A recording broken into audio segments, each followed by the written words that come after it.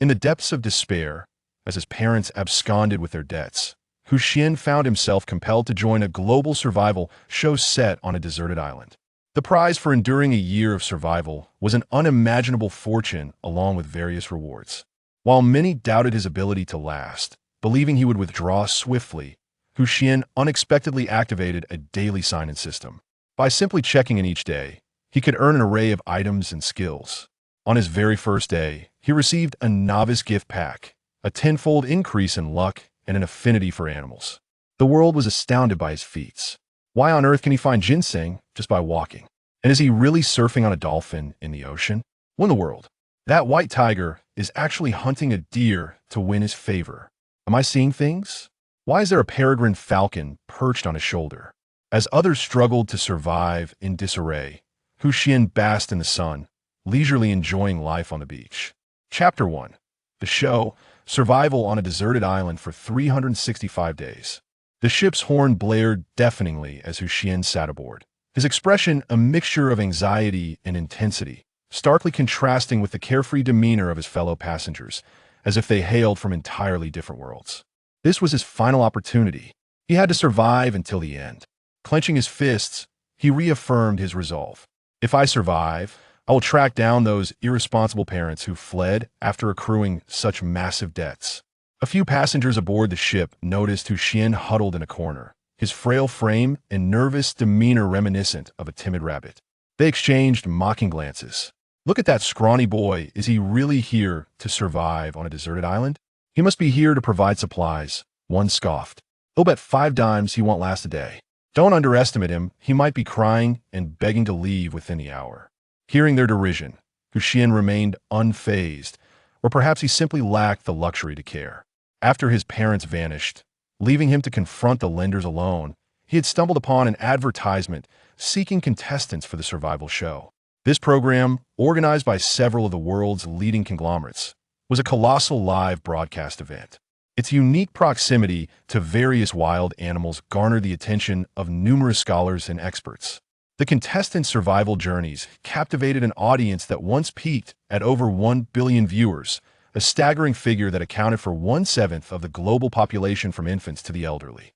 In stark contrast to the arduous struggles of survival, the rewards were equally monumental. Surviving just 1 month would secure a reward of 10 million, while enduring a full year promised an astounding 200 million, along with a plethora of other mysterious prizes.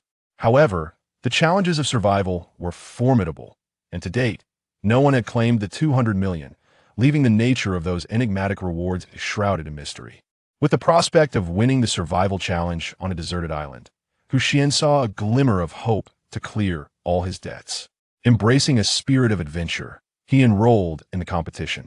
Remarkably, out of countless applicants, he was selected among just 1,000 participants for this global survival program. In a state of panic, he hastily immersed himself in several books on survival techniques throughout the night. After all, this was an uncharted island, home to a myriad of untamed creatures.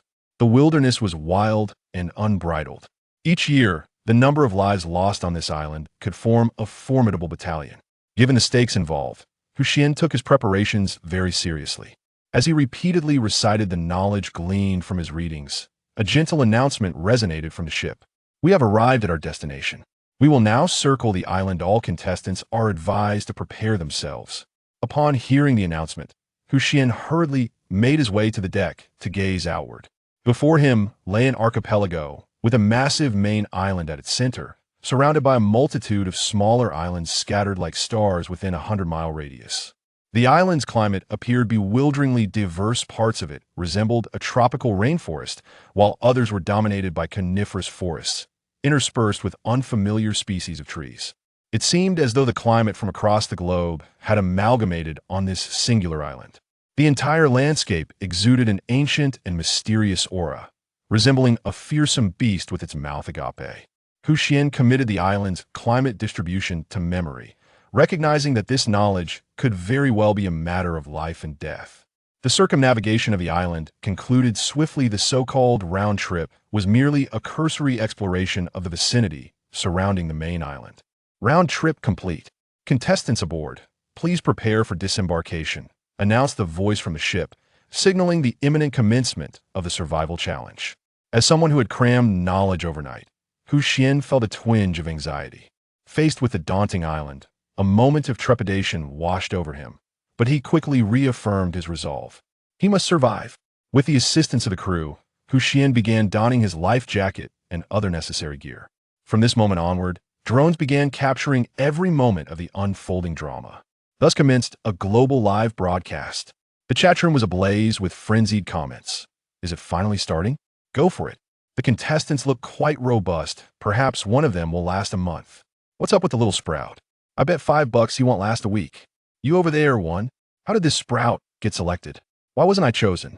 The viewership skyrocketed. 1 million, 10 million, 50 million, 100 million. The fervor surrounding this worldwide event was unmistakable. From presidents to street beggars, everyone tuned in to the live stream.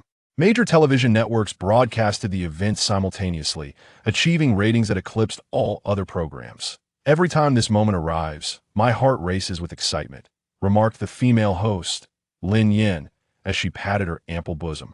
As a premier global presenter, she, alongside her team, was delivering an unprecedented live broadcast to the audience.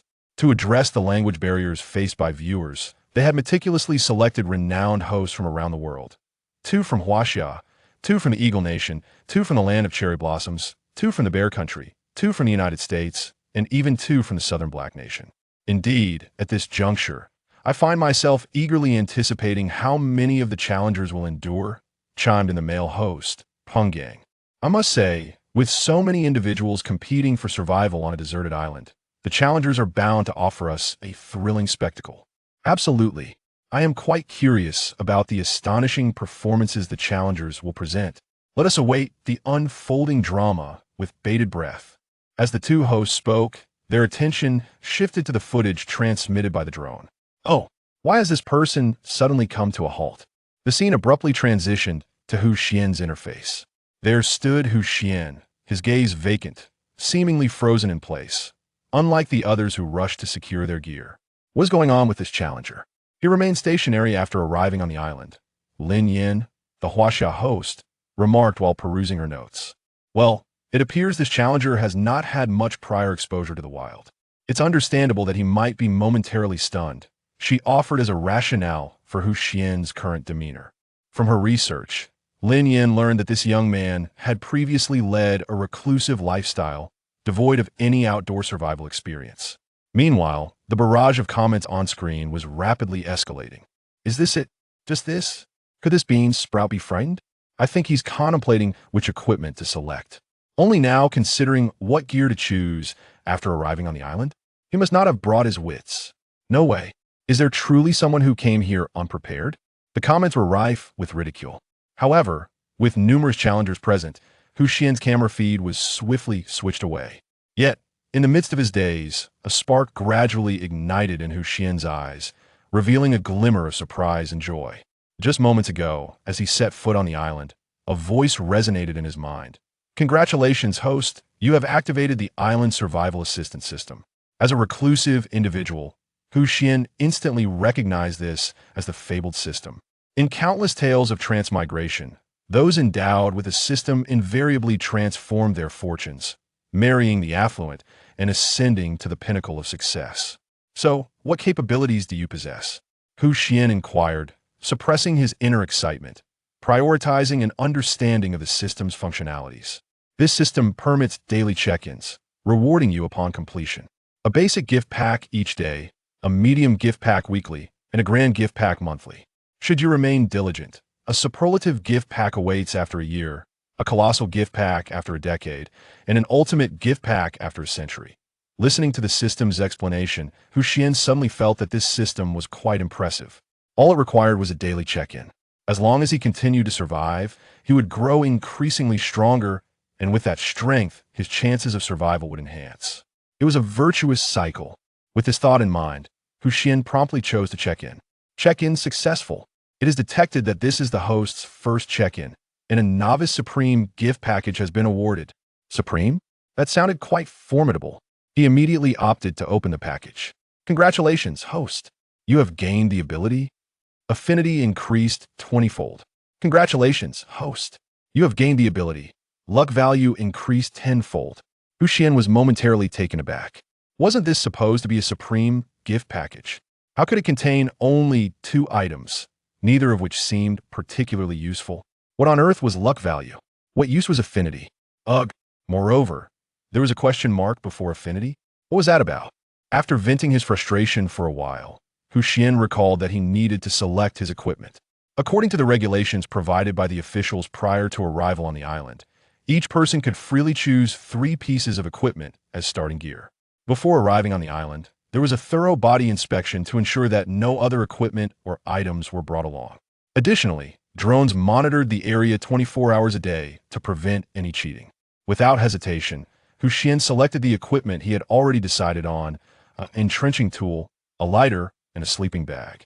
Once everyone had chosen their gear, the ship that had transported them departed the island with the remaining supplies. Xuan secured his entrenching tool, lighter, and sleeping bag, and took determined steps towards the forest. Above him, a small drone silently followed in his wake. Wow, this newcomer has quite the spirit. He seems to have it all figured out. Let's see what he has chosen. Oh, he picked a lighter? Doesn't he know how to start a fire by friction? Hey upstairs, don't be so harsh. Starting a fire by friction is quite a challenging task. Everyone knows that anyone can start a fire by friction. Just laugh. Unbeknownst to him, on the other side of the internet, the live stream's comments were lively. Well, first, I need to find a place to reside. After surveying his surroundings, Xuan randomly selected a direction and began to stride forward. Is this guy so confident, just walking off like that? Walking with such resolve. He either has confidence or knows nothing. I bet he knows nothing. He looks like a novice. I doubt hell lasts a day. This is a tropical rainforest. Anything could happen. A poisonous snake might suddenly appear. I, for one, have a psychological fear of tropical rainforests. They're terrifying. As the comments rolled in the live stream, the audience buzzed with discussions. Meanwhile, Xuan continued to advance in his chosen direction, focused on the task at hand. I need to find a residence near water, ideally with a certain level of safety, he murmured to himself, scanning the surroundings for a suitable place to establish shelter. Ding dong, ding dong. It was as if the sound of clear springs echoed in his ears. Freshwater. Xuan immediately recognized that the sound of dripping water likely indicated a nearby stream. The flowing water on the island was probably fresh, the very essence of life. With thoughts of impending freshwater, he eagerly wielded his entrenching tool and began to forge a path. Above him, a drone captured this moment, broadcasting it live to a global audience. This guy, has he suddenly lost his mind? I don't see any large animals around. Why is he acting so erratically? Wait, do you hear that? It sounds like running water. No way, is this guy really that lucky? Has he found a water source so quickly? Others were still at the starting point, while he was nearing the finish line. The comments in the live stream flowed rapidly with speculation. As Xuan parted a tangle of vines, he glimpsed a freshwater lake not far away. Overjoyed, he instinctively stepped toward the lake. However, unbeknownst to Xuan, the drone captured a crucial detail. Directly in front of the young man, there lay a precipice. Xuan, captivated solely by the sight of the freshwater lake, failed to notice it. Wow, he truly found a freshwater source. But what good is that when there's a cliff in between? Indeed, the knowledge of its existence feels more torturous than being unaware. At least now we know there's freshwater on the other side. We can figure out a way to go around. Yes, there's still a glimmer of hope. The comments continued to debate in the live stream. Yet Xuan remained oblivious, inching closer to the precipice under the watchful eyes of the audience. Chapter 3. The Adorable Dolphins in the Live Stream. The situation of Xuan unfolds in real time.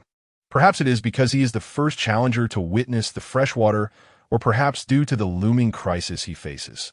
At this moment, the footage continuously showcases the boy gradually approaching the precipice. In the visual narrative, Xuan advances cautiously, glancing around yet entirely oblivious to the cliff ahead. The audience in the live stream collectively holds their breath, for the cliff appears dauntingly high. Should he fall, he might very well become mere nourishment for the forest below. Could it be that this fellow is completely unaware of the cliff? Did he perhaps engage in interstellar battles before arriving here? It might be a matter of perspective. Perhaps the cliff is in his blind spot? He seems rather inexperienced. The production team ought to prepare for a rescue. Is this the first time those upstairs are witnessing survival on a deserted island? Unbeknownst to them, unless the challenger explicitly requests assistance, the production team cannot intervene. It is a pity that this young man seems destined to meet his end here. Confronted by the sudden emergence of a freshwater lake, Xuan maintains only the most basic vigilance. After all, he has merely skimmed through a few related books, leaving his understanding of the forest dangers woefully insufficient. Despite his vigilant glances, he fails to observe the ground beneath him. As he nears the edge of the cliff, the sound of a snake's tongue flicking suddenly pierces the air, sending Xuan into a panic. Throughout his life, he has had an innate aversion to snakes. In his flustered state, he loses his footing and tumbles to the ground. The ground, perhaps still slick from a recent downpour, causes him to roll uncontrollably down the slope and off the cliff. With wide eyes full of disbelief, Xuan contemplates, am I truly going to perish this way? How could there be a cliff here? This cannot be the end. I have yet to reach the pinnacle of my life. With a fierce determination, he struggles in midair, yet continues to plummet vertically downward. Meanwhile, the barrage of comments in the stream erupts with excitement. Incredibly, he has indeed rolled off. This fellow has accomplished two unprecedented feats in the show: the swiftest discovery of freshwater and the quickest exit. To think he was frightened by a snake to the point of falling. Are they trying to make me laugh to death, hoping to inherit my legacy? Remarkable, truly astonishing. Though the discussions in the live stream are fervent, there is a unanimous belief that this frail young man cannot possibly survive. After all, it is a cliff, and one cannot survive such a fall. It seems that the first sacrifice of this program has come to fruition. Lin Yin, the host from Huaxia, sighs. Perhaps as a fellow countryman, she feels a twinge of concern for this slender boy with resolute eyes, though at this moment, her concern holds no significance. Indeed, though the presence of fresh water was unmistakably perceived, it was still a venture that ended in futility, lamented the esteemed host of Sakura Country, Kanazaki Suki. In the annals of this program's history, even the swiftest to discover freshwater resources took a full 3 days, a former Special Forces elite who had participated in the show.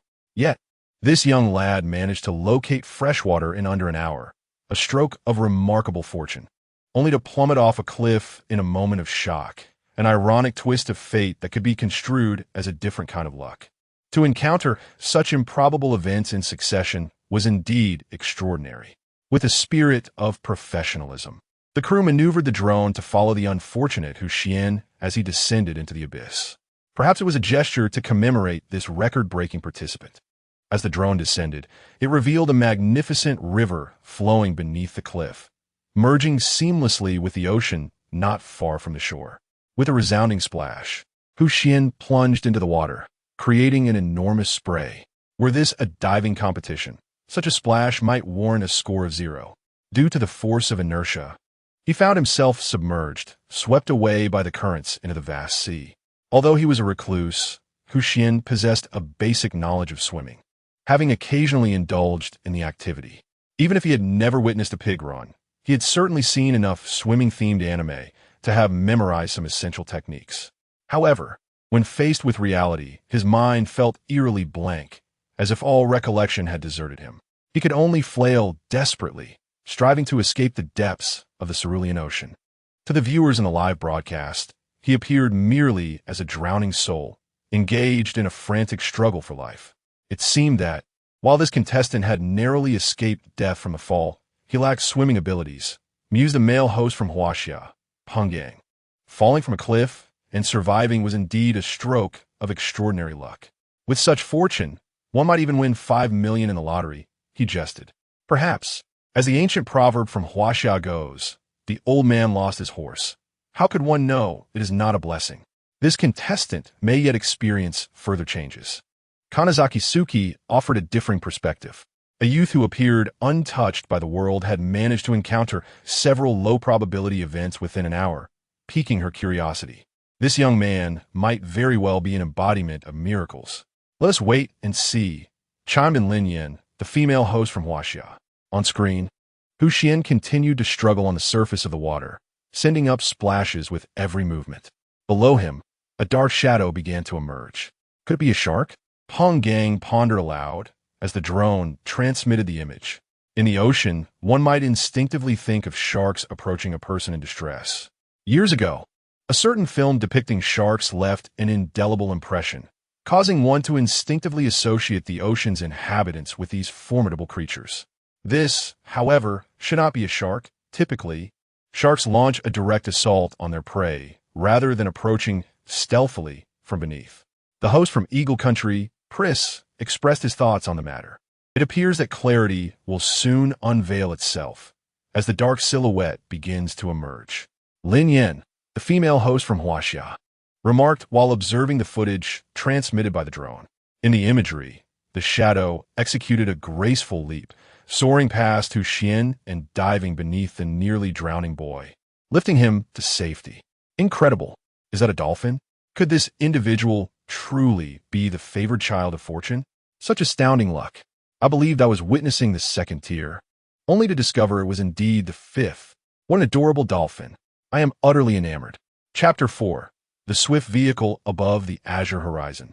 Waves dance gracefully with the wind, crashing upon the shore. A frail youth drifts on the surface of the water, seemingly on the verge of losing consciousness.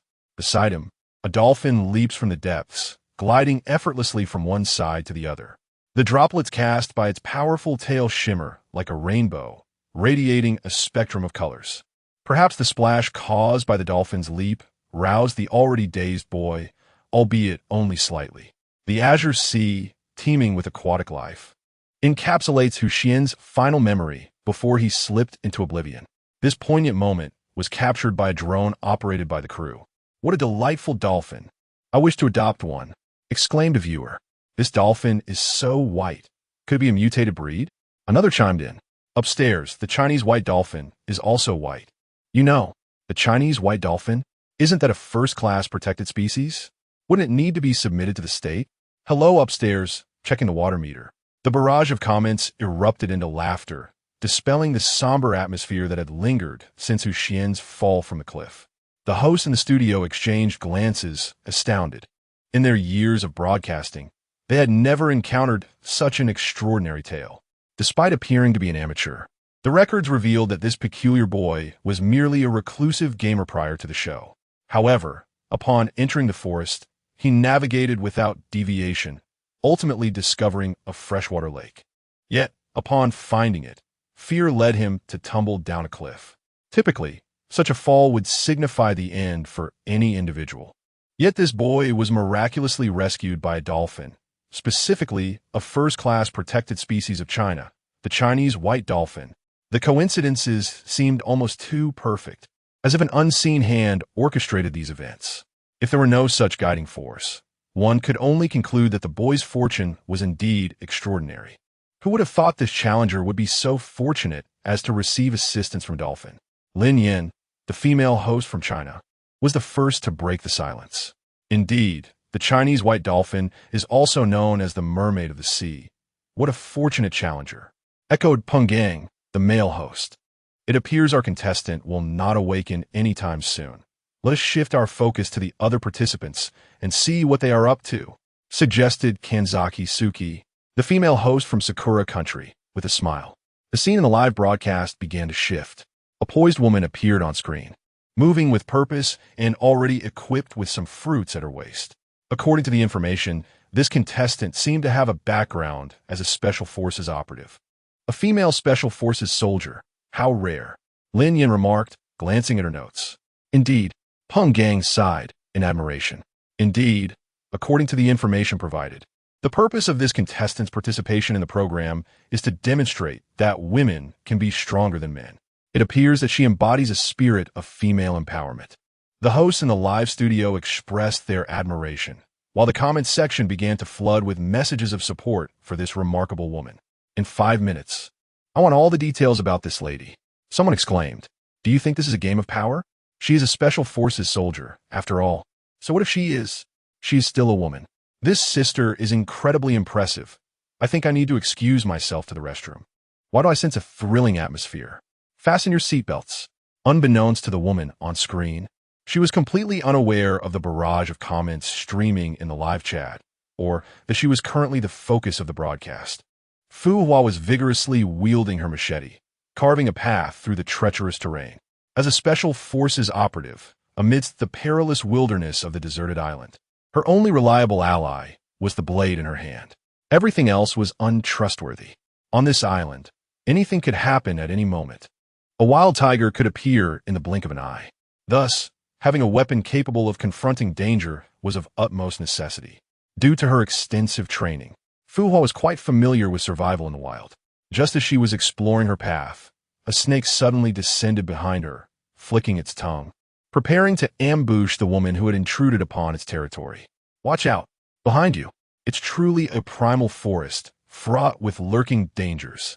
That snake looks formidable. I hope she notices it and can turn the tables. The comment section was rife with concern for Fu Hua. Quite a departure from the earlier indifference shown towards Xuan when he fell into the sea. Perhaps this reflects a world that judges by appearances. This contestant seems remarkably composed. Will she indeed notice the snake lurking behind her? I believe she will. Her posture has evidently tensed, indicating she is ready to retaliate. The snake, with its vibrant coloration, surely possesses venom. The question remains whether she can strike it down without injury. Oh, she's moving. The hosts in the live studio began to share their perspectives on Fu Hua's current predicament. Meanwhile, the experienced female soldier had already discerned the sound of the snake's flicking tongue long before. Given the snake's exceptional agility in the forest, and driven by the instinct to hunt, she refrained from alarming it. Instead, she chose to use herself as bait, luring the snake in.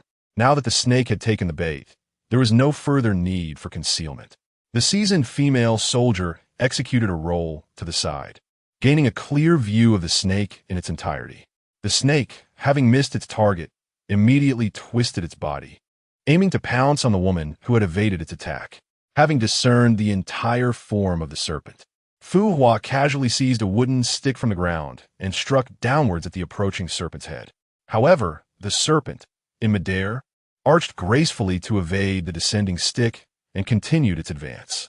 At that moment, a faint smirk played upon the lips of the female Special Forces operative.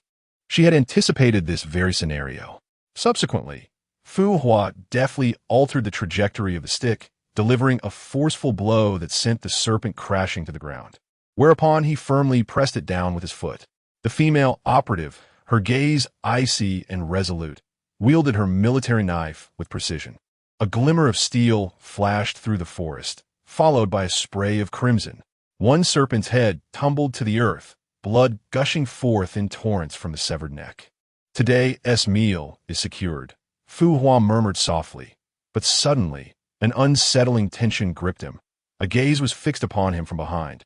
Chapter 5 Expert. This is my knowledge blind spot. The seasoned warrior, Fu Hua, could sense an emotionless gaze, one belonging to a predator. Undoubtedly, behind him lurked a creature of formidable prowess, a powerful predator of the forest. At this moment, it was imperative to ascertain the identity of this entity without alarming the predator trailing him, in order to execute a targeted escape. Fu Hua gradually adjusted the angle of his military knife, successfully capturing a reflection that revealed the predator lurking behind him. It was a brown bear. As a top-tier carnivore, bears possess an undeniable aura of intimidation. Perhaps having recently indulged in a hearty meal, the brown bear did not advance further toward Fu Hua, who was cautiously observing through the blade. After a brief period of contemplation, the bear, seemingly bored and recognizing no immediate threat, turned away and departed. With the bear's retreat observed through his knife, Fu Hua exhaled in relief. He had narrowly escaped becoming prey himself. This entire encounter was meticulously recorded by a drone overhead and broadcasted globally. That was indeed a bear. It seems playing dead is quite effective. The bear left on its own accord. Upstairs, it wasn't merely playing dead. It was to prevent the bear from perceiving any threat. Otherwise, it would have lunged at him. It appeared that even the formidable female Special Forces soldier harbored a fear of bears. Do they not know that a pig, 2 bears, and a tiger rank in ferocity? Bears are even more formidable than tigers. Time seemed to stretch indefinitely until Xuan gradually opened his eyes, greeted by an expanse of white sand. It was a pristine white, occasionally interspersed with minute impurities.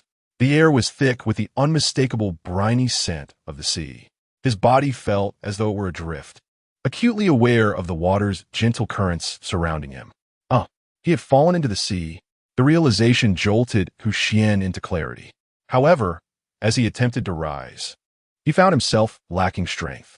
Though there appeared to be no visible wounds, the fact remained that he had plummeted from a cliff, and merely surviving the fall without being engulfed by the waves was a small mercy. While external injuries were absent, internal strain was unavoidable. Perhaps it was fortune or destiny, but Xuan's so-called internal injuries merely stemmed from excessive fatigue. Yet on a deserted island, the depletion of strength equated to a depletion of life in many respects. Resigned, Xuan ceased his struggles and began to conserve his energy. After a brief period of gathering strength, an infantile cry echoed in his ears. Fortunately, it was not the dead of night, nor had darkness enveloped the land. Otherwise, as someone who seldom dared to watch horror films, the sound of a baby's wail would likely have sent him into a state of panic. With determination, Xuan turned his body and beheld a white dolphin, tinged with a hint of pink, calling out to him from a distance. Reflecting on his current predicament and personal experiences, Xuan swiftly deduced that the dolphin before him had rescued him. One must learn to be grateful and reciprocate kindness. After resting for a while and confirming that his physical strength had nearly returned, Xuan swam closer to the dolphin.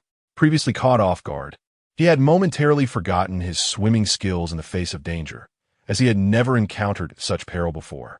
However, now that he was out of crisis and felt a sense of safety, his fear dissipated.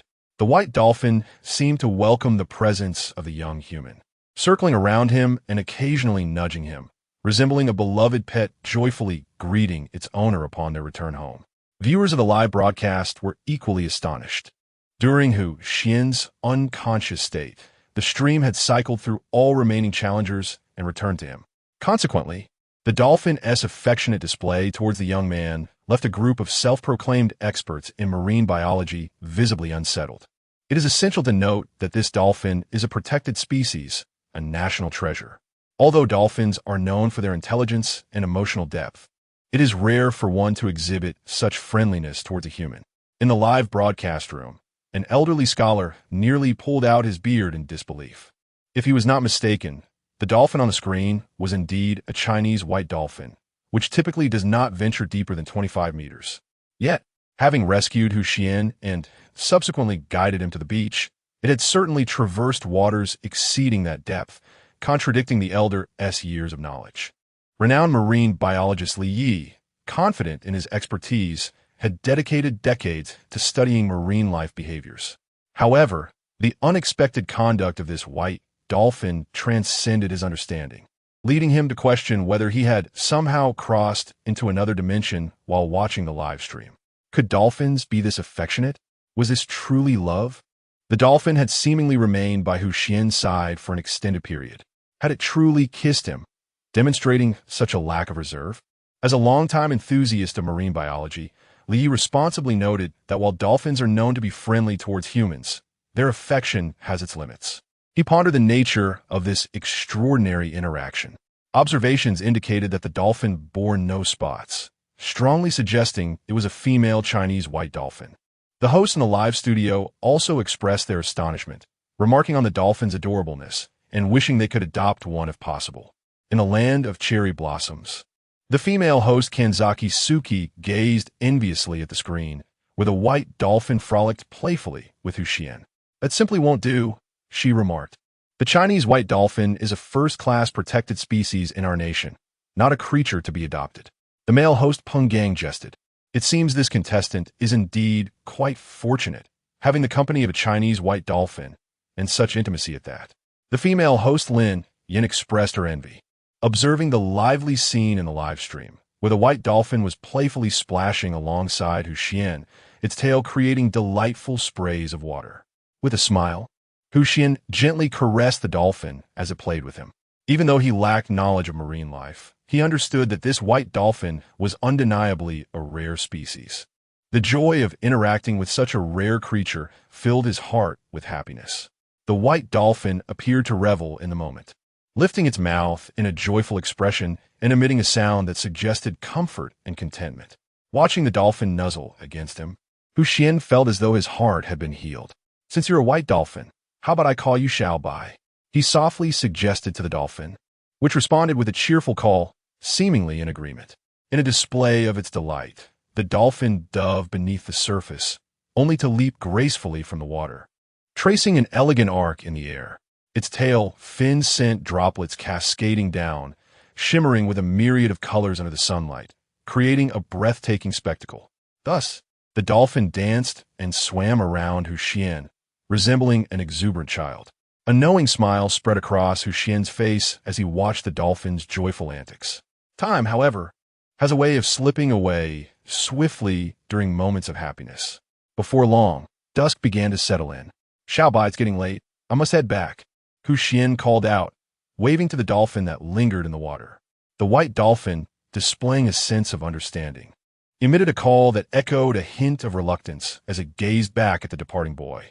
With a final wistful look, it turned and returned to the depths of the sea. "I must find a place to rest for the night," Xuan mused, glancing at the nearby forest. With firm determination, he stepped into the woods, ready to continue his journey. Chapter 6. Standing beneath the trees, coconuts descend from the skies as twilight descended upon the island. Darkness gradually enveloped the landscape. This, after all, was a deserted isle, devoid of any illuminating lights, and many challengers succumbed to panic. Humanity had evolved into a civilization where cities glimmered brightly each night.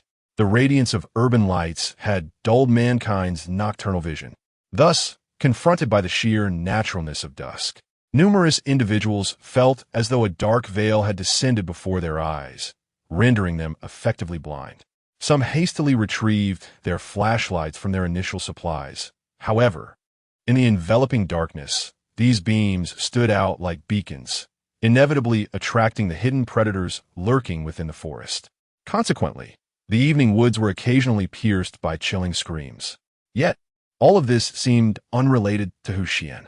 After bidding farewell to the white dolphin of Huaxia, he inspected his gear, marveling at the miraculous fact that nothing was missing. This brought him immense relief. Had his equipment been compromised, he might have been forced to withdraw from the competition, forfeiting the grand prize and the chance to settle his debts, or even to confront his missing parents and demand answers for their abandonment. Fortunately, Xuan found himself not at such a desperate juncture. As he gazed across the island, he realized it was not the main island he had previously reached by boat. To ensure his safety and ascertain the island's conditions, it was imperative to circumnavigate the isle and observe the surroundings. Thus, the slender youth raised his entrenching tool, intending to walk around the island. However, after only a few steps, his stomach audibly protested its hunger. Feeling somewhat embarrassed, he weakly lowered his tool and crouched down, clutching his belly while scanning the vicinity for sustenance. Suddenly, a spark of hope illuminated his thoughts, and he sprang to his feet. Retrieving the entrenching tool he had just set aside, he approached a nearby tree, a coconut tree laden with green coconuts. Gazing up at the tree, Xuan's eyes sparkled with desire. Having drifted at sea for approximately half a day and frolicked with a white dolphin, the youth was now ravenous and parched. The unavoidable ingestion of seawater during his flotation had exacerbated his thirst, the salt intensifying his need for hydration. The coconuts before him, upon his estimation, appeared to be brimming with refreshing coconut water. Yet, in his weakened state, he was at a loss as to how to retrieve the coconuts from their lofty perch. As Xuan pondered this dilemma, a sudden thud jolted him from his reverie. Turning towards the source of the sound, he was greeted by the sight of a green coconut lying on the ground before him. Perhaps it was due to a small stone on the ground, but the coconut that fell had a dent from which the milky white coconut water slowly oozed out. Gazing at the cracked coconut, Xuan momentarily stood in astonishment, his face soon lighting up with an expression of uncontainable joy. Stranded on a deserted island, devoid of conveniences such as straws, he resorted to the primal method of direct consumption. Carefully, Xuan widened the crack in the coconut, facilitating his drinking experience. Subsequently, the famished youth pressed his lips to the fissure, eagerly gulping down the delectable coconut water. In a parched state, Even the most insipid water could be savored, let alone the naturally sweet coconut nectar. As he relished the delightful beverage, a look of bliss radiated from Xuan's face. Observing his contentment, the live stream's chat erupted once again with fervor. I would rate this a perfect score. Standing on the ground, the coconut descends from the tree. Did he even crack it himself, as if afraid of missing out? How eager he is to promote himself. Laughs. Why is this fellow consuming a green coconut instead of a mature one? ISNT the mature, coconut more fragrant? Lack of education, ISNT frightening. What is truly alarming is when one flaunts their ignorance. It is well known that many coconuts are indeed green. Ahem. A little clarification for someone above. The green coconut is a young coconut. Compared to a fully mature coconut, the water is more exquisite and thirst-quenching. Conversely, the ripe coconuts are typically yellow, containing more flesh, suitable for eating. The host in the live studio expressed their admiration for the youth's fortune. This contestant is remarkably lucky. After falling into the sea, he was saved by dolphins, and now he has coconuts to drink, remarked Lin Yin, a host from Huaxia, with a hint of envy in her gaze. She would never admit that watching Xuan drink coconut water made her yearn for it as well. Sometimes, luck is indeed a facet of skill, summarized Peng Gang, a male host from Huaxia. He too felt a sense of surprise. He hadn't anticipated that this initially underestimated contestant would be so fortunate. What he thought was merely an ordinary otaku had, unexpectedly, encountered a series of fortunate events. How wonderful. It makes me want to drink coconut water too, seeing how delicious it looks, commented Kamizaki Suki, a female host from Sakura Country, unabashedly expressing her desire for coconut water. This has always been the persona she cultivated, the forthright Sakura girl. At that moment, Kamizaki Suki found herself intrigued by the youthful figure joyfully drinking coconut water on screen. She was curious about what miracles this seemingly fortunate young man might bring to them. On screen, after finishing the coconut water, Xuan wiped his mouth and rose to his feet. After quenching his thirst, his body, once weakened by hunger, now felt invigorated and full of energy. Xuan picked up the entrenching tool he had set aside while drinking coconut water and was about to commence his inspection of the island when he heard several thuds. A few coconuts dropped once more, with several even landing directly before him. Gazing at the coconuts at his feet, Xuan was momentarily taken aback. Could it be that this coconut tree possesses such a magical quality? Not only does it satisfy my hunger, but it also offers me a few to take away. Yet, he soon fell into contemplation. It was unlikely that the coconuts would fall without reason. Even the previous coconuts had fallen and cracked open, rendering the entire situation exceedingly coincidental. Could it be the effect of the tenfold luck value granted by the novice gift pack? The thought brought Xuan a measure of joy. The efficacy of this tenfold luck value appeared to be more potent than he had anticipated. Excited by this unexpected fortune, Xuan quickly gathered the coconuts that had fallen to the ground and ventured into the nearby woods to search for some vines, which he draped over himself. After confirming that the coconuts were securely entwined, he enthusiastically retrieved his entrenching tool, along with the remaining coconut shells, and began to traverse the island, observing his surroundings. Why would this contestant take the empty coconut shells with him? Haven't they already been consumed? Inquired Lin Yin, the host from Huaxia. To her, the empty coconut shells should have been discarded, even if there were no trash bins on the deserted island. Carrying them seemed a futile exertion of energy. The coconut shells have numerous uses. Once hollowed out, they can serve as containers, and during rainy weather, they can collect rainwater. They are quite practical, explained Kanzaki Suki, the host from Sakura Country, elucidating the matter for Lin Yin and addressing the inquiries of some viewers in the livestream. Chapter 7. Natural Cave? Underground River? This solitary island is not particularly vast. Xuan estimated that it took him merely a little over half an hour to circumnavigate its perimeter, thereby grasping the general outline of the isle. Although it is not a large island, it exemplifies a typical small island with its requisite terrain. At the heart of the island, several small hills are visible to the naked eye, while the entire island is encircled by dense woodlands, making it challenging to ascertain the conditions within. As the sky gradually darkened, Xuan gritted his teeth and resolved to find a sheltered spot from the wind and rain before night fully descended. Having learned from his previous misstep of tumbling down a cliff, he treaded cautiously, ensuring each step was secure before proceeding. He also kept his hands occupied, wielding his entrenching tool to strike the grass ahead, wary of snakes or spiders that might be lurking in the underbrush. Before long, he halted, his gaze drawn to a nearby plant. To his surprise, he discovered the presence of fresh oyster mushrooms, which promised a delightful meal that evening. Xuan swallowed hard, cautiously approaching the mushrooms while scanning his surroundings for potential dangers.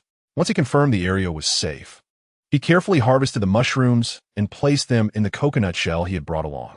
Just as he exhaled in relief and prepared to rise and continue his search for shelter, he spotted chestnut-colored mushrooms not far away. After rifling through his mental archive of memories, his eyes gleamed with excitement.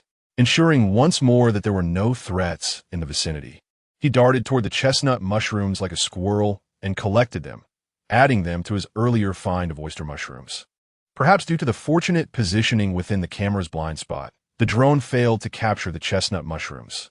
As Xuan reveled in his discovery, he looked up to find a natural cave looming before him.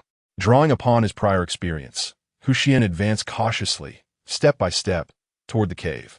This time, he not only scanned his surroundings, but also took note of the ground beneath him. Gradually, he inched closer to the mouth of the cave, eventually pausing. For he recalled from his recent reading that caves often harbored ferocious beasts. Given the existence of this natural cave, it was difficult to believe it lacked an inhabitant. After observing the entrance for a moment, he noted the absence of animal tracks and a lack of any unpleasant odors from droppings nearby. Based on his hastily acquired knowledge, Xuan concluded that it was quite possible the cave was unoccupied. With this thought, he felt a wave of relief wash over him and stepped inside the cave. Meanwhile, the drone above lowered its altitude, following the young man into the darkness. As a high-tech device, the drone was capable of broadcasting visuals as clearly as daylight, even in the absence of light within the cave. However, Xuan, being a recluse, was not so fortunate. Years of seclusion had left his night vision woefully inadequate. In a moment of desperation, Xuan retrieved a lighter from his pocket, uncertain of its functionality. As he fumbled with the lighter, he silently prayed that it had not been damaged during his earlier plunge into the sea. Upon pressing the ignition, a delicate yellow flame flickered to life within the cave, casting a gentle glow that illuminated the modest confines of the cavern. Surprisingly, a refreshing breeze wafted through the cave, suggesting it was well ventilated. To Xuan's astonishment, he also spotted a pool of water at one end of the cave, where a few fish swam gracefully. It was highly probable that this pool was a tributary stemming from an underground river, indicating it was a freshwater source. Observing the size of the pool, Xuan realized it was ample enough for him to linger and play for quite some time. As the young man took in the surroundings, a drone overhead streamed the scene live to the audience. While other challengers were still in search of makeshift resting spots and grappling with the challenges of nighttime visibility, this fortunate young man had already discovered a habitable location and, remarkably, another source of fresh water. The rapidity with which he located water had already astounded viewers. Yet now he had uncovered fresh water once more. What sheer luck! Hung Gang, the male host from Huaxia, gazed at the cave discovered by Xuan and, after a moment of contemplation, finally articulated the word fortunate. It seemed that this contestant had set a new record for the show. Lin Yen, the female host, expressed her amazement, having initially perceived him as merely a somewhat lucky boy. It was evident that surviving on a deserted island was no easy feat for those with only a modicum of luck. The boy, whom many thought would soon withdraw, had now consecutively found sources of fresh water and even a natural shelter, eliminating the need to construct a dwelling. Within the cave, he could shield himself from the elements and evade the harsh rays of the sun. He was the first contestant to leave the main island on the first day and the first to find freshwater twice within a single day. Meanwhile, the female host, Kanzaki Suki, counted on her fingers the records Xuan was establishing, her endearing expression eliciting smiles from viewers. In the live stream, others commented on the irony of his good fortune. While some were battling for temporary shelter, he had secured a long-term residence. People's constitutions vary greatly, one person mused. For instance, when I'm extremely angry, I suddenly find this show. Is it possible that someone has suddenly become despondent? Echoed a voice from upstairs, revealing a hint of cynicism. Yet, it was undeniable that Xuan was incredibly lucky. My heart goes out to Miss Fu Hua, who is still seeking a place to stay. The barrage of comments surged wildly across the screen, overwhelming the viewers in the live stream. The number of participants in the room also increased significantly, likely due to the rhythm brought by the fortunate youth. In the scene, the young man, having confirmed the absence of any signs of life within the cave, set down all the coconuts he had been carrying and turned to leave the cavern. Could it be that he is abandoning the cave so easily? Those upstairs seem to lack common sense. It is evident that he has ventured out to gather firewood. Even if he were to collect firewood, what would come of it? If such a recluse could manage to start a fire, I would stream the sun alongside 3 electric fans. Let those above remember to share the live stream link. A friendly reminder to the gentleman up there. This individual has opted for a lighter. In an instant, the live stream was abuzz with discussions. Meanwhile, Xuan, as the comments suggested, was searching for firewood in the woods. Chapter 8. The unfortunate contestants. As the sun dipped below the horizon, its light gradually faded, leaving only a subtle glow. Xuan stood amidst the forest, gazing at the distant remnants of sunlight, lost in a moment of nostalgia. However, upon realizing he was stranded on a deserted island, he shook his head, determined to refocus his thoughts. Just as he shifted his gaze from the distant glow, his attention abruptly halted. Is that the main island? It was somewhat slow of him to only now notice the massive island in the distance. In his playful interactions with Xiao Bai, he had completely overlooked its presence. It appeared that he was several kilometers away from the main island. With a sigh of melancholy, the young man furrowed his brow. According to the timeline, it seemed that very few challengers would be present on this island at the moment. This implied that, barring any threats from wildlife, all the resources on this small island could be considered his alone. The notion of not having to worry about others claiming his finds was, for Xuan, a small piece of good news amidst the dire circumstances. Having come to terms with this realization, he redirected his focus from the main island and continued gathering firewood. Meanwhile, the cameras in the live broadcast shifted to other contestants. One could see a somewhat seasoned woman dashing through the forest. Li Qi, a prominent star, had initially joined this survival program on a deserted island to ride the wave of popularity and garner some attention. However, she had not anticipated actually being selected. Fortunately, she held a genuine interest in the experience, thus she willingly participated. Yet, her agents were taken aback by the show's brutality, which far exceeded their expectations. While seeking a place to take refuge, Li Qi unexpectedly encountered a bear, which was busily swatting at a beehive.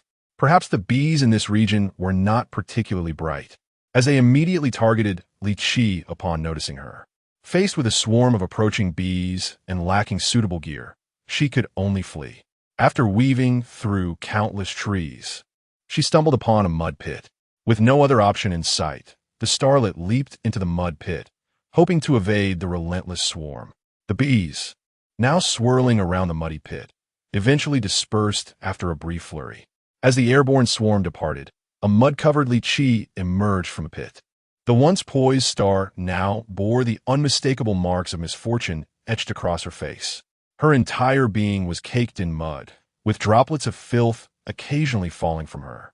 A woman who cherished cleanliness, she now felt profoundly uncomfortable in her soiled state. Even in the struggle for survival, this moment would be forever etched in her personal history of shame. With her body encrusted in muck, the first thought that crossed the starlet's mind was the urgent need to cleanse herself of the grime. Yet, having failed to locate the river, she could only return to the spot where the boat had previously docked, cleansing herself in the ocean's embrace. Although the salt water offered no comfort akin to that of a river's gentle flow, it was certainly preferable to the prevailing filth. Poor young lady. One cannot help but feel a pang of sympathy. In the face of the bees, the most prudent course of action was to plunge into the water. Alas, with no water in sight, she was left to leap into the muddy puddle. Though her escape was undeniably awkward, the sight of her furtive glances was rather charming. Such is the enigma of nature. Even celebrities may find themselves vanishing without a trace in its wild embrace. Humanity must approach the unknown with reverence. From above, one might remark that your words resemble those of charlatan. Believe in the Buddha for eternal life. The comments in the live stream were rife with discussion, yet the predominant sentiment was one of sympathy for Li Qi's woeful predicament.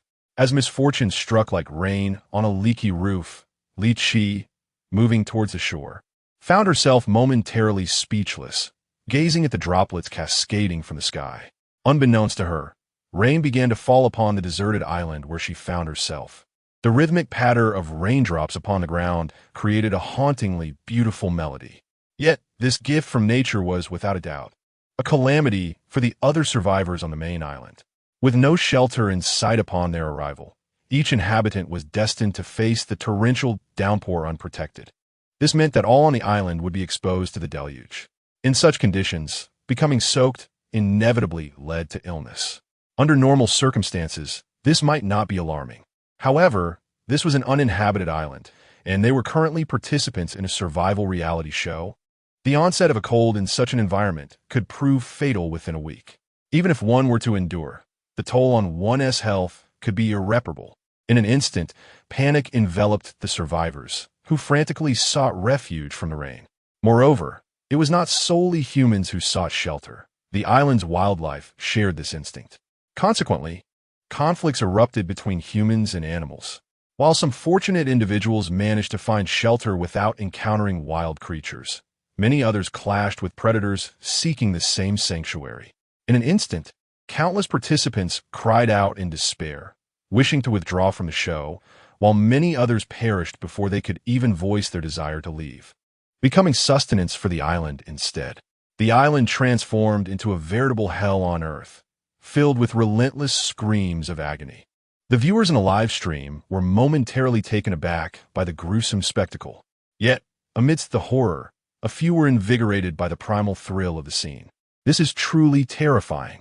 In a live studio, the Chinese host Lin Yin patted her ample chest, reflecting on the ordeal with a shiver of trepidation. Indeed, this rain could not have come at a more inopportune moment, lamented her co-host, Peng Gang. Had the rain fallen after the contestants had constructed their shelters, it would have been a blessing. At this moment, it felt to them akin to an invitation to withdraw. Instantly, a somber atmosphere pervaded the live studio. Now, let us turn our attention to the unfortunate contestant who has departed from the main island and see how he is faring. I recall that he had discovered a cave previously. The charming host from Sakura Country, Kanzaki Suki, was the first to dispel the oppressive mood, using her delightful voice to signal the staff to switch the live broadcast. Truly, the crew selected from around the globe swiftly grasped Kanzaki Suki's intent, promptly transitioning the live feed to the scene of Xuan. Chapter 9, perhaps this is what it means to be the chosen one. The same modest cave, yet it offered a significant respite compared to the struggles faced by others seeking shelter from the relentless rain. At this moment, Xuan stood beside a freshwater pool within the cave, gazing at the fish swimming within, a glimmer of eagerness in his eyes. Outside, a torrential downpour rendered foraging for food in the wild utterly impossible. Although rain could reveal outdoor edibles, the risk of falling ill from exposure would be an unwelcome consequence. Fortunately, within the cave Xuan had chosen, there existed a freshwater pool teeming with small fish. While these fish were not particularly large, they nonetheless represented a source of sustenance. Xuan, lacking confidence in his fishing skills, resolved to employ a tool for the task. Thus, a rather comical scene unfolded in the streaming room. A frail youth poised at the edge of the pool with a sharpened stick in hand. Fixing his gaze on a fish, Xuan swung the stick forcefully, attempting to spear it. However, his complete lack of experience resulted only in a splash of water, sending the fish into a frenzied escape. Undeterred, he made another attempt. This time, his thrust penetrated the water slightly deeper, creating an even larger splash. Yet still, the fish evaded capture. The fish, seemingly cognizant of Xuan's struggle, swam back and forth, as if mocking the boy with the stick. The streaming room erupted with a flurry of comments. This guy is hopeless. He can't even catch a fish and is being mocked by one. What a laugh. Perhaps he has exhausted all his luck by now. Is being mocked by a fish supposed to be a joke? Is someone trying to inherit my account? Despite the sardonic nature of the comments, the atmosphere was devoid of the previous heaviness. In the footage, Xuan realized the fish dared to mock him, prompting him to thrust again, yet with no success. This time, he refrained from withdrawing the stick, instead staring blankly at the half-submerged branch, lost in contemplation. Xuan pondered whether, after so many failed attempts, he was indeed unsuited for fishing in this manner. Observing the refracted light on the seemingly broken branch and the fish gliding beside it, he began to devise a plan to outsmart the audacious creature. Enough of this. I shall try a different approach. Xuan abandoned his plan to spear the fish, surveying his surroundings for a more effective means of fishing. Yet this cave, untouched by human presence, offered no fishing tools. In essence, the circumstances for fishing could not be more unfavorable. A touch disheartened, Xuan withdrew the stick and hurled it forcefully into the distant water. He had no desire to be mocked by the fish any longer. Yet, fate has a peculiar way of unfolding. The branch, soaring towards the water, plunged abruptly into its depths, causing the portion above the surface to tremble. Beneath the water, a fish was struggling. Previously, Xuan had exerted considerable effort without success in spearing a fish, yet in a moment of comedic serendipity, he managed to strike one with a casual toss. Remarkable! Could this individual possess such prowess? To land a catch so effortlessly? This must be his true capability. Earlier, he had been observed analyzing the angle of refraction of the water in the pool. Armed with this knowledge, determining the fish's precise location must have been a simple task. Truly, he is exceptional, effortlessly achieving feats that often elude our imagination. Not to mention, his throwing posture was undeniably impressive. The live stream was filled with astonished spectators. Upon seeing the branch ensnare the fish, Xuan swiftly lifted it, bringing the fish down onto the ground, rendering it momentarily unconscious. Subsequently, he employed a trowel as a chef's knife, skillfully filleting the fish, removing its scales, and cleansing its entrails with the finesse of a seasoned chef. This left the viewers, who had previously dismissed him as merely a homebody, utterly astonished. Is this really a homebody? Farewell, indeed. This cannot be the essence of a recluse. Surely he is no mere homebody. How adept he is! How many times has he done this? The viewers upstairs, now convinced of his expertise, began to alert others. Meanwhile, Xuan was blissfully unaware of the reactions in the live stream. Despite his homebody status, he often prepared meals at home, which had honed his culinary skills. With the ingredients ready, it was time to commence cooking. Xuan placed the freshly prepared fish aside and arranged the collected branches into a structure resembling a campfire. In the center of this arrangement lay some coconut husks he had just torn off. Previously, while attempting to open a coconut, he had noticed that these fibrous husks appeared to ignite quite easily. After some experimentation, he had procured a lighter and ignited the husk. But due to the limited material and lack of preparation, the flame had eventually extinguished.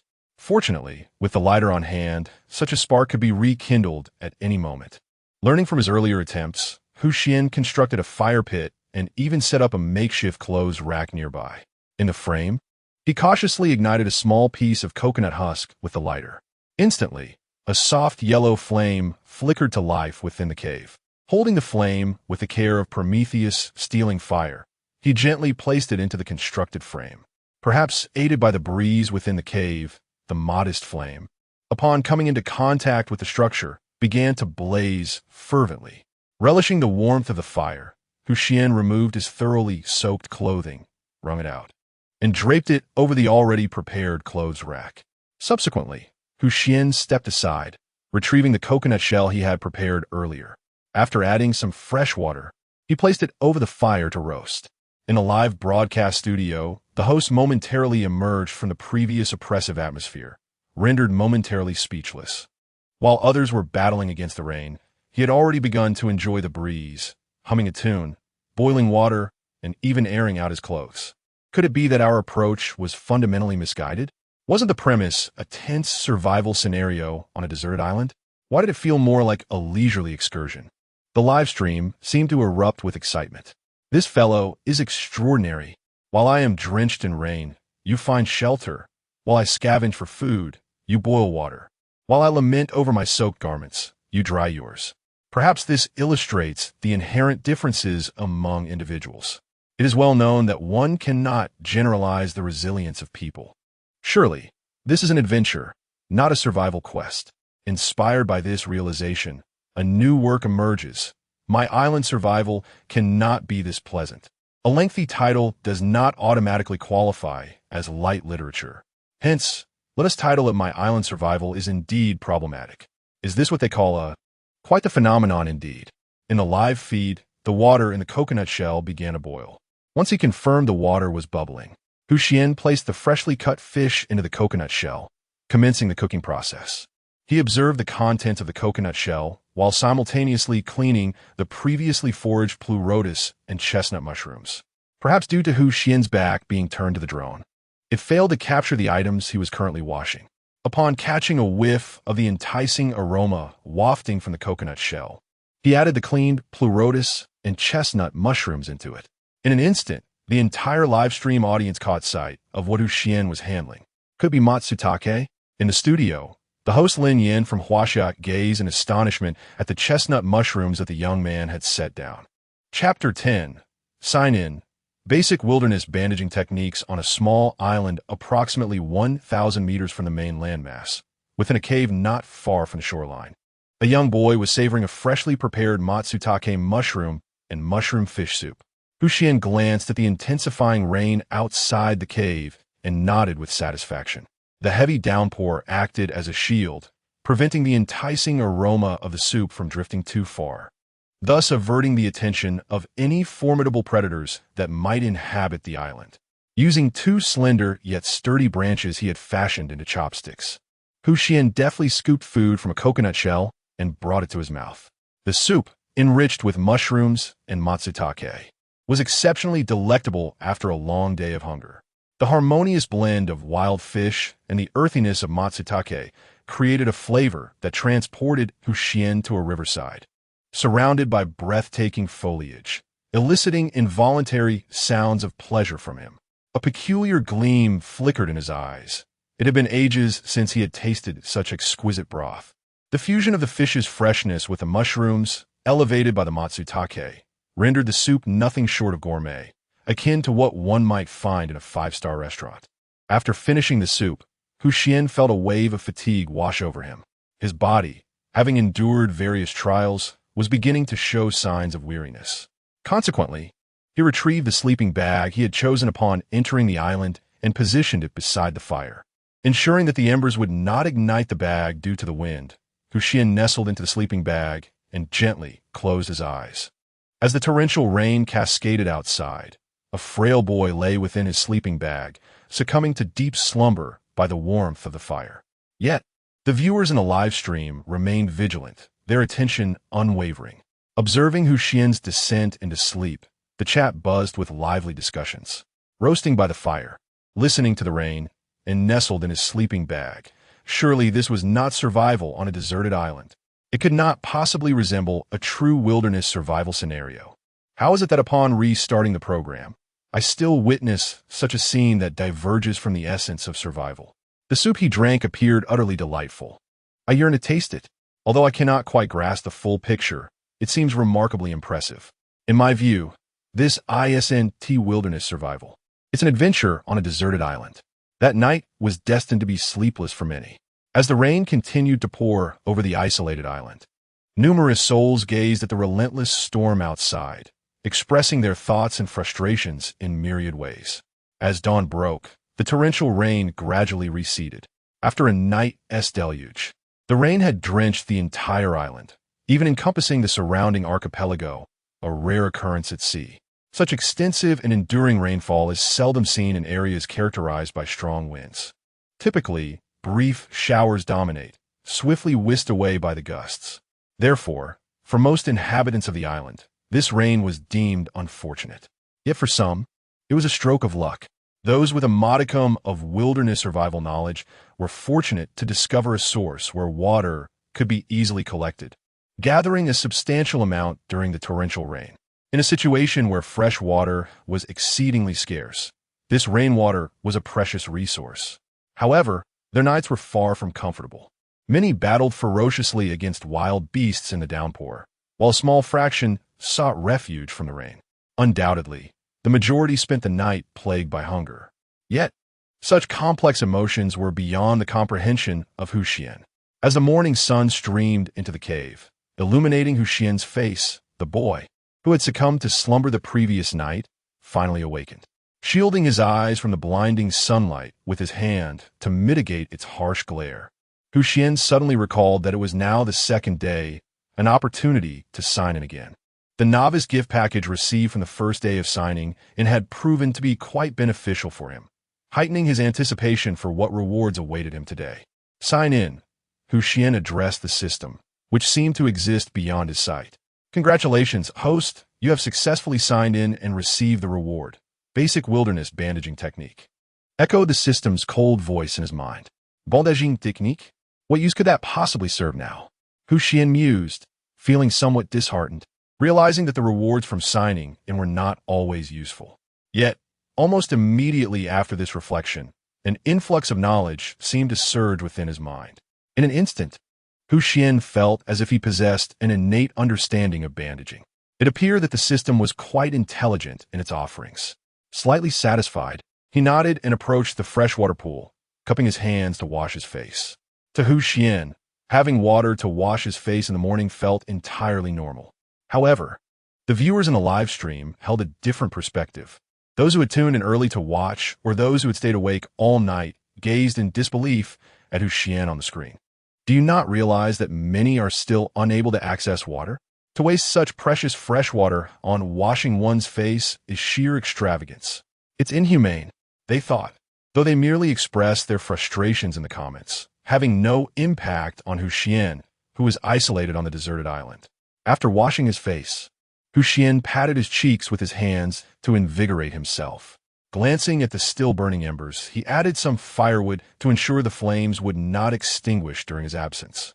Then took his entrenching tool and exited the cave. It was imperative to seek food once more, despite having dined well the previous night. Xuan was acutely aware that much of it was a stroke of luck. Furthermore, the fish in the freshwater pool were few in number, merely a couple of small ones. If he were to rely solely on the fish from the freshwater pool, he would soon deplete the resource. Once the fish were gone, would he then be left to starve? Absolutely not.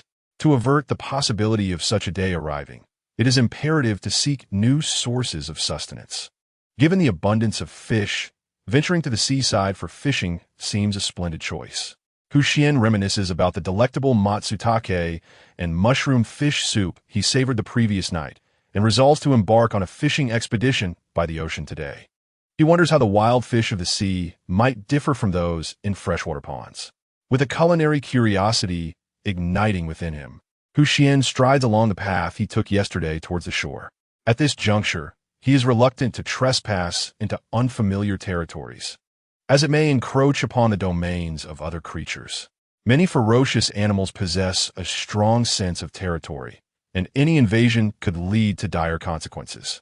Xuan senses that it would be prudent to avoid interactions with such formidable beings until he has honed his combat abilities. Even the mere possibility of encountering such fierce creatures is enough to give him pause. After walking for about 10 minutes along the route he traversed the day before, the azure expanse of the sea begins to materialize in the distance. Chapter 11. Gathering food as Xuan beheld the azure waters. Thoughts of the wild fish he might catch today quickened his pace. If he could procure a sufficient quantity of fish early on, he might even explore the vicinity for mushrooms or other edible treasures. Although he had not managed to incorporate all the matsutake and pleurotus mushrooms into last night's fish soup, he could only prepare it a few more times before running out of alternatives. If he did not find substitutes soon, it would likely be difficult to enjoy that delectable soup again. Before long, Xuan arrived at the beach he had visited the previous day.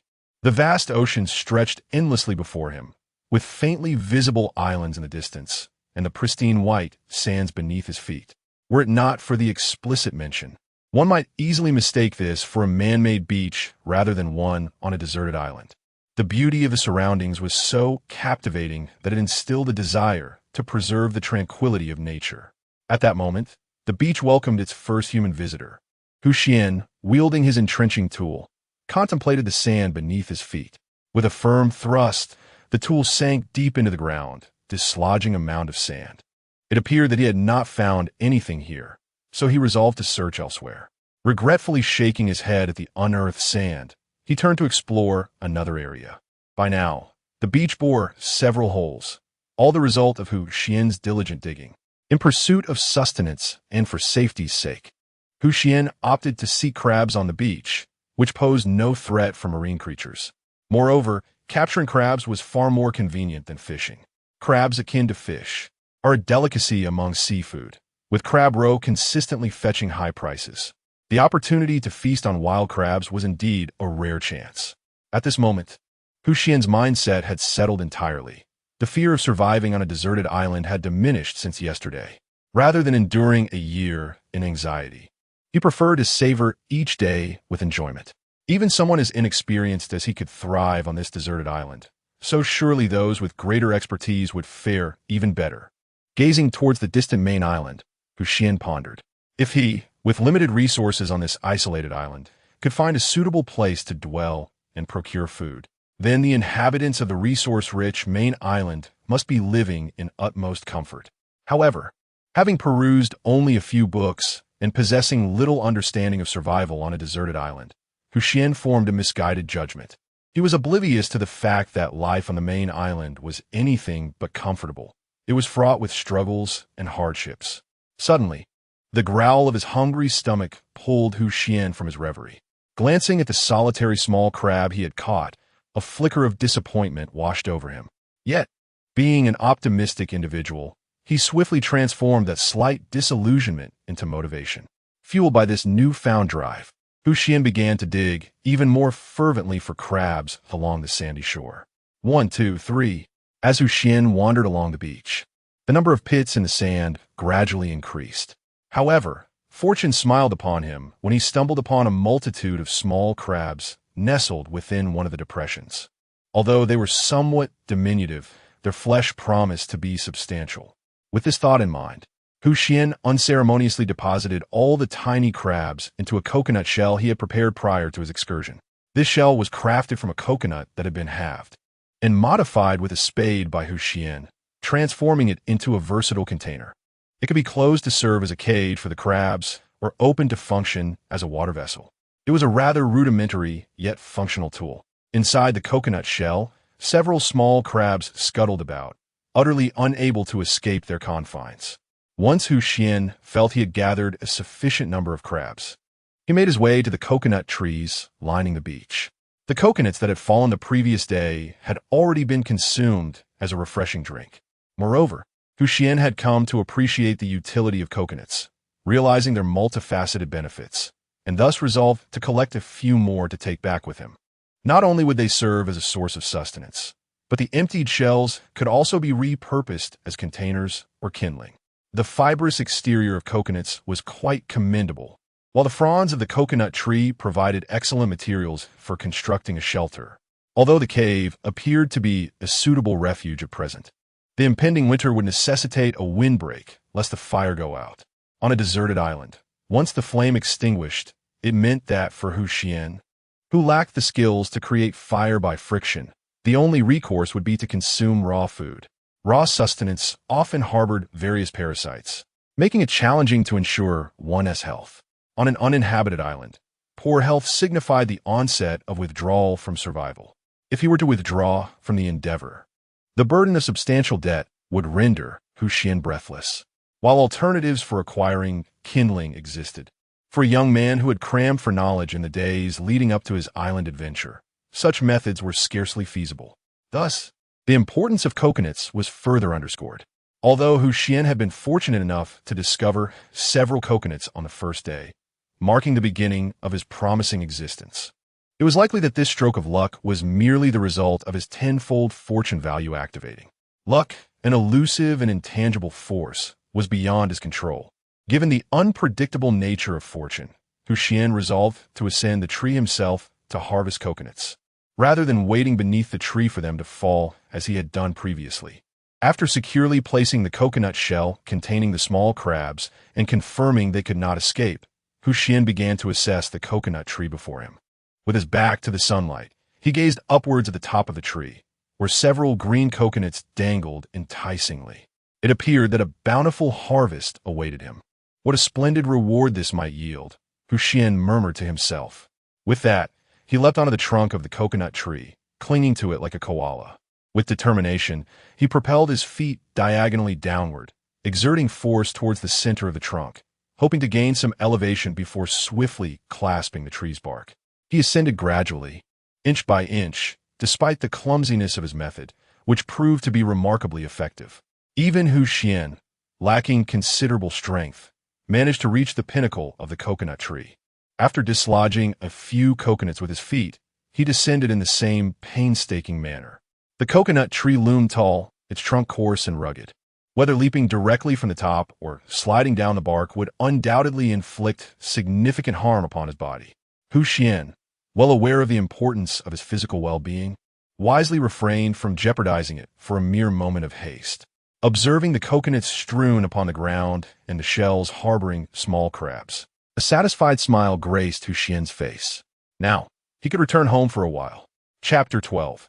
Encountering a peregrine falcon, Xuan ventured into the woods, gathering several vines to secure the freshly plucked coconuts to his person. With a coconut shell containing small crabs in hand, he made his way toward the cave. His spirits were evidently high, as he hummed a soft tune while walking. However, he soon halted, his ears twitching as if he were attuned to something. "What is this contestant doing? Why has he suddenly stopped?" inquired Lin Yin, the female host from Huaxia, observing Xuan's halted figure on screen with a perplexed expression. "It seems he has heard something," replied Peng Gang, the male host, somewhat uncertain. Could the director amplify the sound? Following Peng Gang's suggestion, the director heightened the audio from the drone. A sound of waves crashing against the shore resonated through the video. Indeed, it was the unmistakable sound of the ocean's surf, a sign that a rugged cove lay nearby. Peng Gang's expression morphed into one of confirmation as he explained. "This indicates the presence of a rather perilous little bay. But what use is a treacherous cove?"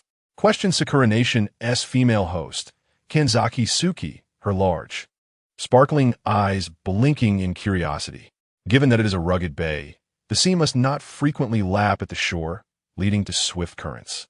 Such locations tend to teem with fish, shrimp, and crabs. Thus, if one can navigate the perils of the cove, a bountiful feast awaits, he elaborated. True to Peng Gang's commentary, Xuan followed the sound to discover a small bay where waves crashed energetically against the rocks. Occasionally, fish could be seen leaping from the water, reminiscent of the mythical carp ascending the Dragon Gate. After mentally noting the location, Xuan turned to leave. He recognized his current limitations and understood that he was not yet equipped to hunt in such a place. The sight of abundant food, yet unattainable, was undeniably disheartening, compelling him to return to the cave to prepare a meal and uplift his spirits. However, as Xuan approached his dwelling, he was met with an unexpected visitor. The slightly curved beak and sizable form unmistakably indicated its identity, a majestic eagle soaring through the skies. Xuan swiftly drew his entrenching tool, readying himself for the encounter. His familiarity with relevant knowledge allowed him to instantly identify the bird as a peregrine falcon, renowned for its incredible speed. In the presence of such a raptor, exercising caution was entirely justified. Upon hearing the footsteps of an approaching human, the falcon lifted its head, which had been bowed, and regarded Xuan with a gaze that seemed to convey joy, as though an old friend had arrived. Simultaneously, the live stream erupted with excitement. A bird, a large bird. What a magnificent creature. Such ignorance is frightening. That is a peregrine falcon. Can anyone explain what a peregrine falcon is? Is it edible? Cough, cough. The peregrine falcon is a national protected species. Would you dare try? You are guaranteed to savor the taste of incarceration. The peregrine falcon, a medium-sized raptor, measures between 38 to 50 centimeters in length, with a wingspan of 95 to 115 centimeters, and weighs between 647 to 825 grams, boasting a lifespan of 11 years.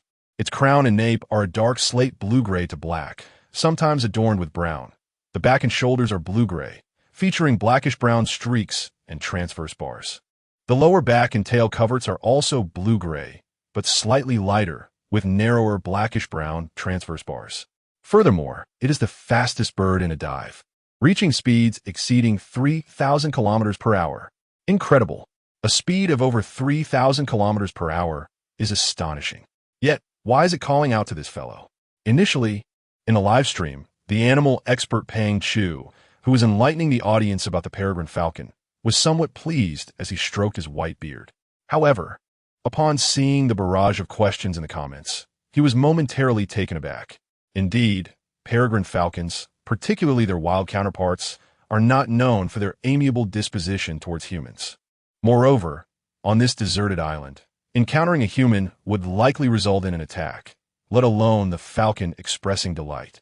This is utterly unscientific. In a fit of exasperation, Pang Chu nearly pulled out his hard-earned white beard. Pang Chu widened his eyes, scrutinizing the falcon on the live stream, attempting to discern anything amiss. However, after a lengthy search, he found nothing unusual. It must be the monitor's low resolution. It appears time to upgrade to a better display. Unable to identify any discrepancies, Pang Chu resigned himself to returning to his original seat, continuing to observe the peregrine falcon in the live stream. Meanwhile, Xuan, who had been slightly flustered, regained his composure. According to his recollection, peregrine falcons are not creatures known for their courtesy towards humans, especially a completely wild one. As for domesticated ones, it is implausible that any could be tamed on a deserted island. Yet, here was a wild falcon expressing joy towards him, prompting Xuan to recall the earlier affection shown by a white dolphin. Initially, he had thought that was merely a common trait among dolphins. However, upon reflection, that warmth seemed rather excessive, as if they were the best of companions. Now, the friendly demeanor of the peregrine falcon before him deepened Xuan's suspicions. Gradually, he approached the falcon, which was calling out warmly to him, while tightly gripping his entrenching tool. Even if his conjecture proved correct, he needed to guard against the possibility of the falcon turning aggressive. Step by step, Xuan drew closer to the falcon perched at the entrance of his dwelling, simultaneously noticing a pool of red liquid on the ground. Was it injured? Xuan gazed quizzically at the falcon before him, which, as if recognizing its closest companion, continued to call out to him. In an attempt to confirm his thoughts, Xuan slowly extended his hand towards the falcon, intending to stroke its small head. Was he out his mind? Attempting to touch the falcon's plumage, the male host from Huaxia, Peng Gang, exclaimed in astonishment. As an enthusiast with a modicum of understanding regarding the animal kingdom, one is acutely aware that feathers hold a significance for birds akin to the reverse scale of a dragon. The adage rings true. To touch the dragon's reverse scale is to invite death. The importance of feathers to birds is no less profound. It is only the most docile of species, or those that have been entirely domesticated, in the presence of their owners, that refrain from inflicting harm. The critical role of feathers in avian life is thus evident. Yet, here stands a frail youth, audacious enough to reach out and touch the plumage of a natural predator. A peregrine falcon that dares to engage with a majestic golden eagle, truly a venture fraught with peril, under the watchful eyes of the audience in the live stream. A mixture of tension and excitement fills the air as Xuan's hand gradually approaches the feathers of the falcon. Chapter 13. Is this an inherent strategy? Before the gaze of millions of viewers and hosts in the live stream, Xuan's hand gradually approached the injured falcon's feathers displayed on the screen. His movements were deliberate and slow, for a moment of carelessness could provoke the falcon, and he would need to retract his hand to ensure his safety. Caution was paramount in any endeavor, a lesson Xuan believed he had gleaned from myriad videos. To his surprise, the injured falcon seemed unable to withstand Xuan's cautious approach, and it instinctively leaned its head towards his outstretched hand. Like a small kitten, it rubbed its head against his palm, emitting a contented coo. The viewers in the live stream were momentarily astounded. Previously, Pang Chu had provided insights into the nature of falcons in the chat, leading most viewers to understand that the creature on screen was not a harmless pigeon, but rather a supreme predator among birds. Even gentle pigeons would peck at strangers who dared to touch their heads, let alone a raptor. Yet, this regal avian renowned as the fastest creature in the sky, not only refrained from pecking the boy's hand, but instead willingly presented its head for affection. Was this truly the falcon they had come to know? Or was its imposing majesty? Could it possibly be a cat, disguised in falcon feathers? Suppressing his inner critique, Peng Chu continued to observe the live stream, questioning the validity of his decades of acquired knowledge. The falcon's behavior was utterly confounding, seemingly devoid of its inherent traits. Falcons are known for their fierce territoriality. They would confront any intruder, even a large goose or an eagle, without hesitation. Their incredible speed often rendered such adversaries impotent in confrontation. However, the falcon in the live stream was welcoming a human's approach rather than displaying aggression. Who could elucidate this anomaly? Or was the ruthless predator they had anticipated? Instead, all they witnessed was a playful kitten. Based on its size, this falcon was likely a female, which led to the wild speculation. Had it taken a liking to this young man? Goodness, a man-beast connection? Was the size suitable? The viewers, clearly entertained, began to tease in the chat. It seemed the contestants' luck was indeed extraordinary, having encountered a falcon so swiftly. Peng Gang, the male host from China, expressed his envy towards Xuan's fortune. A falcon. How many people in the nation aspired to tame one? However, the falcon is a nationally protected species, even listed under the Washington Convention, making domestication generally prohibited. Remarkably, no one in the country had ever successfully trained a falcon. While some individuals abroad had managed to tame a few, none had succeeded in China. If the young boy depicted in the scene succeeds in keeping the peregrine falcon by his side and successfully tames this magnificent bird, he would not merely be documenting a show, but rather become the first in all of Huaxia to achieve such a feat. However, the crux of this achievement hinges on his ability to properly train the falcon. Should he fail in this endeavor, the notion of record-keeping would be moot. Lin Yan, the Huaxia host, nodded in agreement. Earlier, while the livestream provided insights into the peregrine falcon, Lin Yan discreetly searched for information about the bird on his phone. Upon discovering the facts, he realized the true ferocity of the bird that was nuzzling against the boy's hand. With a remarkable top speed exceeding 300 kilometers per hour, approximately 108 meters per second, it can traverse a standard football field in a mere second. In many respects, this speed surpasses human capability, rendering the falcon's form nearly untraceable. Should this contestant succeed in rehabilitating the falcon, he might indeed become the first Huaxiao individual to tame such a creature. Lin Yan remarked with a smile. If this falcon is as formidable as suggested, then the contestant would surely have little to fear on the island. The Japanese host, Kanazuki Suki, gazed at Lin Yan with her sparkling eyes. In a way, that is true. Observing Kanazuki's puzzled expression, Lin Yan offered an explanation, also clarifying for the viewers of the live stream. Xuan, watching as the falcon leaned its head toward him, felt a sense of bewilderment. Could this truly be the same fierce bird? Having only a rudimentary understanding of animals, Xuan was unaware of how to distinguish the genders of most creatures and did not realize he was facing a female peregrine falcon. Even if he had known, he might have assumed she was merely nurturing her young, displaying a gentle demeanor to protect her offspring, perhaps out of compassion for the animal or for other reasons. Xuan's heart softened as he observed the falcon rubbing against his hand. Subsequently, he set aside his entrenching tool and lifted the injured falcon into his arms. To his surprise, his basic field dressing skills would prove useful in this situation. With a self-deprecating smile, Xuan carried the falcon to the water's edge. Due to the harsh conditions, he could not use alcohol or similar substances for disinfection. Under these constraints, he could only rinse the wound with water before proceeding to bandage it. The fresh water in the pool was frigid, chilling to the bone. While the cold water might alleviate some of the subsequent pain, it inadvertently intensified the current suffering. Yet, the injured falcon emitted no cries of distress. Instead, it gazed intently at Xuan, who was diligently tending to its wounds. After cleansing the falcon's injury with fresh water, Xuan gritted his teeth and placed the falcon on the ground, forcefully tearing off a sleeve from his long-sleeved shirt, which he had originally donned for preparation. Now, with one sleeve missing, he appeared rather comical. After carefully cleansing the torn sleeve, Xuan gently cradled the peregrine falcon, attentively observing its injury. With a tender touch, he began to bandage the wound.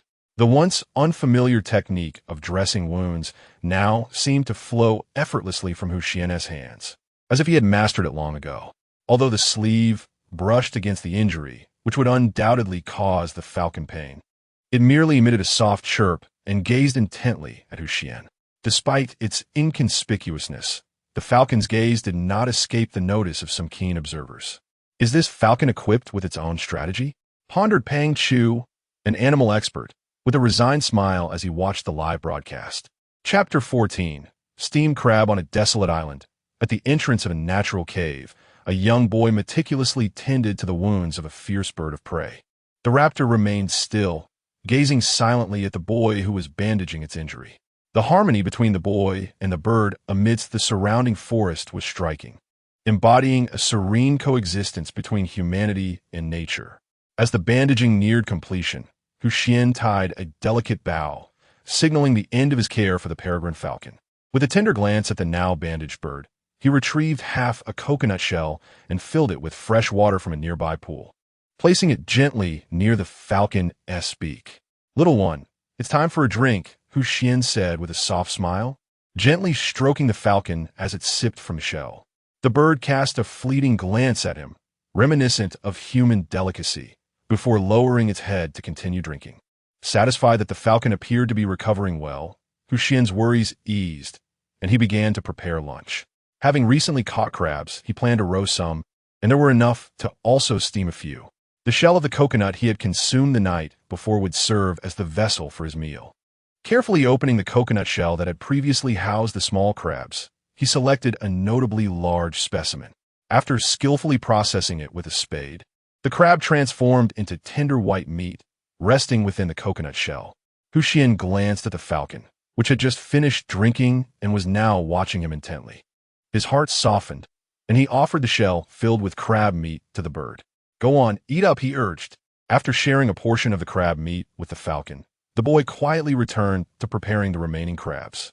Although the food supply was sufficient for the moment, sustaining both himself and the bird posed a challenge. It seemed prudent to devise a plan to procure more sustenance from a nearby cove. Xuan pondered this, his hands moving with the expertise of a seasoned chef. It was evident that after tending to the falcon, he had also taken the time to share his meal, highlighting his compassionate nature. "This contestant appears to be quite affectionate, sharing his food with the falcon," remarked Lin Yin, the female host from Huaxia, with a hint of smile. Given this trend and the falcon's performance, this contestant may very well become the first Huaxia person to successfully tame a falcon, exclaimed Peng Yang, the male host, with palpable excitement. It seems this contestant possesses remarkable culinary skills. "Is he truly just a homebody?" inquired Kanzaki Suki, the female host from Sakura Country. Her curiosity stemmed from the boy's prodigious talent in preparing crab, rivaling that of a professional chef. Despite the records indicating he was merely a homebody, how could a recluse possess such refined culinary prowess? Additionally, she noted that many viewers in the live stream were similarly intrigued, as several were homebodies with a keen interest in survival on a deserted island. Indeed, intrigue homebodies. If it were not for the reclusive nature of certain individuals, it is rare for anyone to remain glued to a live streaming room for an entire day. Even those who are introverted possess a heart brimming with curiosity about the world. Live streaming rooms, particularly those featuring survival on a deserted island, serve as a conduit for their understanding of existence. Consequently, the reputation of these individuals in society has often been less than favorable. However, the emergence of a culinary virtuoso, who claims to be a recluse and seems to be quite fortunate, has piqued their interest. Could it be that a true recluse has achieved such heights? Or is it merely a guise to garner attention? Should the former be true, those who have been somewhat disillusioned with themselves would undoubtedly be generous in their financial support for this contestant. Conversely, if the latter holds, the contestant may face dire consequences. Even among recluses, many hail from influential families. Clearly, the host in the live streaming room is cognizant of this dilemma. Lin Yin, the female host from Huaxia, perused her notes while elucidating the situation to Shunqing Shui. According to the production team's investigation, this contestant is indeed a bona fide recluse, with his earnings solely generated online. Having been largely neglected by his parents during childhood and preferring not to dine outside, he has developed the habit of having ingredients delivered to his doorstep, which he then prepares at home. Thus, there is no doubt that prior to his participation, he was unequivocally a recluse, having not stepped outside his home for several years. Though she was explaining to Xuan Shui, it was evident that she was also addressing the audience in the live streaming room, solidifying Xian's identity as a recluse. The comments section erupted in a flurry of activity, with various donations pouring in. Indeed, such a recluse exists. How impressive!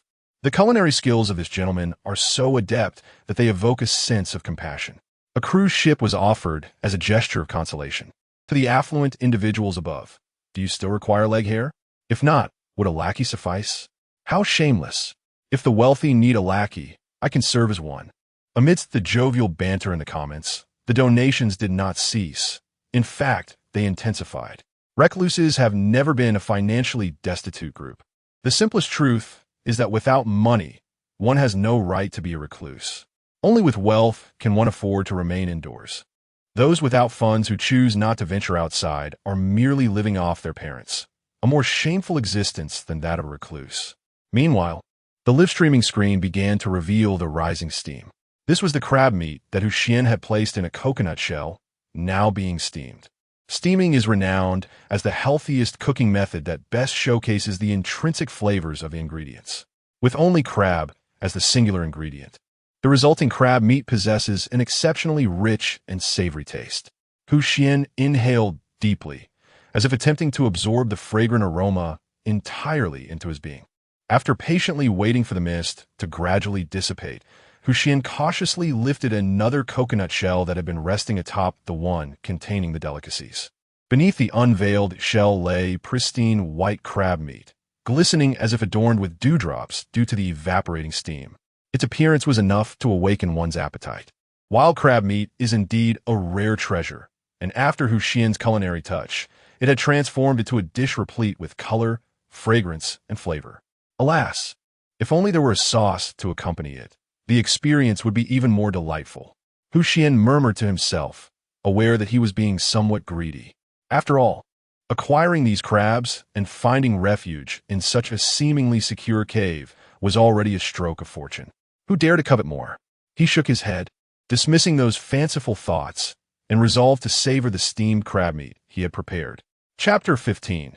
The harsh survival on a desolate island. Mist rose, resembling ethereal smoke from a celestial realm. Within this haze, the pristine crab meat glistened with droplets of steam, freshly released from its confines. The inherent richness of the crab's flesh rendered it dazzling in appearance. Xuan delicately lifted a piece of the seemingly delicate crab meat with the chopsticks he had crafted, savoring the succulent morsel. A robust flavor of the sea enveloped his palate, as if he were frolicking with crabs upon the sandy shore. In the presence of such delectable crab, Xuan danced his chopsticks, indulging in one bite after another. Before long, he had consumed the entirety of the crab. This is what life is meant to be, he mused, gently caressing his belly and letting out a contented sigh. After satiating his hunger, it was time to embark on his next endeavor. Xuan grasped his entrenching tool, preparing to venture forth in search of materials suitable for crafting fishing nets. If that proved unfeasible, he could also seek items to weave fish traps. However, as he lifted his tool and prepared to depart the cave, a call from a peregrine falcon echoed behind him. Turning, he beheld the falcon regarding him with a gaze that seemed laced with reluctance. Perhaps, to the bird, Xuan's departure signified an impending farewell. He offered the falcon a gentle smile before turning away, following the instinctual pull of his senses. After surveying the trees in the forest, he made his way toward an area where willow trees might flourish. The collection of willow branches could serve as excellent material for weaving fish traps. Yet, he pondered the treacherous little cove ahead, uncertain if a fish trap would withstand the currents. Generally speaking, a fishing net would be a more secure option. However, the crafting of fishing nets demanded a higher quality of materials compared to fish traps. After all, a fishing net must possess both a degree of flexibility and resilience. Additionally, The size of each mesh is of paramount importance. If too large, the fish would escape. If too small, the water would not drain adequately. A net that retains water requires a vessel, as relying solely on human strength would result in being dragged under by the fish. Thus, the weaving of fishing nets is a task of considerable skill, far beyond a simplistic notion of merely intertwining branches.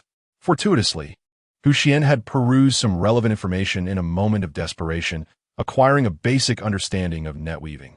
As for the specifics of the technique, he would have to explore through personal experience. Fortunately, he had secured a place to reside, alleviating the need to wander in search of shelter or fresh water on the island. Now, the focus was solely on procuring sustenance for himself and the falcon each day. With this thought, Xuan felt a sense of relief wash over him, as if the burdens of his task had lightened. With newfound resolve, his eagerness to tackle the challenges ahead intensified.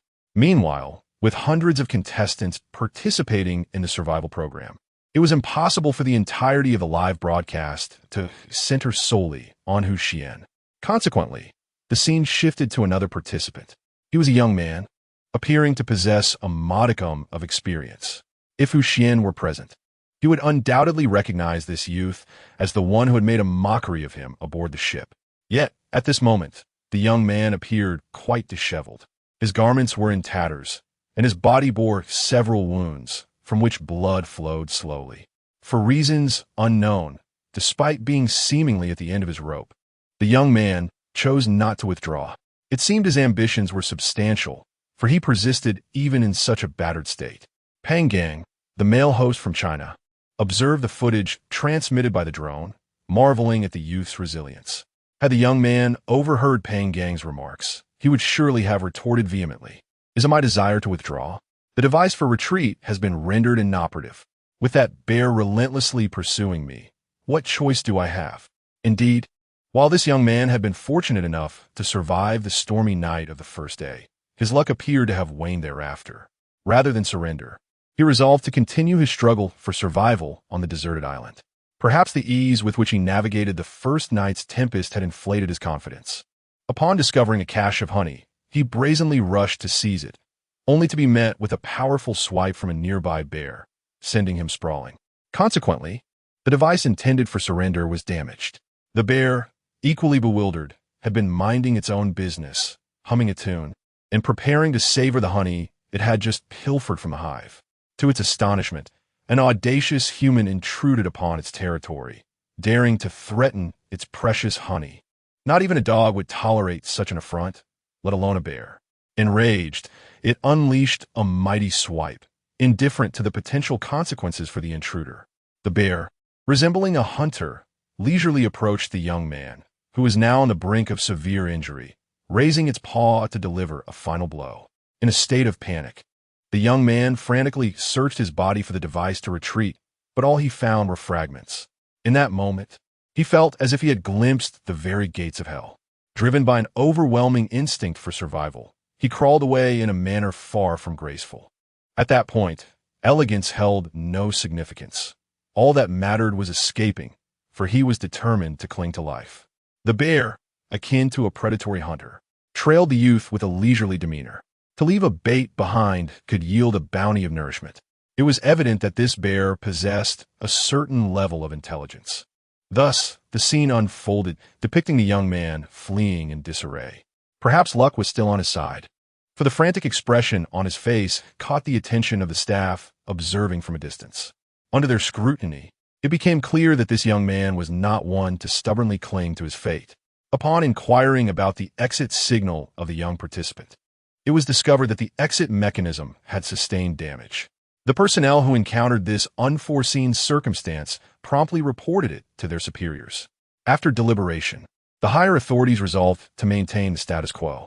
Surviving on a deserted island inherently demands a blend of intellect, bravery, strength, and fortune. The existence of an exit mechanism was never warranted.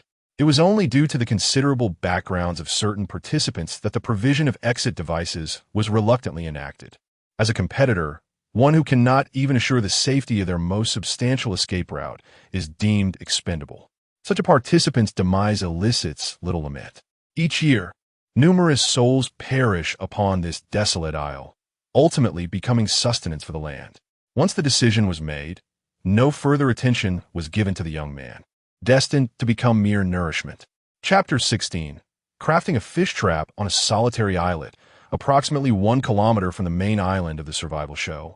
A young boy was vigorously hacking at the willow branches with a spade in hand, although he had yet to discover any fibrous plants suitable for weaving a fishing net. The presence of willows was indeed a fortunate find. While it might not serve as effectively as a net, a fish trap would nonetheless prove quite useful for fishing. The little cove was tumultuous, with fish constantly darting to and fro in the waters.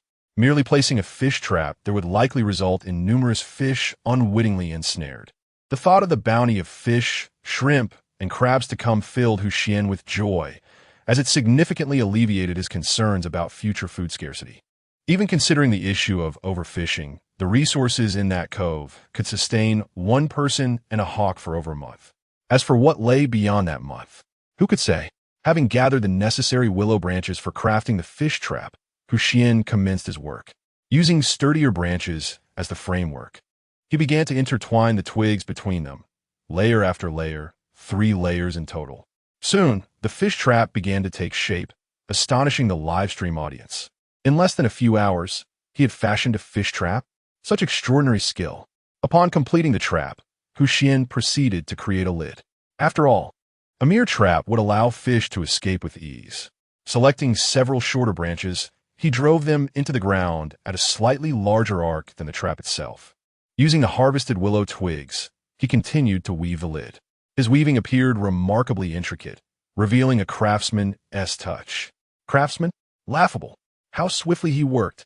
The viewers, skeptical, began to question if he truly was a recluse by nature. As a recluse myself, I must apologize. With the experience of crafting the fish trap behind him, the lid came together swiftly. Interlacing one twig after another, it wasn't long before a petite lid was fashioned. However, the center remained open, lacking any sealing. When he inverted the lid onto the trap, it resembled a double-layered fish trap. Much like a funnel, it was easy for fish to enter through the wide opening. Yet exiting through the narrow mouth proved far more challenging. This design effectively ensured that any fish that entered the trap would not easily escape. Thus, even if the trap were left in the cove overnight, there would be no worry about finding it empty come morning. It can be said that this is an exceedingly convenient method. Xuan glanced with satisfaction at the 2 fish nets in his hands, rising to his feet, ready to put the nets to the test. He recalled that within the cave, a wounded peregrine falcon awaited his care. Since he had decided to temporarily nurture this falcon, the demand for food would undoubtedly increase significantly. The crabs he had caught that morning were already consumed by noon. Now, he must labor for dinner. And considering the morning's needs, he even had to prepare for breakfast as well. Given the potential inconveniences of cooking in the morning, Xuan planned to place the fish nets behind the cove and venture into the woods to search for other suitable food sources. Previously, he had been fortunate to find pleurotus and matsutake mushrooms in the forest. This time, Xuan prayed that his tenfold luck would manifest, allowing him to discover more delectable provisions. Only with a full stomach could he muster the strength to survive in the wilderness. Following the trail of his memory, Xuan headed towards the direction of the cove, he recalled. Once he secured the fish nets around his waist and wielded his entrenching tool, he forged ahead, clearing the branches in his path with unyielding determination towards the treacherous cove. To mitigate the risk of encountering unexpected dangers akin to those on the main island, Xuan deliberately chose a path strewn with fewer fallen leaves. With fewer leaves on the ground, the chances of snakes lurking beneath would diminish, significantly reducing the likelihood of inadvertently provoking one. Now, he was nearly 1,000 meters away on a solitary island from the mainland. Should he encounter a situation akin to that on the main island again, he might truly find himself transformed into a blood flower upon the sea surface. Even if he miraculously escaped, there was no guarantee that dolphins would return. A narrow escape is still an escape. Lost in his thoughts, Xuan soon heard the sound of waves crashing against the shore. As he parted the branches before him, the perilous cove came into view. Rugged rocks jutted out, and the waves surged relentlessly. The entire cove appeared as though the island had been indented, perhaps due to its unique geographical position or the terrain. Seawater continuously surged in and out of this cove. Surprisingly, the abundance of fish here was remarkable, even surpassing that near the beach. Standing at a slight distance from the shore, Xuan could already see no fewer than 10 lively fish. One could only imagine how many swam beneath the surface. Though he felt a twinge of envy at the sight of such rich marine life, safely capturing them posed quite a challenge. Standing atop the slope, Xuan surveyed the descent. Fortunately, the slope was not particularly steep. Although rugged, there were ample footholds to assist his descent. If he were to carefully inch his way down, reaching the base of the slope would not be overly difficult. After mentally calculating the logistics, he estimated the feasibility of his descent. With a determined mind, Xuan followed the meticulously planned route in his thoughts, turning his back to the small bay, and gradually descended with great care. Fortunately, the path Xuan had charted was quite accessible. Each step was not overly ambitious, allowing even someone with less than optimal physical fitness, like Xuan, to ascend with ease. To procure food, he merely needed to navigate along his preordained steps to reach the bottom effortlessly. In fact, he could retrace his steps and climb back up with the same ease. It was indeed a path that offered a dual advantage. Although the journey was somewhat rugged, as long as Xuan persevered, there was little to fear. On this island, he felt that as long as he and the peregrine falcon could live harmoniously, everything would be well. As he contemplated gathering more plants, Xuan hurriedly secured his fishing net in a relatively precarious spot, ensuring it would not be swept away by the water, before retracing his ascent along the original path. Chapter 17. A reunion with dolphins within a dense thicket of trees. The melodious calls of birds echoed from an indeterminate branch. From the underbrush, a small head emerged, surveying its surroundings. It appeared that there was nothing to be found here, either. With a hint of disappointment, Xuan sighed. He pondered the peculiar circumstances of the day. After searching for quite some time, he had yet to encounter any edible fruit. Not even a trace of mushrooms could be discovered. Xuan was somewhat perplexed. Logically, after a recent rainfall, foraging for fungi and similar edibles should have been effortless. Yet, he found himself devoid of any such luck. Feeling the futility of his quest for sustenance, Xuan turned on his heel, preparing to return to the perilous cove. Since other food sources were elusive, it was more prudent to retrieve some fish. At least having something to eat would provide him with a sense of security. With this thought in mind, Xuan set off towards the direction of the steep cove, guided by his memory. The forest was densely populated with trees of similar height. Yet Xuan had marked his path with directional symbols carved into the trunks, ensuring he would not lose his way. Armed with these clear indicators, his pace quickened as he navigated the previously explored route, feeling reassured by the absence of danger. As he approached the cove, familiar calls reached his ears, the unmistakable sounds of the white dolphin that had once rescued him. The memory of that life-saving encounter was vivid and unforgettable. Hearing the dolphin's calls filled Xuan with joy. He carefully followed the sound, leaving marks as he moved, wielding his entrenching tool to clear away the branches obstructing his path. Eventually, he arrived at a steep cliff.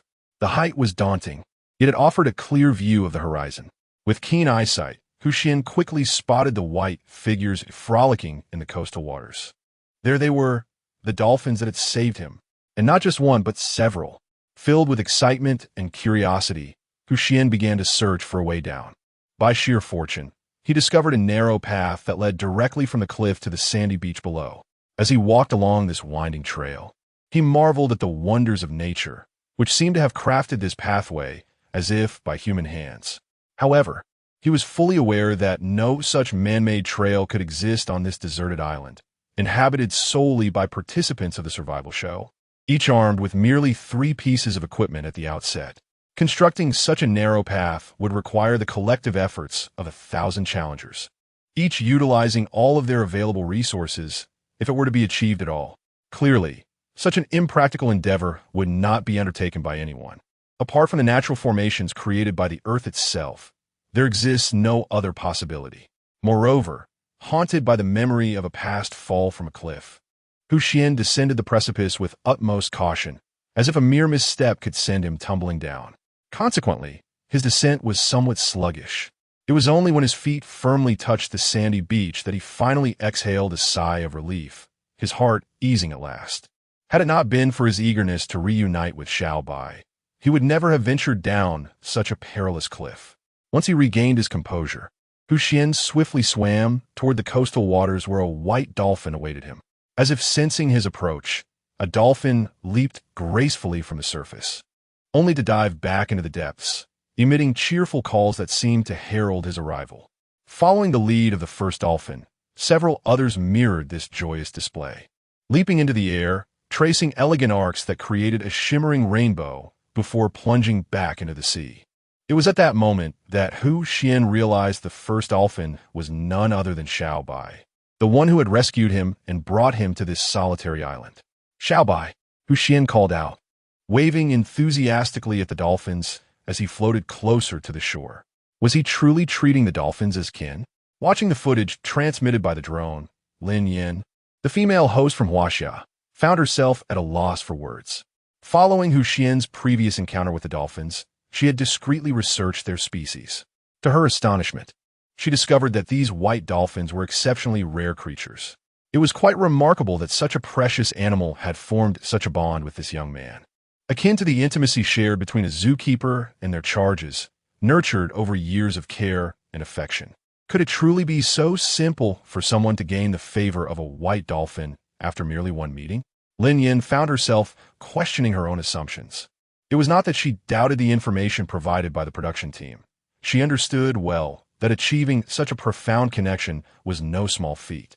Most might not grasp the intricacies involved, but as the host of this program, Lin Yin was acutely aware of the powerful forces that loomed behind it, a conglomerate that controlled a significant portion of the global economy, capable of overturning the existence of a small nation with a single decree. While this influence might not expend its full might in investigations, the identity of an ordinary youth could hardly remain shrouded in mystery. The findings of such powerful entities revealed a clear picture. Here was a young man frolicking with dolphins, a sight that stirred both intrigue and skepticism within her.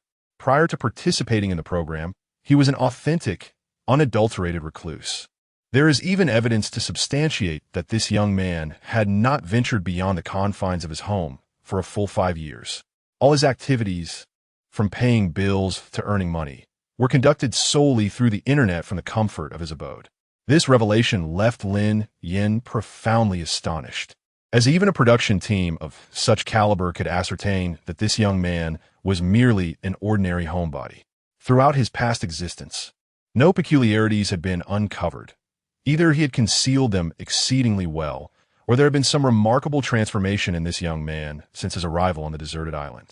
In comparison, Lin Yin leaned towards the latter possibility.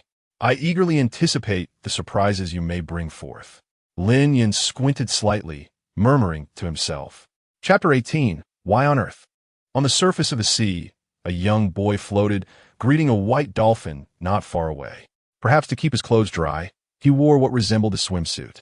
With the removal of his garments, his physique became visible to the lens of a hovering drone. Although he was a self-proclaimed recluse, it was inevitable that his body bore some traces of fat. Perhaps this was a consequence of the activation of the system, or maybe it was due to the increased physical activity over the past few days. At this moment, however, the boy appeared to possess no excess fat. His figure could be described as remarkably proportionate, prompting one to wonder if he truly was a recluse. As if welcoming him, several white dolphins began to swim around the boy. One dolphin occasionally nudged him, expressing a sense of intimacy. When the other dolphins attempted to mimic this gesture, they were playfully pushed away by the first dolphin, who circled around the boy, asserting its claim. Watching the dolphins frolic nearby, Xuan chuckled. This little one is actually feeling jealous? He mused, gently caressing the white dolphin that swam around him. The scene among the dolphins astonished many viewers. Goodness, dolphins can feel jealousy? How utterly adorable, exclaimed one. Hello, aquarium? I wish to adopt a dolphin. Yes, a white one. Suddenly, he pondered what might transpire if the falcon in the cave were to witness this. Would it lead to a chaotic survival scenario on a deserted island? A chaotic scenario? Ha ha! This is going to be an animal harem on a deserted island? Commented another. The live chat was abuzz, clearly indicating that the audience was intrigued by this development. After all, these dolphins were precious protected species, the Chinese white dolphins. While dolphins are known for their affinity towards humans, such closeness and the emergence of jealousy had undoubtedly challenged the viewers' perceptions.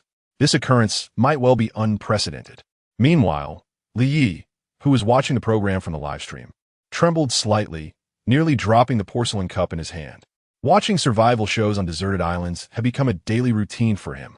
As a marine biology researcher, he often encountered wild marine life while viewing these programs. Such sightings aided him in observing and recording relevant information.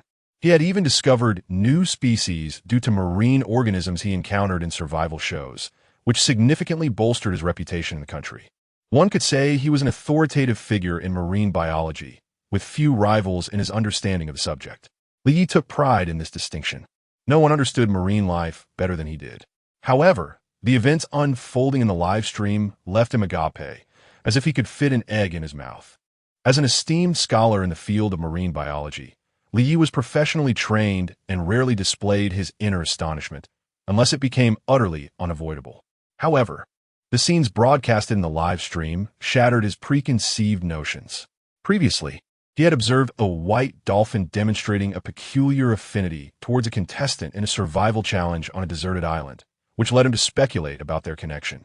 He concluded that perhaps there had been a prior encounter, reminiscent of instances where an individual, having saved a dolphin in childhood, finds that same dolphin rescuing them during a maritime disaster in adulthood. At that moment, Li Yi conjectured that such was the case. Yet, now it appeared he had gravely misjudged the situation. Could it be that the individual had saved an entire pod? This was no ordinary dolphin, but the exceedingly rare and protected huaxia white dolphin. The notion of having rescued a pod of huaxia white dolphins in one's youth seemed more improbable than winning 5 lottery numbers. Beyond this, no other rationale could sufficiently explain the circumstances. A great thinker once proclaimed that once all erroneous answers have been dismissed, whatever remains, no matter how extraordinary, must be the truth.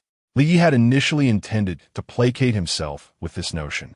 However, upon witnessing a white dolphin exhibiting signs of jealousy in the live stream, he felt his worldview shatter anew.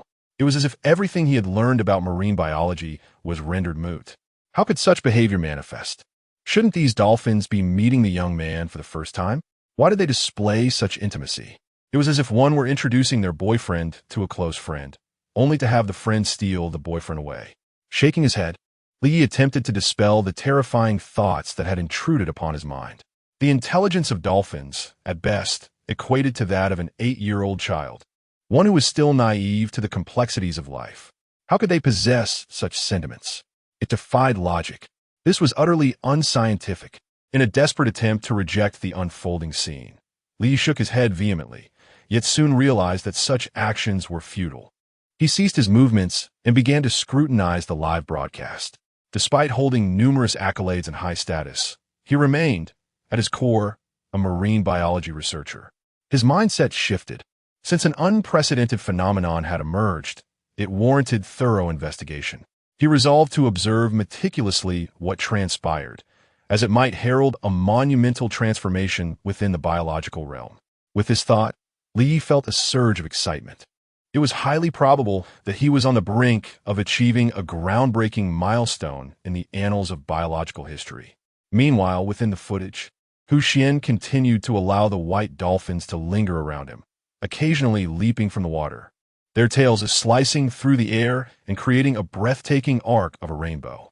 The splashes of water fell gracefully, reminiscent of blooming lotus flowers upon the sea. Observing the playful white dolphins, Xuan began to surmise the situation unfolding before him. It seemed that Xiao Bai had come to seek him out, accompanied fortuitously by a few companions. With this thought, a knowing smile blossomed on Xuan's face, and he caressed Xiao Bai's hand with increasing tenderness. As if attuned to the shift in Xuan's emotions, Xiao Bai lifted her head and emitted a melodious call. Yet, the moments of joy always seemed to slip away swiftly. What had begun as a bright afternoon soon transitioned into twilight. The once azure sky gradually dimming as dusk approached. Following their frolic with the dolphins. Chapter 19. The malevolent human heart. As the sun dipped beneath the horizon, it left behind a canvas of crimson twilight. The once azure sky gradually succumbed to the encroaching shades of night. Above, the moon hung faintly, its luminescence yet to fully unfurl, but still discernible. Observing the late hour, Xuan realized it was time to return. After a reluctant farewell to the white dolphins, he slowly swam towards the shore, while the dolphins emitted mournful calls, reminiscent of bidding a loved one farewell. Hearing their cries, Xuan turned back, waving a hand in a bittersweet gesture. In the company of animals, one is spared the intricate machinations often found among humans, allowing for a genuine connection devoid of treachery. Humanity, on the other hand, harbors a heart that is both treacherous and convoluted. Frequently, it is not the dire circumstances that thrust one into despair, but rather the actions of those around them. On this desolate island, even with an exit mechanism available, few would find themselves reduced to mere dust. Yet each year, a significant number of individuals become entwined with this island, largely due to internal conflicts. For instance, some may feign camaraderie while surreptitiously sabotaging a companion's means of escape, or orchestrating perilous events, such as smearing honey on a teammate to attract bees and bears. Although the actions of participants are monitored by drones overhead, there are caveats. Firstly, the staff remains indifferent to such matters, as participants have signed a life-and-death contract. Unless one opts to withdraw voluntarily, their fate remains uncertain. Secondly, there is the issue of blind spots. A solitary drone cannot surveil every action. As long as one acts discreetly within the shadows, transgressions can go unnoticed, especially since the authorities have acknowledged they will not invade privacy. Otherwise, female challengers would be at a severe disadvantage, ultimately corrupting the integrity of the program. Thus, a period devoid of surveillance emerges, revealing the peculiar nature of humanity. In their quest for shortcuts and loopholes, they exhibit remarkable ingenuity and diligence. Upon reaching the sandy shore, Xuan shook his head to dislodge the water clinging to him before donning the garments he had previously shed. Once properly attired, he hurried towards the small cove. The fish trap, woven from branches, was susceptible to tearing if overburdened with fish. Such a loss would prove detrimental. Although crafting a new trap is not particularly labor-intensive given the materials at hand, it still consumes valuable time. In the struggle for survival on a deserted island, wasting time is a grave misstep, one that neither conserves energy nor yields sustenance. Squandering time equates to undermining one's chances of survival. With the thought of the injured peregrine falcon still in the cave, Xuan quickened his pace, transforming his hurried steps into a near run. In a state of urgency, Xuan swiftly arrived at the location of a small bay. Observing the twilight sky, he exhaled in relief. Once darkness enveloped the landscape, locating the fish trap would become a daunting task. The terrain here was treacherous and the current swift. Venturing out to retrieve the fish trap in the dark could potentially lead to a misstep and a perilous fall. The waters of the small bay flowed rapidly, concealing numerous hidden reefs below. Should he plunge into the depths at night, the likelihood of crashing upon these reefs was high, possibly leading to a grim fate.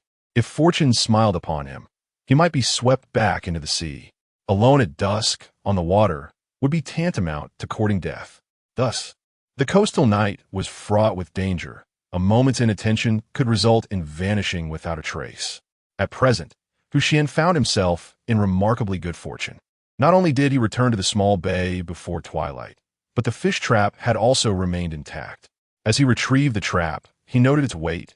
Peering inside, he discovered it teemed with fish. Had he arrived even slightly later, the trap might have been compromised by an overabundance of catch. This narrow margin represented the difference between despair and elation. With too many fish, the trap would have broken, leaving him with nothing. However, with this bountiful catch, he celebrated a significant triumph. The trap brimmed with fish. Seeing such a plentiful yield, Xuan felt immense joy.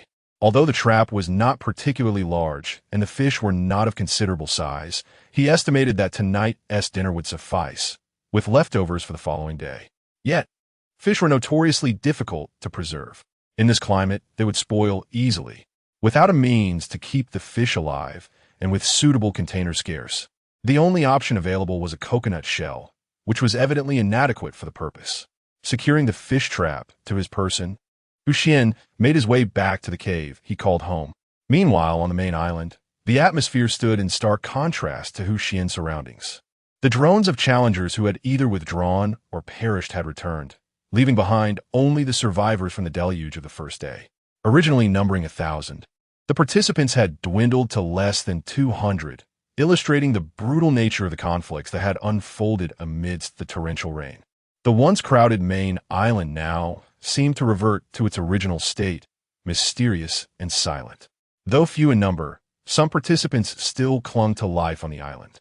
Those who had endured the trials of the first day's storm were either formidable survivors, adept wilderness experts, or simply those favored by fortune.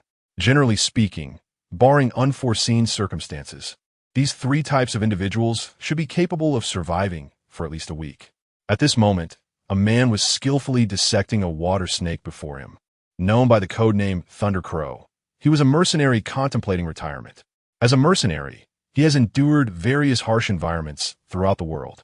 Now Raven, who initially intended to retire and use the wealth he amassed as a mercenary to settle in a quaint island village, living the life of a prosperous gentleman, finds his fervent spirit unwilling to concede to such a mundane existence. In a moment of impulsive bravado, he signed up for a survival challenge on a deserted island. Before he could even contemplate his decision, the production team had sent him the confirmation. He resolved that this would be his final adventure. Presently, he is engaged in a struggle for sustenance. After a fierce confrontation, he finally vanquished a colossal python. To him, the serpent is merely a source of nourishment, lacking essential supplies and with nightfall making it unsuitable to kindle a fire. Raven, in front of a multitude of viewers in the live stream, took a decisive bite from the freshly dissected serpent. Chapter 20. The Magnificent Lobster. Oh my goodness, it actually bit him. How terrifying. This is what survival on a deserted island truly means. It demands a raw and primal existence. The flesh of the water snake tastes akin to beef, and consuming it raw provides a higher protein content. Ugh, the thought of such rawness is unbearable. I must excuse myself for a moment. In the live streaming room, comments flooded in, with many viewers struggling to adapt to this gruesome display. Why not cook it first? Can't they start a fire? Lighting a fire in the forest at night makes you a living target, attracting other predators. Ah, I see now. I stand corrected. Meanwhile, in the live stream, Leia continued to consume the flesh of the giant python. Although it had a slightly fishy taste, it was still tolerable. After finishing a substantial portion, Leia discarded the remaining python carcass onto the ground. He retrieved the dagger, still stained with the python's blood, and deftly plunged it into the python's head. With practiced skill, Leia detached the python's head and extracted the bile within. The previous struggle against the python had drained considerable energy, and now was the time to reap his rewards. Just as Leia exhaled in relief and prepared to find a place to rest, an enraged hiss echoed from behind him. Instinctively, Leia grasped his dagger and darted to the side, taking cover behind a nearby tree, peering cautiously in the direction of the furious sound. Before him lay another giant python, incessantly flicking its tongue and emitting a hissing noise. Its gaze locked on Leia with a fierce glare, as if fueled by a desire for vengeance. Caught off guard, Leia thought to himself, "What have I done to deserve such a menacing stare?" Then his eyes fell upon the python carcass he had just discarded, and realization dawned upon him. Without hesitation, Leia turned and fled. Good heavens, there's a mate involved. He lamented internally. Having killed the male, the female would be relentless. Although he understood that fleeing might provoke a chase by the python, it was evident that this creature was intent on attacking him. It was better to escape while he could. Moreover, the previous confrontation had already taken a toll on his body, leaving him ill-equipped to engage in a life-and-death struggle with a grieving female python. Even a human, in the depths of sorrow, can summon extraordinary strength. What more for the pythons of this forest? It would be fatal. I will surely perish. Leia roared internally, his once weary legs suddenly invigorated. breaking through his own limits under immense pressure. Despite his significant gains, he continued to flee, looking rather disheveled. It seems this contestant-esque encounter is quite grim. Just as he escaped one snake, another appeared. Lin Yin, the female host from Huaxia, observed the chaotic flight of Leia with a smile. Though it may seem terribly chaotic, this is the essence of true survival on a deserted island, exclaimed Peng Gang, the male host from Huaxia.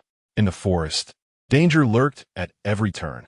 You can never truly anticipate the dangers that may lurk around you. In Peng Gang's view, Xuan's lifestyle is clearly a deviation from the theme of survival on a deserted island. Is that survival? It resembles a vacation. Exorbitantly priced matsutake mushrooms are casually simmered into soup. The rare and protected Chinese white dolphin seems quite affectionate towards him. Even an injured peregrine falcon might be easily tamed by him. With the falcon at his side, most creatures in the forest would likely be no match for it. Moreover, the isolated island appears devoid of any formidable predators. One could say that the entire island serves as his pantry. Indeed, Peng Gang admits to feeling a twinge of envy. As an enthusiast, he has participated in similar programs, yet his circumstances at that time were far more dire than those of the soon-to-retire mercenary depicted in the current scene. The life he led back then has become a sort of dark history for him. Now, witnessing Xuan's comfortable situation, coupled with the presence of others who have endured tragic experiences, has left Peng Gang feeling profoundly unsettled. However, as a globally renowned host, he would not stoop to ungracious behavior. Thus, he merely harbors feelings of envy in silence, refraining from publicly disparaging Xuan. Such actions would not only compromise his dignity as a host, but could also jeopardize his very existence. The world's most popular and prestigious programs do not tolerate such disregard. Anyone attempting to stir controversy here would only meet a fate akin to becoming a human sacrifice. Meanwhile, on a distant island several thousand meters from the mainland, a young boy sneezed. "Who is invoking my name?" Xuan pondered, rubbing his nose in bewilderment. In his memory, he had not interacted with many people. Having spent years secluded at home, he had little contact with the outside world, let alone anyone who would think of him. If one were to mention it, it would only be the creditors left behind by his parents.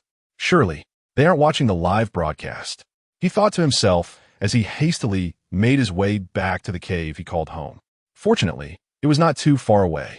After clearing a pile of branches in his path, Xuan finally arrived at the entrance of his cave. However, upon seeing the scene before him, he rushed forward. At the cave's mouth, an injured peregrine falcon, still entangled with the remnants of its bandages, was struggling to drag its wounded body while calling out mournfully. It seemed to beckon him, infused with a sense of sorrow. Perhaps it felt abandoned by Xuan, observing the falcon's determination to reach him despite its injuries. Xuan couldn't help but feel a surge of emotion. He never expected to be welcomed for the first time by a falcon. Truly, a moment unprecedented in millennia. He mused. Yet, his hands did not falter in their task. After ensuring that its movement had not exacerbated its injuries, Xuan gently returned the falcon to its resting place. Those that will not depart, have gone in search of sustenance. As if coaxing a child, Xuan gently patted the small head of the peregrine falcon while shaking the fish net in his hand. The sound of fish thrashing their tails within the net was audible. As if comprehending human speech, the falcon nodded, refraining from any further cries. Its gaze fixed intently upon Xuan, much like a lost child, fearful of straying again, who keeps their eyes locked on their parent. However, Xuan paid little heed to this and turned to begin preparing the fish. Upon emptying the contents of the net, he was somewhat taken aback. It turned out that the number of fish was greater than he had anticipated. To his astonishment, there was even a splendid lobster among them. Could it be that a grand feast awaited him this evening? Chapter 21. The aroma is simply exquisite, gazing at the magnificent lobster adorned with intricate patterns. Xuan fell into contemplation. Should it be steamed, braised, or perhaps served as sashimi? This posed quite the dilemma. However, given the challenging conditions of the wilderness, it seemed that steaming was the only viable option, as it would best preserve the lobster's exquisite flavor. The prospect of a sumptuous dinner invigorated Xuan's spirits. After locating a slender stick, he skillfully inserted it into the lobster's tail, using his other hand to firmly hold the creature still, ensuring it did not flail about. This was a necessary step to expel the lobster's waste, for once the purging was complete, the cooking process will be devoid of any unpleasant odors. Upon withdrawing the stick, a stream of liquid indeed emerged from the lobster's body. After washing it with fresh water sourced from a nearby pool, Xuan commenced the formal preparation of the lobster. Though wielding a massive spade, it danced through his hands like a dagger. With ease, he plunged it into the lobster's head, swiftly ending its life before proceeding to shell and extract the meat. In no time, the succulent white lobster flesh lay before Xuan. Observing the delectable morsels, the peregrine falcon emitted a sound akin to a plea for attention. Turning to the bird, Xuan chuckled. "You're quite the character." With a tone of affectionate indulgence, he placed a portion of the lobster meat into the coconut shell he had designated as the falcon's bowl. Upon deciding to adopt the peregrine falcon, Xuan had thoughtfully prepared a coconut shell for its meals, ensuring that all food would be served therein. The falcon appeared to recognize its bowl, having never touched any other shells aside from the one Xuan provided for water and the one for food. Upon receiving the lobster meat, the falcon pecked at the coconut shell meant for drinking, letting out a melodious call that resembled the affectionate cooing of a child seeking attention from its parents. Observing the falcon's endearing display, Xuan's face broke into a tender smile. "I sometimes wonder if you're truly human." Despite his playful musings, he filled the coconut shell with water by the freshwater pool. Upon seeing that both food and water were plentiful before it, the falcon chirped joyfully at Xuan. This harmonious scene was captured in its entirety by a drone, broadcasting live to a global audience. As viewers witnessed the falcon's charming antics and seemingly sentient behavior, a flurry of comments flooded the live chat. "Just parted with Xiao Bai, and now he's already doting on the falcon. What a cad. Indeed, a rogue. He forgets his old love for a new one. I'll take the little falcon then. I'll take the little dolphin. But how adorable. Is the falcon truly such a perceptive creature? No, it can't be. Falcons shouldn't, perhaps, be this docile, right? What on earth is happening? Please explain." As Pang Chu gazed at the live broadcast, he nearly spat out the tea he was sipping. Not long ago, he had just upgraded his monitor to a 144 Hz display. Although he was aware that the issue earlier had nothing to do with the monitor, his prideful nature prevented him from admitting his fault. He would rather replace the monitor than concede any error. As a seasoned expert on animals, having studied these raptors for decades, how could he ever admit to making a mistake? Yet, even after upgrading to a higher resolution and better refresh rate, Pang Chu still failed to discern what was amiss with the young boy or the peregrine falcon. Could it be that a falcon, once injured, would exhibit affection towards the one who rescued it? The old man muttered to himself, shaking his head vigorously. No, no. If it were that simple, it would have been discovered long ago. There must be something unusual about this combination. Lost in his own thoughts, the elderly scholar reached a conclusion. Stubbornness, a trait often associated with age, had taken hold of him. Once he set his mind on something, no one could deter him. Even as a young man, he had been amiable, yet the passage of time had rendered him obstinate. Pang Chu was no exception. Initially, he would humbly seek guidance upon realizing his mistakes. But after being hailed as an authority, he gradually lost his sense of humility, becoming self-centered and stubborn. Now, this obstinate elder had fixed his gaze upon the young boy in the broadcast. There must be a secret between them. Pang Chu felt an insistent urge, continuously whispering to him. Under this notion, he resolved to replace the monitor once again. This time, he opted for a projector. Were it not for the live room's lack of VR support, he would have installed a VR device for day and night observation. Unbeknownst to him, in a distant location, Xuan, the one being watched, was intently focused on the fire. Thankfully, the firewood collected on the first day was still abundant, allowing the flames to burn steadily. At that moment, Xuan was attempting to steam some lobsters. Having previously prepared steamed crabs and fish soup, he was now turning his attention to lobsters. In just 2 days, he had indulged in quite a variety of delectable seafood from the seaside. Perhaps it was due to using a coconut shell as a pot, for smoke wafted from it, mingling with the natural aroma of the seafood and the delightful fragrance of coconut. Amidst the swirling smoke, Xuan felt as if he were transported to the beach. The sun shone brightly, reflecting off the water where lobsters frolicked while he relaxed beneath the coconut trees. Sipping coconut juice, shaking his head to dispel the daydream, he returned to the present. The aroma of steamed lobster in a coconut shell was simply exquisite. Xuan's expression remained cheerful, yet the moment he recalled his solitude, the flicker of exhilaration quickly dissipated, leaving no trace behind. Nearby, the peregrine falcon observed Xuan, who had suddenly shifted from seriousness to a state of despondency. Tilting its little head, it emitted a sound of confusion. Little did it expect that the rare delicacies, previously unattainable before participating in the deserted island program, could now be savored for free. Xuan let out a sigh, only to be invigorated once more. He was currently engaged in a survival endeavor on a deserted island. There was no time to dwell on disappointment. As long as he could successfully endure, all challenges would eventually be surmountable. The thought of triumphantly completing the program, reaping substantial rewards, and ascending to the pinnacle of life brought a faint smile to Xuan's lips. Subsequently, as if drawn by the enticing aroma, he eagerly pried open the coconut shell. A plume of steam wafted out, revealing the pristine white flesh of the lobster. The pure white lobster meat, resembling pearls, appeared even more exquisite against the backdrop of the coconut shell's whiteness. The droplets of water adorning the lobster meat sparkled like jade dew, inciting an insatiable appetite merely by sight. The steamed lobster was ready to be savored. Chapter 22. Truly the Child of Destiny. Before him lay an enticing array of succulent lobster meat, causing Xuan to swallow hard. With utmost care, he delicately used his handmade chopsticks to pick up a tender morsel of lobster, seemingly fragile to the touch. As he placed it in his mouth, a blissful expression spread across his face. Truly, I have excelled in my culinary endeavors, Xuan murmured to himself as his chopsticks resumed their dance. The shadows flickered, and the lobster meat within the coconut shell gradually diminished. Meanwhile, Xuan's delightful indulgence in the delectable lobster was captured by a drone, broadcasting live to a global audience. The steaming dish exuded an irresistible aroma, inciting yet another uproar among the viewers. Could this really be survival on a deserted island? Surely it cannot be a mere outdoor culinary show. Lobster.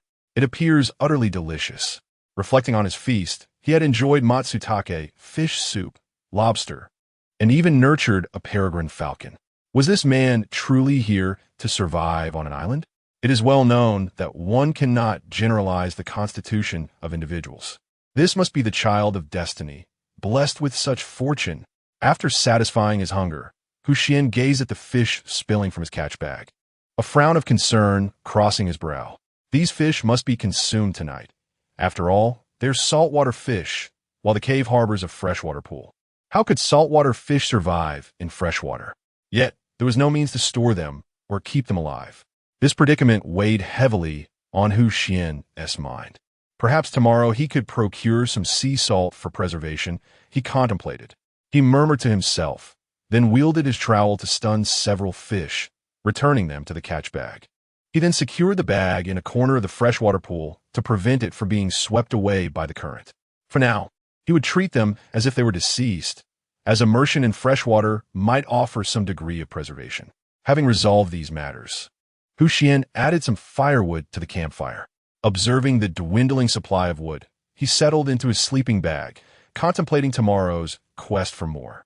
As night deepened, a gentle breeze swept through the cave.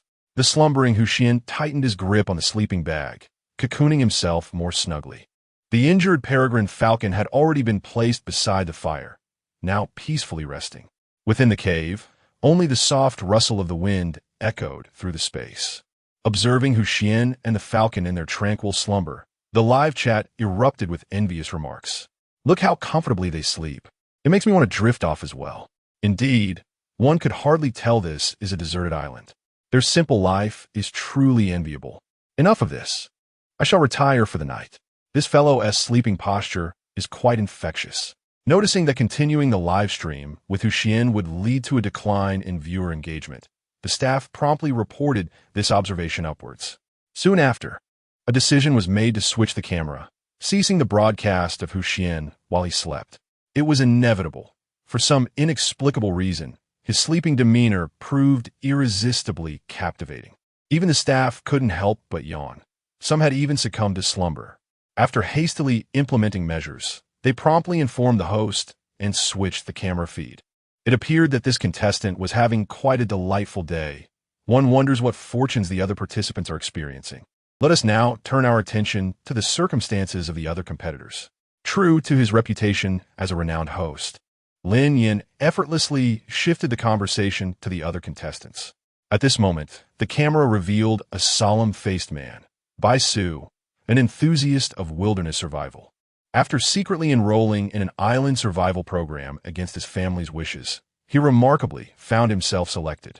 This was, without a doubt, the most fortunate moment in Bai Su's 20 years of life. Now, he stood on the precipice of transforming the theoretical knowledge he had amassed into practice for the very first time. Bai Su was fortunate to have escaped the calamity on the first day amidst torrential rain. However, misfortune soon began to shadow him.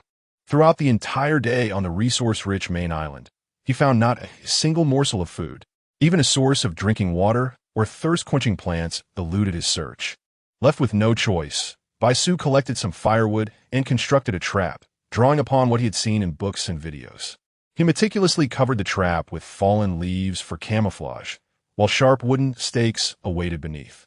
Once the trap was set, Bai Su concealed himself nearby, observing for any unsuspecting animals that might wander into his snare. It must be said, the main island was teeming with wildlife. In just one day, countless creatures passed by his trap. Curiously, none fell victim to it, with some coming perilously close, merely a step away. After weighing the odds, Bai Su wisely decided against a reckless attempt to force an animal into the trap. As night fell, Bai Su's stomach growled, having gone 2 days without sustenance. Just as despair began to settle in, he suddenly heard the sound of his trap being triggered, followed by a mournful cry. Elated, Bai Su hurried to the trap to see what he had caught, only to discover a wild boar wailing in distress. He swallowed hard, fear gripping him as he regarded the creature. The saying goes, a pig is more fearsome than a bear, and a bear more than a tiger. Though this saying pertains to mountainous regions, the wild boar's ferocity cannot be underestimated. Overwhelmed with trepidation, Bai Su resolved to stealthily retreat before the boar noticed him. In his fear, he failed to see the branch at his feet. With a snap, the branch broke underfoot. Slowly lifting his gaze, he saw that the boar had freed itself from the trap and was charging towards him. In a panic, Bai Su scrambled up a nearby tree, but the boar's speed was unmatched. Its tusks easily tore through his trousers. How utterly laughable! He found himself exposed in a most unfortunate predicament. In stark contrast to the previous gentleman, this unfortunate soul seems to have met with ill fate. Indeed, encountering a wild boar, the most ferocious creature of the forest, is no small misfortune. The chat room is abuzz with comments, as viewers collectively express their sympathy for this player's plight. The gentle smile of Lin Yin, the female host from Huaxia, reassures the audience. Dear viewers, there is no need for concern. Our program has equipped each contestant with an emergency exit device. Simply pressing the button will summon our immediate rescue, explained Peng Gang, the male host from Huaxia. Let us all pray that this contestant may safely navigate through this perilous situation, said Kanzaki Suki, the female host from Sakura Country, her hands clasped in a gesture of prayer. Chapter 23. The basic healing elixir time always seems to fly during slumber. When Xuan opened his bleary eyes, the sun was already shining brilliantly outside the cave. Realizing that it was the 3rd day since his arrival on the deserted island, he heard the falcon beside him emit a chirp. Glancing at the spirited bird, Xuan smiled. Check-in. He mentally communicated with the system. Congratulations, host, for successfully checking in. You have received a reward, 1 rapid healing elixir. The system's cold voice brought Xuan a pleasant surprise. Just as the falcon had been injured, he now possessed a potion capable of healing it. What splendid fortune! Perhaps this was a manifestation of his 10-fold luck value. After washing his face in the freshwater pool to awaken himself, Xuan prepared to leave the cave. Whether for gathering firewood to maintain the flame or seeking seawater for salt production, he needed to venture out. It was also crucial to keep the elixir concealed from the drone's lens. The survival show had strict regulations. Contestants were prohibited from bringing any equipment beyond the 3 items provided by the officials. Aside from his clothing, he could possess nothing but those 3 sanctioned tools. Even his understanding of time relied solely on the rise and fall of the sun, bringing him closer to a primitive existence. If the production team discovered that he had produced items not chosen in advance, he would face immediate disqualification. The consequences could be dire. If they learned of the elixir's rapid healing capabilities, he might become nothing more than a test subject. To avert such terrifying outcomes, Xuan resolved to administer the elixir to the falcon discreetly and away from the drone's watchful eye. With this in mind, he glanced up at the drone hovering not far from him, silently following his movements. After acknowledging its presence, Xuan began to contemplate how to administer the elixir unnoticed. However, he first needed to confirm the elixir's appearance to avoid any oversight. Given the potential for disqualification, he approached the matter with extreme caution.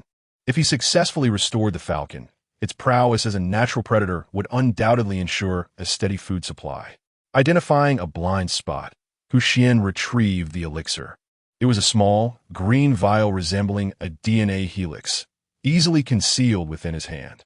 With the dimensions confirmed, he formulated a plan and, after gathering some firewood, returned to the cave.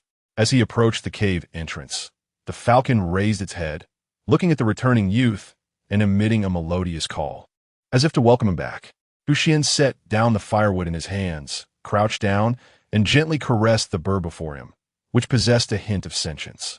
The peregrine falcon tilted its head, eyes closed, seemingly reveling in the moment, even nudging its head against Xuan's hand as if in affectionate playfulness. This tender scene was being broadcasted by a drone. Due to Xuan's comfortable lifestyle in recent days and the seemingly serene environment perceived by the audience, his popularity soared during the investigation, far surpassing that of the second-place contender. Given Xuan's considerable fame, his streaming time each day was the most extensive of the entire program. The principle remains timeless. The more popular one is, the more airtime they receive, while the less favored receive scant attention. Observing the affectionate falcon and the adoring expression on Xuan's face, the barrage of comments surged once more. How enviable. It even shows affection. I feel like I'm melting. Astounding. A person and a bird engaging in such intimacy within a cave. Is this a sign of humanity's decline or a moral downfall? I'm in love. I want to raise a peregrine falcon too. It is worth noting that this individual might be the first in Huaxia to tame a peregrine falcon. Alas, how tempting. The viewers in the live stream chuckled. It was evident that the falcon held a deep affection for this contestant. Watching the footage transmitted by the drone, male host Penggang from Huaxia remarked with envy. Taming a peregrine falcon is truly enviable. It appears these two share a remarkable bond. Female host Lin Yin from Huaxia giggled softly, covering her mouth. Girls always embody a nurturing instinct, especially when confronted with injured animals. If an injured creature displays even a hint of a pitiful gaze, most girls transform into maternal figures. Thus, young girls are often the most enamored with small animals. As a maiden yet to leave her parental home, Lin Yin possessed this nurturing quality. Indeed, it's utterly adorable. I wish I could take it home and care for it. The female host from Sakura Country, Kanzaki Suki, echoed her sentiments. After a brief moment of petting the peregrine falcon, Xuan picked up a coconut shell designated for the bird's water and approached the freshwater pool. Ensuring that the drone was out of sight, he discreetly produced a vial of green liquid in his right hand. After scooping a small amount of fresh water into the coconut shell, Xuan stealthily added the contents of the vial into the shell. The green liquid, when poured, appeared colorless and tasteless like plain water. Glancing at the coconut shell to confirm that no traces of the added substance were visible, Xuan felt a sense of relief. After concealing the empty vial, he returned to the peregrine falcon with the coconut shell. "Drink up. It will do you good," Xuan said gently, stroking the bird's feathers as if grooming it. The falcon seemed to understand his words. Raising its head to glance at Xuan, The falcon emitted a cheerful call before bowing its head to indulge in the water from the coconut shell. Perhaps the peregrine falcon sensed that the water was beneficial for its recovery, or maybe it was simply because it was Xuan who personally offered it. In no time, the falcon drained the entirety of the coconut shell's contents. After finishing, it lifted its head once more and softly chirped at Xuan, resembling a child who, having finished a drink, seeks more from a parent. Meanwhile, Pang Chu, who was watching the live stream, was utterly astonished. Observing the empty coconut shell, he felt a surge of disbelief. In his understanding, a falcon, especially one that was injured, should not consume such a substantial amount of water in one sitting. This defied all logic. Chapter 24. Materials for building shelter. Upon witnessing the peregrine falcon drink eagerly from the water laced with the concoction, Xuan let out a gentle sigh of relief. After confirming that there were no adverse effects, he carefully set the falcon down on the ground. Perhaps due to the remarkable efficacy of the potion, its effects manifested swiftly. The falcon moved awkwardly, flapping its wings in an attempt to leap onto Xuan. But perhaps the potion had yet to fully take effect. After a few flaps, it resignedly let its wings droop.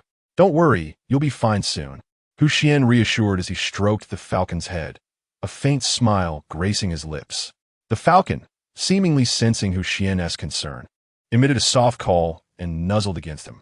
"All right, enough of this. I must head out now. Remember to stay here obediently," Xuan said with a gentle smile as he observed the somewhat clingy falcon. Through their interactions over the past 2 days, it was evident that this falcon possessed an intelligence akin to that of a human, capable of expressing its emotions. Faced with a close companion who had been injured, it was difficult not to respond with warmth. Rising to his feet, Xuan rummaged through a pile of coconut shells nearby, retrieving one he had previously discarded after drinking from it. He would need it shortly to collect seawater for salt production. It was imperative to have a suitable vessel. After selecting several sturdy coconut shells, he equipped himself with a spade, secured the shells around his waist, and set off towards the cave's entrance. Bathed in sunlight, his figure appeared particularly grand. As Xuan departed, the falcon emitted a reluctant call. "Ha, what is this? A couple? Ha ha ha." This scene is reminiscent of a husband setting off for battle, with his wife bidding him farewell. This fellow has quite the taste. Such a peculiar perspective. One perceives what one is. The comments in the live stream chat erupted with laughter. Though tinged with mockery, it was clear that the audience was genuinely amused. The survival show, originally intended to showcase the terrors of wildlife, the mysteries of the unknown, and the fears of the forest, had transformed, under Xuan's broadcast, into what resembled a variety show. The entire rhythm of the program had shifted, yet the audience relished this new pace, with Xuan consistently ranking at the top of the popularity charts. This led the production team to question whether their approach to the show was indeed correct. Perhaps they should have included some comedic elements. Indeed, it appeared that the falcon felt a tinge of reluctance. The profound bond of friendship between humans and animals was truly moving.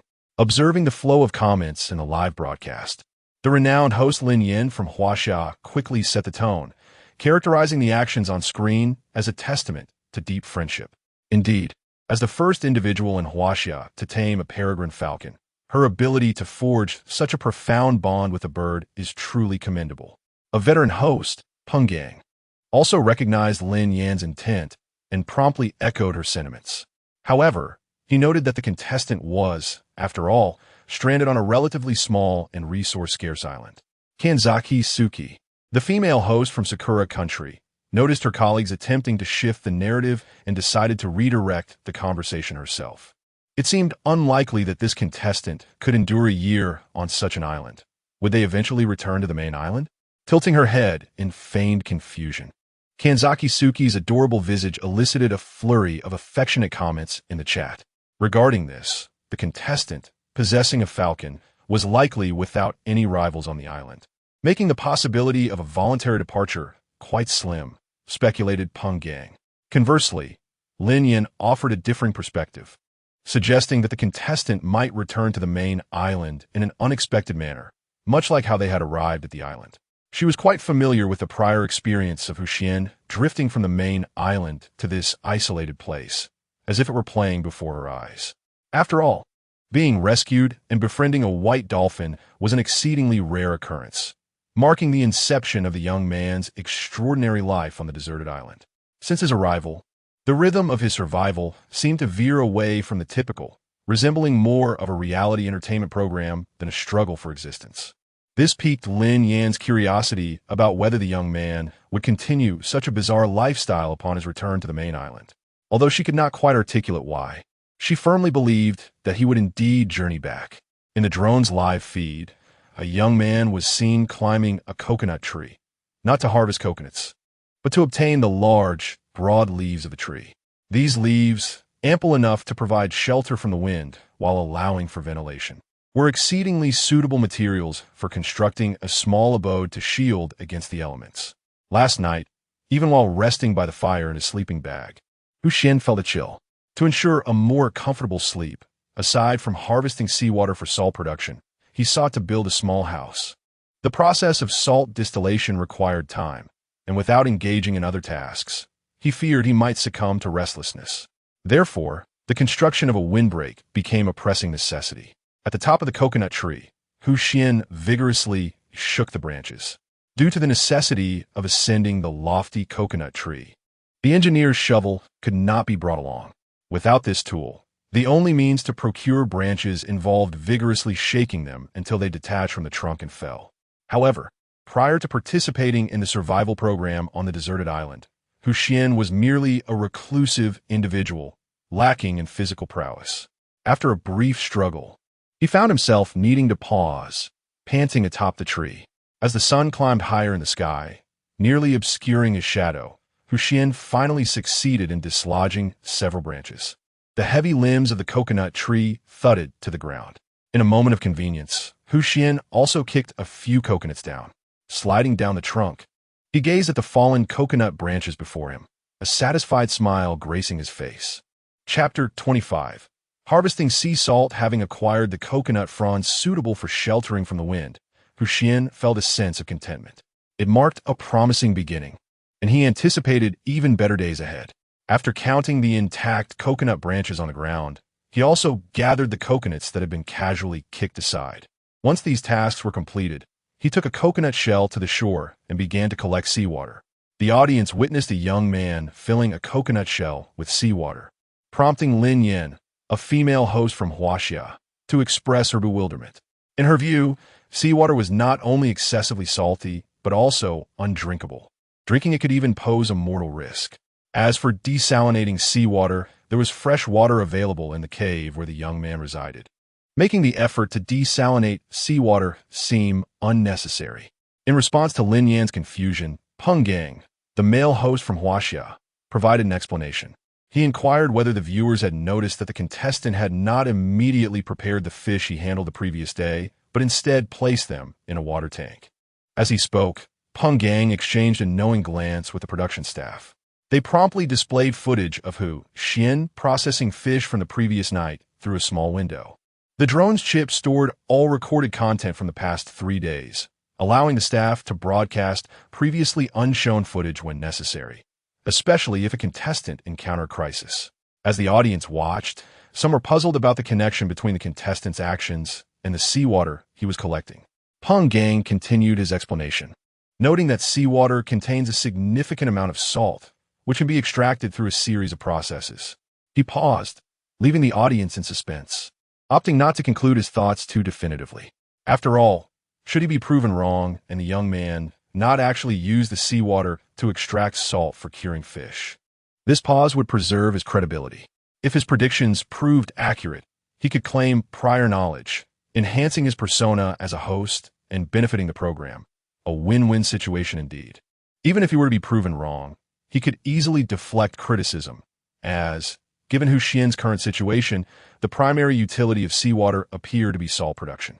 With this in mind, Peng Gang nodded to himself, pleased with his own sagacity, listening to his commentary and subtle hints. Some viewers in the live stream began to discern Xuan's intentions. So it was, he planned to cure the fish. Curing fish on a deserted island? How remarkable! Was this truly survival on a deserted isle? It seems that my approach to opening this is somewhat amiss. Having just transitioned from another live stream, I can only express my astonishment with a single exclamation: incredible. Alas, I am but a simple soul, and thus one exclamation suffices to convey my sentiment. In comparison to other live streams, they appear rather mundane. A shiver ran through my body. Can it truly be described as dull? My dear friend, you are remarkable. The barrage of comments in the live stream cascaded rapidly. Gang noticed amidst the comments some who claimed to have come from other streams, and a sense of joy welled within him. With a multitude of participants in the deserted island survival program, there were no less than 1,000 individuals involved. Clearly, if all 1,000 were to congregate in a single live stream, it would be impossible to manage the time effectively. Hence, this vast content was divided into dozens of separate streams, each equipped with its own host. The greater the audience in a live stream, the higher the host's earnings. Seizing a moment when the camera was not directed at him, Gang discreetly glanced at his phone. The live stream interface was open, revealing that the stream he was hosting, led by the immensely popular Xuan, was currently the most viewed of all. A satisfied smile graced Gang's face as he quickly tucked away his phone, donning a professional smile. In the live stream, Xuan had prepared seawater and returned to the cave with previously gathered coconut branches and coconuts. As Xuan approached the cave, he heard the cheerful chirping of a peregrine falcon. Perhaps due to the effects of the potion fed earlier, the falcon was now able to struggle to its feet. At this rate, it would likely be fully recovered in just a few days. Imagining the scene of hunting together with the falcon upon its recovery, Xuan found himself lost in thought. With the falcon's speed, he believed they could attain an invincible status on this deserted island. After all, they could reach speeds exceeding 300 kilometers per hour. To some extent, such speed is imperceptible to the naked eye. Many wild animals, despite having superior vision compared to humans, may not even catch sight of the falcon. Moreover, sometimes, even if they do see it, they may not react at all. After all, many creatures struggle to synchronize their physical capabilities with their mental acuity. Now, with the system's enhancement, perhaps he would soon unlock a combat-related skill. In that scenario, he could divert the enemy's attention while the falcon poised for a swift strike from above. The likelihood of a successful ambush would significantly increase with the falcon's incredible speed. At that point, he could truly claim the title of the island's sovereign, provided, of course, that he could withstand the challenges ahead. With this thought in mind, Xuan felt a profound desire to enhance his capabilities. To possess a robust physique, one must also have a suitable living environment, and food is of paramount importance. After placing the coconut branches down and setting the coconuts in their designated spot, Xuan retrieved his spare coconut shell. His current task was to extract salt from the seawater, which was so saline that the human body could not adapt to its concentration.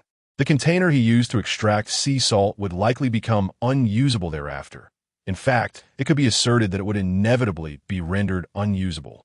In light of this consideration, Xuan preemptively consumed several coconuts. Recently, he had indulged in an abundance of seafood, consequently diminishing his intake of coconut water. He even felt a sensation of bloating after consuming an excessive amount of coconut water in one sitting. However, this led to the acquisition of several coconut shells that could serve as reserves. Now, Xuan intended to utilize one of these coconut shells to boil seawater. Following the boiling process, he would proceed with further operations to ultimately produce sea salt suitable for preserving seafood. Chapter 26.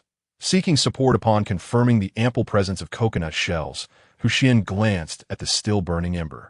The flames, having roared for 2 days, continued to blaze vibrantly, showing no signs of their prolonged existence.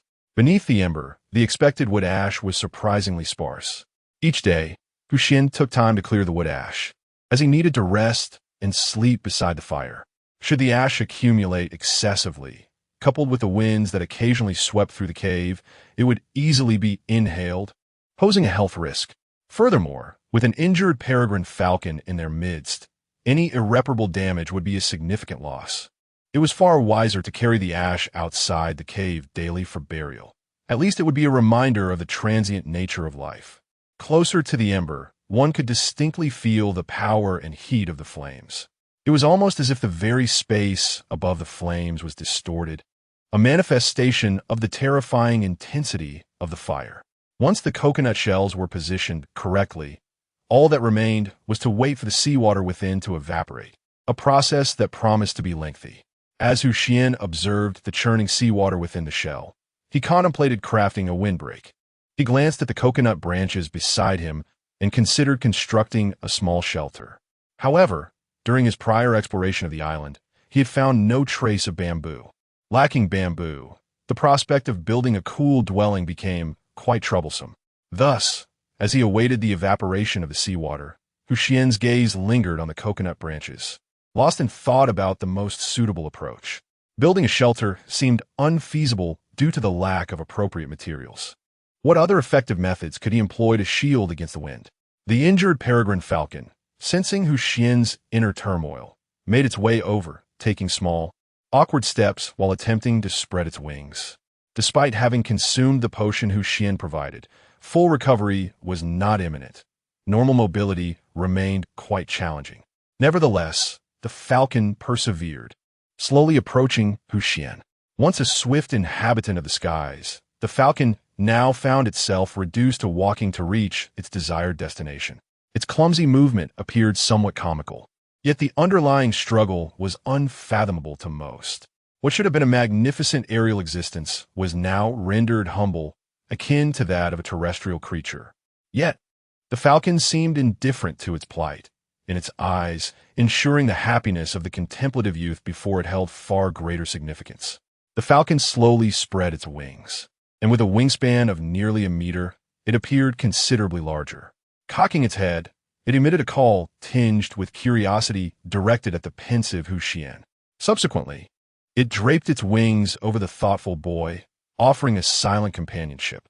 However, due to its height, it merely covered the feet, resembling a bird clinging to a leg, evoking a sense of absurdity. Yet, for some, despite the significant disparity in proportions and the stark differences in race, the sentiment remains akin to witnessing a troubled adult and a perceptive child attempting to alleviate their weariness. Such an understanding, expressed by this considerate bird, is truly endearing. I yearn for one of my own. I suggest the individual above immediately enroll in a survival course on a deserted island. Perhaps you shall be the next. But let's be realistic. Such occurrences are miraculous, and those who comprehend do so. If given another chance, I would undoubtedly sign up. Living alongside birds would be such a delight. I suspect the person above is merely a pretender to the love of birds. True understanding comes only through experience. It is commonly acknowledged that every entity holds a truth. Images and videos are for reference purposes only. Please refer to the actual item for accuracy. Suddenly, dreams shatter and youth fades away.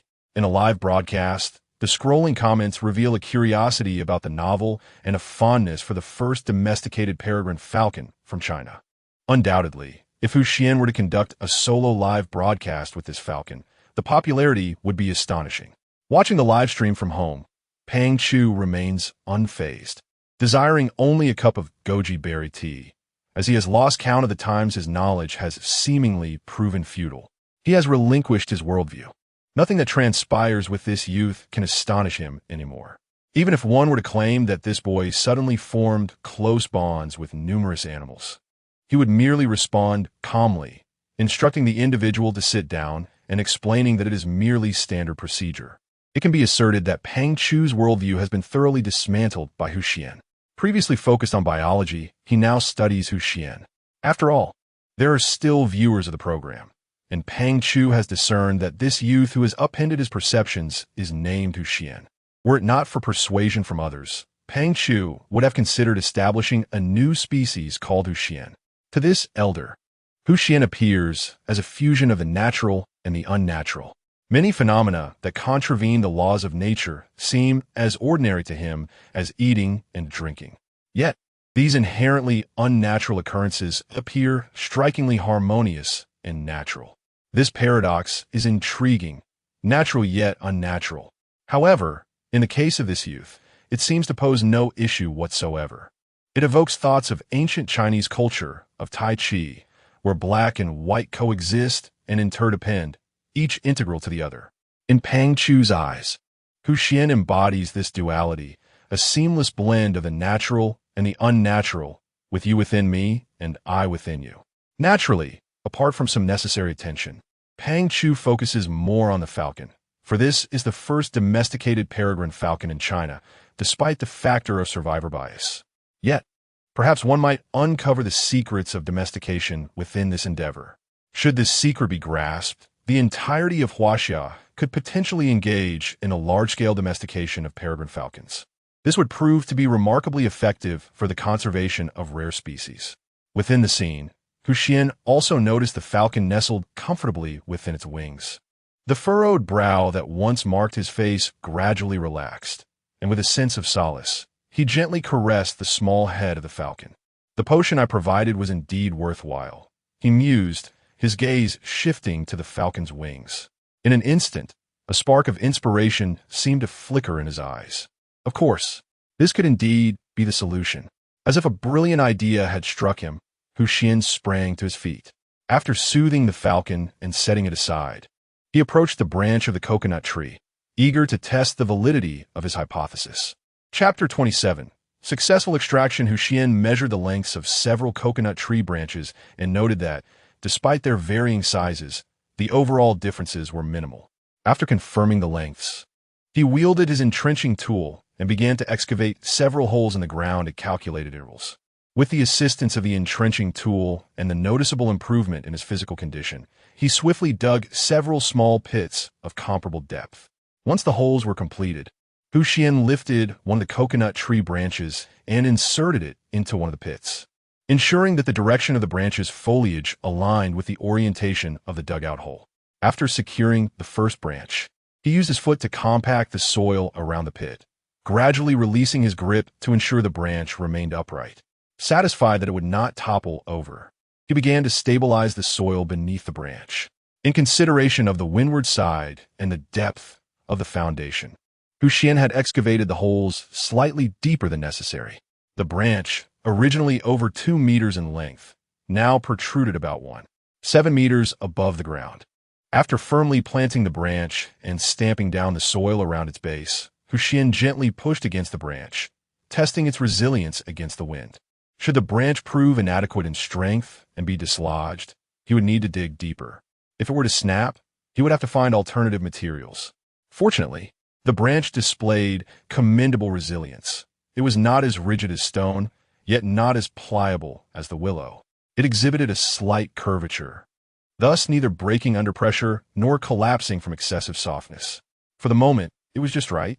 Consequently, Xuan proceeded to insert a second branch into the soil, mirroring the technique used for the first. Once it was secured, he rummaged through the pile of coconuts and retrieved a length of vine that had previously been used for binding coconuts. With an ample supply of coconuts now stored, he anticipated no need to harvest them in the immediate future, rendering the vine less essential. However, it was perfectly suited for tying the coconut tree branches together. As Xuan exerted considerable effort to bind the 2 branches with the vine, he wiped the sweat from his brow and casually sprinkled it onto the ground. Although he had successfully accomplished part of his task, an unsettling feeling lingered, as if he had forgotten something. He paused, lost in thought. Suddenly, he heard the call of a falcon behind him and turned to look. The coconut shell, which had been simmering with seawater, was now parched. The once abundant seawater had vanished, leaving behind only coarse white crystals. Using the 2 branches to grip the coconut shell, Xuan carefully removed it from the fire. After enduring prolonged exposure to the flames, the shell had become extremely hot. Any direct contact with it would surely result in burns. On a desolate island, sustaining injuries is far from a fortunate circumstance. Regardless of the severity, injuries invariably complicate one's existence. Such is the case even in the normal world, let alone in the wilderness of an island. The importance of self-preservation cannot be overstated. Although direct contact with his hands was not feasible, it did not hinder Xuan from utilizing a branch to sift through the contents of a coconut shell. Upon inspection, he confirmed that the tip of the branch, having previously been used to grasp the shell, remained unscorched by the flames. He then inserted the branch into the shell, stirring the contents within. The once somewhat coarse white crystals appeared even whiter against the backdrop of the coconut's interior. They lacked the murky quality that Xuan had previously recalled. Though the crystals were somewhat sizable, they were likely usable. If too large, they could be ground down later. For the grinding of salt, a few stones would suffice to crush them. As he awaited the cooling of the coconut shell, which had ceased to emit steam, Xuan cautiously extended his index finger.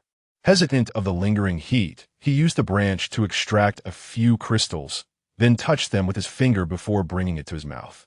As he gently licked the crystals from his finger, a briny essence washed over him, as if he were standing on the shore. The saltiness in his mouth confirmed to Xuan that he had indeed extracted sea salt. A sigh of relief escaped him. Although sea salt is not easily consumable, it was nonetheless a source of sustenance. With careful moderation, it could contribute to his nutritional intake. After obtaining a sufficient amount, Xuan placed another coconut shell over the flames, subjecting it to their heat. The sooner he could extract the sea salt, the sooner he could commence the process of curing fish.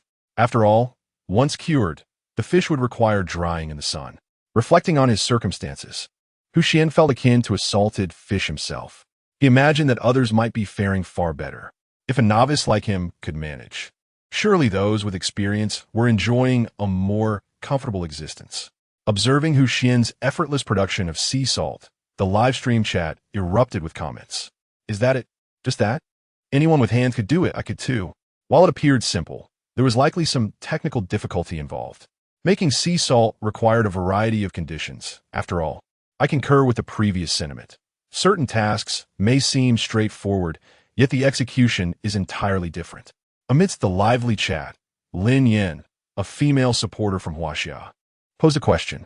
Observers in the live stream deemed the contestants' sea salt production too simplistic. What is your perspective on this? She inquired, directing the question towards her male co-host, Peng Gang, as she turned her gaze in his direction.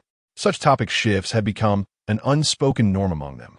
Regarding this matter, I believe it would be most appropriate for Miss Suki Kanzaki from the maritime nation of Sakura to elucidate for us. Peng Gang appeared to shift the topic with a semblance of gravity, yet a subtle quirk at the corner of his eye betrayed his intrigue. Concealed from the camera's gaze, he gently massaged his slightly aching arm before turning to face his colleague, Suki Kanzaki. He was indeed curious as to why she resorted to pinching herself to engage in this discussion. Peng Gang sensed something but dismissed it as mere illusion, lightly shaking his head. Surely, it could not be true. It must be a figment of his imagination. He ceased his mental ruminations and awaited Suki Kanzaki's explanation. Chapter 28. The youthful encounter in the live broadcast studio, as the male host from Huaxia shifted the topic to the adjacent female host from Sakura country, Kanzaki Suki. Many viewers turned their attention to her. Kanzaki Suki, selected as a female host from Sakura country, possessed striking beauty, often referred to as a once-in-a-millennium beauty. She once enjoyed a successful career as an idol, during which she amassed a considerable fan base. However, for reasons unknown, she transitioned into hosting, leveraging her prior popularity to become one of the most beloved female hosts in Sakura country. Her career flourished, establishing her as a prominent figure in the nation.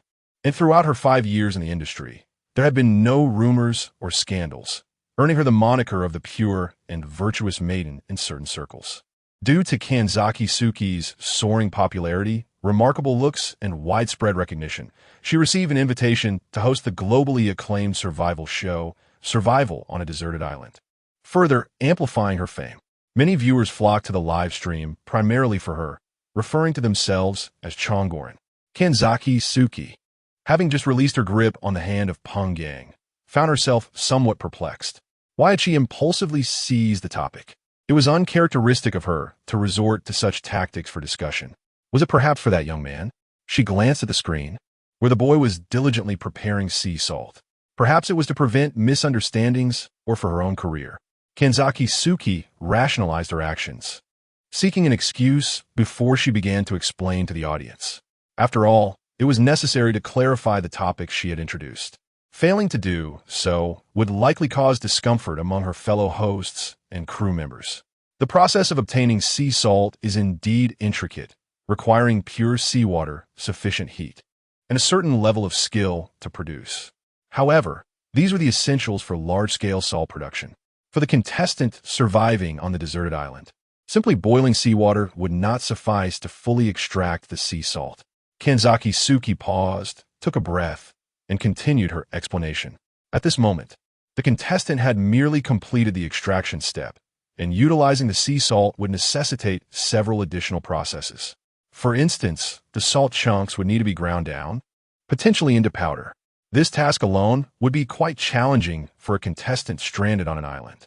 Upon concluding her explanation, Kanzaki Suki sighed in relief and turned to the screen displaying the audience's comments, eager to gauge their reactions. However, the comments revealed a stark contrast to her expectations. The viewers seemed indifferent to her explanation and instead focused on her implied support for Xuan. Although not overtly apparent, many discerned a sense of advocacy within her words. In an instant, the live chat erupted with excitement. Is Sister Suki showing support? I'm taken aback. I'll toast to that. Sister Suki is actually defending a man? Could it be she's in love? What? Sister Suki is in love? That's impossible. Absolument impossible. Sister Yu has fallen in love, marking the end of my youthful days. A throng of viewers fervently inundates the screen with comments, resolutely asserting that the Chinese will never concede defeat. Observing the discordant barrage of messages on screen, Kanzaki Yu finds herself somewhat bewildered. She is uncertain as to why she has voluntarily engaged in this topic of discussion. Perhaps it is admiration for the ability to thrive so comfortably on this deserted island. After all, since the inception of survival shows set on uninhabited islands, even those men who boast of being at the pinnacle of the food chain have withdrawn within 6 months of participation.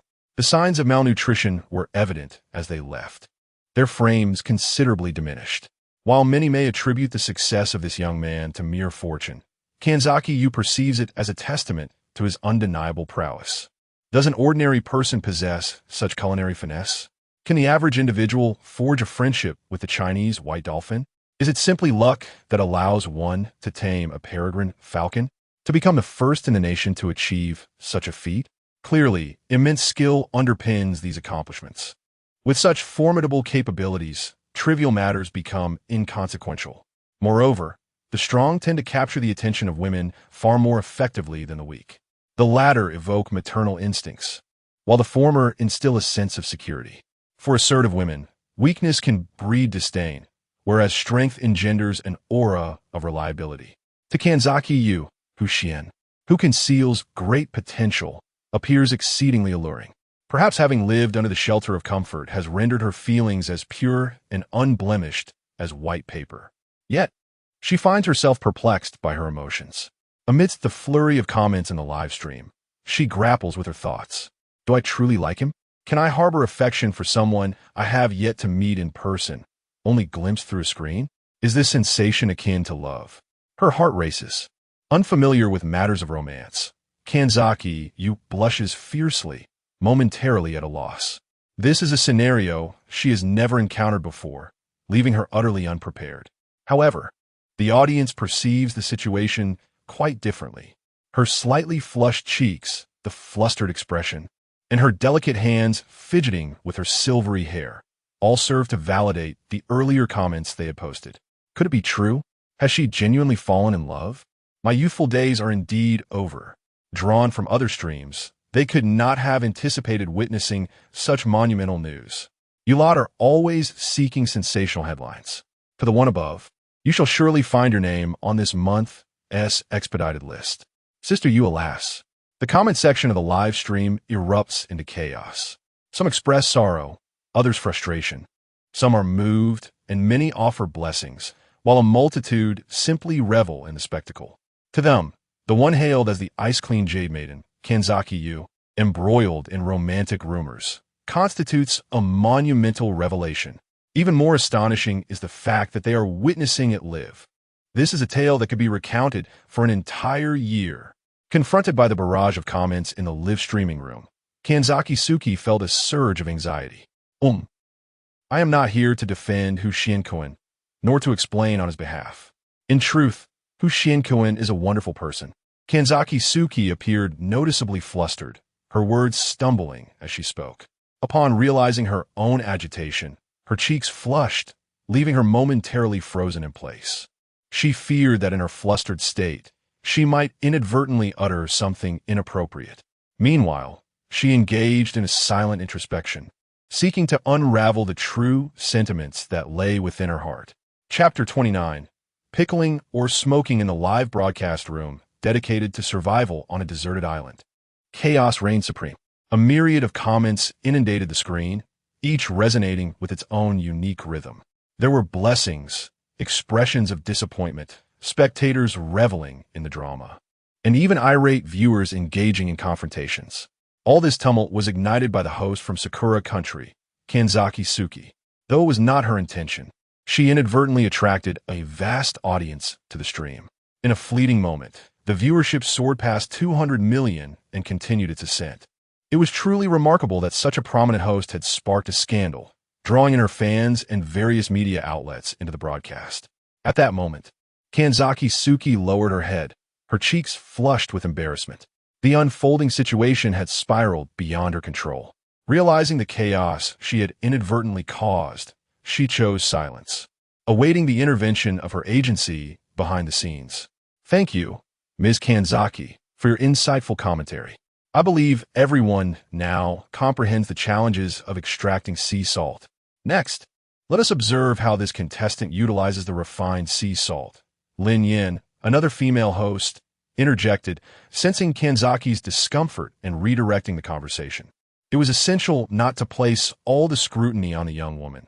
The focus needed to shift to a different target.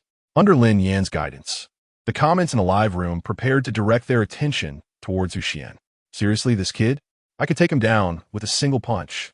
Got it. You're going to take on 10 this time, right? Actually, upon closer inspection, this guy isn't half bad looking. I don't care. He stole my girlfriend, and that's unforgivable. Step aside. Suki is mine. Wow, is this what they call a... As some viewers began to notice Xian's decent appearance, the tone of the comments shifted. Typically, a homebody would not be expected to possess striking looks. However, after enduring several days of trials on the island, the once boyish face now bore the marks of burgeoning maturity. The upheaval in his family life and the drastic change in his circumstances had also transformed his mindset. Consequently, the once pale visage that suggested a sheltered existence now exhibited traces of resilience, embodying the essence of masculinity that many women found appealing. With this newfound aura, the previously frail youth appeared somewhat radiant in their eyes. Engrossed in his study of sea salt, Xuan remained oblivious to the external commotion. He was unaware that he had unwittingly become a global sensation, nor that he had etched himself into the memories of countless individuals.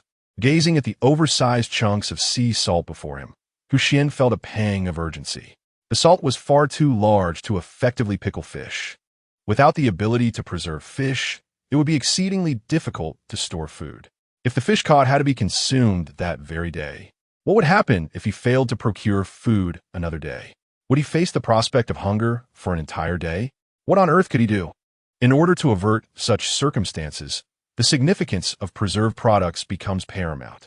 On an uninhabited island devoid of refrigeration, the most effective methods for food preservation are limited to two: smoking and pickling. The former necessitates a considerable heat source, which poses challenges on this relatively small island. Considering the prospect of surviving here for an entire year, relying solely on smoking is far from an optimal choice. Despite the island's modest dimensions, it does not eliminate the potential dangers posed by venomous insects and other threats. The process of smoking food generates a pronounced aroma that radiates over considerable distances, effectively signaling to nearby creatures that sustenance is available. Not all animals are satiated. Indeed, those that are starving pose a greater danger than their well-fed counterparts. A famished creature can be likened to a cornered beast, trapped on this diminutive isle, uncertain of his own capabilities and only harboring vague suspicions. Xuan is reluctant to put himself to the test. Life is singular. Once extinguished, it cannot be reclaimed. Even with the advantages of a system, he lacks the ability to resurrect. At present, he is ill-equipped to confront the threats posed by toxic insects. With the option of smoking eliminated, only one path remains: pickling. In contrast to the pervasive aroma unleashed by smoking, which accentuates the food's inherent flavors, pickling tends to subdue them. While some scent is unavoidable, the majority is masked by the briny essence of sea salt. This salt, unmistakably redolent of the ocean, is familiar to those who dwell on a small island. Having been born and raised here, and destined to meet his end in these very waters, Xuan is well acquainted with the scent that wafts daily on the sea breeze. Harberin notrepedaschen. This flavor, deeply ingrained in his existence, does not evoke any associations with danger. For the preservation of life and sustenance, it is indeed a commendable choice.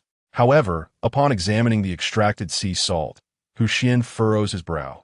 The salt he has obtained is utterly unsuitable for pickling. Yet, he finds himself unable to leave, compelled to find a way to reduce the oversized salt blocks. Fortunately, the cave is abundant with fragments of stone. After collecting a few moderately sized rocks and rinsing them in a pool, he places them by the fire, awaiting the heat to evaporate the moisture from their surface. It is crucial that the stones remain dry during the salting process, for if the sea salt encounters water, it will dissolve, diminishing the already scarce supply. While waiting for the stones to dry, Xuan remains industrious, taking the opportunity to resume crafting a windbreak he had previously paused to examine the extracted salt. Once completed, it will provide some warmth through the night. The evening breeze was undeniably chilly. Following the previous steps, Xuan once again propped up a coconut tree branch and inserted it into the earth. With several successful attempts behind him, Xuan swiftly planted the remaining coconut tree branches into the ground and secured them with vines. After gently testing the stability of the makeshift screen formed by the branches to ensure it remained upright, Xuan felt a sense of relief. The windbreak was now complete, allowing him to sleep soundly through the night. At this moment, he could fully concentrate on the extraction and grinding of sea salt. Once the sea salt was processed, he could proceed with food preservation, ensuring sustenance for an extended period. The mere thought of it was a source of great comfort. Chapter 30. Engaging in a relationship? As time passed, the remnants of moisture on the stones placed beside the fire gradually evaporated. Meanwhile, the coconut shells atop the fire pit emitted a rising steam, revealing faintly some somewhat coarse crystals within. After delicately extracting these crystals from the coconut shells, Xuan gathered the sea salt he had accumulated from 2 prior extractions. He then removed the 2 stones, which still bore traces of warmth from evaporated moisture, and placed them on the ground. Xuan intended to utilize one of these stones as a grinding stone to pulverize the coarse sea salt. He took a portion of the sea salt and laid it atop the stone. Subsequently, he picked up the other stone and placed it over the sea salt, resembling a sandwich, albeit one formed not by 2 slices of bread, but by 2 stones. At the moment the stones pressed together, Xuan distinctly felt the sea salt between them beginning to crack, a promising sign. Sensing the salt's rupture lifted Xuan's spirits, prompting him to grind the sea salt with greater vigor. Before long, the friction between the stones diminished significantly. Raising the upper stone, Xuan beheld the once sizable chunks of sea salt reduced to granules, scattered across the stone like a myriad of stars across the night sky. After meticulously collecting all the freshly ground sea salt, he approached the edge of the water pool and retrieved the fish net he had submerged there the previous night. Within the net, the fish he had knocked unconscious was now lifeless. Fortunately, Xuan had already prepared the fish for preservation the night before. Fish caught from the sea struggle to survive in freshwater for more than an hour. Xuan was acutely aware that from the evening until the next day, the extraction of sea salt would take at least 8 hours. Without taking necessary precautions, the fish would inevitably spoil before he could obtain the salt, rendering it unfit for consumption. Upon confirming that the prepared fish showed no signs of decay, he laid it upon the stone he had just used for grinding salt. The stone, having been recently removed from the fire, retained a residual warmth. The previous grinding had already imparted some heat to the surface, and now, as the fresh fish was placed upon it, it emitted a subtle aroma, reminiscent of fish being grilled. Sprinkling the freshly ground sea salt over the fragrant fish, the salt fell like delicate snowflakes, integrating into the flesh. During the preparation the previous evening, Xuan had made several incisions along the fish's body. These cuts now served as prime spots for seasoning, allowing the salt to penetrate more easily into the fish's interior, aiding in both preservation and flavor enhancement. After salting one side, Xuan gently massaged the fish, ensuring the salt permeated throughout. He then flipped the fish over to commence seasoning the other side. Following the method used for marinating the fish previously, Xuan effortlessly prepared the other side of the fish with salt. Observing the fish on the stone, both sides seasoned to perfection, Xuan felt quite pleased. After successfully marinating one fish, he turned his attention to the other several fish yet to be cured. The sea salt he had extracted earlier remained abundant after seasoning one fish, considering the distinction between sea salt and table salt. The amount required for a single fish was not excessive. The 2 extractions of sea salt were sufficient for Xuan to marinate all the remaining fish. On the stone, he replicated his earlier technique and swiftly completed the marination of the remaining fish. With one successful marination under his belt, the process for the others did not require much effort. In no time, the marinated fish lay neatly in a row on the stone. Lacking suitable tools, Xuan used vines to bind the tails of the marinated fish, suspending them upside down from the coconut tree branch he had previously buried. After hanging several salted fish, the branch showed no signs of strain, standing firm as ever. Pleased with the unyielding branch despite the added weight of the fish, Xuan nodded in satisfaction. Observing Xuan skillfully marinating the fish and hanging them on the coconut tree to dry, the host from Sakura country, Kanzaki Suki, merely glanced with a blush, choosing not to speak. At that moment, it was not appropriate for her to contribute further. Noticing Kanzaki Suki's discomfort, the host from Huaxia, Lin Yin, took the initiative to steer the conversation. It appeared that this contestant was quite adept in his actions, likely due to extensive experience. Indeed, according to the information provided by the organizers, this contestant had spent several years at home without living with his parents and rarely ordered takeout. The male host from Huaxia, Peng Gang, concurred, noting that during those years, he had lived alone, bearing the burdens that a young person should not have to endure. Peng Gang felt a twinge of sympathy for Xuan's plight. Having not seen his parents for years, this young man had accumulated substantial debt. Compelled to join a survival program on a deserted island, seeking a glimmer of hope. This somewhat tragic background evoked a sense of sorrow among the viewers in the live broadcast. I always believed my own struggles were great, yet this is true hardship. Indeed, one cannot compare experiences among individuals. My heart aches for this young man, who, despite his youth, bears burdens beyond his years. Previously, I felt discomfort watching his struggle for survival, but now I understand. Gifts are sent in support. I too am sending a gift as an expression of sympathy. The barrage of comments in the live chat flowed steadily, not vastly different from before. However, it was evident that the contributions far exceeded the typical level expected for a contestant, especially following the surge in viewership after the Kanzaki Suki scandal. Some fans, enamored with the idea of a romantic pairing, naturally regard Shinzaki Yu and Xuan as a couple to support. These individuals are more than willing to contribute financially. Observing the incessantly scrolling list of gifts on the adjacent screen, Shinzaki Yu cannot help but feel a sense of joy. According to the contract established by the organizers, a significant portion of the donations received during the live competition will be allocated to the respective participants. The substantial influx of gifts serves as a considerable boon for the young man depicted on screen. Now, let us turn our attention to the circumstances of the other contestants. Lin Yin smiled, signaling to the staff to switch the screen. Chapter 31. The weekly sign-in gift pack. Fivefold resilience. In the depths of the forest stood a woman, her appearance somewhat disheveled. Her attire, once a sleek and professional ensemble, was now tattered and marred with patches of black mud, hinting at a faint green hue beneath the grime. She bore an air of disarray, yet her eyes, fierce and predatory, conveyed an unwavering determination devoid of despair. At that moment, Fu Hua concealed herself within the underbrush. Not far away, a wild boar rampaged, wreaking havoc upon the trees of the forest. It appeared that this contestant was in a perilous situation, prompting us to delve deeper into the unfolding drama. Peng Gang, the male host from Huaxia country, recognized the gravity of the live broadcast dire scenario and seized the opportunity to capture the audience's attention. What could be more compelling than the plight of a beautiful woman in distress, stirring concern among viewers? The production team, attuned to Peng Gang's intentions, showcased the woman's earlier tribulations in a corner of a live stream. Fu Hua had, on the first day, encountered a bear, which resulted in her going without meat throughout the day.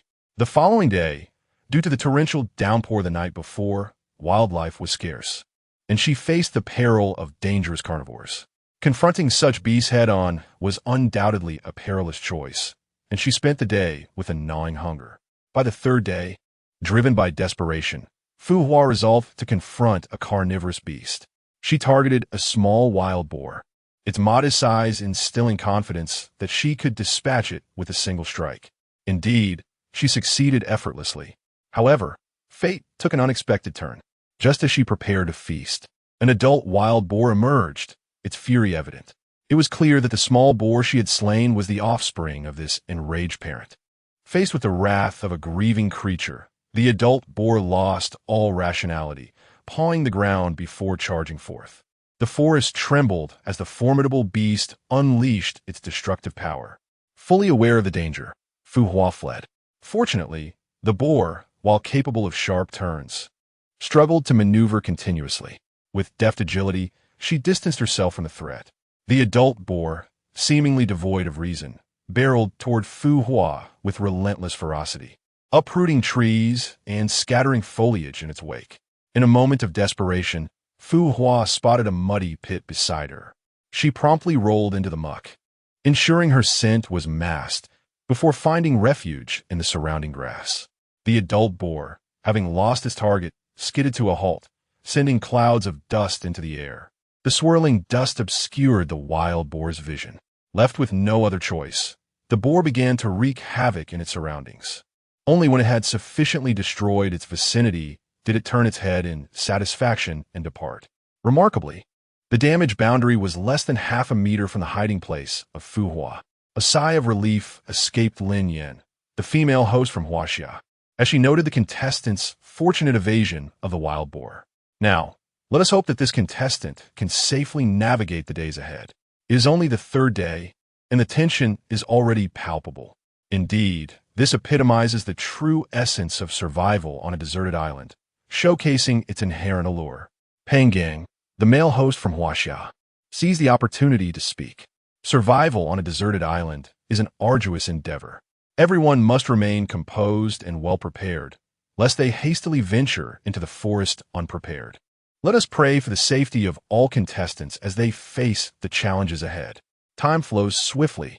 The morning sun filtered through the foliage, casting its golden rays into the cave. Xuan awoke, his eyes still hazy, marveling at the dawn of a new day. The first order of business, as always, was to check in. Congratulations, host, for successfully signing in for a week. You have received a mid-cycle gift pack, a 5-fold enhancement of overall physical attributes. Listening to the cold voice of the system resonating in his mind, Xuan couldn't help but reflect.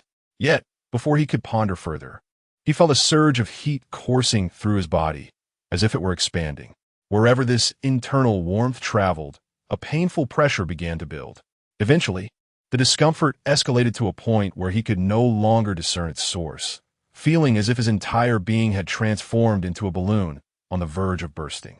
Aware that this was a manifestation of the system enhancing his physique, Xuan gritted his teeth, determined not to reveal any signs of distress. A glance at the drone hovering above revealed it remained as stationary as ever, showing no significant changes. Xuan was left to silently endure the pain, which felt as though it could erupt at any moment. The intense discomfort nearly caused him to faint several times, yet his resilient spirit compelled him to persevere. Indeed, the cost of such profound enhancement was substantial. Xuan managed a wry smile. Fortunately, the ordeal did not last long, merely around a minute. As the pain subsided, he collapsed to the ground. Though he could now sense a remarkable increase in his strength, his mental fortitude had waned significantly during the struggle. He felt utterly drained, as if that fleeting minute had stretched into an entire day. As the ancients said, a day can feel like a year. For me, each moment feels like a day. Such is the wonder of it all, Xuan mused with a hint of self-deprecation. Once he regained a modicum of strength, he slowly sat up. Previously, His garments were drenched with sweat due to pain, and now he perceives a sticky substance beneath the fabric. This is likely a result of the impurities expelled from his body as he endeavors to enhance his physical condition, leaving Xuan feeling quite uncomfortable. Reflecting on the drone's inability to capture and broadcast personal privacy, Xuan promptly shed his clothing and leapt into the freshwater pool.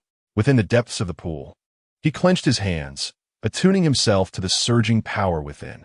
Subsequently, Xuan gently flicked his fingers against the muscles of his hands. Though subtle, he could sense an explosive strength residing within. Thanks to the density of his muscles, Xuan distinctly felt an enhancement in his body's defensive capabilities. Chapter 32.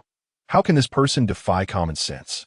Xuan attempted to lift a stone from the bottom of the pool and was astonished to find that he could effortlessly raise it above his head with considerable ease. This stone, by rough estimation, weighed no less than 100 pounds. Yet now, he was able to hoist it with such simplicity. His strength had undoubtedly increased significantly. Reflecting on this, Xuan could not help but exclaim in wonder. This week had flown by. Unbeknownst to him, he had adapted to life on the deserted island. Xuan silently thought. Check the panel. A display reminiscent of a game interface materialized before him. Host: Xuan comprehensive physique, elite special forces skills, 10-fold luck value. Affinity increased 20-fold, 5-fold improvement in physical qualities, basic wilderness bandaging skills, basic animal communication abilities, basic trap-making skills, basic sewing techniques. Items. None. Gazing at the panel's data, Xuan smiled. Unconsciously, he had grown considerably stronger. Over the past week, his footsteps had traversed the entirety of the small island, leaving his mark everywhere. Initially, while exploring the island, he had been cautious, never letting go of his engineer's shovel. However, after circumnavigating the island, he discovered that there were no signs of large animals inhabiting it. Not even traces of venomous insects or snakes could be found. It could be said that on this island, only Xuan and a peregrine falcon existed, two beings cohabiting this remote land. Without natural adversaries, only food and other resources remained. For those seeking survival on a deserted island, this place was indeed a paradise, a veritable utopia. Yet, as the weather grew colder, the sunrise arrived later each day. Xuan surmised that autumn was approaching. At this juncture, acquiring additional clothing to prevent illness became paramount. However, apart from himself and the peregrine falcon, no other animals inhabited the island. Even if he wished to procure fur, there was no source available. Consequently, Xuan began contemplating ways to return to the main island. Due to the basic animal communication ability he acquired from signing in on Thursday, his relationship with the white dolphin, which had been frolicking near the island, deepened. At times, he could ride on the dolphin's back, gliding across the ocean together. The bond between man and dolphin grew rapidly, eliciting envy from many viewers in the live stream. After all, riding such a rare creature, the Chinese white dolphin, was not something just anyone could achieve. Even the wealthiest individuals, with their considerable resources, would find it difficult to replicate such an experience. During their numerous excursions, Xuan and the white dolphin made a pact. Whenever Xuan whistled, the dolphin would come to his side. The harmonious coexistence between humanity and nature was particularly evident in the bond shared between Xuan and the dolphin. Perhaps it is the blessing of fate, for the World Animal Protection Association has once again received a substantial influx of membership applications. Upon investigating the reasons for joining, many individuals cited their inspiration from survival shows set on a deserted island. The World Animal Protection Association is certainly no stranger to this program, which annually witnesses the tragic demise of numerous wild animals. Naturally, the association harbors a disdain for such a show. However, upon hearing the recent news, they were compelled to watch it themselves. It was then that they discovered Xuan, who was harmoniously interacting with animals. The entire World Animal Protection Association was taken aback. Despite their unwavering commitment to safeguarding animals, witnessing such a remarkable and harmonious coexistence with wildlife was unprecedented. It was truly a unique occurrence, without precedent or successor. The association resolved to recruit this extraordinary young man at any cost. Observing the footage of him engaging with dolphins, the president of the World Animal Protection Association, declared. With this young man, it is akin to having a constant advertisement for our organization, promoting the harmonious relationship between humans and animals. He embodies the feasibility of animal protection, a symbol of hope. At that moment, the drone's lens did not focus on Xuan in the freshwater pool, but rather on a nearby peregrine falcon. As a cherished species and one that had long interacted with Xuan, the falcon had garnered considerable attention. After all, it was the first trained peregrine falcon in China, making it quite valuable. Perhaps due to the medicinal treatment it had received, the falcon had fully recovered within just a couple of days. For the subsequent 2 days, it followed Xuan closely, soaring in the skies. Whether Xuan was frolicking with the white dolphins or observing from a distance, the falcon's miraculous recovery left experts in the live stream astounded, feeling as if their knowledge had become irrelevant. It was utterly astonishing. How could one person be so exceptional, and their companion animals so extraordinary as well? Is this a case of a person attaining enlightenment, causing all around them to rise? Logically, an injury of that nature should require at least a week, if not a month, to heal. Yet here it was, merely 3 to 4 days later, capable of running, jumping, and even flying. Is there no justice in the world? However, the peregrine falcon remained unaware of the spectators' thoughts outside the live stream. During its time sheltered by Xuan, it had grown accustomed to the presence of drones. Now, seeing the drone capturing its image, it tilted its little head, displaying a look of curiosity that instantly melted the hearts of countless viewers. With its small head and large, questioning eyes, the audience couldn't help but exclaim, "Little one, do you have many questions?" The adorable falcon tilted its head in such an endearing manner. "I wish to raise one." Yet the onlookers were reminded, "Do not be foolish. This is the first trained peregrine falcon in China." Indeed, such thoughts were fanciful. Even the host within the live broadcast seemed to be utterly enchanted by the adorable falcon. "Ah, how delightful. I yearn to have one at home as well." Lin Yin, the female host from Huaxia, gazed at the screen, her head tilted slightly, her eyes sparkling with wonder at the falcon's puzzled expression. Indeed, such a spirited falcon is a rarity in this world. Beside her, Peng Gang, the male host from Huaxia, nodded in agreement. To be candid, were it not for his gender, Peng Gang would have eagerly expressed his desire for this magnificent falcon. An avian so full of vitality. It is irresistible to any animal enthusiast. Such a beautiful creature deserves to be cherished. Having resolved the rumors surrounding her, Mizuki Kanzaki, the female host from Sakura Country, returned to the program, her gaze fixed on the falcon on screen, revealing her own yearning. Adorable animals possess an immense charm, particularly for women. Especially for someone like Mizuki Kanzaki, hailing from Sakura Country, such cute beings are utterly irresistible. While it is all in good fun, let us not forget, one must not venture to capture them, as that would be unlawful.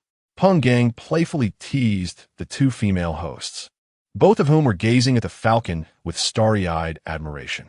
Chapter 33, headlined as Xuan observed the peregrine falcon tilting its head to gaze at the drone's camera. A subtle smile graced his lips.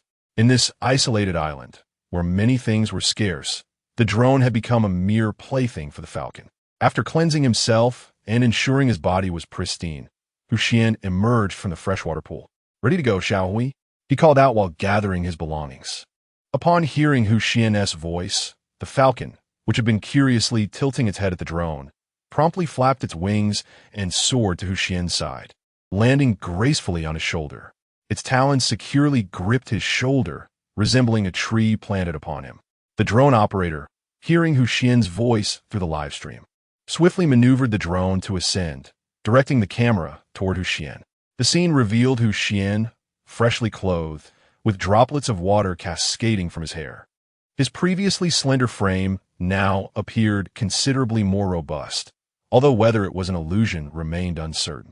The image of the handsome young man, just out of the bath, graced the live stream. It seemed that this contestant's physique had improved significantly.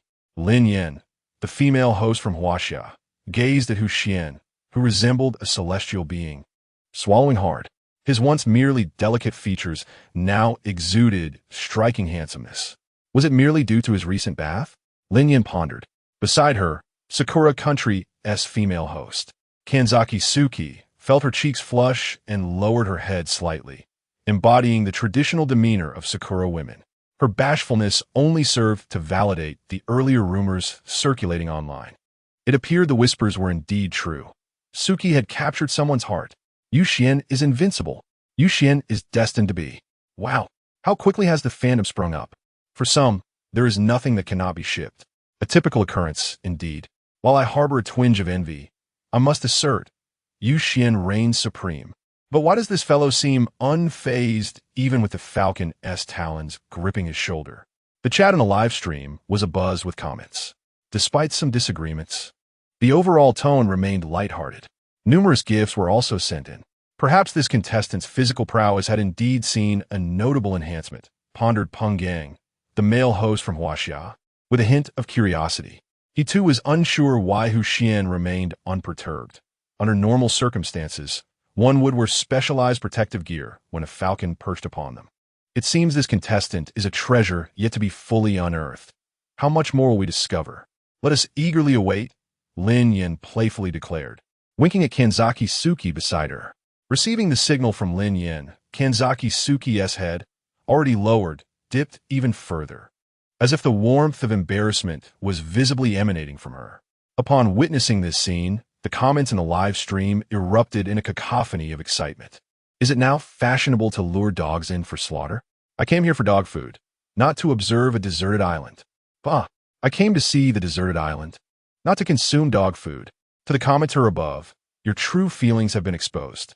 What shall I do? I've indulged in lemons. How are you so adept at this? Just how many lemons have you consumed? The individual above should be dragged out. There's no saving them. Let them await their demise. In a live stream, Xuan was utilizing a newly crafted net to secure the salted fish he had prepared days prior. Today, he intended to leave this island and return to the mainland. Having made prior arrangements, Xuan had prepared a net specifically for storing the salted fish. Furthermore, he had caught extra fish and extracted sea salt in recent days to cure even more fish. These salted fish would serve as his first sustenance upon returning to the mainland, especially since he was not well acquainted with it. The abundance of food there and the ability to find sustenance remained uncertain. However, with the assistance of the peregrine falcon and his enhanced physical prowess, Xuan felt confident. Typical beasts would pose no challenge to him, provided they were not large predators. Possessing such confidence, he dared to take the step back to the mainland. Alongside the net for the salted fish, Xuan had also bound several coconuts to his person. After all, the availability of fresh water on the island was equally uncertain. With coconuts in his possession, he was at least somewhat prepared. Ultimately, Xuan equipped himself with the 3 items he had selected at the beginning of the program and prepared to leave the cave he had inhabited for nearly a week. This place would serve as a fallback for him in the future. Casting a reluctant glance at the cave, Xuan slung his sleeping bag over his shoulder, secured the coconuts around his waist, and carried the net as he departed. It was as if the peregrine falcon was guiding his path, soaring into the sky and circling nearby. As Xuan walked slowly toward the beach, he recalled the agreement made with the white dolphins to meet near the coastal waters today, to prevent the fish in the net from spoiling due to seawater. Xuan whistled, both summoning the white dolphins and calling the circling falcon to descend. After gently stroking the falcon resting on his shoulder, he handed over the net. The falcon grasped it in its talons and ascended into the air, resembling a bird on the hunt. While Xuan observed the falcon soaring above, he heard the call of dolphins nearby. The white dolphins breached the surface, creating a spray of water. Indeed, they had arrived. Seeing the white dolphins approach, Xuan, with his sleeping bag and coconuts secured by vines around his waist, swam toward them. The resistance in the water was considerable. Yet thanks to the significant enhancement in his physical abilities, reaching the coastal waters did not deplete his stamina excessively. Upon reaching the coastal waters, Xuan gently caressed the head of the white dolphin beside him, then gracefully flipped over and mounted its back. The white dolphin immediately began to glide through the sea with Xuan riding atop, rising and falling on the surface like a noble fish knight. High above, a peregrine falcon observed Xuan below, emitting a series of sharp calls. Meanwhile, Viewers in the live broadcast marveled at the sight of Xuan riding the white dolphin and the falcon assisting with his belongings, their voices filled with envy. Riding a white dolphin and soaring with a falcon. Surely this is the idyllic life of a fisherman. In fact, many might argue that this surpasses the dreams of countless individuals seeking a life of leisure and contentment. Indeed, these are all cherished creatures, classified as national protected species. One cannot help but acknowledge the remarkable fortune of this individual. Perhaps he is truly a favored child of destiny. Outside the live broadcast, a group of animal experts, captivated by the enchanting scene unfolding on their screens, found themselves with mouths agape, as if they could fit a salted duck egg within. The spectacle presented was undeniably surreal. It is hard to fathom how humans, dolphins, and falcons could coexist in such harmony and natural grace, akin to long-lost friends reunited. It was simply staggering. Witnessing this harmonious tableau, the president of the World Animal Protection Association promptly made a decisive announcement. Everyone, commence filming or taking screenshots of this moment. We must select the most fitting image for our association. The chosen individual will receive an immediate promotion. In an instant, the members of the World Animal Protection Association were fervently capturing screenshots. The popularity of the survival live stream surged to unprecedented heights, even making headlines in the world's most prominent newspapers, becoming a sensational topic of discussion. Chapter 34.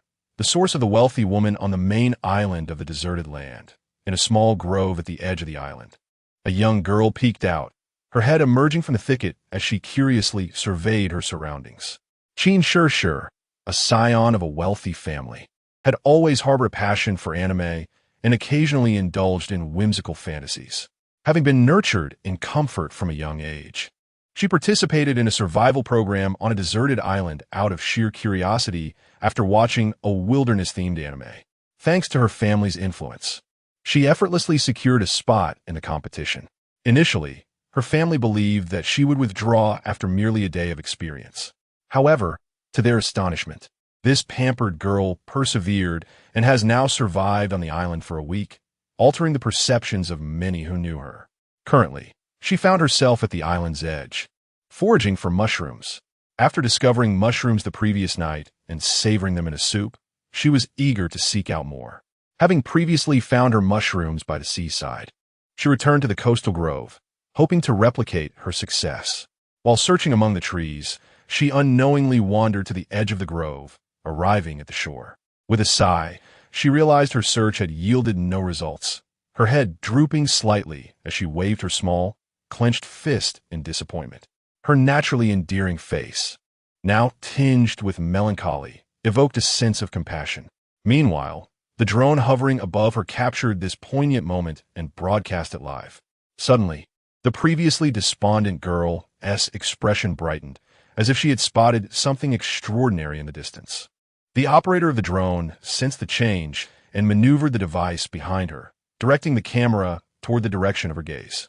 To their astonishment, a pod of dolphins frolicked in the sea, a breathtaking sight on this deserted island. Even more astonishing was the sight of a person riding one of the dolphins, a spectacle previously unseen in the live streams. The audience in her streaming room was left in utter disbelief. What was happening? How could someone be riding a dolphin? This was incredible. They were captivated, noting how startled Ying appeared. Those operating two streams simultaneously noted that the extraordinary individual belonged to the neighboring channel. Goodness, is such a person truly real? They exclaimed. Which room is that? Please share the details. It was the most popular stream of the deserted island survival program, prompting viewers to flock to the channel where Xuan was broadcasting. In the current live broadcast, Xuan gazes enviously at the faint silhouettes visible on the ocean surface. I must find him and have him reveal to me how he managed to ride the dolphin. Encouraging herself softly, Xuan turned around and departed with resolute steps from her original position. I must locate him promptly. If I delay, he may be lost to me. Driven by urgency, Xuan hurriedly navigated through the woods. Meanwhile, on the sea, Xuan, riding atop the white dolphin, could gradually discern the full expanse of the main island. Guided by the dolphin, he drew nearer to the island, experiencing a sensation markedly different from his previous visit. Merely a week had elapsed since he last set foot on this land, and yet everything felt transformed. In terms of physical condition alone, he was now vastly superior to the version of himself that had first arrived. Furthermore, he carried provisions and even had companions by his side. The contrast between his past self and the present was profound, almost as if they belonged to entirely different realms. Previously, he had arrived aboard a cruise ship, having only a superficial understanding of the island's nature. Now, after enduring the trials of the deserted isle, he returned, determined not to leave the main island in the same disheveled state as before. A resolute glint shone in Xuan's eyes as he rode the dolphin, gliding through the ocean, exuding an aura reminiscent of a king reclaiming his throne. How enchanting! Is he destined to become the sovereign of the seas? My dear Yaya has an extraordinary eye for talent. How wonderful! I too wish to sail upon the waves like this. An oceanarium, perhaps? I shall adopt a pod of dolphins. Yes, the Chinese white dolphin. Those upstairs must be in disbelief. Not to mention adopting. Even professional caretakers are few and far between when it comes to riding dolphins. The chat in the live stream surged with activity, as numerous viewers engaged through the medium of bullet comments. It seems that once again, he has brought us delightful surprises in such a short span. Truly a treasure of a young man. Observing the footage relayed by drones, Lin Yin, the leading lady of Huaxia, chuckled as she glanced at the nearby Shenqiyu. Since the previous scandal, every time something amusing or peculiar occurred with Xuan, it seemed to invariably involve Shenqiyu. As a renowned host from Sakura country, withdrawing from the survival live stream on the deserted island was evidently an unwise decision. Now, however, Xuan appeared to be on the verge of dominating the popularity of the entire survival program.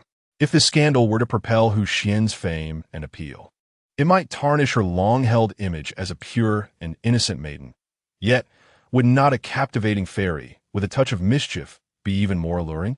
With such thoughts in mind, the company behind Shenqiyu refrained from issuing any negative responses, instead offering ambiguous statements that suggested a hint of publicity stunt, echoing the sentiment of Shenqiyu's agency. However, as a colleague working together in the live-streaming environment of survival on a deserted island, Lin Yin, sharing the same gender, keenly discerned that this young girl from Sakura country may indeed have developed feelings. It is rather amusing to tease the little girl in such a manner. Consequently, Lin Yin often playfully jested with Xuan about Kanzaki Suki. This adorable girl from Sakura country would invariably blush, lowering her head like an ostrich.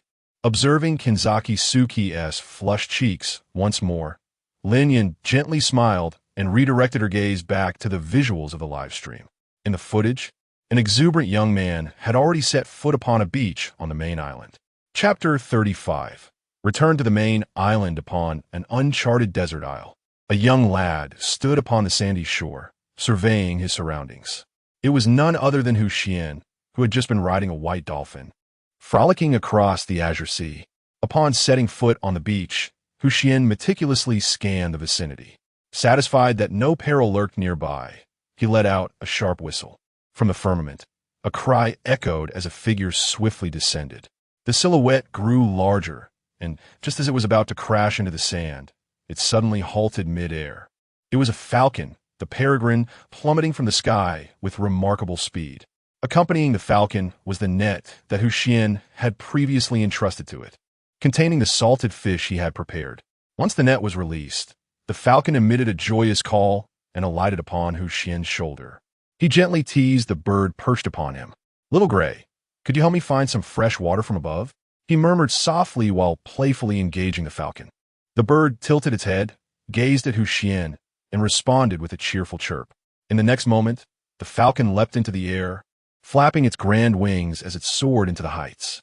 Unbeknownst to many, the young man possessed such an extraordinary ability to communicate with the falcon.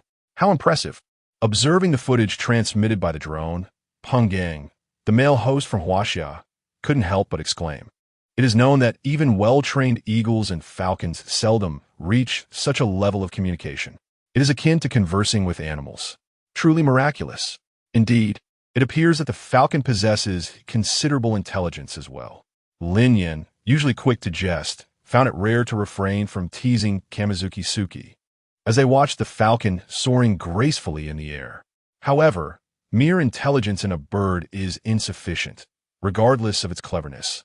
It remains just a bird and should not comprehend human language.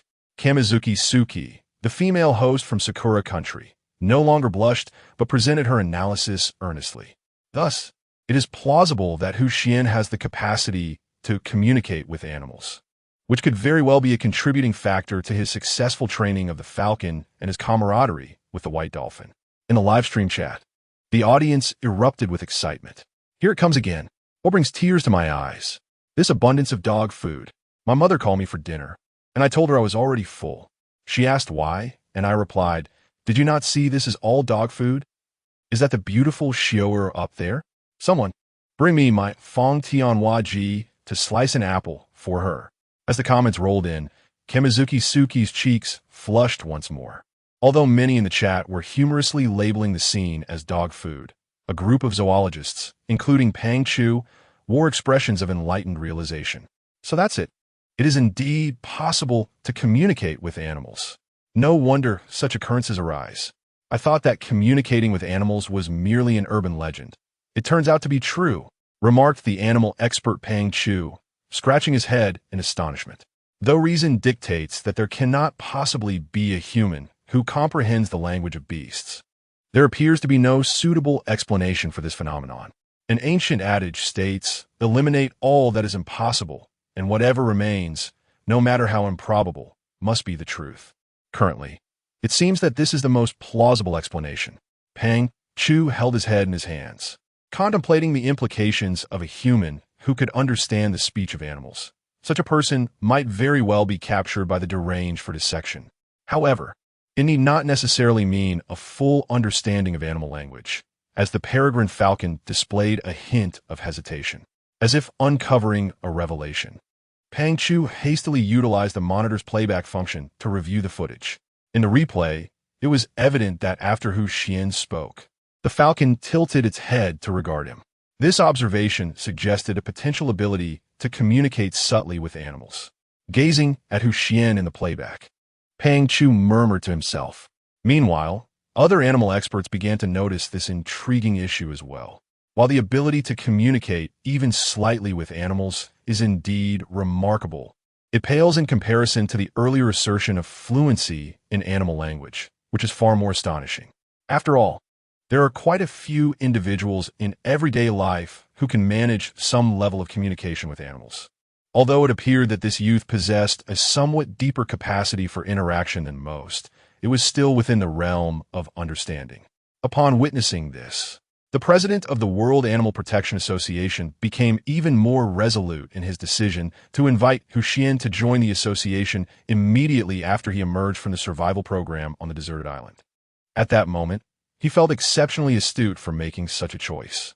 This would mark the first step toward coexistence between humanity and animals, a step of paramount importance. Meanwhile, Xuan on the deserted island remained blissfully unaware of the significant stir his actions had caused in the outside world. After instructing the falcon to soar above in search of fresh water, Xuan began to scrutinize the sandy beach with great care. Carrying a net bag and coconuts proved to be quite disadvantageous for venturing into the forest. This fundamental knowledge was not lost on Xuan. Now, he needed to find a suitable place to securely store his belongings, considering that the aroma of the salted fish in the net bag might attract predators, endangering his precious food supply. He concluded that it was necessary to bury it. However, he could not choose a spot too close to the sea, lest the tides reveal his hidden treasures. The only viable option lay beneath the trees along the shore. Xuan cast his gaze towards the trees growing by the water's edge. Due to their natural growth in a coastal environment, these trees appeared somewhat uniform. Remembering the location might prove challenging later on. After careful selection, Xuan chose a tree with distinctive features and approached it.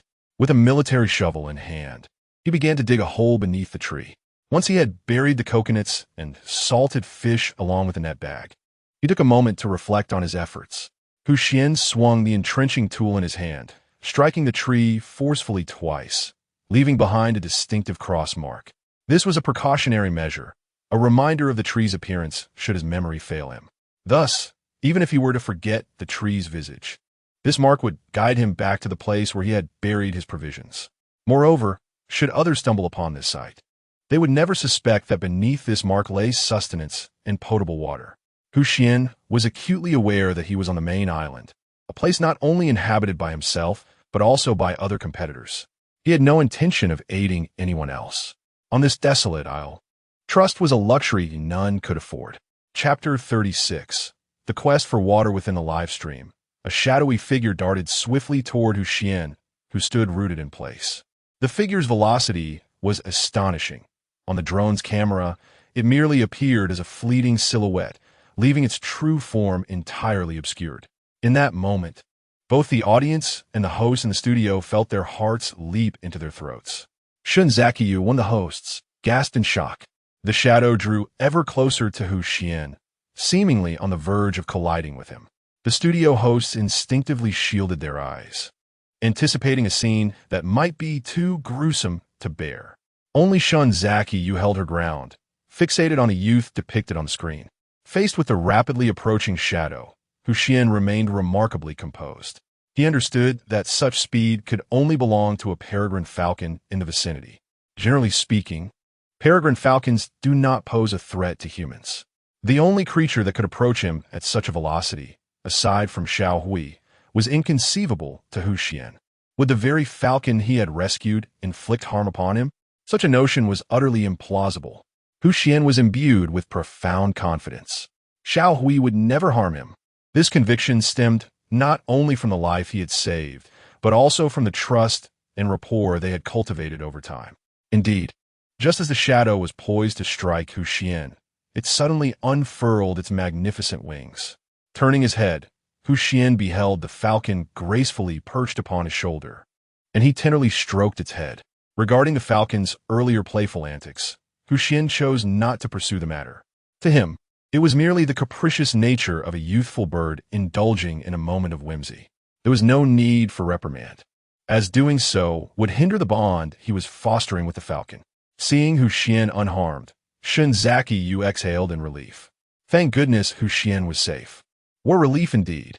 Despite the flicker of joy within her, Xuan maintained a facade of calm, clearing her throat to signal the other hosts to open their eyes.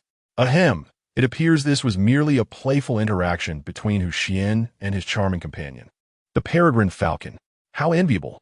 Upon hearing Xuan's explanation, the remaining hosts and some timid viewers in the studio cautiously opened their eyes. They soon realized that Xuan exhibited no signs of distress. Rather, a majestic bird had taken residence upon his shoulder. In an instant, the situation became clear. It was merely a playful exchange between a boy and his bird. Oh, it seems this contestant truly possesses remarkable fortune, having the same peregrine falcon as before. Their bond appears quite strong. Lin Yin, the female host from Huaxia, sighed with relief, gently patting her slightly heaving chest. Meanwhile, the barrage of comments in the live stream accelerated considerably. I knew this guy wouldn't easily fall. Just a prank, after all, a truly mischievous bird. If it were me, I'd have tossed it into the pot to see if it dared to scare me again. The individual above boldly challenges, go ahead, but remember, this is a nationally protected species. I assure you, the moment you capture it, someone will be there to investigate. With a lighthearted tone, he adds, come with us for a moment.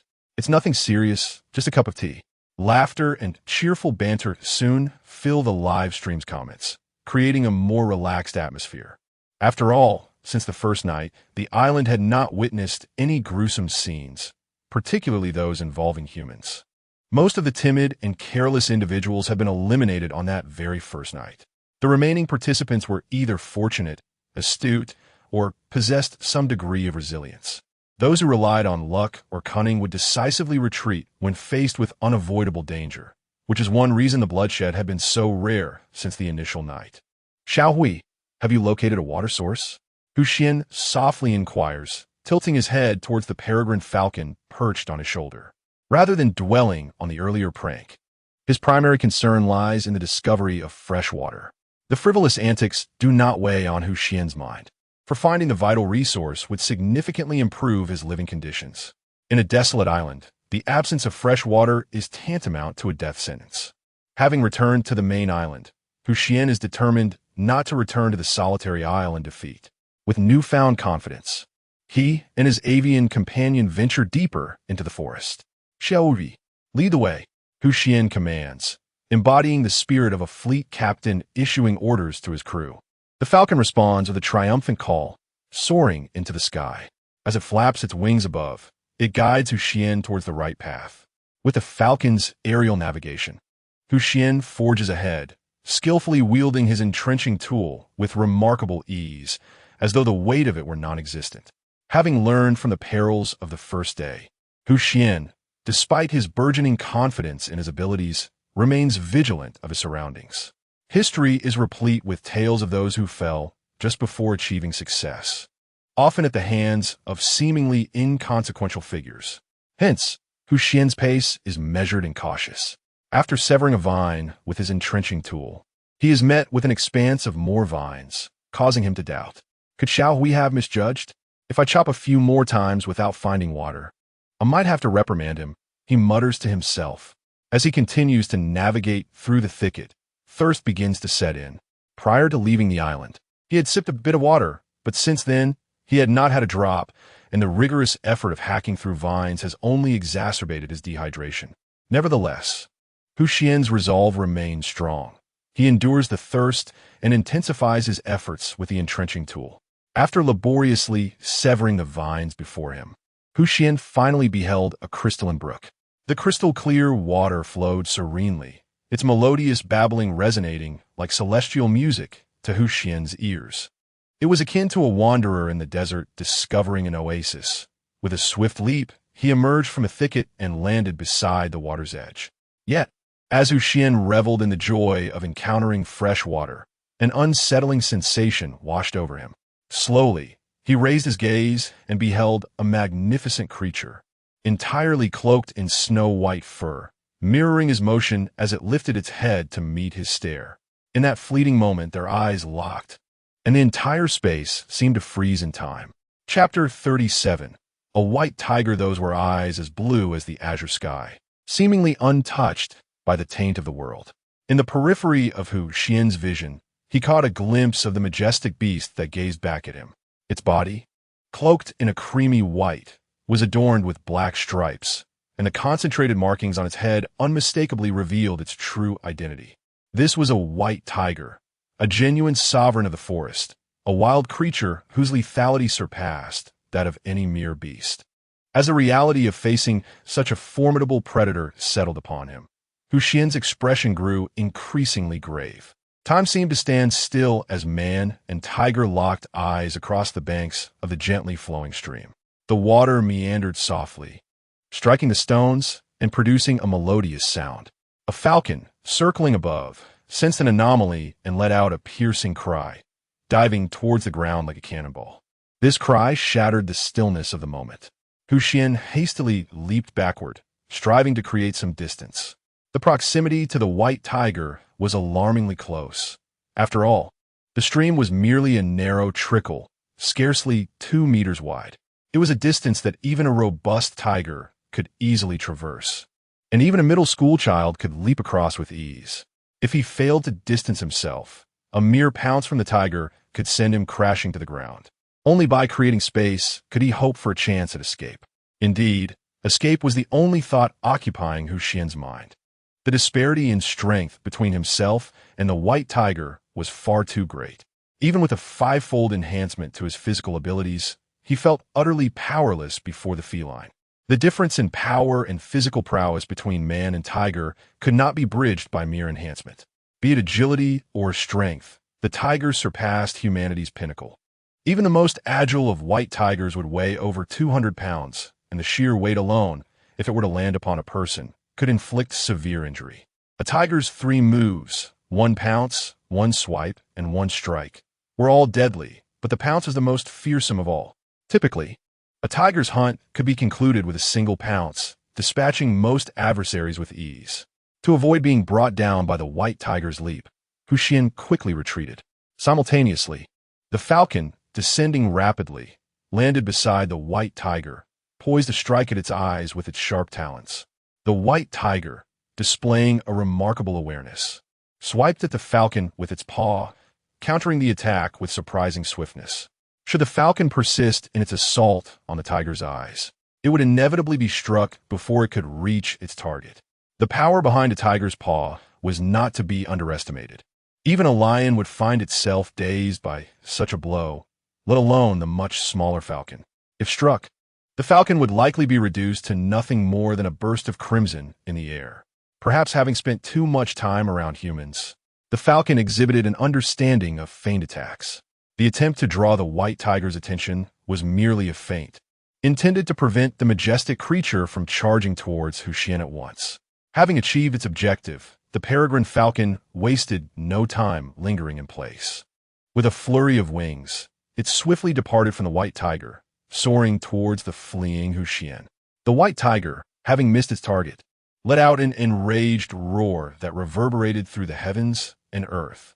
The power of its roar, reminiscent of a tiger's howl in the mountains, was no jest.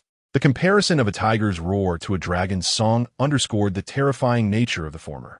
It was as if the very embodiment of the forest's sovereign emanated a formidable aura from its being. Witnessing the scene of the white tiger's ferocious roar, the audience in the live stream was left in utter shock. Was this truly the roar of a tiger? It was utterly fearsome. I feel inspiration surging. I must create a painting depicting the tiger's roar in the mountains. The might of the tiger's roar was indeed as terrifying as it seemed. When I first heard it, my mind went blank, leaving me feeling utterly ignorant. Looking at this, it seems this fellow is in peril. By the way, how exceptionally white is this tiger? What breed could it be? Ahem, let us take a moment for some expert insight. The common white tiger is often a mutant, simply an albino tiger with a snow-white coat. However, this particular white tiger bears black stripes, and as of now, only the Bengal white tiger fits this description. The Bengal white tiger is classified as a critically endangered species, with merely over 200 individuals remaining worldwide, and there exists only one wild Bengal white tiger. This could very well be the second wild Bengal white tiger ever discovered. In a live stream's chat, animal experts provided enlightening commentary. Upon witnessing the rarity of the white tiger in the footage, the audience felt a renewed sense of astonishment. Xuan's luck is truly beyond words. In the studio, Lin Yin, the female host from Huaxia, also noted the expert commentary in the chat. Regarding Xuan's fortune, she found herself at a loss for words. On one hand, it could be deemed unfortunate to encounter a wild Bengal white tiger, previously discovered only once in the world. Such a discovery could astonish the globe. On the other hand, it was indeed fortuitous, yet it occurred on a deserted island without any means to defend against the tiger's attack. It's truly a conundrum to articulate. Indeed, to encounter such a rare white tiger, and even come so close, might be a dream for certain fervent zoologists, who would likely consider it worth the ultimate sacrifice. The male host, Peng Gang, jested from the side. While he expressed concern for Xuan's predicament, he also felt a twinge of jealousy. After all, Peng Gang was an animal enthusiast himself, and the prospect of such close contact with a rare creature was beyond his wildest imaginings. A wild Bengal white tiger. Prior to this, only one had ever been discovered. The existing 200 or so Bengal white tigers are all descendants of that singular wild specimen. This highlights just how precious the wild Bengal white tiger truly is. To put it bluntly, the discovery of such a wild Bengal white tiger is nothing short of a global sensation. Even if it were to be auctioned, one could easily acquire a small nation. The value of world-class, first-class protected species is no laughing matter. However, Peng Gang harbored some concerns. Would Xuan be devoured by the white tiger? After all, much of the popularity of his current livestream hinges on Xuan. Should this young man be consumed by the white tiger, there is no doubt that the viewership would plummet. Let us all pray for Xuan's safe passage through this perilous crisis. The host from Sakura Country, Kanzaki Suki, voiced her sentiments, her fists clenched in fervent prayer. May Xuan remain unharmed, with her hopes held dearly. Kanzaki Suki gazed at the live footage streaming from the drone on the screen. Chapter 38. Different from imagination upon the desolate island, the white tiger roared fiercely. Nearby trees rustled, their leaves cascading down like whispers of the forest. A heavy atmosphere lingered in the air. The roar echoed, causing nearby creatures to scatter in panic, fleeing into the distance. In an instant, a tumult of wildlife ensued, and some competitors in the vicinity also found themselves in peril. Leaves drifted down, reminiscent of a duel between swordsmen in a period drama, heightening the tension. After the thunderous roar, the white tiger lunged towards Xuan's fleeing form. Despite Xuan's desperate flight, bolstered by a five-fold enhancement to his speed, he found himself unable to outpace the forest's apex predator. As the tiger closed in, a voice within Xuan incessantly urged him, "You cannot escape. There is no way out." Faced with this grim reality, he resolved to confront the beast head-on. In that pivotal moment, Xuan, seizing upon his augmented physique, pivoted mid-flight. Gripping his entrenching tool tightly, he swung it forward with a fluid motion, creating an arc of brilliance akin to a flash of steel. The advancing white tiger was momentarily repelled by the strike, halting a short distance away, its gaze fixed intently on the young man before it. With the tiger momentarily at bay, Xuan stood poised, muscles taut and senses sharpened. The enhancement allowed him to effortlessly channel the power within his body. As he focused intently on the white tiger, he sensed an immense reservoir of strength, akin to a limiter curbing his full potential. Even under restraint, the power surged within him, formidable and raw. For the first time, Xuan experienced the magnitude of his own strength. He felt confident that, if a stone were placed before him, he could shatter it with a single blow. Yet, despite this overwhelming power, it did not sway his mind towards arrogance. To bring about one's downfall, one must first incite madness. And once pride takes root, it is all too easy to descend into lunacy. Xuan did not believe himself capable of battling the tiger before him. He bellowed at the white tiger, attempting to craft an aura of ferocity around himself. Beside him, a falcon screeched in response, seemingly understanding Xuan's intent, joining in the intimidation of the tiger. Together, they roared defiantly, attempting to intimidate the beast into retreat. Yet, the white tiger remained undeterred, advancing gradually towards Xuan, closing the distance to less than 3 meters. In a sudden burst, the white tiger lunged at Xuan. With fierce determination in his eyes, Xuan prepared to swing his entrenching tool forcefully at the oncoming predator. As Xuan raised the engineer's shovel, poised to strike, the rudimentary ability to communicate with beasts he had recently acquired allowed him to sense the emotions of a white tiger. There was no trace of bloodthirst or negativity. Rather, it exuded a sense of joy. Joy.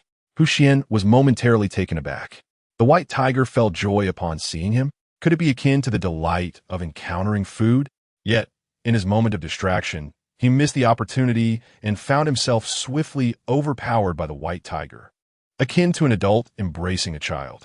The tiger easily pinned Xuan to the ground, its powerful paws pressing down on his shoulders.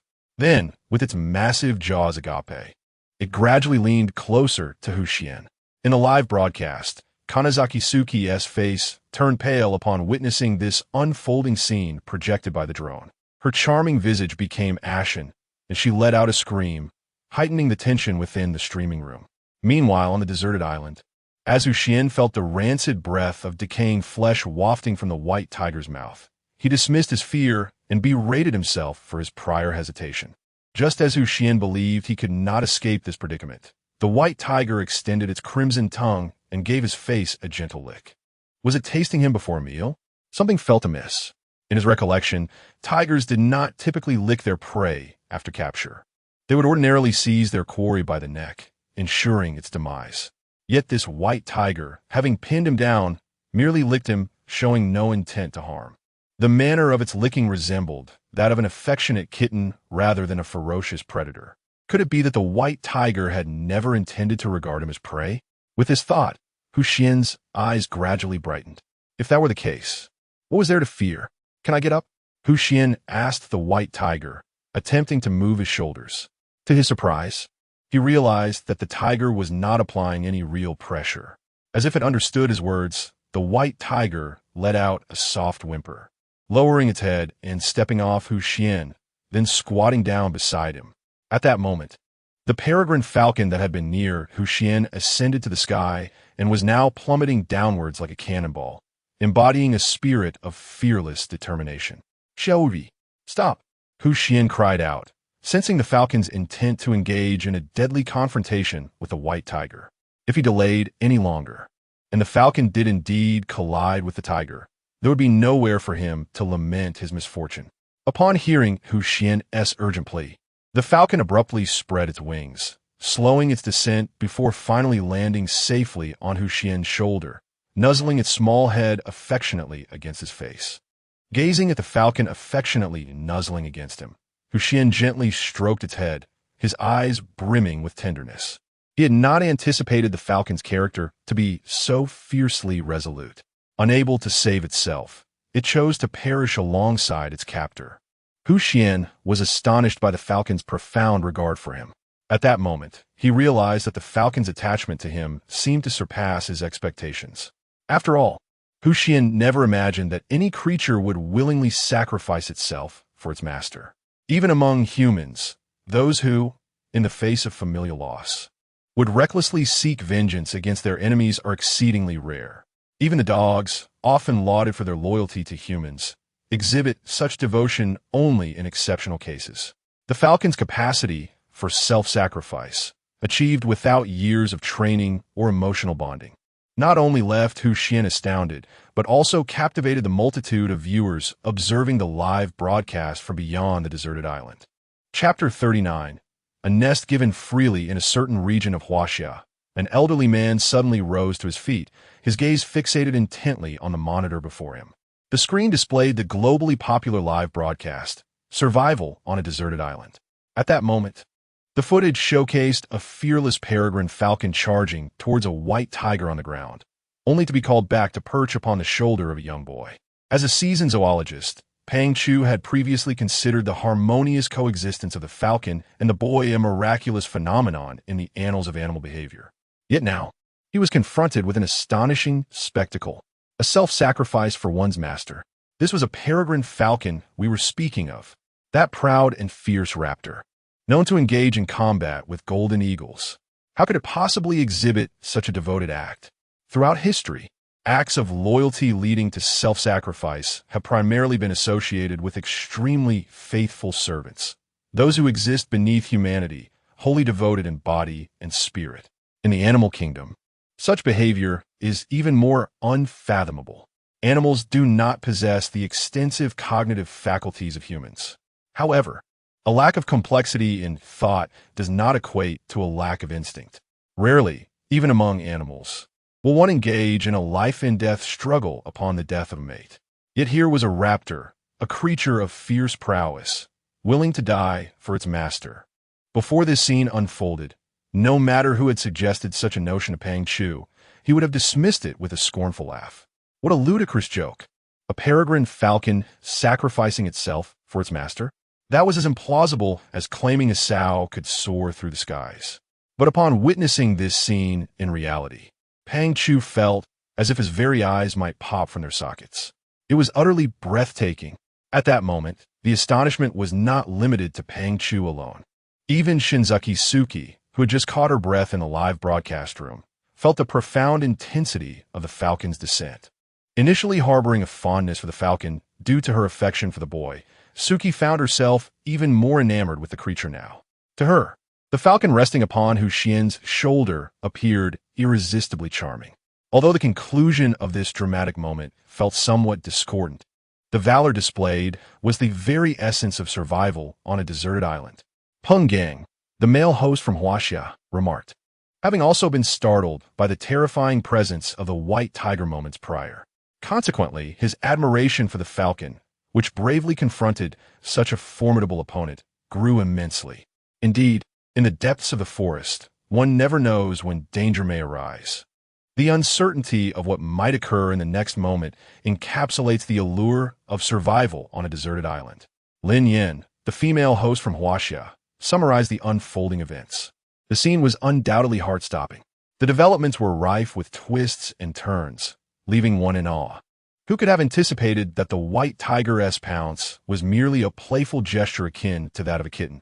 And who would have imagined that the peregrine falcon would charge forth with such an attitude of fearless devotion?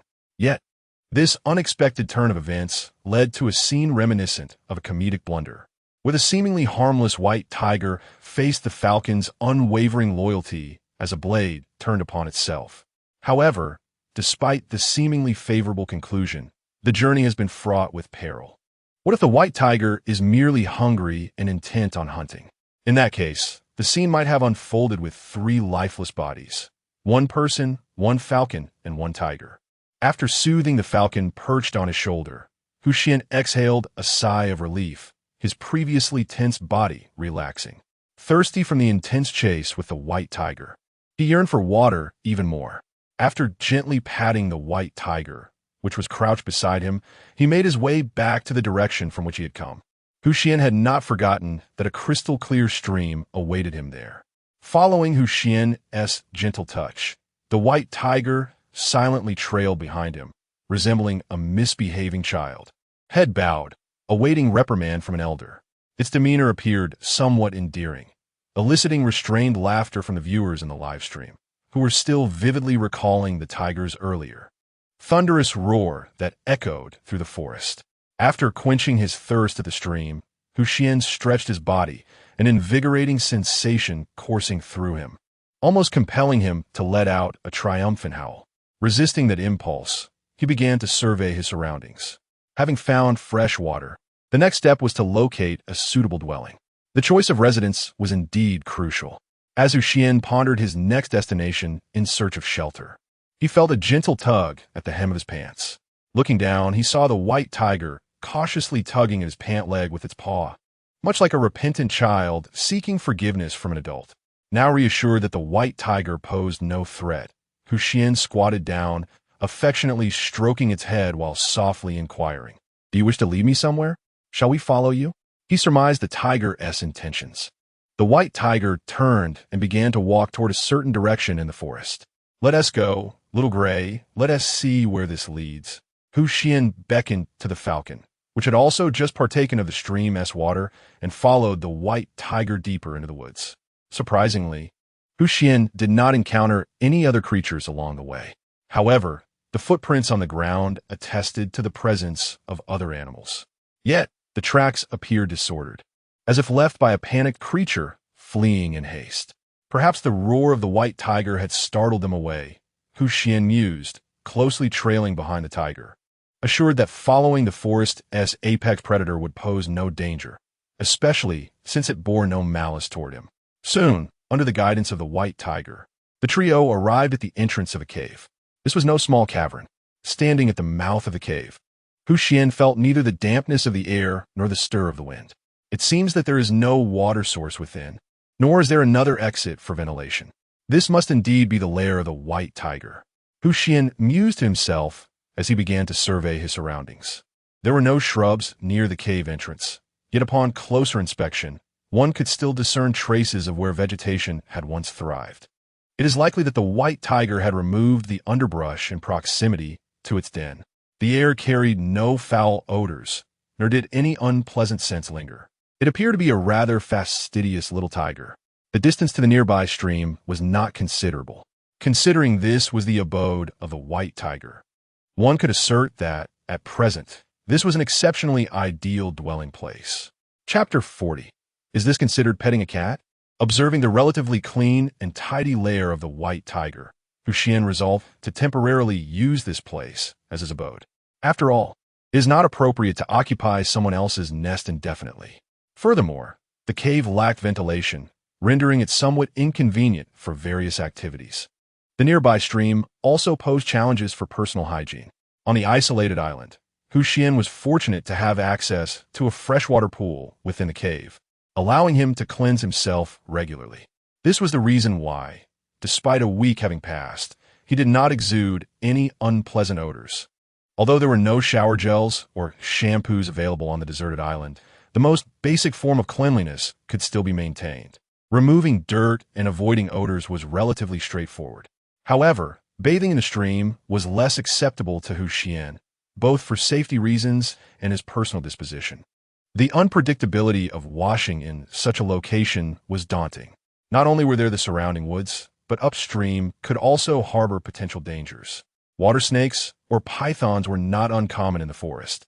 Moreover, while the white tiger was the undisputed ruler of the woods, it did not mean that other creatures would not dare to challenge its supremacy. Those bold enough to confront the white tiger were indeed formidable beasts. Intending to stay here for a few days until he found a more suitable dwelling, Xuan entered the cave and settled upon a protruding rock within. Having established a temporary residence, he could now contemplate other matters. With a place to stay and a reliable source of potable water secured, he even had a form of protection. On the deserted island, the sun shone brightly. Its rays filtered through the layers of leaves, casting a mosaic of light upon the ground, reminiscent of fragmented brilliance. Due to the earlier roar of the white tiger, there were no animals to be found in the vicinity. The forest was enveloped in stillness. Within this quiet woodland, the only sound was the rustling of leaves stirred by the wind, echoing softly through the trees. The tranquil and serene environment calmed Xuan's mind, which had been tumultuous due to his earlier tribulations. After reflecting for a moment, he realized that the sun was now directly overhead. It was midday. Having found a place to reside, it was time to retrieve his provisions. Xuan rose from the stone, facing the direction from whence he came. In that direction, by the shoreline where he had arrived, lay the buried treasures he had painstakingly prepared, the salted fish and the coconuts he had gathered on the island. The versatile coconut could not be forgotten. A delightful smile graced Xuan's lips as he prepared to leave the cave and reclaim his stored food. At that moment, the peregrine falcon, noticing Xuan's movement, let out a sharp cry before flapping its wings and soaring into the distance. Due to the dense foliage, the silhouette of the peregrine falcon soon became invisible. Gazing at the receding figure that gradually vanished at the forest's edge, Xuan speculated that the falcon was likely on a hunting expedition. Previously, on the deserted island, there had been no other creatures in sight. After being cooped up for nearly a week, it was understandable that the falcon might be eager for a hunt. Filled with confidence in the falconess abilities, Xuan reached out to stroke the head of the nearby white tiger and ventured into the woods with it. As for whether the falcon might simply flee, that was preposterous. After all, this was a falcon that had once been willing to sacrifice itself for its master. The journey back to the beach was smooth, and retrieving the buried items went without a hitch. However, upon returning to the white tiger's den with the food unearthed from the soil, not a single animal was encountered. Xuan couldn't help but marvel at the white tiger's imposing presence. It had been some time since the roar of the white tiger echoed, yet no other creatures had dared to approach. Was it the sheer intimidation of the white tiger's roar that kept them at bay? Casting a glance at the white tiger beside him, Xuan chose not to dwell on it. When he arrived at the entrance of the den, carrying the excavated items, he found that the peregrine falcon had already returned. Lying nearby was a sizable, unconscious rabbit. Observing the rabbit sprawled on the ground, Xuan couldn't help but feel a sense of admiration. Realizing that this was the falcon's catch, he affectionately patted the little falcon's head. Such a considerate and capable bird was indeed rare. The falcon, resembling a spoiled child, closed its eyes and nudged its head against his hand, emitting a low, contented sound. Witnessing the falcon's endearing behavior, the white tiger gently pawed at Xuan's pant leg, leaning in closer. The white tiger shook its head while stealing glances, reminiscent of a domesticated cat.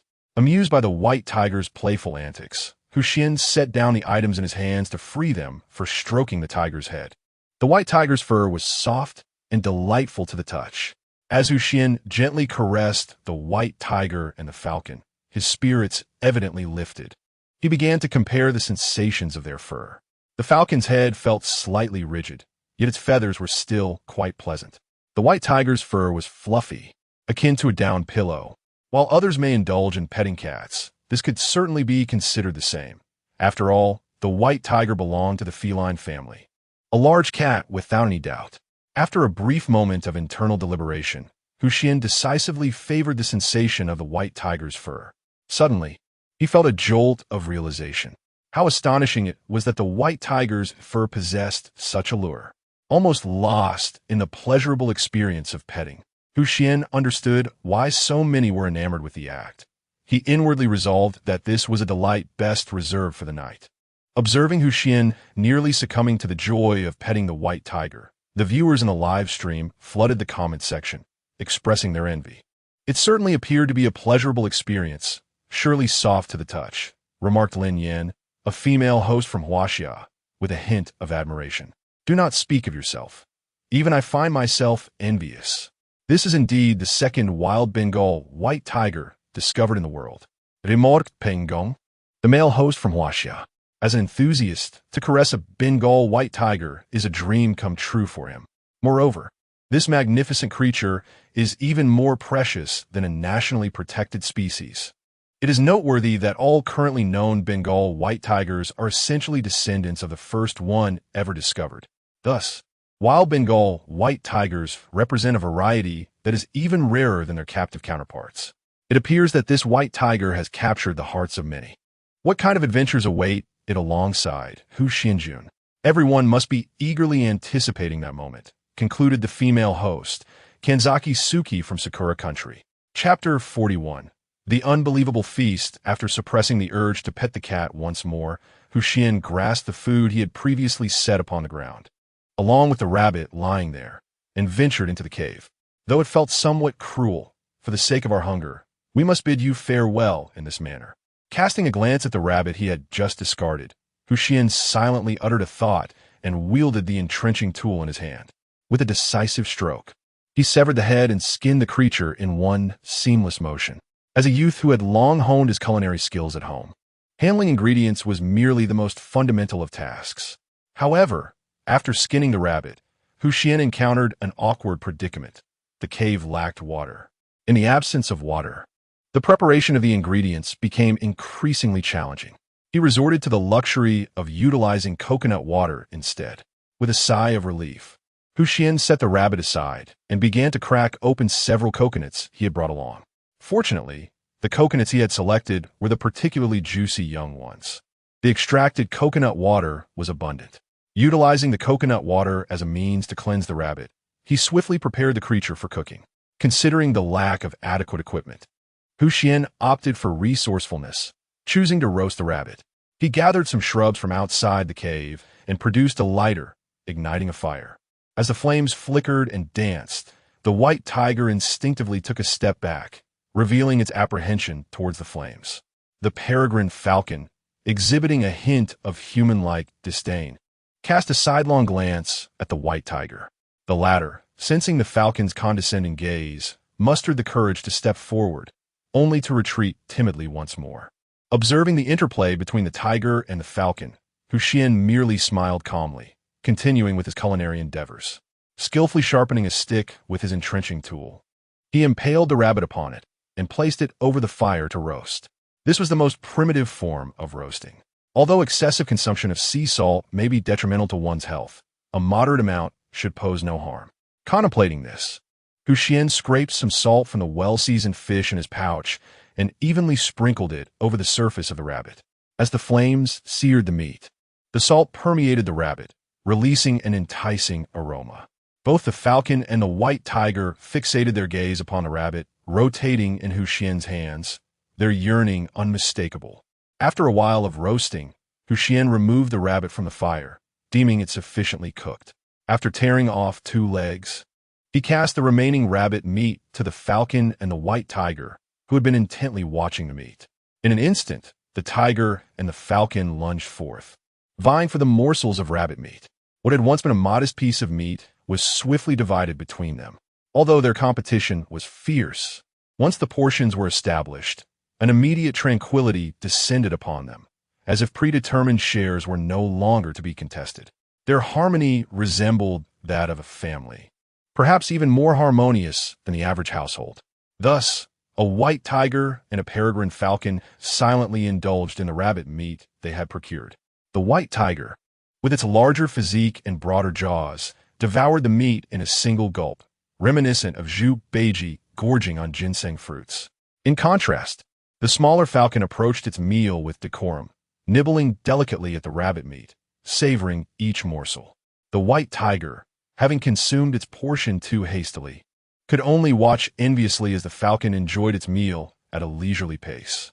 Noticing the tiger's gaze, the falcon, after taking a small bite, pushed the remaining meat towards the white tiger, akin to children demonstrating mutual respect and generosity. Pang Chu, who was observing the broadcast, was taken aback. Instances of animals sharing food were not unheard of, yet they typically occurred among kin, such as between parents and offspring, where the parents would offer food to their young. The sight of interspecies sharing was a rare phenomenon that left Pang Chu pondering the complexities of their relationship. Was this a case of I regard you as a brother? Do you wish to assume the paternal role? His thoughts were in disarray. Considering the prior amicable interaction between the white tiger and the young boy on screen, Pang Chu felt his understanding was inadequate, while the scarcity of Bengal white tigers rendered them difficult to study. The harmonious coexistence of the Bengal white tiger and the peregrine falcon was a mystery that could not easily be dismissed as unrelated to the boy. In Pang Chu's eyes, the youth on the screen seemed to be cloaked in an enigmatic veil as elusive as flowers in the mist, provoking an insatiable curiosity. He realized that to comprehend these animals' behavior, he first needed to unravel the mystery surrounding the boy. With a sigh, Pang Chu returned to his seat. Unable to observe closely, he resolved to pay diligent attention to the broadcast, determined not to miss any detail. The Bengal white tiger, possessing a significantly larger appetite than other creatures, quickly consumed the small amount of meat relinquished by the falcon. Although the rabbit meat was minimal, it sufficed to satiate the tiger momentarily. Noticing the tiger's lingering hunger, Xuan understood it was time for him to attempt hunting. His target would be larger game, such as cattle or deer, animals that posed minimal threat and were relatively easier to capture. Securing even a single specimen would ensure a feast for at least 1 or 2 days. With thoughts turned into action, Xuan rose, beckoning the white tiger and the falcon as he prepared to venture outside in search of prey. On the main island, countless hidden creatures awaited discovery. Perhaps, lurking in the shadows, wolves, leopards, or even a giant python could emerge. The forest of the deserted island concealed an abundance of unknowns. The unknown epitomizes mystery, signifying that anything could transpire at any place and time. At this moment, not far from Xuan, lies a terrain reminiscent of a grassland. Upon the ground, one could easily overlook the presence of a concealed individual, as if they had seamlessly blended into the landscape, their form imbued with the earthy scent of the soil. Nearby, a modest herd of deer leisurely roams the grassland, grazing peacefully. The number of deer is limited, perhaps due to the abundance of food and the frequent need to evade numerous predators on the island, resulting in their robust physique. Chapter 42. Discovering the herd. Fu Hua had not enjoyed a hearty meal for an entire week. From the very first day, after successfully slaying a snake only to be interrupted by a bear, his luck had taken a turn for the worse. Either he had managed to capture prey, only to be thwarted by a more formidable predator, or he had not encountered a suitable target at all. In desperation, he had resorted to foraging for plants to stave off his hunger. Starving, Fu Hua was compelled to set his sights on larger herbivores. Though herbivores generally traveled in herds, he surmised that with a modicum of caution and attentiveness, he could successfully catch a straggler. Thus, with the dawn of a new day, Fu Hua departed from his dwelling early, embarking on a quest for suitable prey. He remained vigilant, aware that if he attracted the attention of other predators, he could easily find himself ensnared in a deadly game of cat and mouse. The thought of becoming the hunted was a grim one, and he lamented the fact that upon entering the island to participate in the program, he had signed a death pact. On this island, a death would be in vain. Fortuitously, Fu Hua soon spotted a herd of deer from a distance. After grinding grass into a paste and applying it to his body, he crawled along the ground, carefully observing the movements of the deer without drawing their attention. To charge in blindly would be tantamount to delivering himself as an offering. Even herbivores like these deer possessed means to inflict harm on humans, potentially leading to serious injury or even death. Their massive antlers were no trifling matter. While valuable, they also held significant lethal potential, capable of inflicting grievous wounds. Realizing he was unprepared, Fu Hua resolved to devise a plan for the following day to stealthily capture a deer. However, before that, he needed to ascertain the deer's habitat. As he pondered this, he slowly followed the herd, taking deliberate steps as time slipped by and the sun began its descent in the west. The deer appeared satiated, congregating and ambling toward a specific location. Trailing behind the herd was a green figure, maintaining a distance that allowed for clear visibility without detection. Drawing upon his experience as a Special Forces soldier, he found it relatively easy to track the herd without alarming them. Before long, Fu Hua emerged from the thicket and advanced toward another area. Having located the deer's dwelling, he now needed only to prepare traps and weapons. There was no need to ensnare the entire herd. Capturing even a single deer would suffice for a satisfying meal. With this thought in mind, Fu Hua's eyes sparkled with determination, and his previously light steps quickened with renewed purpose.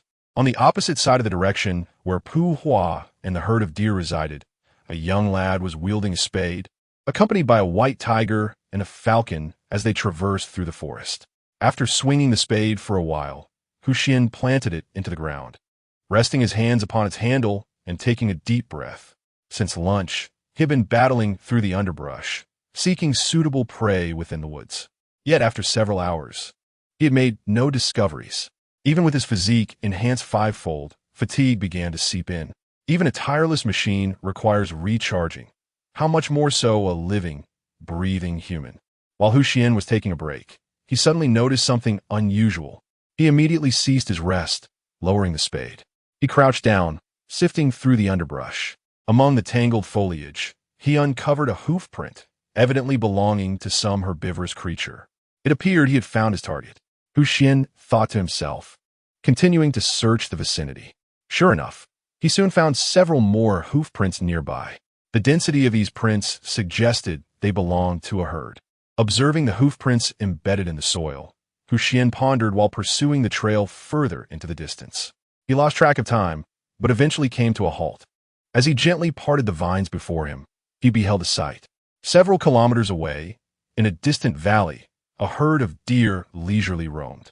The robust stature of the deer made Xuan question the wisdom of charging directly at them. A mere collision could very well leave him severely injured. Considering his own combat prowess, with a white tiger by his side, a frontal assault seemed feasible, albeit with uncertain odds. However, with a little strategic planning, including the setting of traps, his chances of success could exceed 90%. The only concern was the encroaching darkness. Xuan lifted his gaze and noted that twilight had begun to descend. It seemed there was little time to prepare for a hunt today. He would return tomorrow instead. With a sigh, he cast a lingering glance at the valley, memorizing the nearby path, and turned to leave with the white tiger. As night fell, the challenges of hunting aside, merely finding his way back through the forest proved daunting. The night on this desolate island was a perilous abyss, one that devoured the unwary whole. Despite having the white tiger as a guardian, venomous creatures did not fear even the most formidable predators. If possible, Xuan wished to avoid wandering through the island in the dark. For today, I shall spare you. I shall return tomorrow to claim your antlers, he murmured to himself as he retraced his steps with the white tiger. Thus, both parties, filled with pride and schemes, awaited the dawn of the following day. The next morning, as the sun began to rise, Fu Hua woke. As a former Special Forces soldier, he could never indulge in a deep sleep, always alert to the slightest disturbance. Moreover, his hunger was palpable. The prospect of restful slumber felt increasingly elusive. After a brief tidying up, Fu Hua hurriedly departed from the dwelling he had found. The act of setting traps is best done early rather than late. Establishing traps on a path that others have already traversed, one that they will not revisit, is utterly futile. At this moment, Fu Hua's task is to position traps in the vicinity where the deer are likely to tread and where they may potentially flee. It is imperative to create an intricate web of snares. By laying the traps in advance, he can observe the situation and make targeted adjustments as necessary. Failing to do so could result in unforeseen complications when the time comes to execute his plan. The consequences would extend beyond merely failing to capture prey, potentially endangering his very life. Matters of life and death warrant meticulous scrutiny, no matter how many times one inspects them. Meanwhile, in a cave situated in another direction, a young lad is gradually awakening from his slumber. Chapter 43. The hunt is underway. The morning sun always shines brilliantly. Xuan opened his bleary eyes and stretched lazily. Last night, he used the white tiger as a pillow and enjoyed a restful slumber. He even felt a twinge of reluctance to rise. However, the thought of capturing the herd of deer today, in pursuit of sustenance for himself and his companions, invigorated him. Naturally, the first thing Xuan did upon awakening each morning was to check in. Congratulations, host, for successfully signing in. You have received the reward, basic combat skills. Listening to the cold, mechanical voice in his mind, Xuan felt quite pleased. Today's sign-in reward was unexpectedly basic combat skills. Although his physique had been enhanced, his combat abilities remained rather lacking. While he probably wouldn't need it for hunting, it was better than nothing. After all, there were other competitors on the island, and encounters leading to conflict were not out of the question. Although no competitor dared to engage in open combat, it was prudent to possess a measure of combat capability, just in case. Before Xuan could ponder further, a wave of dizziness washed over him, as if a torrent of knowledge surged into his mind. After a brief moment, this sensation finally subsided. At that instant, Xuan discovered an array of combat techniques swirling within his consciousness. Various styles of fighting seemed to be at his fingertips, each with corresponding methods. After envisioning these techniques in his mind, Xuan was taken aback. Judging by the skills he had imagined, he felt confident that he could best even a seasoned special forces soldier in direct confrontation. Was the power of such basic combat skills truly so formidable? What terror would the intermediate and advanced levels possess? Shaking his head to dispel these thoughts, he gave his face a gentle slap to regain his focus. With such formidable abilities at his disposal, he resolved to put them to use. The immediate priority was to capture that herd of deer. One deer could sustain him for an entire day. Sensing the change around him, the white tiger opened its eyes and rose slowly. Outside the cave, a sharp cry rang out, followed by a dark shadow darting into the cave. It was the peregrine falcon, which had already awakened and circled the cave several times. Perhaps noticing Xuan's keen interest in the deer herd yesterday, the falcon had taken to the skies early to observe the deer's movements. Fortunately, the herd showed no signs of disturbance or migration. Once prepared, Xuan, accompanied by the white tiger and the falcon, ventured out of the cave with a spirited determination. Their departure was marked by confidence, and they were resolute in their pursuit of success. In a certain grove on the deserted island, a group of deer grazed leisurely. Having survived on this island for several years, they appeared calm, yet they were always prepared to flee. In such an unforgiving environment, those who were slow to escape had little chance of survival. To have endured and thrived for years was no small feat yet. The deer had no inkling that they were being watched by a human who coveted their existence. Following the trail left yesterday, Xuan, accompanied by a tiger and a falcon, hastily arrived near the herd of deer. It seemed as though he had undergone a transformation, enveloped in an aura of solemnity. His gaze, sharp as a beacon, scrutinized the deer herd not far away. The deer appeared quite at ease, devoid of any tension that might suggest they had been marked by a predator, perhaps unaware even of a lurking danger. Some were even engaged in playful skirmishes among themselves. After assessing the state of the herd, Xuan calculated their likely direction and speed of movement. With this data in mind, he departed the site with his companions, the white tiger and the peregrine falcon, to set traps before the herd became aware of any disturbance. In dealing with the deer, Xuan, much like Fuhua, opted for traps as the primary means of capture. Armed with basic trap-making skills, he crafted several non-lethal traps designed to ensnare his targets swiftly. Remarkably, within less than an hour, he had prepared multiple traps, camouflaged with great care in the surrounding area. Xuan was confident that even the most battle-hardened special forces would find it challenging to detect his cleverly devised traps. Moreover, he planned to drive the herd away afterward. Once the traps were set, Xuan affectionately patted the white tiger beside him. "Xiao AI, you will lie in wait nearby. When I whistle, spring into action." As soon as he finished speaking, The white tiger nimbly darted into a nearby thicket, peeking out with an adorably innocent expression. How adorable! Lin Yan, the female host from the Huaxia country, remarked with a hint of envy in her voice. The charming antics of the white tiger significantly boosted Xuan's popularity among viewers, clearly captivating many with its endearing demeanor. Amused by the playful antics of the white tiger, Xuan ensured the traps were secure before leaving the site. It was now time to position himself strategically. He planned to lie in wait near the deer herd and act at the opportune moment, driving the herd toward the traps.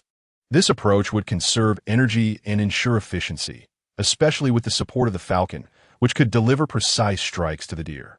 Adhering to the principle of striking decisively, Xuan decided to have the falcon circle above and keep a vigilant eye on the lead deer. At the signal from Xuan, the falcon would swoop down to injure the leader. Should it manage to incapacitate the leader, the herd would inevitably become agitated. In that moment of chaos, Xuan would seize the opportunity to drive the entire herd toward the direction where the white tiger lay in wait. There, the concealed traps and the hidden white tiger awaited, ready to spring the ambush. Caught unawares, the herd would find themselves ensnared, and, at the very least, one deer would be easily captured. It was a straightforward endeavor. After envisioning the subsequent developments in his mind, Xuan issued a brief instruction to the peregrine falcon.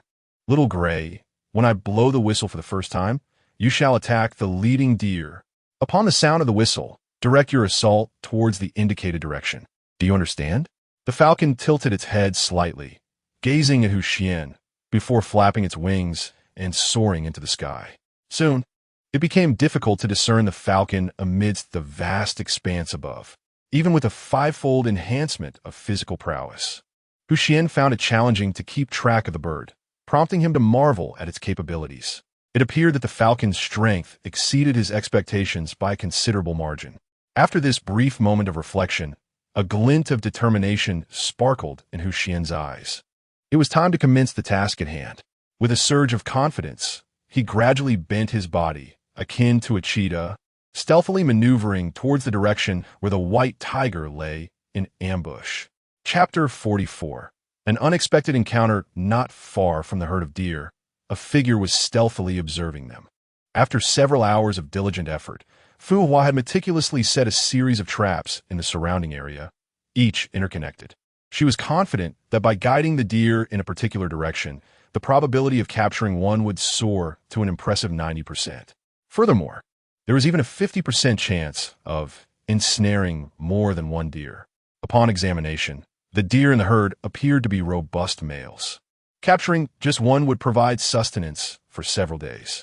To prevent any disturbances that could jeopardize her meticulously crafted plan after a successful capture, Fu Hua had thoroughly scouted the vicinity, ensuring there were no large predators nearby before she began her trap deployment.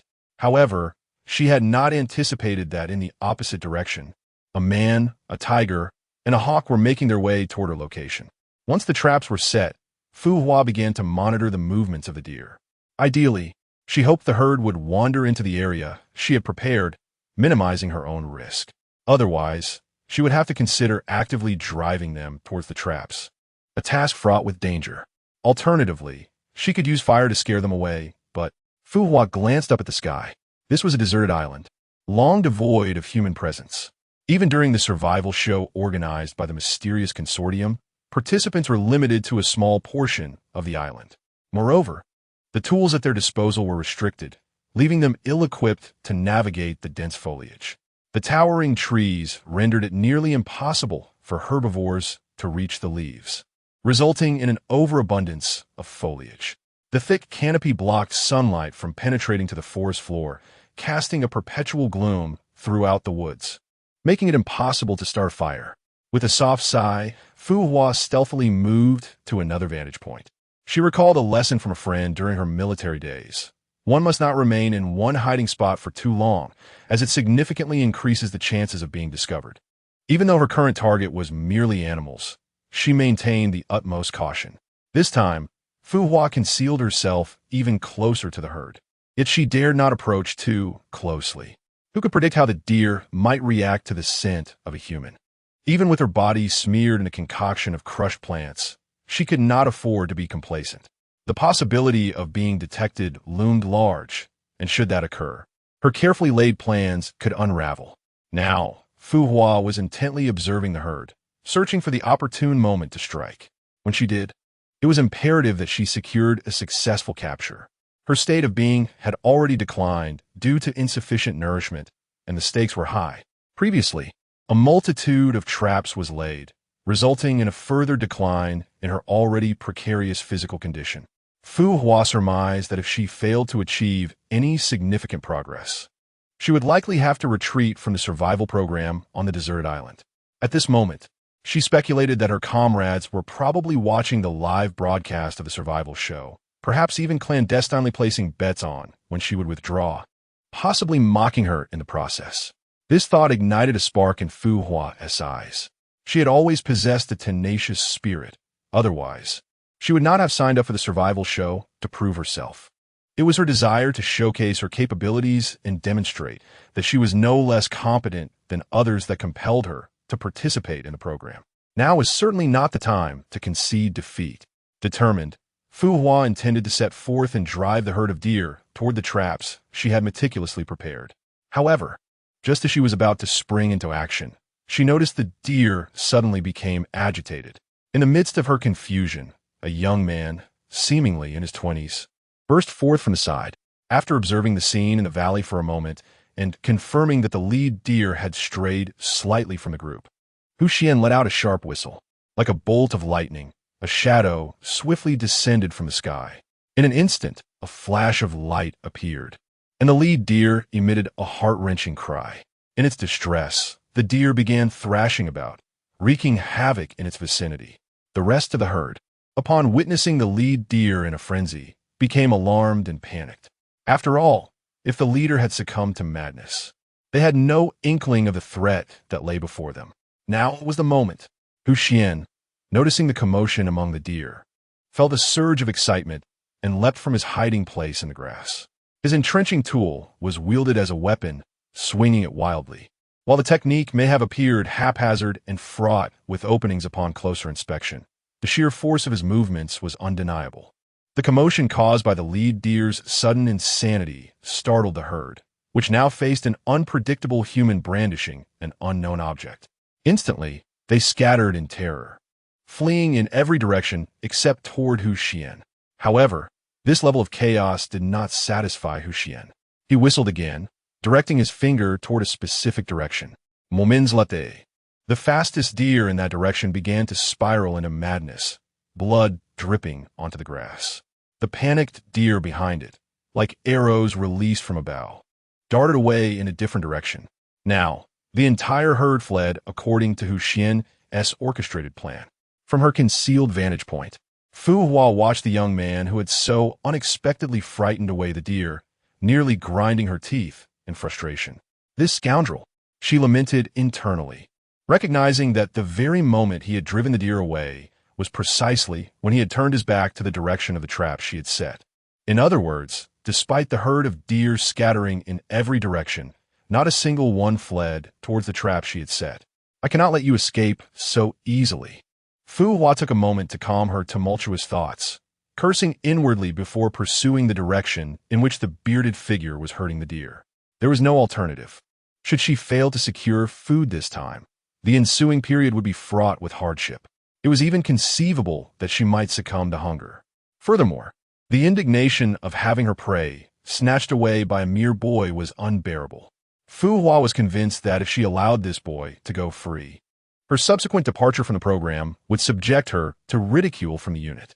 This matter transcended mere sustenance. It was intricately tied to her dignity. As a special forces operative, being outmaneuvered by a child was an affront she could not forgive herself for, regardless of whether others voiced their opinions. Chapter 45. Other contestants? A sheer disgrace. However, to possess the audacity to intercept with one's own hands is no trivial feat with a heart brimming with curiosity. Fu Hua's steps quickened as she closely followed Xuan. She sought to ascertain the true intentions of this young man. Should he indeed possess a method to capture the deer ahead, she could simply seize the opportunity to catch others. Yet, a trace of doubt lingered in Fu Hua's mind. She had distinctly scouted the vicinity earlier, ensuring there were no others around. How could a young man suddenly materialize? Had she overlooked something during her reconnaissance? That seemed unlikely. As a seasoned Special Forces operative with numerous missions under her belt, such a blunder was uncharacteristic. Could it be that he had merely concealed himself well? Or was his stealth so exceptional that she had failed to notice? Pondering these possibilities, Fuhua's gaze shifted to the boy driving the herd of deer ahead, her earlier disdain replaced by a newfound gravity. Perhaps this unexpected turn of events was not mere coincidence. With skepticism in tow, Fuhua adjusted her pace to match Xuan's, maintaining a distance that ensured she would neither be left behind nor detected. After all, getting too close might expose her presence. With her arrogance set aside, Fuhua began to regard the boy ahead as a legitimate adversary, tinged with curiosity.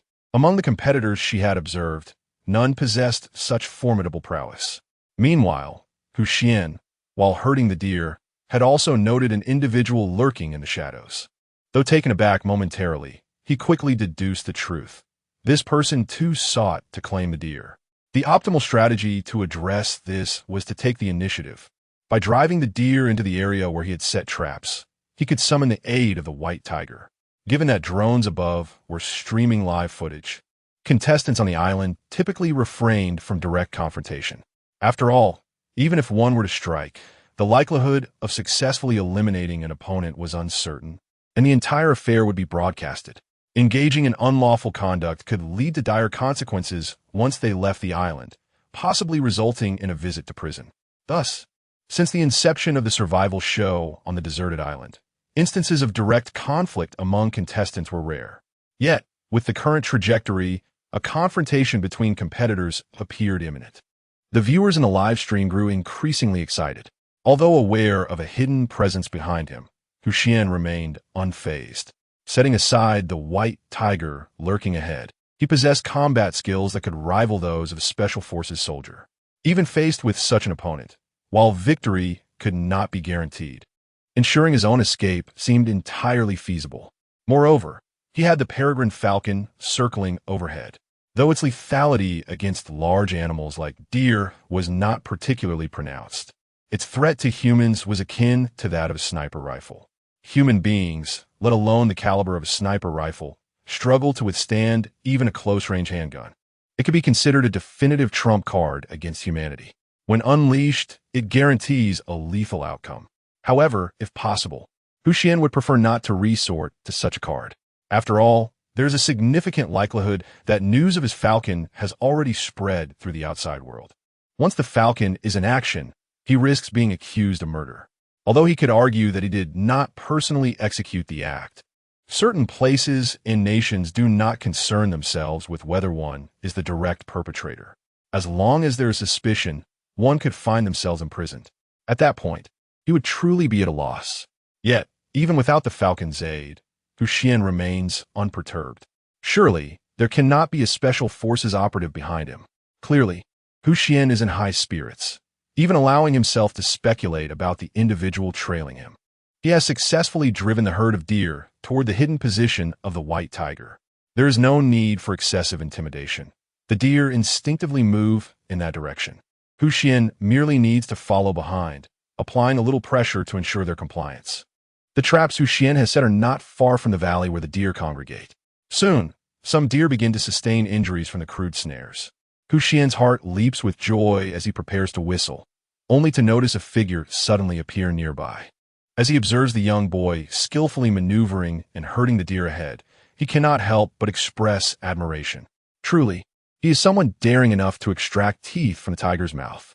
When Fuhua sees the deer injured by the traps, he is taken aback. This seemingly unassuming youth possesses such remarkable skills. Crafting traps is not a task that just anyone can accomplish, given that there were no traps discovered here yesterday. The construction of these snares must have occurred no earlier than the previous night.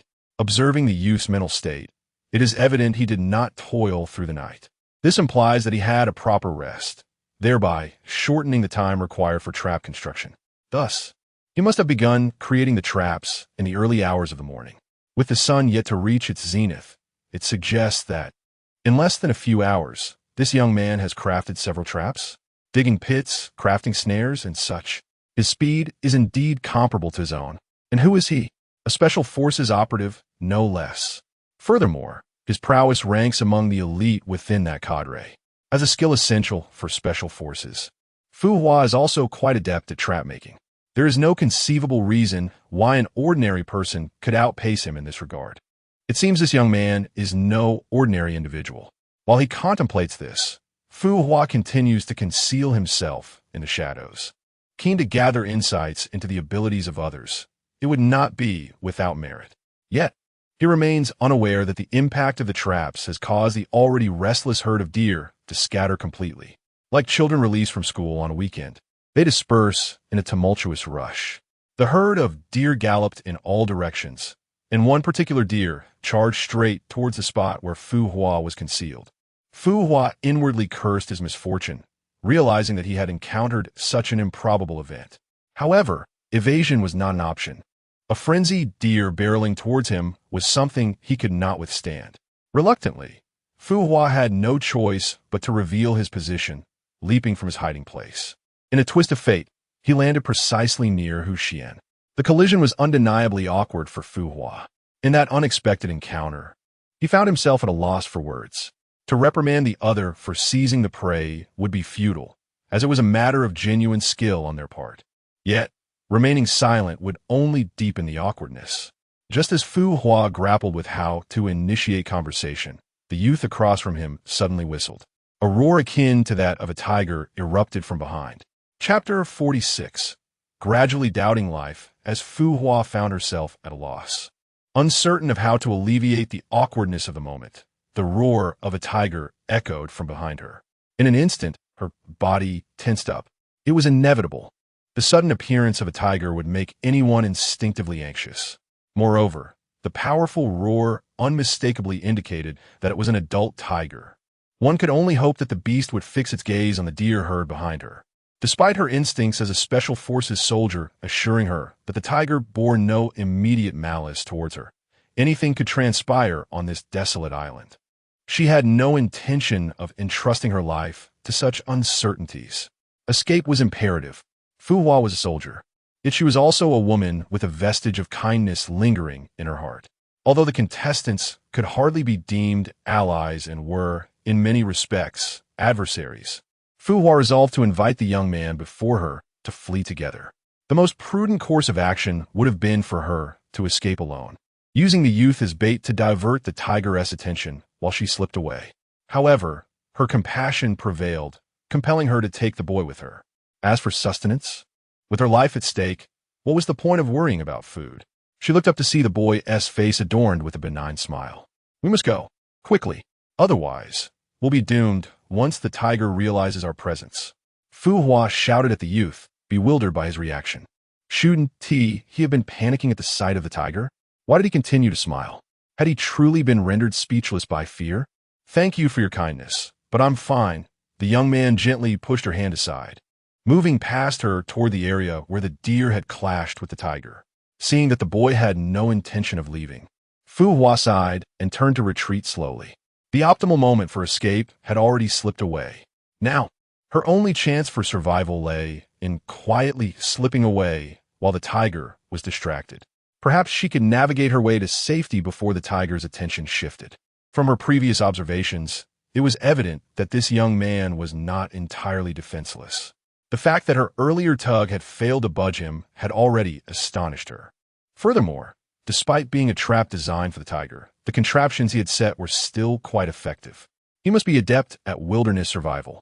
Though he did not appear particularly robust, she had encountered similar individuals during her time in the military, strong yet slender. Perhaps he could escape on his own. She had done all she could. If the boy chose to stay, there was nothing more she could do but wish him well. Xuan cast a glance at Fu Hua, who was poised for battle behind him, a smile curling at the corners of his mouth. This woman, intent on rescuing him, seemed to have forgotten that on this island, apart from himself, no one could be trusted. How has such a kind-hearted individual managed to survive on this island until now? Observing her attire and scent, one might surmise that she, too, has come here drawn by the presence of the deer. despite having inadvertently thwarted her plans. She harbors no resentment and even considers aiding in my escape. Truly, she is a benevolent woman. Yet now, it is time to reap the rewards of our endeavors. As I gaze upon the deer, lifeless on the ground with its neck severed by the white tiger, my visage reveals little emotion. This outcome was to be expected. Although an unexpected turn of events occurred, if the white tiger were unable to claim even a single deer, it would be a grave embarrassment to its prowess. Behind me, Fu Hua observed the white tiger that had just dispatched the deer not far away. Although initially taken aback by the species of the tiger, in the face of life and death, there is little room for concern over such trivialities. Should one relinquish their life simply due to the rarity of their adversary? That is hardly realistic. At this moment, Fu Hua also noted that the white tiger, having captured a deer, made no move to pursue others but instead lay in place, yawning widely. Believing the tiger was preparing to attack, Fu Hua instinctively tensed her body, bending slightly into a combat stance. However, the white tiger merely yawned again. Seeing the yawning creature, Fu Hua felt somewhat foolish for her earlier anxiety over such a mundane action.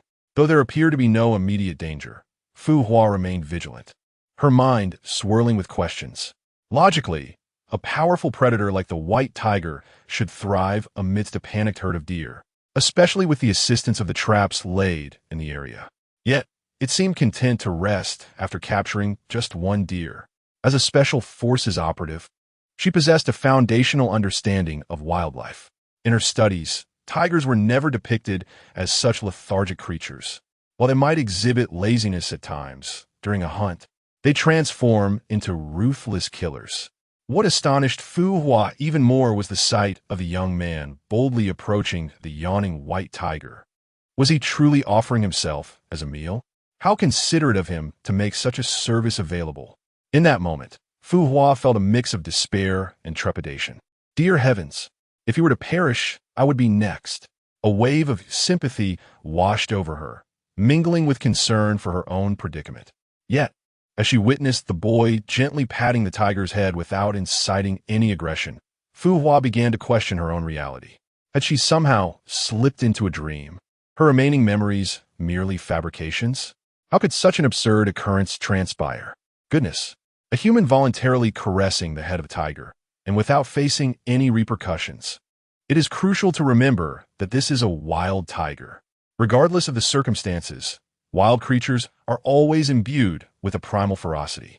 Even dogs, often hailed as humanity's best companions, are deemed wild when they revert to their feral state, leading to their merciless extermination by humans due to their heightened aggression.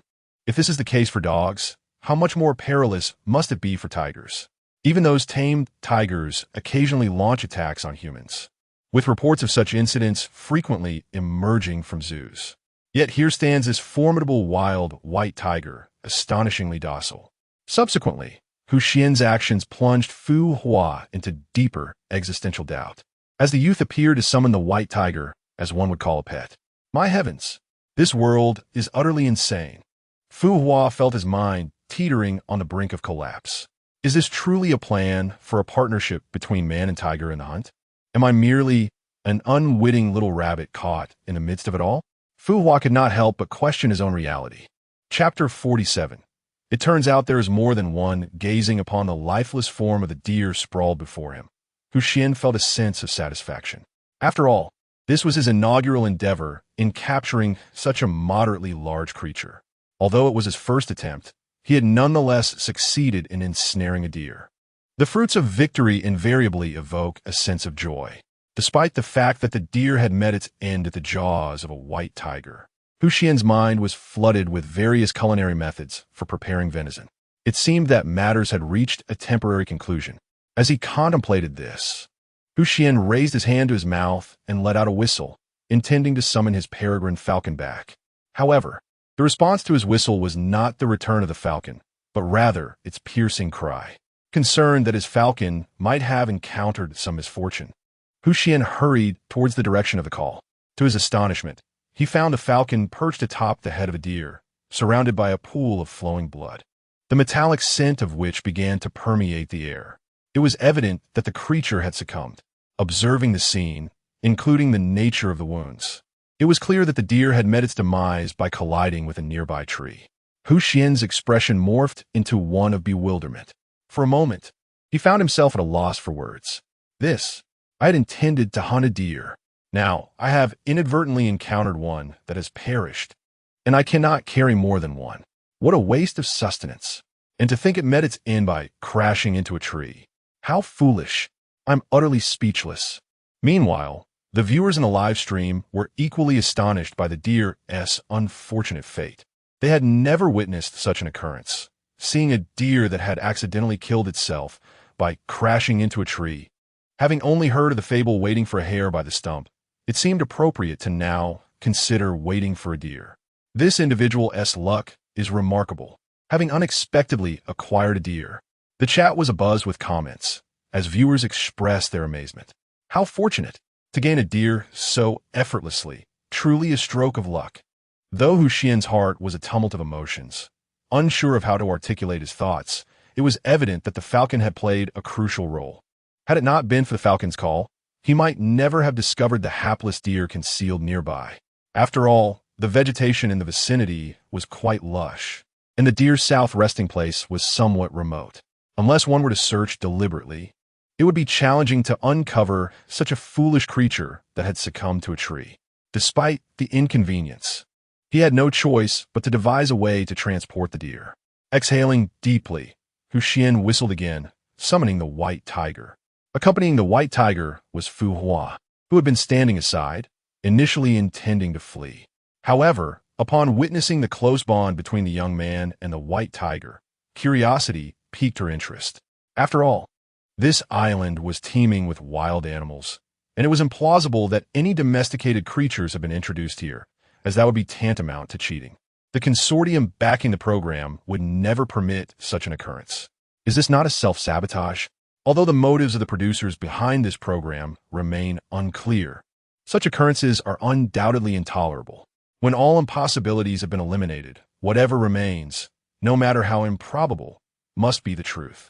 At this moment, there is but one plausible explanation. These creatures, the white tiger and the peregrine falcon, are all indigenous to the island. They are indeed genuine wild animals. Could it be that this young man is a beast tamer? This survival challenge has only just commenced, and within a week, he has supposedly tamed a white tiger and a falcon. Is he an exceptionally skilled tamer? Yet, he hardly appears to be so. With her doubts lingering, Xuan chose not to leave just yet. She wished to observe this young man further. To her, Xuan seemed akin to a Pandora's box, shrouded in mystery, forever impenetrable. Such enigma is often the most alluring. Consequently, when Xuan witnessed this enigmatic youth beckoning the white tiger, she felt compelled to approach. Fortunately, the white tiger seemed oblivious to her presence, striding directly towards Xuan's call. Upon getting closer, Xuan was astonished to discover a deer lying nearby. Could it be that this young man had set a trap beyond the white tiger? As she pondered this, the realization dawned on her. The presence of the white tiger was no mere coincidence. It had been trained by the young man to lie in wait. Undoubtedly, the objective had been achieved. It appeared that she had misjudged the situation. The real danger lay not with him, but rather with herself. Upon grasping this truth, Xuan couldn't help but feel a twinge of self-mockery, yet her curiosity about Xuan deepened. As she observed the scene, she noted that beyond the white tiger, another ambush lay in wait. The boy who had once seemed merely mysterious now appeared even more enigmatic. Although there was a considerable distance between them, Xuan discerned the form of the deer on the ground, seemingly a victim of a collision with a tree. One might assume so at first glance. However, as a former Special Forces operative, Xuan astutely noticed blood trickling from the deer's eye sockets, indicating that it had likely been blinded prior to its fatal encounter. Recalling the earlier frenzy of the deer herd, a realization began to crystallize in her mind. Just as Xuan was contemplating how to deal with the deer, he spotted Xuan at a distance behind the white tiger. Suddenly, an idea struck him regarding the deer. He waved at Xuan, signaling her to approach him. Initially, she believed he was summoning the white tiger. However, upon noticing that the tiger remained unresponsive, she understood that he was beckoning her instead. What purpose does one assign to their past actions? Surely, it cannot be merely an exercise in hindsight. With a sense of inquiry and curiosity, Fu Hua cautiously approached Hu Xian's side. You are also here in search of sustenance, are you not? Observing Fu Hua's proximity. Hu Xian appraised her and spoke with a tone of certainty. The potent scent of grass sap, coupled with the hue acquired from its application, unmistakably indicated that this woman too had come for the herd of deer. Yet, her advance had inadvertently disrupted the plan. A reminder that the unfolding of events often outpaces one's expectations. Amidst Fu Hua's puzzled gaze, Hu Xian cleared his throat and, pointing to the deer lying nearby, addressed the woman before him with a calm demeanor. It is yours now. Chapter 48. This person is truly magnanimous. Congratulations. From this moment forth, it is yours. Hu Xian remarked calmly to the approaching Fu Hua. Making this decision was not particularly difficult for Hu Xian. The acquisition of an extra deer had already exceeded expectations. Given the current situation on his side, bringing back a single deer was already a challenge, considering the distance to the dwelling of the white tiger. If he were to carry back another deer, it would likely deplete their available combat strength. Both deer lay lifeless, their bodies still oozing blood. The scent of blood, in the heart of the forest, is arguably the most acute and sensitive aroma. Although Hu Xian could not detect the blood scent himself, there is no doubt that for the predators nearby, it would be a tantalizing allure. With their combat strength already constrained, it was highly probable that they would fall prey to an ambush. Conversely, carrying only one deer would alter the circumstances significantly. Not only would their mobility increase considerably, thereby reducing the likelihood of an attack, but it would also serve as a favor. After all, having disrupted another's plans, Hu Xian felt a twinge of guilt. Observing the woman before him, it was evident that she had not enjoyed a proper meal in quite some time. This hunt was likely of great importance to her. Yet, she did not press him for an explanation and even contemplated assisting him, which could be seen as a return for his kindness. With so many compelling reasons, Hu Xian found it easy to arrive at this decision. After all, it was an act of beneficence without harm, and it might even yield a friendship. The woman before him did not appear to be an ordinary individual. Though trust was scarce on this deserted island, extending a simple gesture of goodwill seemed harmless, especially since she seemed so benevolent. Fu Hua was momentarily taken aback by Hu Xian's words. She could not comprehend why this enigmatic youth would offer her a deer. Was he pitying her? Even if she were to withdraw from the program, she would not allow herself to accept charity that compromised her dignity. This was not a case of undeserved bounty. It was a lesson instilled in her since childhood. Now, Hu Xian's actions felt somewhat akin to such unsolicited generosity. Fu Hua recognized that during this hunt, she had achieved nothing, effectively rendering her a mere spectator. The adage that one must work to earn their keep was a fundamental principle in the military. To receive a deer without having contributed seemed somewhat embarrassing to her. Hu Xian, noticing the discomfort on Fu Hua's face, decided to frame his gesture as an apology for having disrupted her plans. After carefully considering his words, he chose a more tactful approach to elucidate his intent. Fu Hua gazed at the mysterious youth before her, sensing no deceit in his expression. Reluctantly, she accepted his offer, for the best lies often contain a kernel of truth. What Hu Xian stated was certainly not a lie. He merely did not finish articulating his reasoning. This phenomenon, where one speaks truthfully yet it sounds inherently wrong, is something Hu Xian excels at. Upon witnessing Fu Hua accept the deer, Hu Xian secretly exhaled with relief. At last, he had rid himself of this encumbrance. Indeed, in Hu Xian's eyes, a deer that could neither be preserved for an extended period nor conveniently transported was nothing short of a burden. If the other contestants, who were still struggling to secure 3 meals a day, were aware of this, they would likely lament their misfortune. Once he confirmed that Fu Hua would take over the deer, Hu Xian whistled to signal the falcon to return to his side. He then led the white tiger back to the carcass of the deer that had been slain by the tiger. The task was complete, and it was time to return. This single deer would suffice for their party's sustenance for an entire day, possibly even leaving some leftovers. When the audience saw Hu Xian relinquish the deer to Fu Hua, the hosts in the live broadcast were somewhat astonished. They had not anticipated that this contestant would be so magnanimous, offering up a deer so readily. Lin Yin, the female host from Huaxia, remarked in awe. It is essential to understand that on a deserted island, food, water, and shelter are of utmost importance. Shelter ensures physical well-being, while water is vital for survival. Food is the key to sustaining life on the island. For those stranded, food is held in the highest regard. They would wish to hoard it all within themselves. Yet, here was someone who directly offered a deer, no less. Though its demise was somewhat unfortunate, it remained a considerable herbivorous creature. This deer, surely, would provide Fu Hua with sustenance for several days. After all, not everyone has a voracious appetite like that of the white tiger, nor can everyone easily capture a deer. While many contestants on the island were still battling for food, Xuan had already managed to both catch and gift one. Indeed, it was astonishing that such a crucial resource was so casually bestowed. Beside Lin Yin, the male host Peng Gang also expressed his bewilderment. He had not contemplated the implications that Xuan had. Although Peng Gang might possess greater expertise than Xuan in terms of knowledge, he was not present at the scene. Many nuances can only be perceived through the senses. In the broadcasting studio, Peng Gang could rely solely on sight and hearing. With only these two senses, one could not fully grasp the situation.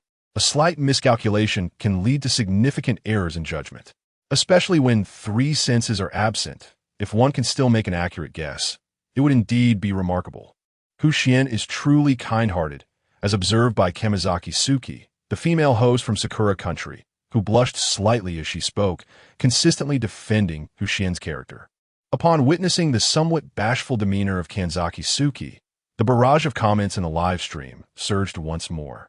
A considerable number of donations flowed in, predominantly from individuals who identified themselves as members of the Suki-Xian Marriage Association. Naturally, there were also many onlookers who joined the fray, contributing to the lively commentary.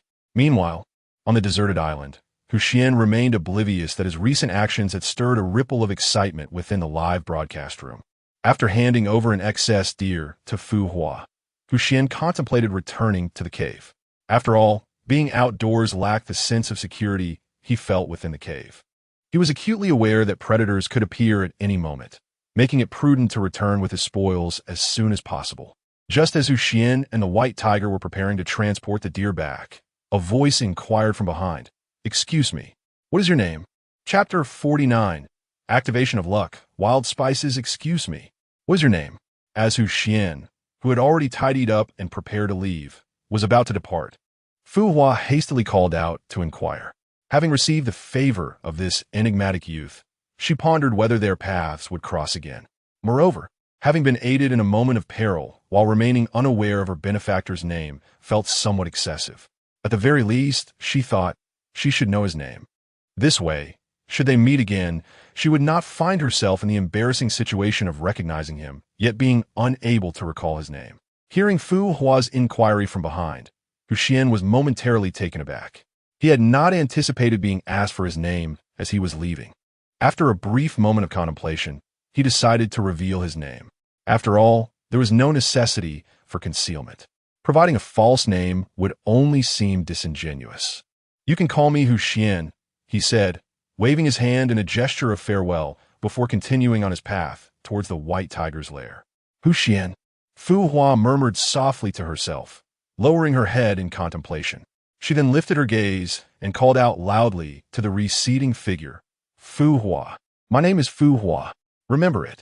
Listening to the call echoing behind him, Xuan merely smiled faintly, accompanied by the white tiger and the peregrine falcon, as he carried the deer carcass back to the lair.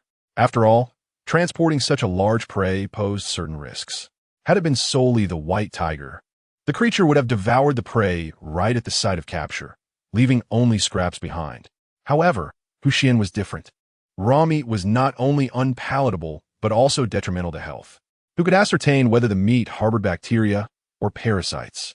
To prepare the meat properly, a fire would need to be kindled. Yet, igniting a fire at the very spot where traps had been set would likely attract a host of predators, a perilous endeavor indeed. Naturally, one should strive to avoid danger whenever possible. When the white tiger returned to the lair bearing the deer carcass, The sun had already risen high in the sky. Xuan, having reached a conclusion, allowed the white tiger to transport the deer carcass alone while he ventured off in search of seasoning. After all, it was likely that lunch would consist of venison, which has a pronounced gamey flavor. To mitigate this, certain culinary techniques were necessary, and Xuan was on a quest for the appropriate ingredients. Fortuitously, it seemed that Lady Luck favored Xuan, perhaps due to his high luck value. After walking only a short distance, he soon discovered several aromatic plants that could eliminate the gamey odor. Upon returning to the lair with the seasonings in hand, he found the white tiger casually tossing the deer carcass aside while resting at the entrance with eyes closed. As Xuan approached, the white tiger opened its eyes, and upon recognizing Xuan returning with supplies, promptly closed them again to resume its rest. Xuan paid it no mind. After placing the seasonings down, he retrieved several coconut shells, remnants from the previous night's dinner that had served to satiate his hunger. The coconut, being a versatile tool, naturally lends itself to the crafting of several coconut shells as containers. After all, whether for holding water or preparing food, the necessity of a vessel is undeniable. The more practical coconut shells thus became the finest receptacles. After binding the shells with vines, Xuan exited the cave. As he passed by the white tiger, he playfully nudged it with his foot. "Wake up, come with me for a bit, and I promise to prepare a delicious meal for you upon our return." He called to the white tiger, which lay lazily at the cave's entrance. Upon hearing Xuan's voice, the white tiger lifted its head, regarded him briefly, and obediently rose to follow in his wake. Protecting the person before it had become more significant than merely basking in the sun at the doorway. Xuan, having carried water, found it inconvenient to engage in other activities alone, thus enlisting the white tiger's companionship. After all, this arrangement effectively provided an additional layer of security. Meanwhile, the peregrine falcon was entrusted with the task of guarding their temporary abode. With its remarkable mobility, the falcon could swiftly relay any disturbances in the vicinity, allowing Xuan and his entourage to respond accordingly. In this area, there was little to fear. Thus, under the falcon's somewhat reluctant gaze, Xuan, accompanied by the slightly enthusiastic white tiger, vanished from sight. Following their previous path, Xuan made his way to the riverbank where he had first encountered the white tiger. Observing the continuously flowing stream, he couldn't help but reflect. The river remained unchanged, as did the duo of man and beast. However, their relationship had transformed significantly. Previously marked by hostility, they now coexisted in harmony. Yet, time did not permit Xuan to dwell on such thoughts. Noticing the sun climbing higher and feeling the increasing warmth upon his skin, he momentarily contemplated shedding his clothing and plunging into the refreshing waters. However, the prospect of returning with water to cook venison proved far more enticing. After all, meat is best savored as soon as possible. Once he filled several coconut shells, Xuan found himself somewhat dissatisfied. The undertaking he was about to embark upon would likely require a considerable amount of water. Unfortunately, suitable containers were hard to come by. In truth, having any vessel on this island was already a fortunate circumstance. Many individuals, unable to locate fresh water, found themselves praying for rain each day, relying solely on the sky's bounty to quench their thirst. This was indeed a deserted island, starkly different from urban environments. The rain that fell from the heavens here was not the acid rain of cities, but genuine water vapor, coalescing into rain clouds before descending. It was water in its purest form. Because of this, despite some competitors still lacking access to freshwater resources, they remained undeterred in their participation. Their desire to survive, even for just one more day or even an hour, on this deserted, I'll spur them on. This group of individuals is equally willing, charging forward one after another. In contrast, Xuan's life is remarkably superior. With no worries about sustenance and accompanied by animals serving as his protectors, Xuan stands out. In the popularity rankings of the survival show set on the deserted island, his votes surpass those of the second place by more than double, showcasing an overwhelming dominance. Not only do onlookers cast their votes, but even the elderly, who typically refrain from voting, have supported Xuan. The reason is simple. He is perpetually surrounded by rare and cherished animals, which seem to harmoniously bond with him. This phenomenon significantly aids in the study of wildlife behavior. Although peculiar occurrences may transpire around this young man, there are no other issues at hand. He is essentially a living exhibit of a rare animal radar. Chapter 50. Seeking the ideal barbecue utensils. Xuan gazed into the coconut shell, filled with water, feeling a sense of dissatisfaction. Today's endeavor was to prepare venison, and given the size of the deer, cleansing the meat of blood and eliminating any gamey taste proved to be quite a formidable task. Indeed, the amount of blood present might barely suffice for the washing process. As for braising the venison, that was utterly out of the question. After all, the coconut shell held only a modest quantity of water. Clearly, the time had come to craft a larger container. With the coconut shell secured to his side, Xuan found his thoughts drifting. Perhaps he could fell a tree to create a more substantial receptacle. Who knows, he might even fashion a bathing tub, allowing for a soothing hot bath.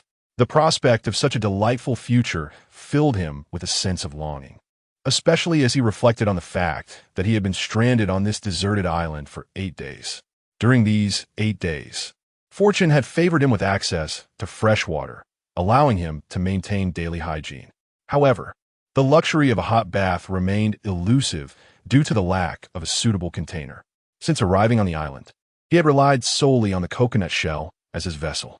While this small container sufficed for boiling water for drinking or other modest uses, it was hardly adequate for a warm bath. As a person accustomed to modern comforts, his yearning for a hot shower was profound. It was rare for anyone to bathe in cold water unless the heat of summer was unbearable. Otherwise, warm water was the norm, fostering a dependency on such comforts. It felt as though a bath without hot water was no bath at all. Shaking his head, Xuan dispelled thoughts of future comforts, redirecting his focus to the immediate task at hand, savoring the fruits of his labor. He had spent an entire afternoon locating his objective and an entire morning capturing his food. Although braising venison was off the table, roasting it should pose no problem. However, placing the meat directly over an open flame would adversely affect its texture. Clearly, open flame was not suitable for this endeavor. To achieve an optimal roast, he required a stone with excellent heat conduction properties. Inspired, Xuan promptly removed the coconut shell from his side and set it aside. Having the shell on him would hinder his search for suitable stones. He needed to consider not only the heat conduction, but also the smoothness of the stone's surface. A stone riddled with imperfections, despite its good conductivity, would struggle to heat the meat evenly. Uneven cooking could lead to the culinary disaster of having portions undercooked, while others were overdone, a cardinal sin in the kitchen. Having spent considerable time honing his culinary skills at home, Xuan was determined not to make such a novice error. He was mindful that after locating the stones, they would require washing before use. For the sake of convenience, he recalled that the riverbank was likely to have an abundance of stones. Perhaps among them, he would find those that met his standards. Thus, he could directly cleanse the stones by the stream and bring them back, making the task considerably more convenient. Moreover, based on Xuan's intuition, the likelihood of discovering stones with favorable thermal conductivity near the stream was significantly higher than in other locations. Following this conjecture, Xuan chose not to depart from the riverbank.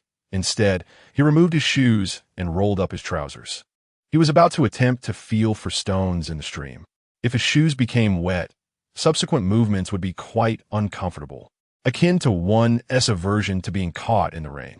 It was not merely the fear of illness that deterred one from the rain, but rather the discomfort of drenched clothing. At home, changing into dry garments would be a simple matter. However, on this deserted island, there were no spare clothes available. It could be said that clothing on a deserted island was a non-renewable resource, and such resources are undoubtedly precious. Once prepared, Xuan stepped into the stream. Fortunately, the water was not particularly deep. As he stepped in, the water merely reached his calves, not even exceeding his knees. It could indeed be described as a shallow brook. Thus, Xuan, like a youthful lad seeking refreshment, began to sift through the stones at the stream's bottom. Since these stones were intended for roasting meat, they needed to exhibit a certain degree of flatness. Consequently, Xuan endeavored to select stones that appeared to be quite even. First, he aimed to meet the requirement for flatness, and then to satisfy the criteria for thermal conductivity. Only by prioritizing the more stringent conditions could he effectively filter for the stones he required. For stones, a smooth and level surface was a more exacting condition than merely possessing good thermal conductivity. After feeling several stones that failed to exhibit satisfactory thermal properties, Xuan felt a twinge of disappointment. Had his assumptions been erroneous? Should he seek elsewhere? Though momentarily perplexed, this uncertainty was fleeting. Years of solitude had imbued Xuan with an unexpectedly resilient spirit. Even if he were mistaken, it would not deter him from pursuing his quest. However, first, he decided to sit down and rest. Finding a suitable spot on the riverbank, he settled himself. Yet, as soon as he sat, he sprang back up. In that instant, it felt as though he had perched upon a hot grill, as the heat surged to the point of contact between him and the stone. After the initial shock, Xuan quickly realized that this stone was precisely what he had been searching for. Truly, it was a case of having traversed great distances in vain only to find success effortlessly. Or perhaps it could be said that it was a case of unwittingly stumbling upon fortune while pursuing a different goal. Evidently, Xuan's spirits were high, allowing him the leisure to indulge in whimsical thoughts. After cupping some stream water in his hands, he splashed it onto the stone he had just discovered. Invisible steam rose from it, reminiscent of dousing a grill with cold water. Upon witnessing this, Xuan felt a surge of joy rather than surprise. The mere fact that such steam could emanate from the stone under the sun's rays indicated a remarkable level of heat. The thermal conductivity of this stone is remarkable. Moreover, it appears exceptionally smooth, exhibiting no signs of even the slightest crack. As Xuan understands, while some stones possess commendable thermal properties, they are prone to cracking under high temperatures. Such easily fractured stones are utterly unsuitable for use. In contrast, this particular stone not only boasts a sleek exterior, but also exhibits outstanding thermal conductivity. It can be deemed a true masterpiece. In the live broadcast room, observing Xuan's evident delight in front of stone, the host from the Huaxia Nation, Lin Yan, felt a sense of confusion. After all, it was merely a stone. What could warrant such joy? It seems this contestant has discovered something of value. What could their intentions be? Nevertheless, adhering to her professional duties as a host, Lin Yan endeavored to provide commentary on the live footage. Chapter 51. A twofold gain from the steam emanating from a stone. It is not difficult to surmise that its thermal conductivity is quite commendable. Beside me, the male host from Huaxia, Peng Gang, elaborated on Lin Yan's observations. This stone, with its remarkably smooth exterior and excellent heat transfer properties, combined with the recent capture of a deer by this contestant, leads me to believe I have discerned the answer. Peng Gang bore an expression of profound insight, a mysterious smile playing at the corners of his mouth. What purpose does this stone serve, one might wonder. Although Lin Yan had formed some conjectures, he was aware that a portion of the audience had yet to grasp the implications. One of the host's duties is to enlighten those viewers who have not yet connected the dots. Therefore, despite having an inkling, Lin Yan decided to pose the question raised by Peng Gang. At this moment, the live broadcast featured only 3 hosts. Originally, there were 2 hosts from Sakura Country and 2 from Huaxia, but due to unforeseen circumstances, one of the Sakura hosts was unable to appear on the program. Remarkably, the show had performed well despite this absence. The higher-ups among the production staff deemed it preferable to maintain the current configuration rather than introduce another individual who could potentially introduce instability. With just the 3 of them, this live broadcast had already achieved the highest viewer engagement. In fact, other traditionally configured broadcasts were experiencing lower popularity than this one. It could even serve as a unique selling point, enhancing the program's impact. As it stood, aside from Lin Yan, the remaining 2 hosts included the Sakura host, Shinchi Suki, who had previously been embroiled in rumors. Her alleged romantic interest was none other than the popular contestant from the survival show, Xuan. Observing her demeanor, one might speculate that it was indeed an unreciprocated affection.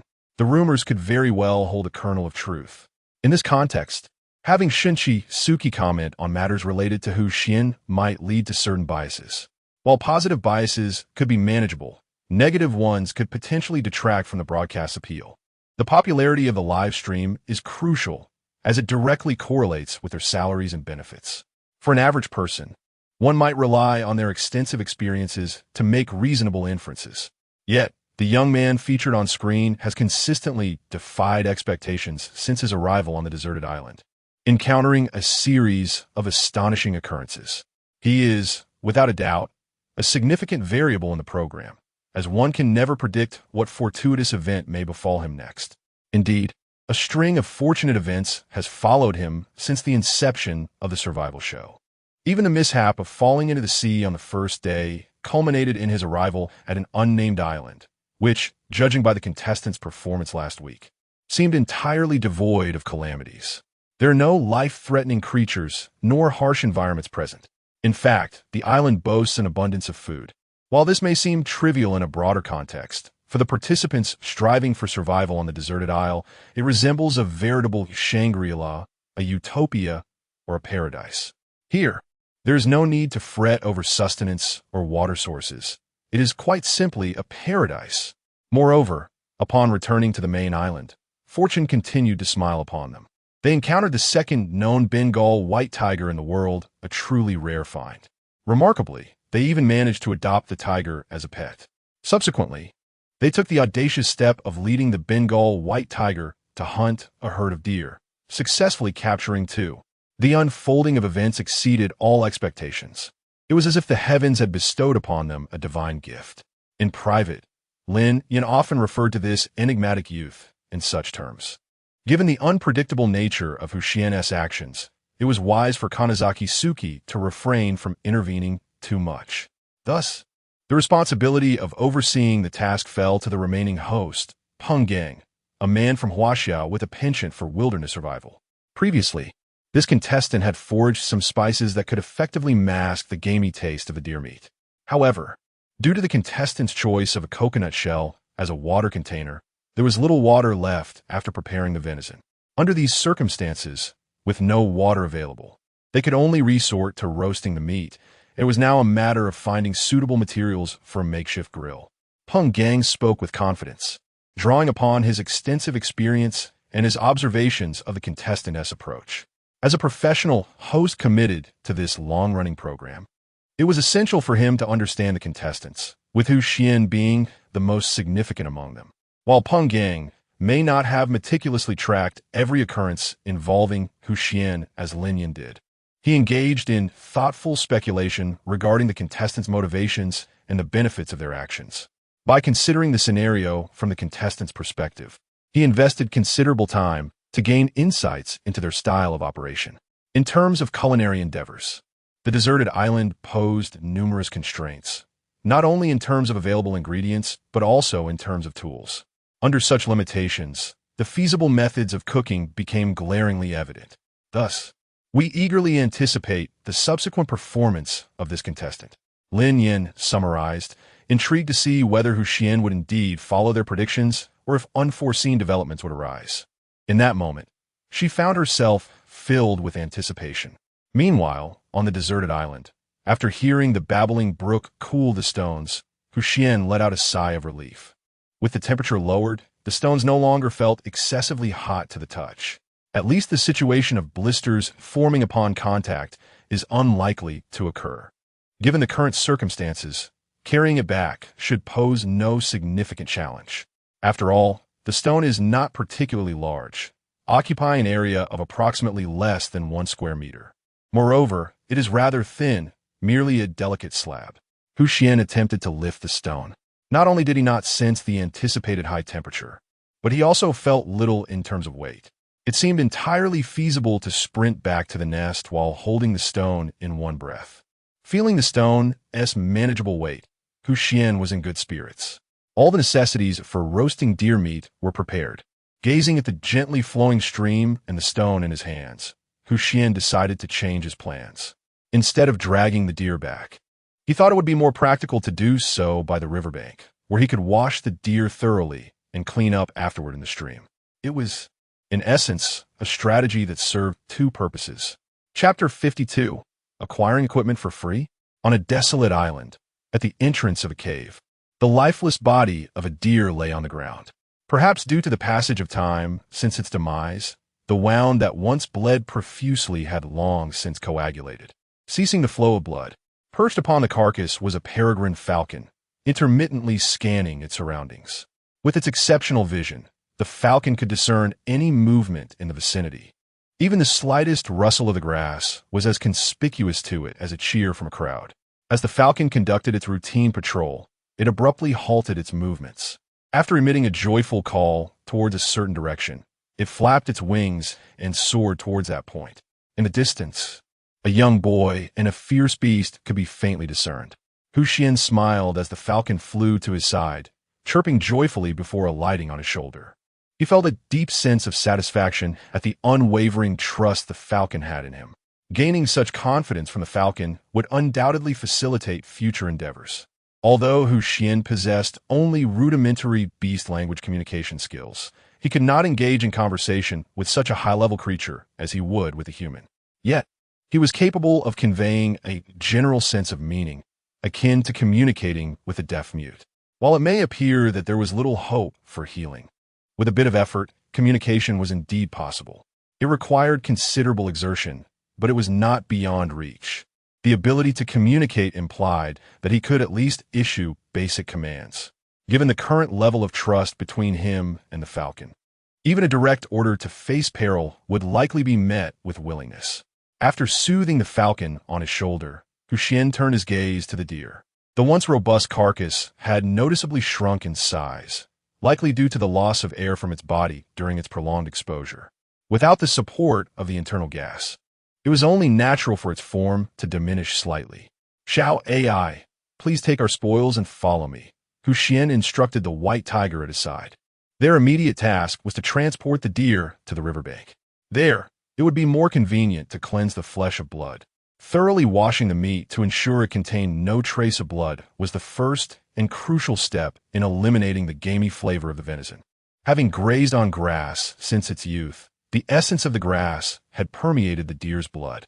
While deer blood could serve as a valuable medicinal resource, the absence of suitable containers for preservation posed a significant challenge. The only coconut shells available were reserved for holding water, leaving no spare vessels for the deer's blood. Furthermore, the blood represented merely a fraction of the deer's overall value, as there were many other valuable components. However, on this isolated island, there were no appropriate means to store these treasures.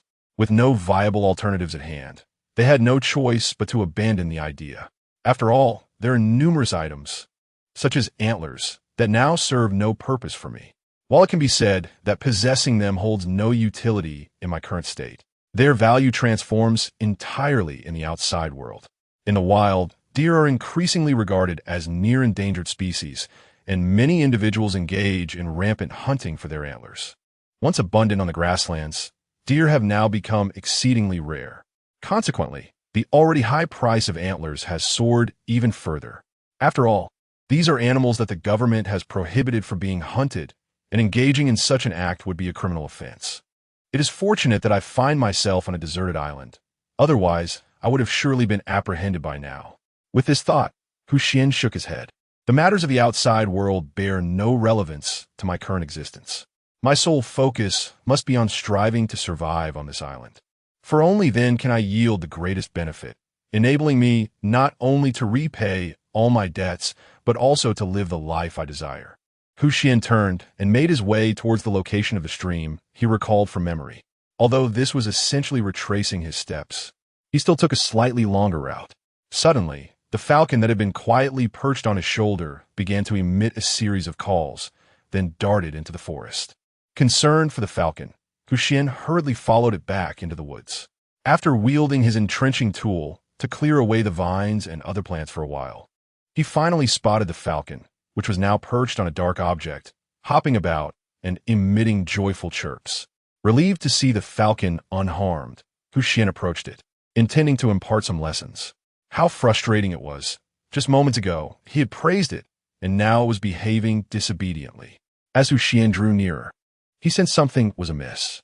The spot where the falcon stood was upon a somewhat dark object, partially buried in the earth, indicating that it had originally fallen to the ground, but had become half ensconced over time. If left for much longer, it might become entirely buried. With a tinge of excitement, Xuan unearthed the object and gently wiped away the dirt, revealing its original hue. It gleamed with a silvery luster, its surface slightly indented and its body lightweight. All signs pointed to it being a stainless steel pot. At that moment, Xuan found himself at a loss for words. To think he could find a stainless steel pot here. In this location, somewhat distant from the island's edge and leaning towards the interior, such an item was unexpected. If this were indeed the equipment of a former contestant, Xuan mused, he might just burst into laughter. Others in the competition typically opted for practical tools like bows, or entrenching tools, or essentials for rest like sleeping bags.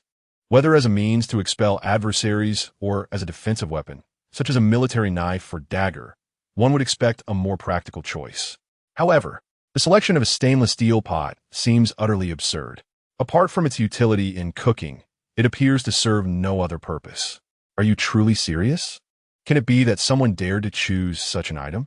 As for the presence of this object in such a setting, it is highly likely that a contestant met an unfortunate fate in this vicinity, perhaps due to external forces. If they had voluntarily withdrawn, there would have been no reason not to retrieve their belongings during the collection of participants. The fact that this item remains here signifies that this contestant has likely transformed into mere fertilizer for the island. Consequently, the pot they carried is now left behind. Chapter 53. Violations? Easter eggs? As Xuan gazed at the stainless steel pot in his hand, he initially felt a surge of surprise, which soon transformed into uncontainable joy. With the acquisition of this pot, he would no longer have to rely on coconut shells for his culinary endeavors. Cooking with coconut shells invariably imparted a distinct coconut flavor to his dishes. While the taste of coconut is indeed delightful, indulging in the same flavor repetitively can become monotonous. Moreover, as a natural material, coconut shells are prone to damage when subjected to heat, which often hindered his cooking efforts. However, with the advent of a stainless steel pot, such concerns were now a thing of the past. He could finally explore a wider array of culinary creations. After a fleeting moment of elation, Xuan was quickly brought back to reality.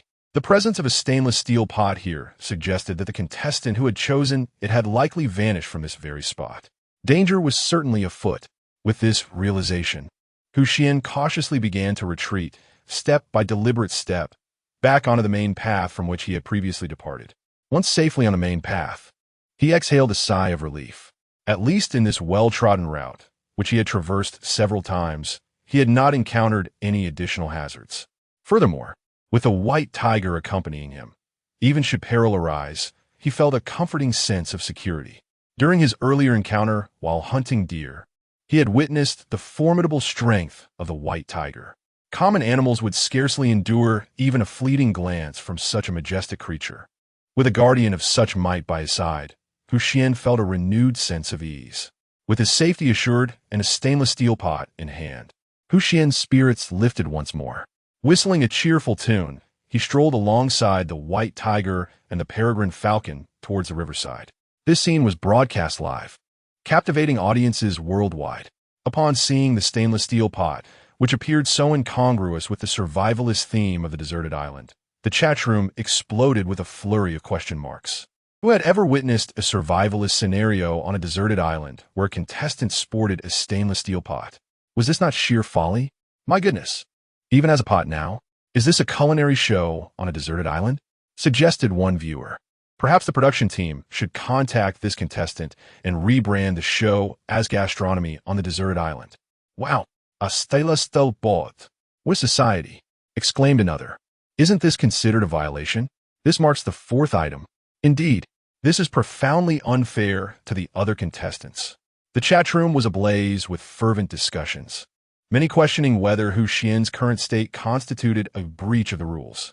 After all, it had been clearly stated at the outset that participants in the deserted island survival program could only choose 3 pieces of equipment upon entry. There were no explicit regulations regarding the acquisition of other contestants' discarded items on the island, rendering this a gray area. This ambiguity was further compounded by the absence of similar occurrences in previous programs. The deserted island was vast, and with 1,000 contestants scattered across its expanse. The population density was remarkably sparse, reminiscent of Siberia's demographic distribution. In a vast expanse of Siberia, one could traverse the landscape in a vehicle, depleting the fuel tank without encountering another soul. Although this is not the inaugural episode, the program is equipped with a voluntary withdrawal mechanism. Contestants who face insurmountable challenges or wish to exit may opt to activate this device, thereby preserving their lives. The production team subsequently retrieves those who have engaged the withdrawal mechanism, along with any props they initially selected. This practice consequently eliminates a portion of former contestants from consideration. Among the remaining participants, the props they carry often include those that are single-use or limited in their applications. For instance, the lighter held by Xuan serves as a quintessential example of a prop with restricted usability. Once this category of items is excluded, the remaining props become exceedingly scarce. Most of what may be left behind are likely transformed into sustenance for the island's ecosystem due to unforeseen dangers. On the island, the greatest peril undoubtedly emanates from various predators. After capturing their prey, many hunters opt to return home with their bounty, further diminishing the already limited number of props that might be left behind, as some find their way into the lairs of these ferocious beasts. Coupled with the ravages of weather and the passage of time, the likelihood of discovering any remaining items is reduced to an almost infinitesimal chance. It is thus remarkable that Xuan, with the assistance of a peregrine falcon, managed to acquire a cooking pot, marking a first in the history of the program. In response to this unprecedented event, the higher-ups of the production team convened an urgent meeting to deliberate on the matter. After all, if mishandled, the reputation of their program could face dire consequences. Concerns arose regarding how the consortium backing the show might react should the program's integrity be compromised. Those amongst the senior staff who were well-informed shuddered at the prospect and immediately engaged in discussion. The deliberation was swift, yielding a resolution in a short span. Given the need for prompt communication, the production team relayed their approach to the hosts in Xuan's live broadcast. Since not all viewers would access the official website, it became imperative for the hosts to convey the information during the live stream, ensuring the announcement's immediacy was intact. In a live studio, the Japanese host, Kanazuki Suki, held a card in hand, her face adorned with a smile. She then turned to the camera, ready to speak. Having just received a message from the production team, she announced that Xuan's actions were deemed appropriate, and the props left behind by previous contestants were classified as relics of the island, thus not constituting a violation. Official details have been disseminated on the official website, inviting interested viewers to check for further announcements. The explanation was rather formulaic, establishing the nature of the matter at hand. This was not deemed cheating, but rather considered a normal part of daily conduct. Upon hearing the elucidation from the highly popular host, Tsukikage Kanazuki, many viewers promptly visited the official website of the survival show. When they discovered that the website indeed featured an announcement, and that its content matched precisely with what Tsukikage Kanazuki had just articulated, numerous viewers expressed their envy. The production team had cleverly positioned this as an Easter egg. Now, on this island, in addition to peril, there existed a plethora of hidden treasures. It was akin to a surprise box awaiting to be unveiled. Chapter 54. Dissecting the venison. As the first individual to embark on this culinary venture, Xuan should have been rewarded with some special recognition. After all, he had filled a significant gap for the production team. However, given that this was a survival scenario on a deserted island, the production team could not intervene unless a contestant voluntarily chose to withdraw. Consequently, they could only observe the unfolding events. In a live stream, Xuan was seen clutching the stainless steel pot he had just discovered, making his way to the stream. Along the way, he encountered no dangers, arriving at the water's edge safely, much like before. Upon reaching this tranquil spot, he finally felt a sense of relief.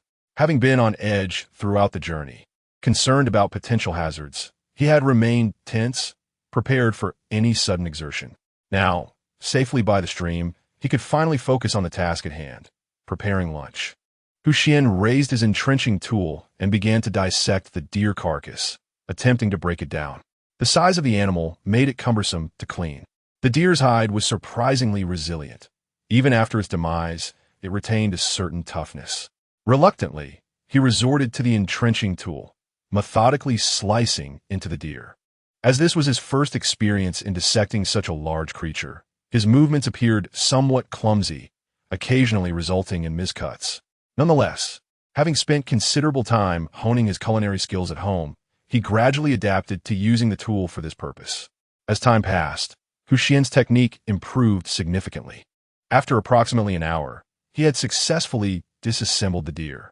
The meat lay in a substantial pile at the water's edge, leaving behind only a massive skeleton. Wiping the sweat from his brow, he set the entrenching tool aside. With the dissection complete, it was time to cleanse the meat. The venison carried a potent, gamey odor, which, if unaddressed, would render it unpalatable for most. While some may appreciate this distinct aroma, Xuan was not among them. After selecting several pieces of meat, he crouched by the stream, rinsing the venison in the flowing water.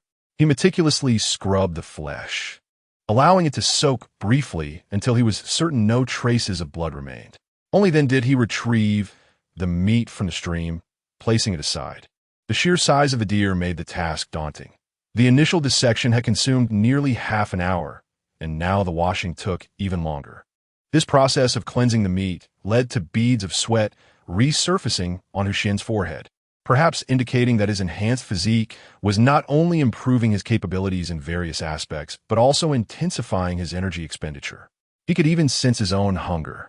However, the thought of the food he would soon consume quickened his movements. It was essential to eliminate the fat. The fat on the venison was not something Xuan deemed necessary for consumption. The provisions for the white tiger and the peregrine falcon required no special trimming of fat.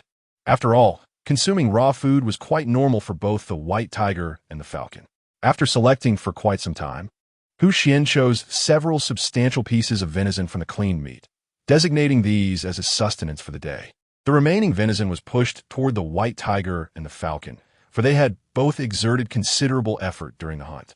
Naturally, it was fitting to reward those who contributed significantly. Without a doubt, this venison was the most suitable offering at present.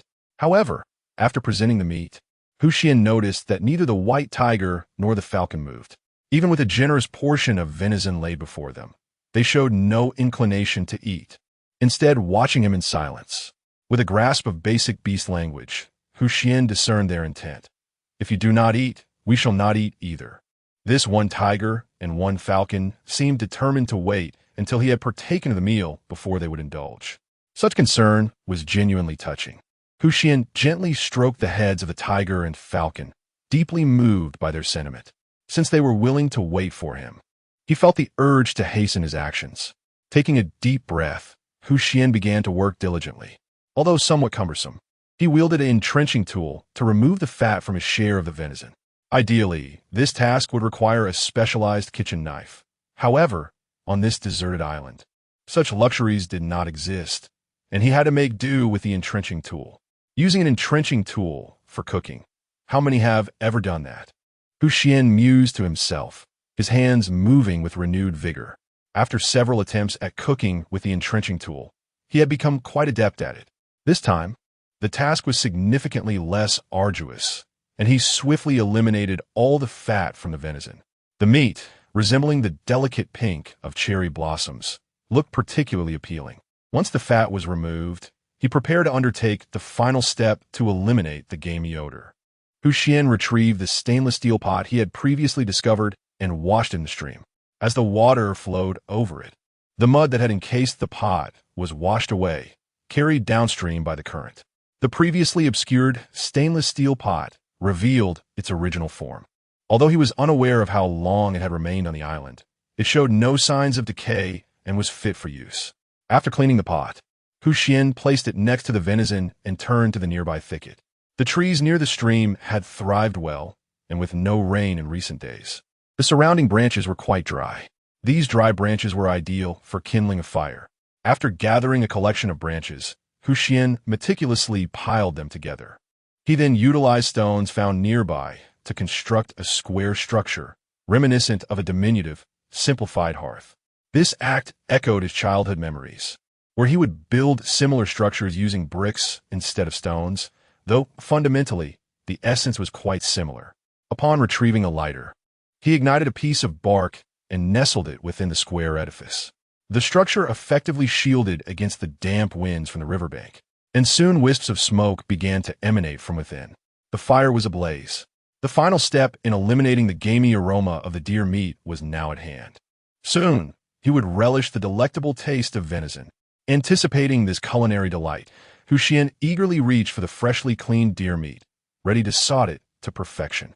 Chapter 55. Pure and unpolluted. Although there exists no oil on this deserted island, it does not dampen Xuan's spirits. The absence of oil is inconsequential.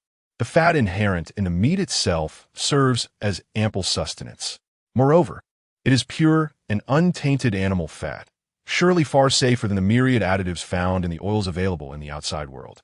While he had previously removed the visible white fat, there remains a significant amount of oil within the red meat itself. Xuan first warmed the stainless steel pot over the fire. After gauging the appropriate temperature radiating from the heated pot, he placed a piece of venison within it. The moment the meat made contact with the warm stainless steel, it emitted a satisfying sizzle. Gradually, visible droplets of oil began to form on the edges of the venison, glistening like dewdrops after a rain. The meat itself began to curl slightly, indicating the cooking process had commenced. Noticing the emergence of oil, Xuan promptly added the spices he had meticulously gathered earlier by the stream. He had prepared these seasonings well in advance, and now was the time to incorporate them into the cooking of the venison. This step was crucial in masking the gamey flavor of the meat. Rather than simply eliminating the venison's natural scent, the robust aroma of the spices would effectively cloak it. Once the gamey essence melded with the spices, it would be completely obscured, leaving only the fragrant notes of the seasonings to tantalize the palate. As the spices entered the pot, an aromatic explosion ensued, reminiscent of a chemical reaction, filling the air with a rich fragrance. The fat rendered from the venison bubbled vigorously, indicating that it was nearing depletion. In a moment of urgency, Xuan quickly added several more pieces of venison to the pot. Under the high heat, the oil within the meat was rapidly released. The intense reaction between the fat and spices began to subside as the oil quantity increased, soon settling into a simmering calm, akin to a gentle stew. Maintaining a delicate balance, Xuan turned the first piece of venison over. With each flip, more fat was extracted. Under the heat, the meat quickly approached the desired doneness. Carefully extracting the venison from the pot, he placed it atop a flat stone he had prepared earlier. The stone, warmed by the sun, was at an agreeable temperature. Though not quite hot enough to cook the meat thoroughly, it would suffice for keeping it warm. One by one, Xuan repeated this process with all the pieces of venison, arranging them on the stone to benefit from the dual warmth of the rock and the sun. After completing his task, he poured the remaining fat from the pot into a nearby coconut shell for storage. Then, utilizing the flowing water from the stream beside him, he rinsed the pot and filled it with fresh water. After placing the stainless steel pot over the flame, I began to await the boiling of water. Although the absence of a lid would delay the boiling process, it was still inevitable. At present, I had no cover for the stainless steel pot. While a coconut shell might have been small, using it as a lid would impart an unwelcome coconut flavor to the water, which I could hardly endure after nearly a week of consuming coconut-flavored dishes. After finally acquiring a pot that could liberate me from the reign of coconut flavor, I would be foolish to impose it upon myself once more. As for using a stone, that was hardly a safe option. I recalled a video I had seen in the past where a group of individuals attempted to cook on a stone slab, only for it to explode. Employing a stone as a lid under such pressure and high temperatures could result in a catastrophic explosion. I could not fathom the consequences for myself in such a scenario. Unlike conventional pot lids, a stone slab lacked any ventilation, posing a significant risk. The water within the pot would inevitably undergo a transformation, changing from liquid to gas and expanding in volume, thereby altering the internal pressure. A disparity between the internal and external pressures could lead to disastrous outcomes. The destruction of a stone slab would be minor compared to the loss of the hard-earned pot, which would be a far greater calamity. Thus, I resolved to continue boiling the water, albeit slowly, prioritizing safety.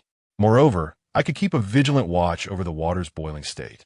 I stood beside the pot, observing the water as the sunlight illuminated its surface. Gradually, the water began to reach a boil. Although somewhat bland, it was the only course of action available. I glanced at the simmering water and then at the venison resting on a nearby stone. After a brief moment, I placed several pieces of venison into the boiling water.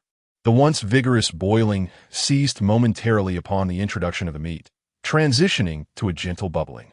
This scene stood in stark contrast to the previous tumultuous boiling that seemed to herald a steam whistle, enveloped in a haze of vapor.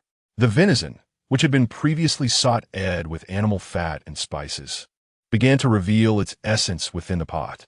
The previously clear water took on a faint yellow hue, a testament to the spices that had adhered to the meat during the sauté process. Now, those flavors were being released into the water.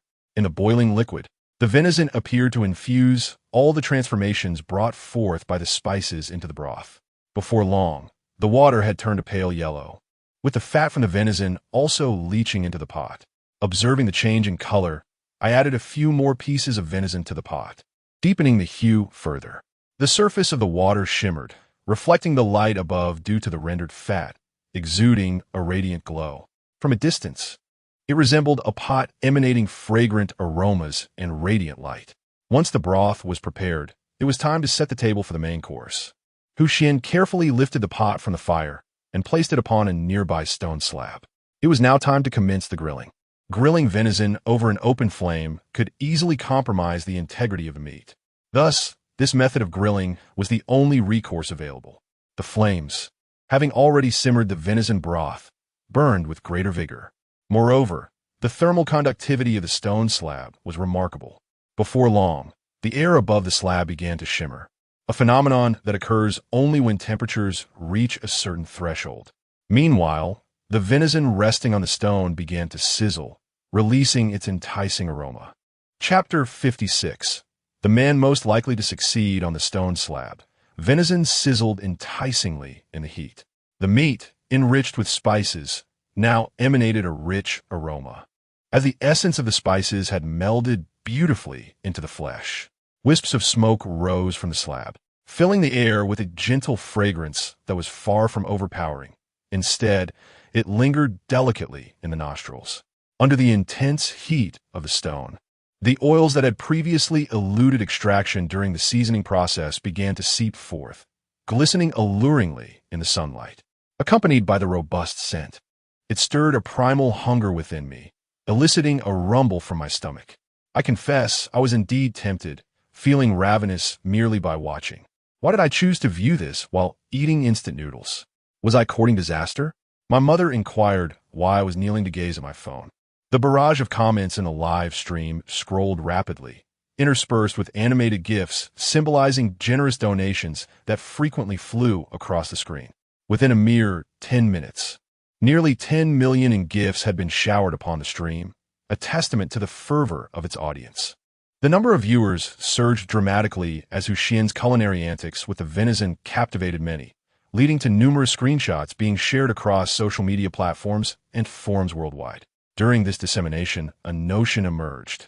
Watching this live stream was akin to embarking on a delectable journey on a deserted island, reminiscent of the culinary explorations portrayed in acclaimed gastronomic shows. This moniker quickly garnered affection and enthusiasm from audiences globally, eventually reaching the production team. To their surprise, the team decided to officially rename the live stream to Culinary Delights of the Deserted Island, designating it as Xuan's exclusive domain. Xuan had become their golden goose. The daily donations alone sufficed to settle all debts of his family. The audience was remarkably diverse, spanning from princesses to street beggars, all captivated by the program. Among them were affluent oil tycoons who raised exotic animals like lions and tigers out of sheer passion. These individuals, enamored with the harmonious coexistence of humans and animals showcased in the stream, were known for their lavish spending. A significant portion of the stream's revenue stemmed from these oil magnates, whose substantial support further encouraged the production team to elevate Xuan into a standalone feature. Thus, this notion swiftly materialized into reality, an individual live stream accompanied by 3 hosts, a groundbreaking concept in the annals of live broadcasting. The production team acted swiftly, Footage of other contestants previously featured on Xuan's stream was promptly transitioned to different broadcasts, although some audience members inevitably drifted away. The influx of new viewers far exceeded those lost. The popularity of the live broadcast room surged dramatically. The three hosts, upon receiving the notification, were somewhat astonished. After all, it was unprecedented to establish a dedicated live stream for a single contestant. Was there no fear that the selected participant might simply vanish? However, upon observing the footage transmitted by the drone, which showcased a young boy skillfully preparing venison, the hosts quickly grasped the situation. This individual seemed destined to survive against all odds. If one were to speculate on who might endure until the very end on this deserted island, it would undoubtedly be him. Even the man, who prided himself on being at the pinnacle of the food chain and consumed everything, exhibited visible muscle atrophy after a week of survival on the island. His physical condition was far from commendable. In stark contrast, the young boy currently featured in the live broadcast appeared remarkably unfazed, not showing any signs of muscle deterioration. He even seemed healthier than when he first entered the competition. Having thrived on the island for over a week, he had somehow emerged even more robust, truly astounding. Historically, those who claimed to be wilderness survival experts had faltered in such circumstances. Yet here was a self-proclaimed otaku, based on the information provided by the production team, achieving such miraculous feats. It was enough to evoke admiration. Clearly, this contestant enjoyed immense popularity, likely due to his remarkable performances. Lin Yin, the female host from Huaxia, expressed her astonishment. She had witnessed firsthand how this boy transformed from a frail recluse into the formidable figure he was today, though the specific details remained unclear. She had observed every day of his journey on the island. Now, with his soaring popularity prompting the production team to allocate a dedicated live stream, he could be deemed a successful individual. Yet, his success was not merely a matter of luck. Lin Yin recognized that while this young man was indeed fortunate, many had perished on the island despite good fortune if they lacked culinary skills. Furthermore, even with ample food, one must consistently venture out to hunt, underscoring the boy's foresight and diligence. Over time, Lin Yin found her perception of this young man transformed significantly. Indeed, he seemed almost blessed, effortlessly accomplishing feats that others could scarcely imagine. Beside her, Peng Gang, the male host from Huaxia, reflected with a sense of awe, his expression filled with admiration. He exhibited no embarrassment for his earlier predictions that had proven somewhat inaccurate. Peng Gang felt a genuine respect for this young boy, who, alone and under immense pressure, had come to the island relying solely on 3 pieces of equipment to secure his survival. Now, he thrived amidst the challenges of the island, evidently tapping into his latent potential. He mused that had this individual been in the outside world, he would undoubtedly become a trailblazer of his time. Having navigated the complexities of society for many years, he possesses a profound understanding of the vast future that awaits those who are trendsetters. Presently, several of the most renowned tycoons in China can be regarded as icons of that era, standing at the forefront of progress, where fortune and diligence coexist. Although he currently finds himself stranded on a deserted island, unable to extend a helping hand or leave a favorable impression, it is at least plausible to avoid creating a negative one. The question of whether this young man can survive has not crossed Peng Gang's mind. It is no jest to suggest that individuals of such caliber could fail to emerge unscathed. His confidence in Xuan is unprecedentedly robust. Thus, let us eagerly anticipate what remarkable feats Xuan may yet unveil. The esteemed host from the land of cherry blossoms, Kanzaki Suki, gazes with anticipation at the live broadcast. As the drone transmits the scene. Chapter 57. The audience. To be candid, I find myself truly envious. On the deserted island by the stream, Xuan utilized a coconut shell as a bowl, wielding a pair of wooden chopsticks he had crafted himself, fixated on the venison laid upon a stone slab. Lacking the application of an open flame for roasting, the meat, while sizzling gently, bore no signs of charring. The piece of venison retained its original allure, emanating a tantalizing aroma of spices that made one's mouth water. Observing Xuan nearing completion of his meal, The white tiger and the peregrine falcon felt a sense of relief and began to partake of the food allocated to them. Although it was raw meat, it had been thoroughly cleaned, rendering it far more palatable and hygienic compared to their previous consumption of raw flesh. Moreover, it was prepared by their esteemed master, which added to its appeal. In that moment, the tiger and the falcon indulged in their feast with evident delight. The white tiger, possessing a larger appetite and broader jaws, devoured its portion with a voracious intensity befitting its nature.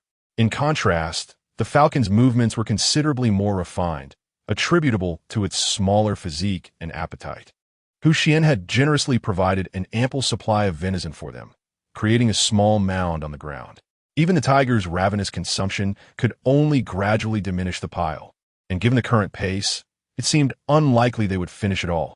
After all, they had dismantled an entire deer, yielding far more meat than what a tiger would typically scavenge directly from a carcass.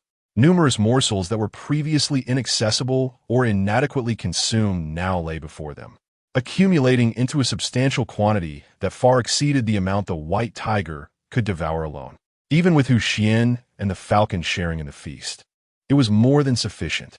The tiger and the falcon dined harmoniously and quietly on the venison, yet they did not completely relinquish their vigilance amidst their indulgence. Both, as seasoned predators, occupied the apex of the food chain on this desolate isle, embodying the first tier of existence. Even while eating, they maintained a necessary wariness of their surroundings. The white tiger, with its head lowered to gnaw at the meat, listened intently for any approaching footsteps.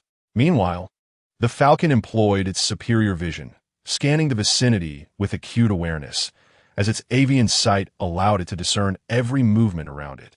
Thus, it alternated between taking bites of meat and surveying its surroundings, repeating this cycle. By the stream, observing the venison that had nearly reached the desired state of doneness, Xuan deftly maneuvered his handcrafted chopsticks. With remarkable speed, he lifted a slice of the meat and placed it into the coconut shell in his hand, gently blowing to cool it down. With the meat now sufficiently cooled, he slowly brought it to his mouth, where a burst of savory juices exploded, flooding his palate with the fragrant essence of spices. As if completely immersed in the realm of spices, the air was filled with their aromatic essence, complementing the succulent tenderness of the venison itself. Grilled upon a stone slab, the meat retained its intrinsic quality, infusing it with a flavor reminiscent of the very essence of nature. It bore the taste of a flowing stream, intertwined with an irrepressible hint of fresh grass derived from the deer's blood. Amidst this mlang of flavors, one could almost envision frolicking by the riverside with a herd of deer. Observing Xuan's blissfully entranced expression, the audience in the live broadcast erupted in excitement. Their reactions were not born of dissent, but rather from the sheer delight radiating from Xuan, who seemed to encapsulate the exquisite deliciousness of the venison. Just by looking at his rapturous visage, one could discern the extraordinary taste and palatability of the dish. Such a delectable feast was merely a spectacle for them, devoid of any hope of indulgence. Moreover, the young man depicted in the footage was originally struggling for survival on a deserted island, a stark contrast to the idyllic scene unfolding now. In their prior perceptions, he should have been grappling with life and death, willing to endure anything, even gnawing on tree bark, to survive, embodying a tragic existence. Yet, he now appeared to be thriving, perhaps even better than they were. After all, few could partake in venison, let alone prepare it with such culinary finesse. I find myself questioning whether this contestant is truly just a reclusive individual, or if he might be a master chef from a 3-star restaurant. As the drone footage showcased Xuan's expression of pure enjoyment, Lin Yin, the host from Huaxia, was momentarily taken aback. She had witnessed the dishes this young man crafted before, yet never had she seen him exhibit such an entranced demeanor. It is worth noting that the previous creations had impressive presentations. Lin Yin speculated that even if she were to open a restaurant, she might have a significant chance of earning at least a 1-star rating in the culinary guide. For chefs, receiving a star in such a guide is akin to the highest accolade. Yet, even those dishes, which Lin Yin believed could warrant a star, had not evoked such deep immersion from the young man. What, then, could be the nature of this dish that so captivated him? It must surely belong to at least the 2-star level, if not the pinnacle of 3 stars. It is essential to recognize that even globally, restaurants achieving a 3-star rating are exceedingly rare. The existence of such a young individual capable of creating such culinary masterpieces left Lin Yan in a state of astonishment. The production team's investigation could not be mistaken. Indeed, this youth was a homebody. In Lin Yan's eyes, the enigmatic veil surrounding this young man only deepened. Beside her, Kenzaki Suki, the host from Sakura Country, remained silent, merely swallowing hard as the brilliance of the dishes crafted by the youth became ever more evident. After savoring the grilled venison, Xuan reached for the stainless steel pot previously removed from the fire. Having sat for a while, the pot had cooled, losing the warmth it once possessed while on the flame. Rather, it embodies a more temperate quality. Xuan gently tapped the upper edge of the pot with his finger, ascertaining that the temperature was acceptable before proceeding to sip the venison soup directly from the pot. Due to the spices used in the preparation of the venison, the flavor was far from insipid. Rather, it possessed a subtle yet distinct taste. If the venison on the stone slab had fully showcased the essence of the spices, then the current venison soup magnificently highlighted the intrinsic flavor of the meat itself. It presented a more delicate and refreshing taste, rivaling the exquisite quality of the venison on the stone slab. Chapter 58. Curing and Preservation Immersed in the Broth. The pungent aroma of the venison was deftly neutralized by the spices, which melded seamlessly into the liquid. What remained in the meat was a delicate flavor, devoid of any gamey essence. As a herbivore, the venison had a tender and silky texture, surpassing even that of the meat cooked on the stone slab. After simmering for a while and cooling slightly, it resembled a jelly-like consistency, effortlessly sliding into one's mouth. The rich aroma of the venison filled the palate, harmonizing exquisitely with the flavors from the stone-cooked meat. To think that such a combination could yield such delightful results, I must be quite the genius. As Xuan savored the venison broth, alternating between spoonfuls of soup and bites of meat, he couldn't help but reflect on how this fortunate happenstance unfolded. Initially, it was merely a whim, a spontaneous decision made upon discovering a stainless steel pot. Yet, the unexpected pairing proved to be a culinary triumph. Despite the scarcity of spices and other ingredients on this desolate island, the ability to create such a delectable dish was indeed a rare accomplishment. Could it be that even this situation could trigger an increase in fortune? Xuan mused to himself. In his view, this impromptu decision was a manifestation of the ability he had first acquired, the effect of a tenfold increase in fortune. Otherwise, how could he have so effortlessly crafted such a harmonious dish? Contemplating this, he couldn't help but marvel again at the capabilities bestowed upon him. Truly, this ability was the finest ally for survival on a deserted island. No matter how extensive one's knowledge, poor luck would lead to failure. With his fortunate circumstances, he was able to create remarkably complementary dishes with ease. Indeed, one cannot compare individuals so readily. With a sigh, Xuan hastened to consume the remaining venison. He needed to finish quickly, otherwise, the enticing aroma might attract other predators, which would be less than desirable. At this stage, he wished to avoid direct encounters with beasts of prey, although, through a twist of fate, the white tiger had become his companion. There was no guarantee that other predators would regard him as an ally rather than a sumptuous meal. Xuan speculated that the closeness between the white tiger and the peregrine falcon was likely influenced by a 20-fold affinity factor. Yet, given the ambiguity of this affinity, one could only wonder what it entailed. Should there be stringent limitations, encountering other predators could very well spell disaster. Such perilous ventures were not to be taken lightly. Fortunately, the venison he had prepared for lunch was not overly abundant. Before long, he had consumed it all. Xuan let out a satisfied burp, signaling his fullness. However, a considerable amount of venison remained, and both the white tiger and the peregrine falcon had also eaten their fill, now lying on the ground to digest their meals.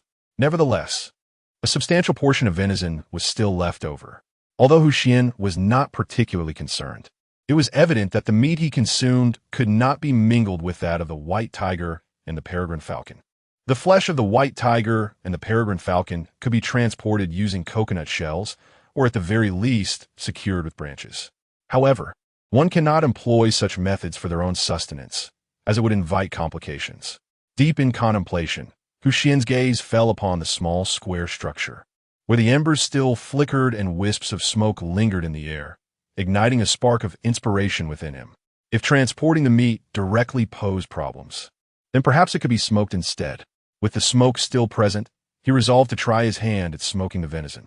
Though stranded on a deserted island with limited resources, Xuan, drawing upon his experience of crafting various dishes at home, was well versed in the art of meat smoking. Admittedly, the process might alter the intrinsic flavor of the venison to some extent, yet in such dire circumstances, one must adapt. He placed the leftover meat beside the fire, awaiting the warmth of the embers to draw out the moisture from the venison. Once the moisture was sufficiently evaporated, he could proceed to the next step. It was imperative that the moisture be entirely eliminated prior to smoking. Otherwise, the smoke would fail to adhere to the meat. While the moisture evaporated, Xuan busied himself by approaching the white tiger and the peregrine falcon, preparing to encase their meat in coconut shells. After packing the meat securely, he bound the shells with vines to ensure their contents remained intact. Once he confirmed that the venison was snugly encased in the coconut shells, he placed them beneath the white tiger for protection, ensuring their safety. Having attended to the meat of the white tiger and the peregrine falcon, Xuan returned to the small square structure. Observing the shrinking pieces of meat by the fire, he nodded in satisfaction. The venison had lost a considerable amount of moisture and was now ready for the smoking process. However, it was unthinkable to subject his hands directly to the smoke over the fire. Thus, the introduction of branches became necessary. Although branches might be unhygienic, a thorough cleaning and peeling away of the bark could render them suitable for temporary use as skewers. A brief smoking session would suffice to prevent the meat from spoiling in the short term, and the resulting charred branches would be of no consequence. With resolve, Xuan swiftly gathered several branches and, using a spade, carefully peeled away the bark. The brittle nature of the branches, combined with the spade's size, presented a formidable challenge. Yet, Xuan had mastered this task through repetition.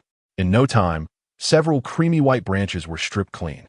Next, he took these freshly peeled branches to the nearby stream for a thorough washing.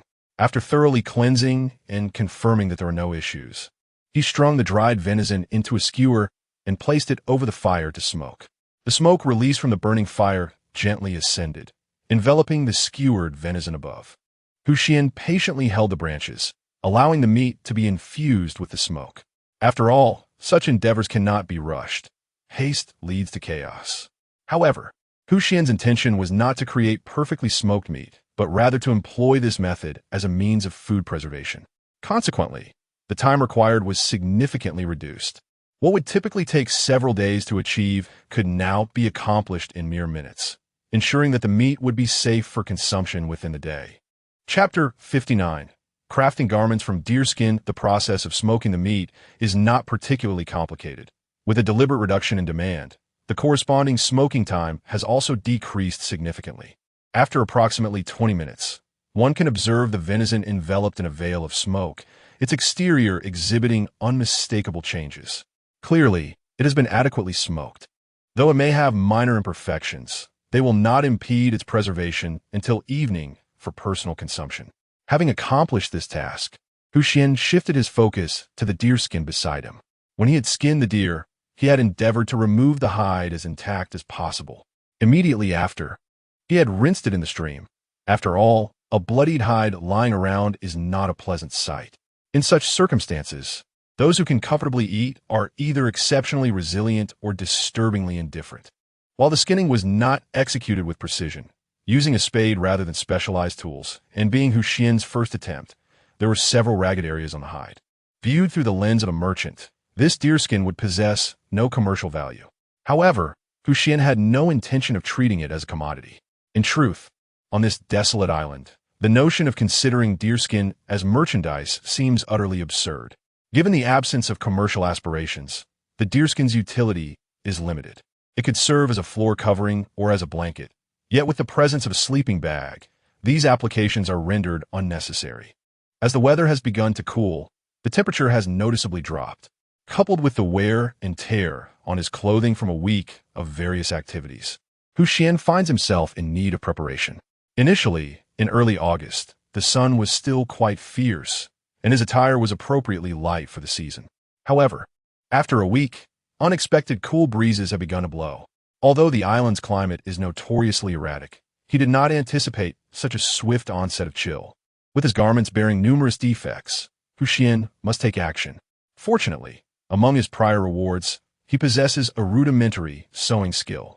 While he may not be able to create exquisite garments, the ability to produce functional clothing is sufficient. The methods of crafting clothing are not confined solely to needle and thread. In the wild, alternative techniques naturally exist. On this isolated island, there are indeed ways to fabricate garments. Given this context, the deerskin emerges as the most suitable material for garment creation at this juncture.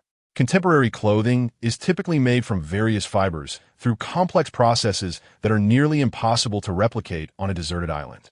Additionally, tools such as needles and threads cannot be conjured in an instant, and Xuan remains perplexed regarding the methods of thread production. Nevertheless, the absence of these tools does not preclude the possibility of making clothing. In ancient times, long before the invention of needles and threads, our ancestors were adept at crafting garments to shield themselves from the cold. If those early humans could achieve such feats, there is no reason we cannot do the same. Armed with this confidence, Xuan, with freshly cured venison in hand and a clean deer hide draped over his shoulder, called out to the white tiger and the peregrine falcon nearby before preparing to head back. Naturally, he did not forget the sustenance for his companions, the remaining deer meat. Even after a hearty feast, the weight of the leftover venison was considerable. Despite having consumed a substantial portion, the remaining meat still posed a challenge for Xuan to carry. Even with his quintuple-enhanced physique, it proved to be quite a task. It is worth noting that a deer can weigh nearly 400 kilograms, and the one they had caught was particularly robust, making it even heavier. Even after accounting for the significant weight of its bones, the remaining meat likely still weighed several hundred pounds. With Xuan's enhanced strength, while he was not unable to lift it, the act of transporting it was another matter entirely. A person might be capable of lifting over 100 pounds, yet carrying it away would likely limit them to a burden of merely 20 to 40 pounds.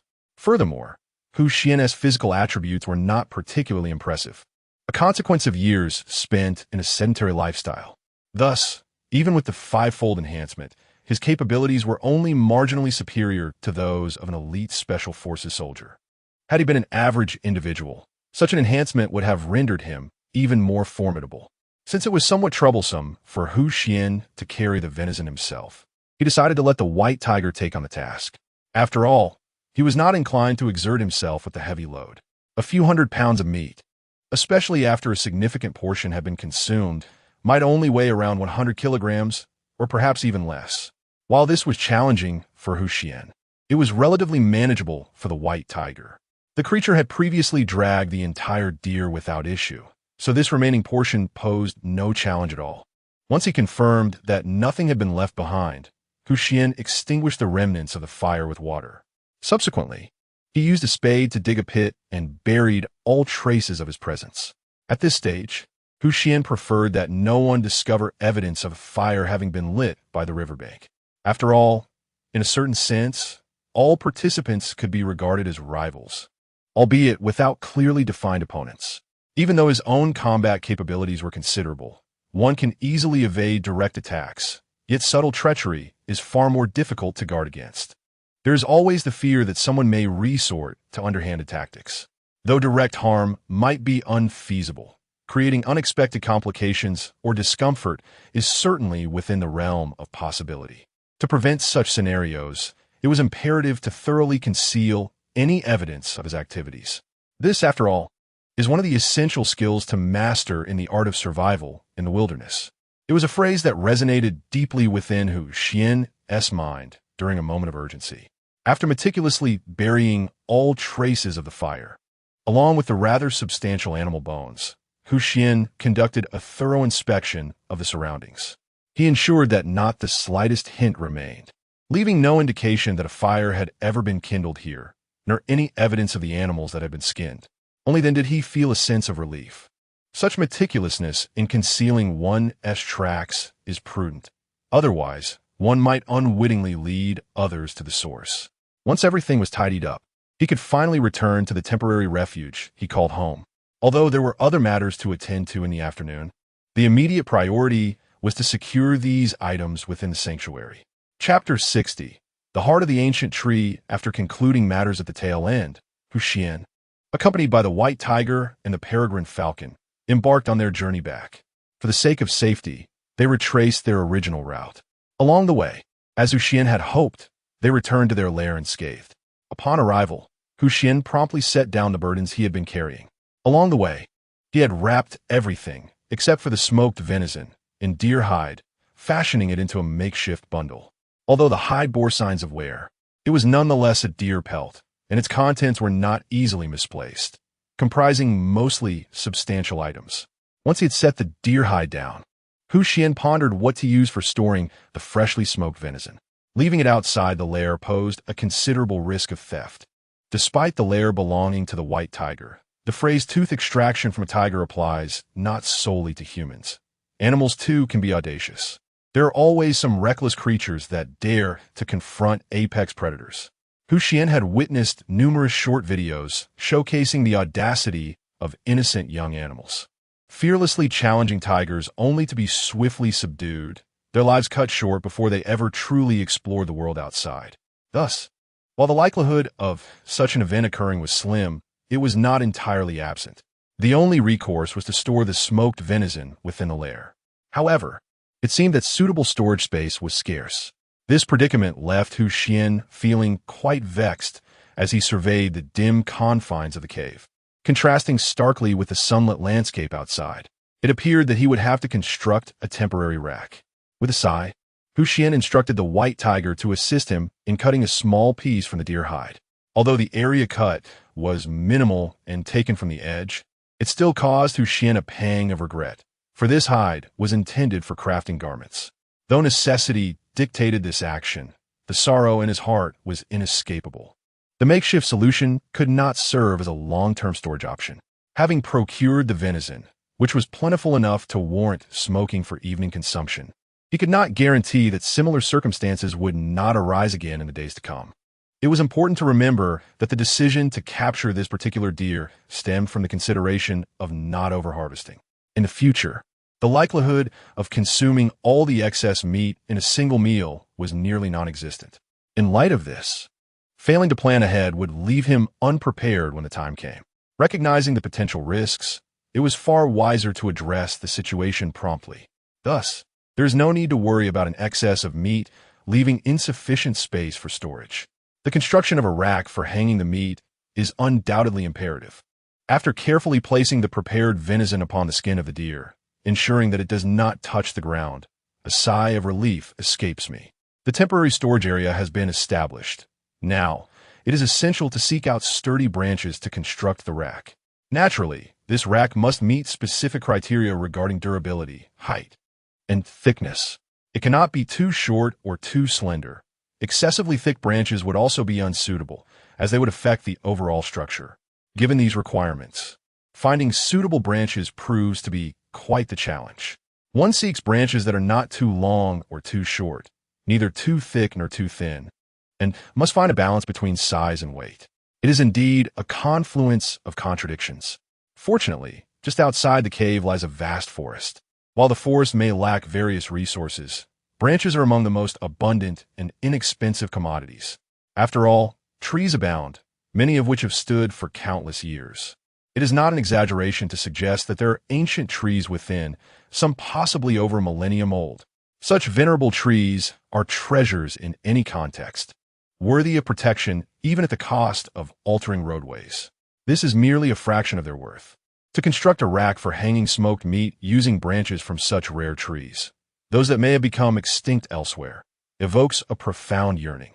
The branches of these ancient trees are likely to differ significantly from those of younger ones. The heartwood of an ancient tree is deemed its most valuable asset. Regardless of the era, the principle remains unchanged. The older the tree, the more precious it becomes. Just as beauty standards shifted from plumpness in the Tang dynasty to slenderness in the Ming and Qing dynasties, the value of the noble heartwood remains timeless. Particularly, the heartwood of venerable trees transcends mere symbolism. It embodies a collector's treasure. Although what I collect now may not be heartwood, it will still consist of branches from ancient trees. When I venture into the outside world, I will proudly proclaim that I have constructed a dwelling using wood from ancient trees. However, despite the proximity of the White Tiger Cave, I did not anticipate that the white tiger would forego its afternoon slumber to assist me. Gathering firewood is no simple task. After all, the white tiger's claws, unlike hands, are prone to injure branches. Damaged branches hold no value for me. Those that are broken or splintered must be discarded, as I require the branches for constructing the meat-hanging rack. If the quality and other aspects do not meet expectations, then it will be necessary to seek alternatives, which would entail a considerable undertaking. Thus, it is more prudent to make a singular, thorough selection. It would be quite amusing, for instance, if, during the search, a suitable branch were to be inadvertently snapped by the white tiger's paw. Considering the potential hindrance posed by the white tiger, Xuan gestured for it to stand guard at the entrance. After all, the smoked venison he had prepared was still within the confines of the cave. If there were no sentinels, whether human or animal, to watch over it, a thief could easily slip in through the door and abscond with the goods. In such a case, after going to great lengths to construct the rack, discovering that the meat had vanished would indeed be quite embarrassing. Chapter 61. Effortless movements under the watchful gaze of Xuan, albeit with a tinge of reluctance. The white tiger turned away and returned to the cave entrance, resuming its previous posture. The peregrine falcon, seemingly aware of the events unfolding, remained perched on a nearby branch, motionless. Perhaps it had anticipated that any offer of assistance would be declined. Once reassured that both the tiger and the falcon were content to stay at the cave's entrance, and that the contents within would remain unthreatened, Xuan grasped his entrenching tool and ventured into the depths of the forest. Given the wilderness surrounding him, it was prudent to carry a tool for protection. By this time, the afternoon sun had begun its gradual descent from its zenith, and the oppressive heat had started to dissipate, giving way to a refreshing breeze. Xuan was fortunate. Within 10 minutes of entering the forest, he encountered several towering ancient trees. The sheer girth of their trunks, which would require several individuals to encircle, confirmed that he had indeed found the right location. The forest floor was predominantly covered with thickets, and it was rare for the branches of these majestic trees to fall naturally. In fact, the occurrence of fallen branches seemed almost unnatural. Although these ancient trees boasted robust trunks, their bark was correspondingly coarse, making them ideal for climbing. The concern regarding the bark's durability was rendered moot by the immense age of these trees. After all, if the bark had been easily damaged, these millennia-old giants would not have endured the test of time. It is well known that creatures like wild boars take great pleasure in rubbing against trees. One would be hard-pressed to believe that such ancient trees had escaped the attention of wild boars, especially given their survival over the ages. The resilience of these trees suggested a remarkable evolutionary adaptation. It was evident that trees capable of thriving in such conditions were extraordinary. Their bark and branches exhibited an impressive capacity for regeneration. Indeed, robust restorative abilities are among the most crucial traits for survival in the plant kingdom. With the bark as his guide and his entrenching tool in hand, Xuan began his search for suitable branches on the ancient trees. Upon finding what he sought, he prepared to conclude his task.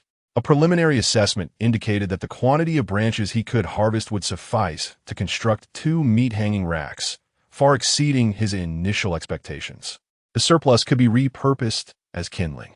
Ultimately, Xuan required but a single rack to suspend the excess meat, mindful of his previous experiences that had taught him to avoid overindulgence.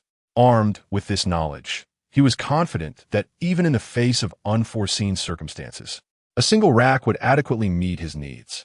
Furthermore, when not in use, the rack could serve the dual purpose of hanging garments. Then, placed by the fire, it effectively dries the garments, proving to be remarkably practical. as a self-proclaimed artisan who previously crafted a windbreak made of coconuts on a deserted island. Xuan adeptly constructed the frame with great familiarity.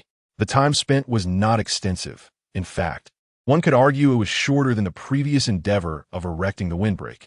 This swift progress astonished the viewers in the live stream. Previously, it was the boy's culinary skills in preparing roasted venison and venison soup that left the audience in awe. Although he had indeed created a windbreak alone in the cave of the deserted island, the rapidity of this new construction was unexpected, even for a simple frame. It was as if he carried out each step from memory without hesitation, executing them flawlessly in sequence. As the viewers observed the boy's actions on screen, the barrage of comments surged, their pace noticeably quickening. Such fluidity in motion. Is this truly human? The seamless execution appeared almost robotic. Robotic? What nonsense! Have you ever seen a robot so handsome and captivating? The comments reflected a lively debate. The dissenting voices argued that Xuan's movements were too fluid, devoid of any pause. Meanwhile, some supporters seemed to abandon the argument, accepting that one cannot awaken someone who feigns sleep. Despite the hurried glance, many viewers caught a glimpse of Xuan exercising, leading them to realize that the boy sneaked out every night. After effortlessly assembling the frame, Xuan took a moment to relax, hanging the previously placed venison on the structure. The positioning was impeccable, ensuring that the smoked meat neither touched the ground to gather dust nor came too close to the hooks, preventing the frame from becoming greasy.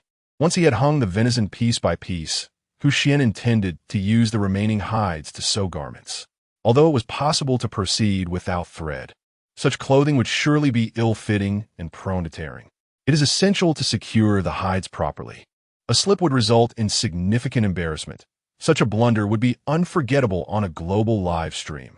To avoid such a scenario, it was indeed necessary to obtain threads suitable for sewing clothes. While bark could serve as a coarse substitute, there might be other methods or materials more suitable for garment creation.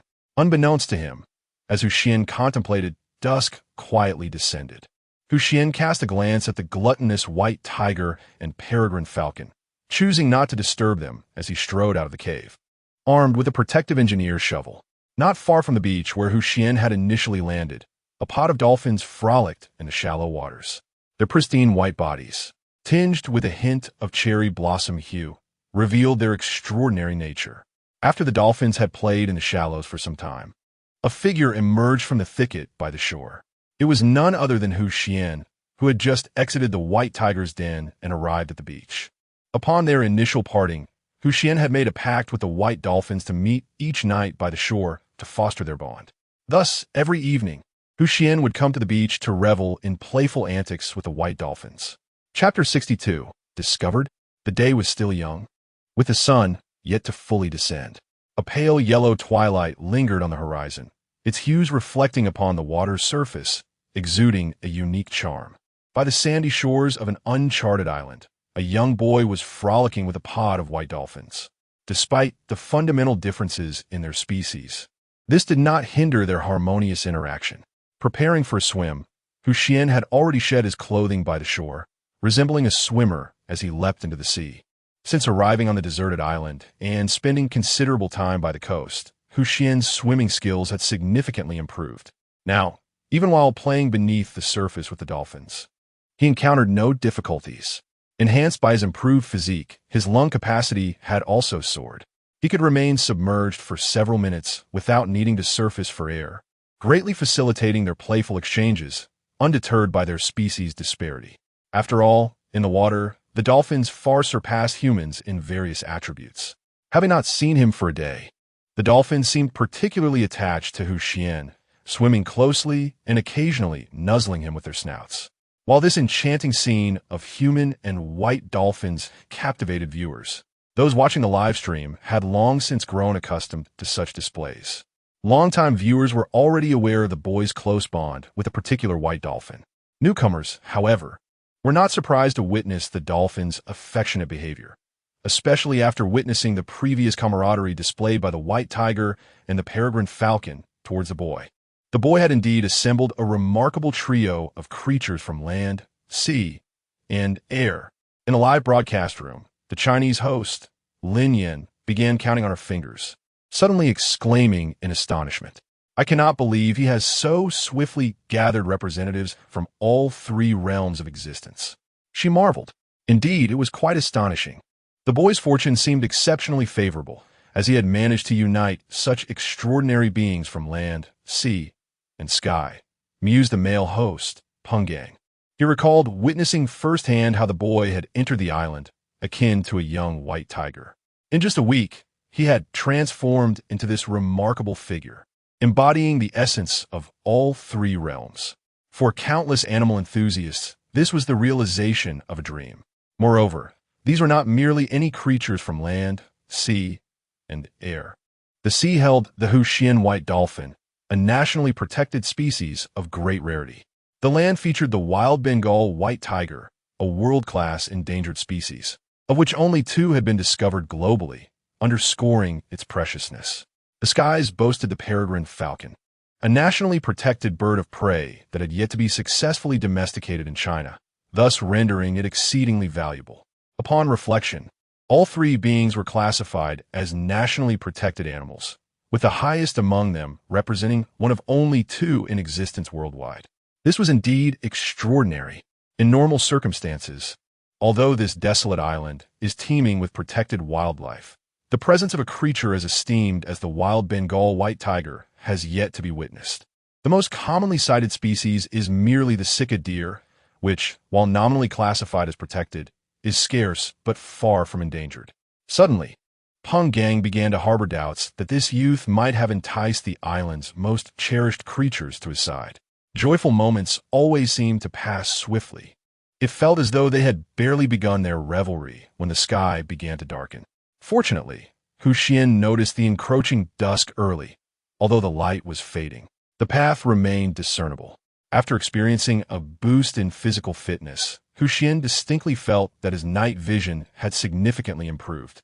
The vision impairment caused by excessive use of electronic devices, such as computers and smartphones, had vanished. Previously, even the slightest dimming of light would plunge him into darkness, akin to suffering from night blindness. Now, he could see as clearly as day during the night. However, the dangers lurking within the forest after sundown were considerably heightened, making it unnecessary to take risks. Though reluctant, Xuan bid farewell to the white dolphin, intending to return to the white tiger's lair where he was temporarily residing. In his preoccupation with saying goodbye to the dolphin, he remained oblivious to a pair of eyes gleaming from a nearby hillside, watching intently. Qin Shishir had been searching the woods for the boy she had seen riding a dolphin for an entire day. On the first day, her quest on the deserted island yielded nothing. She had distinctly witnessed someone heading in this direction. Why, then, could she not find him? Qin Shishir pondered this in her heart. As a privileged young woman with a degree of independence, her determination was commendable, although the first day proved fruitless. She had at least managed to eliminate some areas from her search. She could at least ensure that the rider on the dolphin was not in the places she had already explored. Qin Shishir consoled herself in this manner. After wasting an entire day without achieving anything, even her initial plan to gather mushrooms for soup had come to naught. Exhausted from her fruitless search, she returned to a secluded shelter she had previously discovered, seeking refuge for the night. The following morning, Qin Shishir was roused by the insistent grumbling of her stomach. Having grown up in a life of comfort, she had seldom experienced the pangs of hunger. Any past instances of fasting were merely acts of rebellion, a deliberate diet. Whenever she chose to indulge, she could eat her fill. Yet now, on this deserted island, the situation was markedly different.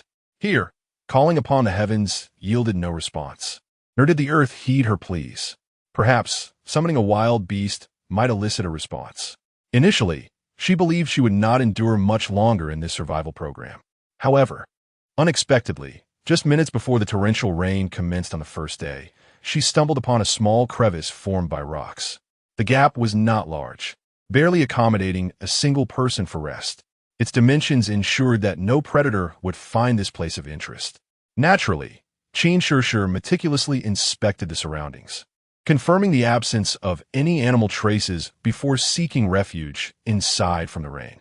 As a young lady of privilege, should the need arise, Professional survival experts and all relevant literature available in the market would promptly be delivered to her.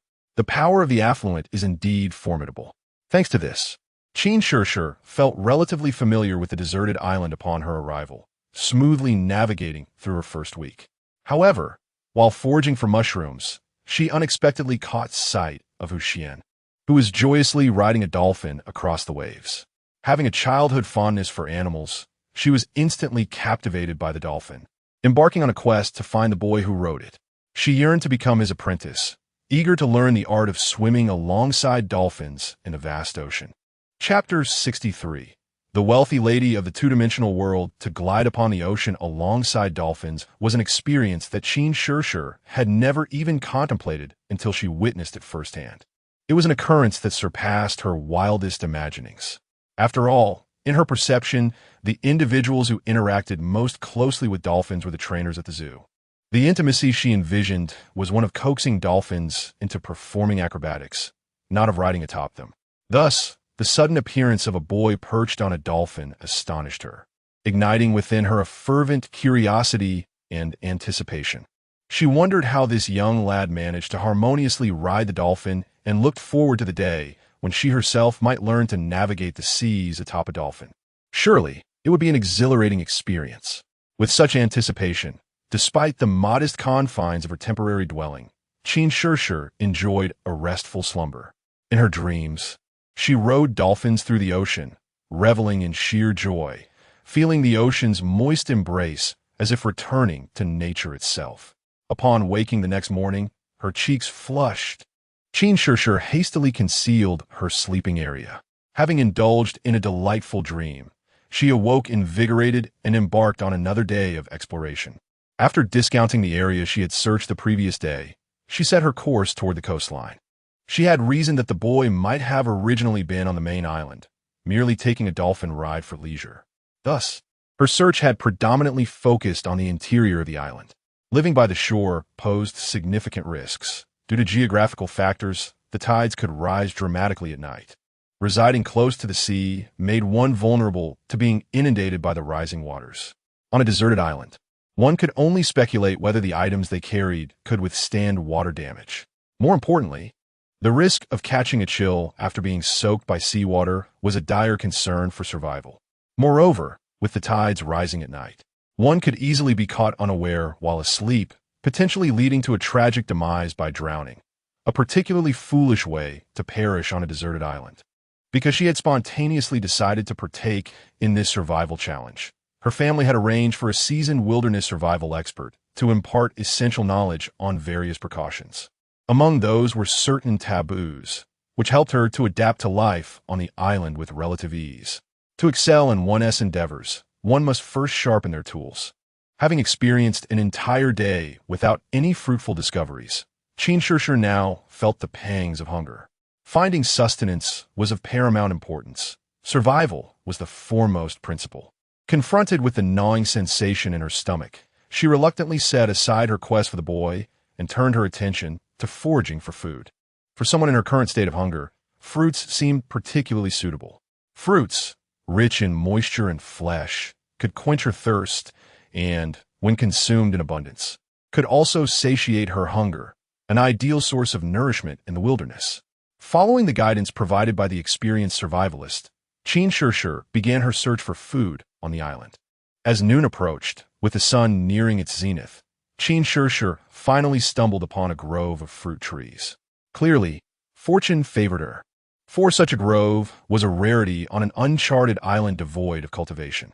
Moreover, it appeared that no ferocious beasts inhabited this locale. Even the potential presence of monkeys or apes left no trace of existence here. Although the absence of any signs of life on a deserted island seemed rather peculiar, Xuan did not dwell on it. Her hunger overshadowed all thoughts, her gaze fixated solely on the delectable fruits hanging from the trees. Their exterior adorned with a hint of pink, making them irresistibly appetizing. In her memory, there was no record of such a fruit, but her ravenous state left her little room for contemplation. Starving and enticed by the fruit's enticing appearance, she bit into one without hesitation. As she sank her teeth into it, An explosion of rich juice burst forth, filling her mouth with a delightful sweetness accompanied by a subtle tartness. This slight acidity did not detract from the overall flavor. Rather, it amplified the fruit's sweetness manifold. Each bite offered a gratifying sensation of fullness, as the flesh of the fruit was abundant and satisfying. Indeed, it was the epitome of deliciousness. Under the allure of such exquisite taste, Xuan plucked several more fruits. They were simply too delectable. She had never encountered such a delightful treat before. The sweet yet not cloying flavor, enhanced by the gentle tang, made it all the more enjoyable. Coupled with the abundant flesh and smooth texture, it was impossible not to take another bite. In no time, the fruits she had gathered were consumed with great relish. Xuan extended her tongue to lick her lips, savoring the lingering taste of the fruit. It was not that she did not wish to eat more. Rather, the few fruits had provided her with a sense of satisfaction that she had not experienced since her arrival on the island a week ago. Thanks to the juice within the fruit, her thirst was quenched and her hunger abated. Now, it was time to attend to more pressing matters. After gathering several fruits and surveying the grove one last time, Xuan turned to leave. It was time to search for the boy riding the dolphin. This time, I shall surely find him. She raised her small hand, encouraging herself, and confidently set forth on her quest. Naturally, having received guidance for a while, she had not forgotten to leave markers along her path. With the discovery of the fruit grove, confidence surged within her. A grove of fruit trees equated to a significant stockpile of sustenance. She could engage in a war of attrition. As long as she remained by the shore, she was determined that he would not venture out to sea again. Contemplating this, Xuan began to search along the coastline. Utilizing the knowledge she had gained, she adeptly avoided several areas inhabited by ferocious beasts, safely traversing much of the coastline in this direction. As the sun began to set and darkness crept in, Xuan felt a pang of disappointment. It seemed that her search for the day had come to a fruitless end, and she resolved to return tomorrow. With her head bowed, she contemplated leaving when, in the distance along the shoreline, she spotted a young boy bidding farewell to a white dolphin. Joy surged within her. She had found her quarry. The distance between them was considerably shorter than on the last occasion, allowing her to discern the boy's features more clearly. Though an overwhelming urge to rush forward gripped her, she recognized that if she moved too hastily, he might vanish before she reached him. Yet, she remained undeterred. Having glimpsed him today, she was convinced he would return tomorrow. "I shall wait for you," she declared resolutely. Chapter 64. The determined girl upon a small cliff on the edge of a deserted island. A young girl gazed intently at a boy in the distance. Though her appearance was somewhat disheveled, it did not detract from the intensity of her gaze fixed upon him. In the wilderness of the island, such disarray was quite commonplace. After all, there were no fresh garments available, and bathing in the ocean was an arduous and somewhat extravagant endeavor. Washing in salt water proved ineffective.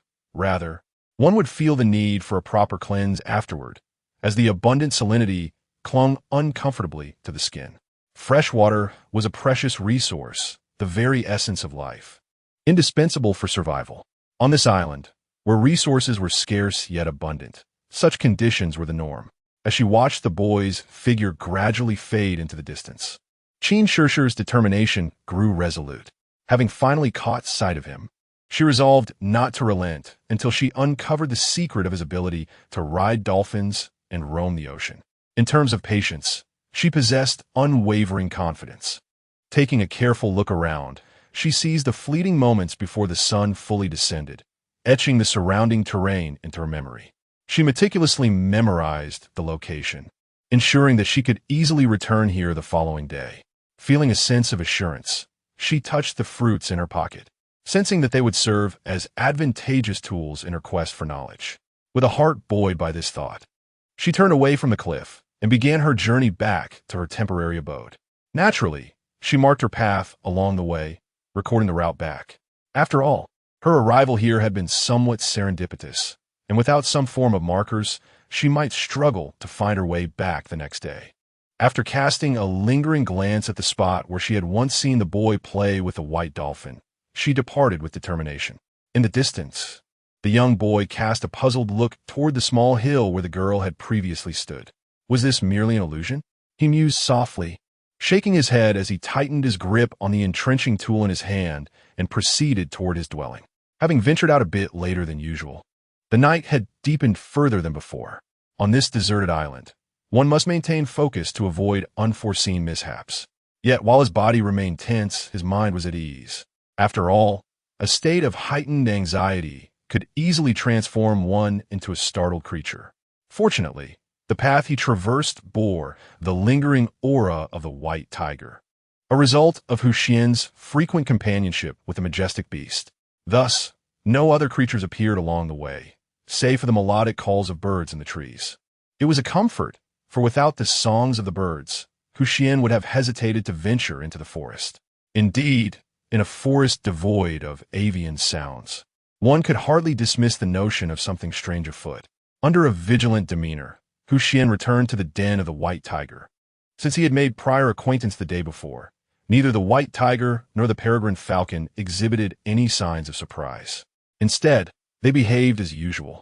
The white tiger approached Xuan, nudging the boy's foot with its own, akin to a feline, emitting a languid sound. Subsequently, it settled beside Xuan's sleeping bag, lying down on the ground, for Xuan had used the white tiger as a pillow the previous night. Meanwhile, the peregrine falcon chirped joyously and hopped around in place, expressing its delight.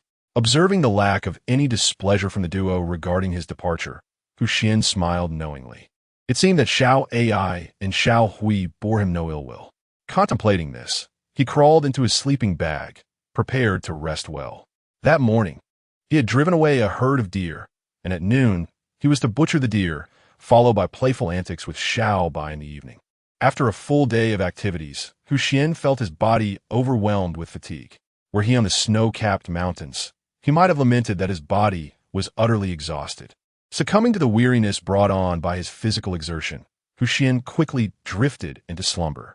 Nestled within the soft embrace of the white tiger, the young man fell into a deep sleep. As the boy succumbed to his dreams, the live stream prepared for a respite. Since transforming the live stream into Xuan's exclusive domain, the staff had adopted a schedule mirroring his own, or perhaps even more demanding. They could only conclude their shifts after confirming Xuan had fallen asleep, and they were required to report back before he awoke.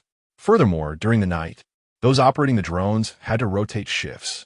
Although the solar-powered drones could transmit footage continuously for 24 hours, the operators were not tireless automatons. Thus, they rotated their schedules daily.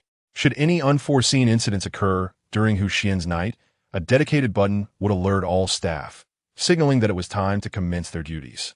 Indeed, due to Xuan, the staff found their responsibilities considerably more complicated. What once involved merely alternating hosts at night now required immediate attention whenever Xuan awoke or if an emergency arose in the middle of the night. It could be said that the entire live stream revolved around Xuan alone. Corresponding to this extraordinary treatment was Xuan's immense popularity.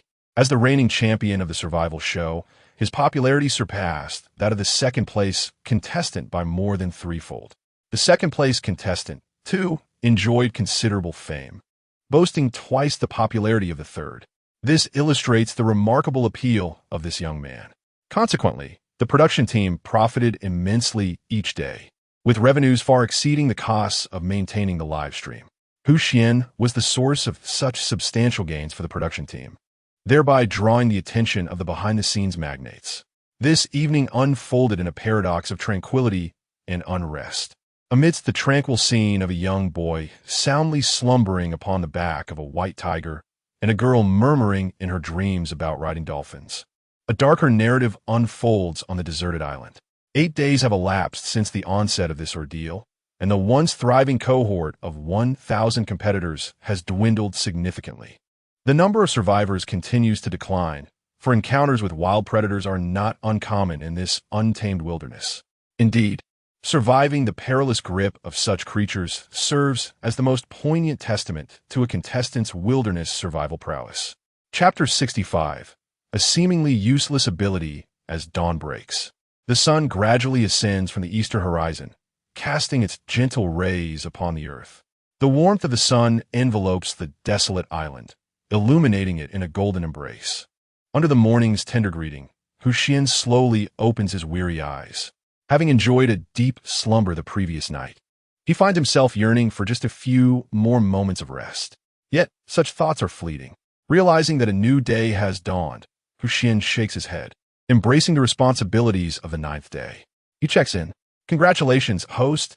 You have successfully signed in and received the reward. Basic negotiation ability. Basic negotiation ability? What is this? For a moment, Xuan is taken aback by the system's cold, echoing voice in his mind. After confirming he has not misheard, he murmurs to himself, seemingly disappointed. It appears that the system does not always bestow valuable gifts. He sighs softly, pondering the usefulness of this basic negotiation ability. On this deserted island, where human encounters are a rarity, the likelihood of meeting anyone is exceedingly low. The previous day, stumbling upon a fellow human while hunting deer was already a remarkable occurrence. What chance is there of encountering others? In the absence of any interlocutors, what purpose does negotiation ability serve? Without a counterpart, this skill seems rather superfluous. With a mental shrug, he rubs his forehead. This seemingly useless ability has at least jolted him fully awake. The morning air carries a slight chill, yet within the cave, even without a fire, he feels no discomfort. This is due to the cave's orientation. The morning breeze does not blow in from its entrance. In a windless environment, one remains untouched by the dampness of the sea breeze. Once he is fully awakened, Xuan notices the white tiger and the peregrine falcon watching him with keen concern. He understands that it is time to seek out sustenance for the day. Although a fortunate portion of yesterday's venison remains, it is far from sufficient for a full day's meal. They require fresh provisions. Xuan slaps his cheeks lightly, steeling himself for the task ahead. He then retrieves the entrenching tool resting nearby, preparing to venture forth in search of prey. He had kept the tool close to his sleeping bag for swift access, as safety is paramount on the island, especially at night. Even with the white tiger by his side, complete peace of mind eludes him. Having the entrenching tool within easy reach provides a semblance of security. After all, possessing the means for self-defense is always reassuring. Stepping out of the cave with the white tiger and the falcon, Xuan hesitates. Which direction should he take? Should he return to the area where he encountered the deer yesterday, or perhaps explore a new path? With his head bowed in contemplation, he soon arrives at a decision. In a direction contrary to that previously taken while pursuing the herd of deer, he ventured forth.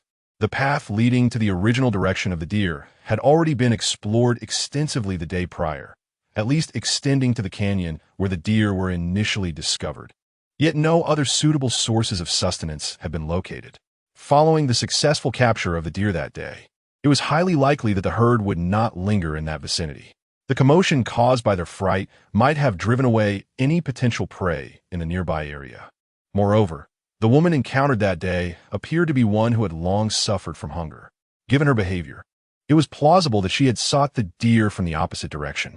To confront the herd while in such a state of deprivation required considerable courage and audacity. However, it seemed that women of such valor were often those who had not been adequately nourished.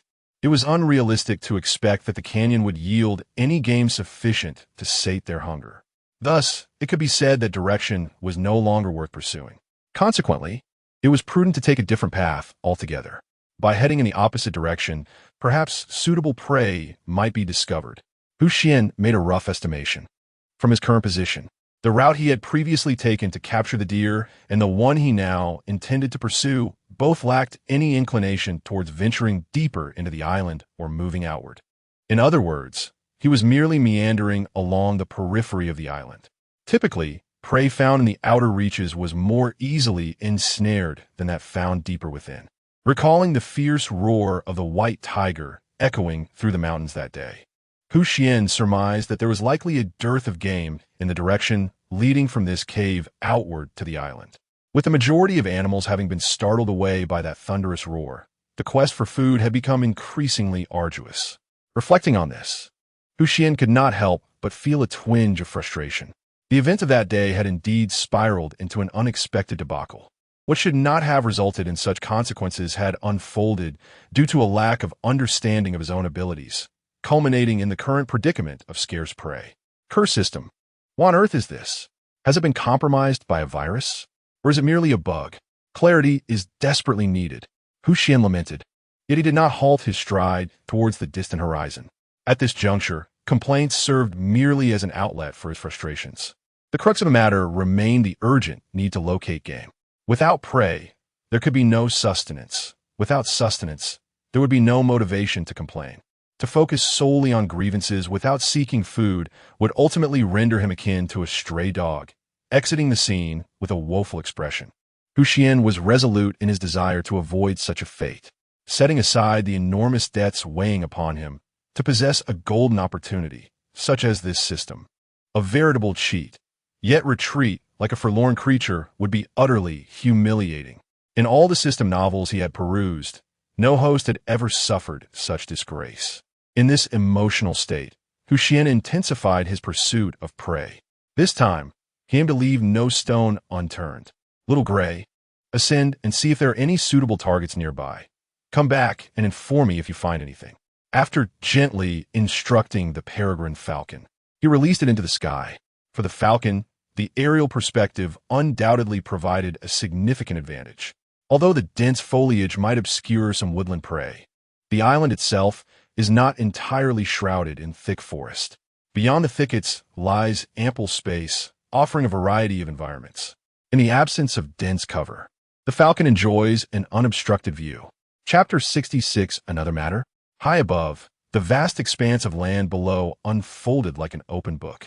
Except for a large forest that lay beneath, glimpses of distant landscapes and the faint outlines of creatures could be discerned. However, traversing out of this woodland was a time-consuming endeavor. Even the peregrine falcon showed no inclination to venture forth for a hunt. The journey was long, and fatigue could easily set in midway. After circling in the air for a while, the falcon reluctantly returned to the ground and settled upon Xuan's shoulder. The forest is quite extensive, obscuring many areas from view at this altitude. Are we still far from exiting the woods? Observing the falcon's return, Xuan attempted to communicate with it, albeit clumsily, using his rudimentary beast language skills. With the realization that it would be challenging to utilize the falcon for locating prey until they were closer to exiting the forest, he could only let out a resigned sigh. Although the situation had been somewhat anticipated when he sent the falcon to scout the area, the stark reality felt a bit disheartening. Nevertheless, Xuan was not one to dwell on trifles for long. Since he could not exploit the falcon's aerial advantage to find the position of prey, he resolved to search for signs of animals on the ground. The falcon's inability to scout did not render him blind to his surroundings. Encouraging himself, Xuan began to look for traces left by other animals, such as footprints or droppings. Surprisingly, throughout the entire morning, he found no significant signs of larger animals. In contrast, he did discover plenty of evidence of smaller creatures, even catching several rabbits. Due to the fierce competition for survival on the deserted island, the rabbits here were not small. Some were nearly the size of small dog.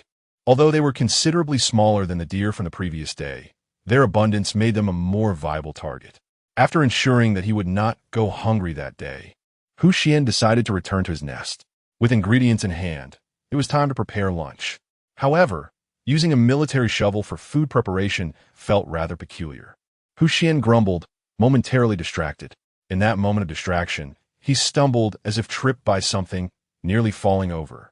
Fortunately, after enhancing his physical abilities, he was able to react swiftly. Although it felt as though something had caught his foot, he managed to steady himself. Turning to the spot where he had stumbled, he noticed a gray object protruding from the ground, as if buried there by sand and soil. Since the rabbits he had caught were already dispatched by the white tiger, he was not concerned about them escaping. After placing the string of rabbits on the ground, Xuan attempted to pull out the object that had nearly tripped him. It was not stuck and came free with ease. A flash of silver light glimmered before settling into tranquility. Xuan gazed in astonishment at the object in his hand. It was unmistakably a military knife, a versatile one at that. The likelihood of such an item appearing on the island had become strikingly apparent. It was evidently a relic left behind by a previous contestant. While it might sound peculiar, it was an undeniable truth. On this desolate island, the brutal law of survival of the fittest was vividly illustrated. The strong could capture the island's creatures to stave off hunger, while the weak were destined to remain forever, becoming mere fertilizer for the land. Survival of the fittest, the essence of nature. Although surprised to discover a multifunctional military knife buried here, Xuan's expression shifted to one of curiosity as he examined the knife. Just moments ago, he had lamented the difficulties of preparing food, and now, here was a military knife? Was this the manifestation of his desires? Furthermore, it was an item left by a former contestant. In just 2 days, he had stumbled upon 2 such treasures. Shouldn't these items be exceedingly rare? How could it be that remnants of past participants were so ubiquitous? Was this perhaps the effect of the supposed tenfold luck? Despite his initial frustration, Xuan quickly reconciled his thoughts. He speculated that this tenfold luck was likely a passive effect, one that could be unpredictable in its reliability. Quite normal. After all, once he came to terms with this, he secured the multifunctional knife in a safe spot on his person and resumed his journey towards the location of his nest, his steps noticeably lighter. Clearly, finding a multifunctional knife had uplifted the young man's spirits. Meanwhile, the audience watching the live stream was momentarily taken aback by the unfolding scene. After a brief pause, excitement erupted among the viewers. The barrage of comments in the live chat surged wildly. What the hell?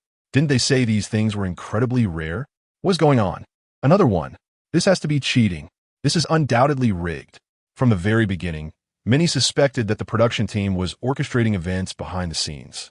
There are already 5 items. This must disrupt the balance. Why isn't the production team stepping in to impose sanctions? Clearly, those upstairs haven't seen the announcement. The officials stated that anything found is considered a bonus.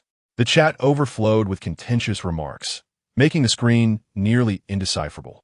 It was evident that, despite the element of chance, this development had piqued the audience's interest, precisely what the production team hoped to achieve. Controversy generates excitement. Excitement draws in viewers and, consequently, revenue. However, even the production staff were inwardly grumbling. I thought finding a pot was already remarkable, and now a military knife? What on earth? Had it not been for the belief that the best we could achieve was merely salvaging a pot, we would never have publicly declared our intention to refrain from any intervention.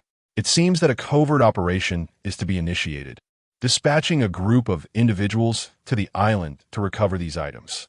The upper echelons of the production team contemplated this as they issued directives to their subordinates. Upon receiving the orders, the lower ranks promptly dispatched skilled operatives equipped with communication devices into the island, tasked with retrieving the equipment left behind by previous contestants. Utilizing the convenience of drones that track the locations of each participant, these operatives skillfully evaded the remaining contestants and commenced the recovery of the abandoned gear. Consequently, many other contestants remained oblivious to the presence of these remnants until their departure from the competition. Chapter 67. The multifunctional army knife. It seems that this contestant possesses an extraordinary stroke of luck. Observing the live footage transmitted by the drone, the host from Huaxia, Lin Yan, remarked with a smile. She was quite astonished by the sight of the young boy acquiring yet another item. As the host of a survival program set on a deserted island, she naturally had a certain level of understanding regarding these matters. The traces left behind by past contestants who perished on the island, and even those who were participants at the same time, are undeniably scarce. Given the existence of an exit mechanism, it is rare for contestants to stubbornly endure a life-threatening situation without opting to withdraw. Unless, of course, they succumb before they even realize their predicament. Otherwise, the survival rate remains something to be secured. This relatively high survival rate has led to an exceptionally large number of participants signing up for the survival program. Thus, the few remaining items that might be left on the island could be serendipitously discovered by this young lad for 2 consecutive days. Such fortune is truly astonishing. It is noteworthy that prior to him, no contestant had found such items. With luck so extraordinary, coupled with his inexplicable harmonious coexistence with wild animals such as the white tiger and the peregrine falcon, one cannot help but marvel that individuals cannot be judged uniformly. We can observe that this contestant has found a multifunctional army knife. It is essential to recognize that the multifunctional army knife is an exceptionally practical tool, commonly equipped by military forces in various regions. The performance of this contestant was already remarkable, and now, with the addition of the multifunctional army knife, what splendid feats shall he unveil next? Let us await with bated breath. The male host from Huaxia, Peng Gang, provided commentary. After all, considering he could be regarded as a benefactor, some commercial flattery is quite justifiable. Moreover, Peng Gang genuinely believes that Xuan is a contestant capable of delivering an extraordinary performance. Not only is he currently the most popular, but this sentiment has also been clearly expressed in the survey conducted by the survival program. The vast majority of viewers, who believe Xuan has the highest survival chance, have cast their votes for this miraculous young man. The remaining votes, scattered among other contestants, are merely a reflection of fans blindly supporting their idols. In a live broadcast, as captured by the drone, the young boy had returned to the temporary shelter he had occupied earlier. This time, he merely passed by the shelter to collect some essential tools. Since preparing deer meat by the stream yesterday, Xuan had developed a preference for preparing food by the creek. Not only does the stream provide a convenient location for processing ingredients, but also offers fresh water, making it exceedingly convenient for boiling soup, washing tools, or drinking. Naturally, working in such a beneficial environment has become one of the boy's favorite activities. After gathering the pot he had found yesterday and a bit of spice left over, he set off toward the creek accompanied by the white tiger and the peregrine falcon. On this deserted island, a small creek continued to flow gently as it always had. In a slightly lower reach of the stream, a modest drop gives rise to a gentle, rhythmic accompaniment reminiscent of a ticking clock, coupled with the soft caress of a mild breeze. One could veritably declare it a scene of earthly splendor. Although this was not Xuan's inaugural visit to the stream's edge, he remained somewhat astonished by nature's exquisite artistry. Such beauty, a product of pure, unadulterated creation, is a testament to the earth and the wonders of the natural world. However, even amidst such picturesque surroundings, practical matters inevitably intrude. Man is iron, and food is steel. An age-old adage that many in contemporary society are well aware of succinctly emphasizes the paramount importance of sustenance. In the presence of food, even the most breathtaking vistas must take a back seat. This truth holds for Xuan as well.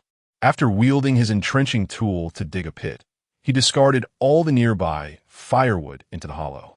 This pit has now become essential for his survival, serving as the source of fire needed for cooking. With the pit established, there was no need to construct a protective wall as he had done previously. The pit itself offers excellent wind resistance, significantly reducing the likelihood of an accident. Moreover, with fortune favoring him, the prospect of a fire-extinguishing mishap was utterly improbable. As Xuan observed the flickering flames emerging from the pit, he exhaled in relief. It was now time to prepare his food supplies. Previously reliant on the entrenching tool, he now found the efficiency of the multifunctional knife to be markedly superior. After selecting a rabbit for his midday meal, he hung its carcass upside down, signaling the commencement of his culinary preparations. With a strong foundation in cooking skills, he skillfully began to process the rabbit, demonstrating his adeptness. Although the multifunctional knife was not originally intended as a chef's knife, its utility in the wilderness proved invaluable. Indeed, compared to the entrenching tool, this knife was far more convenient.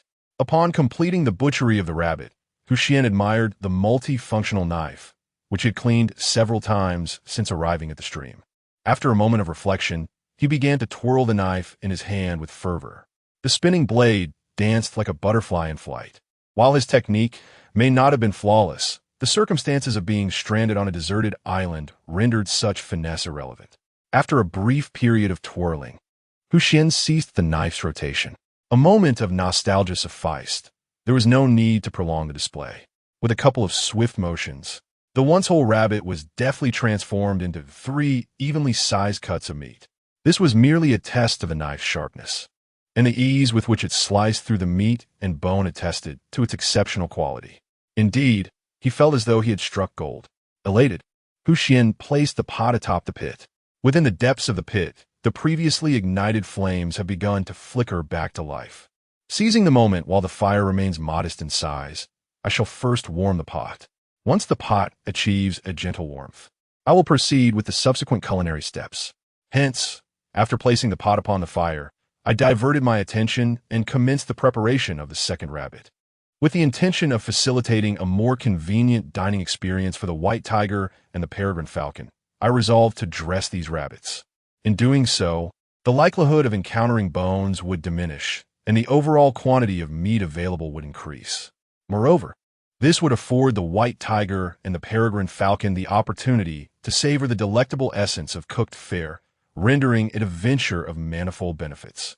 Chapter 68. The diminished majesty of the white tiger. Although the task was somewhat arduous, Xuan persevered in preparing the rabbits for the sake of the white tiger and the peregrine falcon.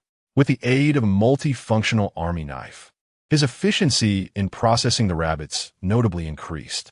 Before long, he had skillfully prepared all the remaining rabbits. After setting aside 2 for himself, he meticulously deboned the rest. The bones of the rabbits were relatively small, making the task somewhat tedious. However, in his desire to allow the white tiger and the peregrine falcon to savor the pure essence of the meat without the distraction of bones, he persisted despite the inconvenience.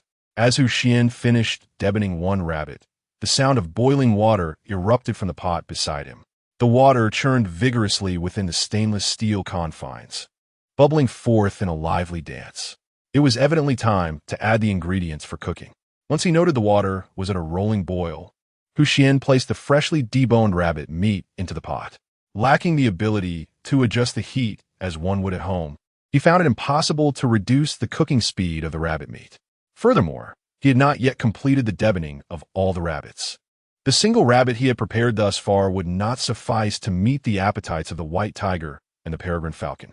After a moment of contemplation, Xuan repositioned the stainless steel pot, placing a stone slab beneath it to mitigate the heat. While this adjustment would only marginally slow the cooking process, it nonetheless granted him a brief reprieve. With this limited delay, his objective became clear: to finish deboning the remaining rabbits. The youth's eyes sparkled with determination, reigniting a long-dormant competitive spirit. This race against time with the ingredients was a rare experience, reminiscent of past endeavors. The speed of his hands quickened significantly as he deftly deboned another rabbit in mere moments. The completed rabbit was promptly tossed into the pot. The white tiger and the peregrine falcon observed the young man's flurry of activity. Pieces of rabbit meat frequently soared from his hands into the stainless steel pot resting on the stone slab. In a short while, the pot was filled to the brim with rabbit meat. At this juncture, the youth ceased his relentless addition of meat. The amount prepared for the white tiger and the peregrine falcon was sufficient for 2 pots. Satisfied with the quantity, Xuan removed the stone slab and returned the pot to the fire. Half a pot of rabbit meat would suffice for a substantial cooking session. Casting a glance at the now still pot, Xuan turned back to continue processing the remaining rabbits. With 2 pots of meat now simmering, he found himself with a bit more time, which allowed him to proceed with a steadier pace. With half a pot of rabbit meat already cooking, and without a lid to hasten the boiling, the process naturally slowed. While waiting for the first pot of rabbit meat to cook, Xuan not only finished processing the remaining rabbit meat, but also found time to wash the necessary ingredients. 2 pots of rabbit meat were prepared for the white tiger and the peregrine falcon, while Xuan intended to prepare his portion just as he had the day before. A part would be boiled for soup, and another part roasted for consumption. However, unlike yesterday, there was no need for a stone slab today. Cooking the rabbit meat directly over the fire was far more delectable than the stone slab method akin to barbecuing. To accomplish this, skewers essential for grilling were required. Typically, iron skewers are used, but on a deserted island where resources are limited, iron skewers were simply unattainable. Thus, branches would have to suffice. Although there was a possibility they could be consumed by the flames, larger branches would diminish that risk. However, the collected branches could not be used directly. Even after washing, they remained unsuitable. The years of bark clinging to the branches were not something Xuan wished to ingest, as it could potentially lead to stomach troubles. Since the bark was unnecessary, it needed to be stripped away. Once the first pot of rabbit meat was ready, the young man poured it out entirely. placing it before the white tiger and the peregrine falcon. Their first meal was prepared, and now it was time for the second. After adding water and bringing it to a boil, the second pot of rabbit meat was placed on the fire. With time to spare before needing to refocus his attention, Xuan began searching for suitable branches. It wasn't too difficult to find those that were neither too thick nor too thin. Within about 10 minutes, he had gathered a bundle of branches by the riverside and began to peel off the bark, with a handy multifunctional knife skillfully in hand. The discarded bark floated away with a breeze. Compared to deboning, the task of stripping bark was undoubtedly far easier.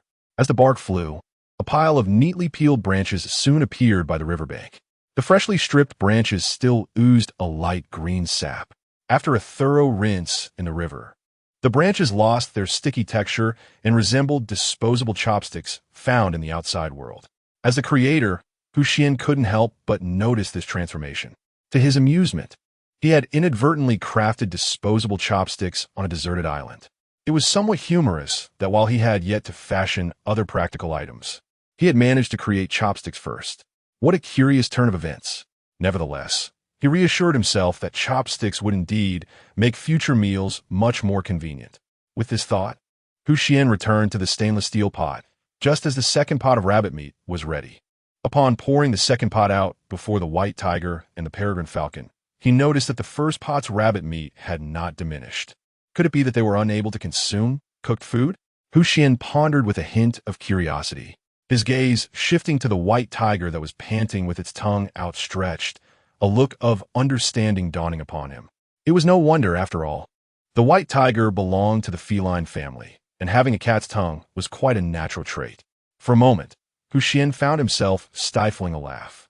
Here was the majestic lord of the forest, the pinnacle of predators, a rare wild Bengal white tiger. Yet, due to the peculiarities of its tongue, it found itself unable to indulge in the meat laid before it, even resorting to panting with its tongue out. Such a sight, it stripped away all semblance of dignity.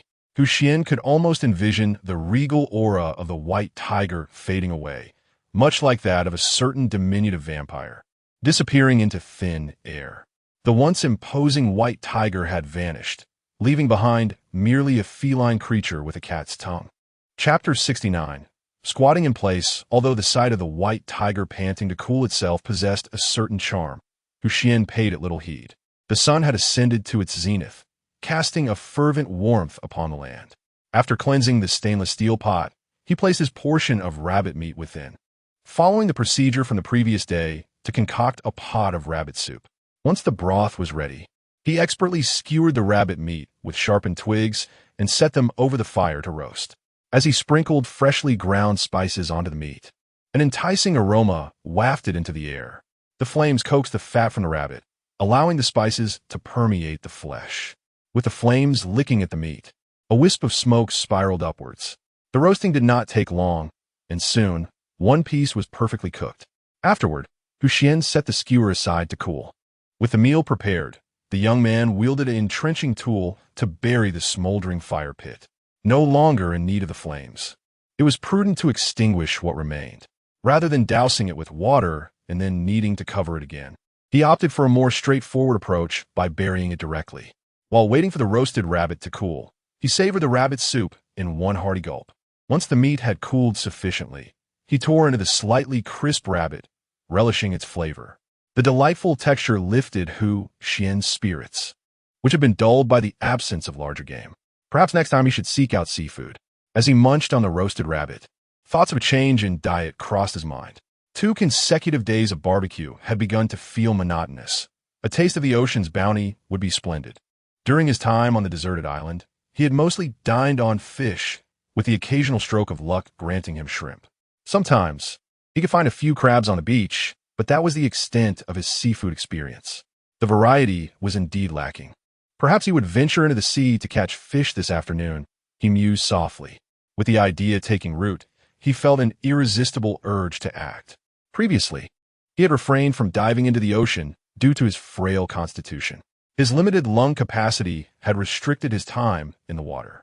After a rather forgettable attempt, he had overlooked such a method of foraging. Now, however, his physical condition had significantly improved, and his lung capacity was markedly greater. He believed that swimming and exploring underwater posed no issue. The thought of the mysterious and enchanting underwater world he had glimpsed in documentaries stirred an immediate desire to plunge into the depths. Wiping his mouth, he washed his hands in the stream, then used the entrenching tool to erase any traces he had left behind. Raising his gaze towards the seaside, he proclaimed, "Let's go," and, accompanied by the tiger and falcon, set forth on the path to the coast. At the island's edge, the waves crashed against the shore, and the sea ebbed and flowed upon the sand, bringing with it small crabs that scuttled forth with the shifting tides. A gust of wind swept through, crashing a wave upon the shore, only to retreat back into the sea, leaving behind a trace of its presence. Not far from the coastline, a young girl crouched amidst a patch of grass, intently observing the movements along the shore. With an air of irritation, she bit into the fruit she held, muttering under her breath. It was already noon, yet he had not arrived. Was he truly going to come only at night? Xuan had been stationed at this beach for an entire morning. After rising early, she hurried to the orchard she had discovered, gathering a substantial amount of fruit. These fruits were remarkably filling, making them ideal sustenance for her day of waiting. After all, who could resist such water-rich delights?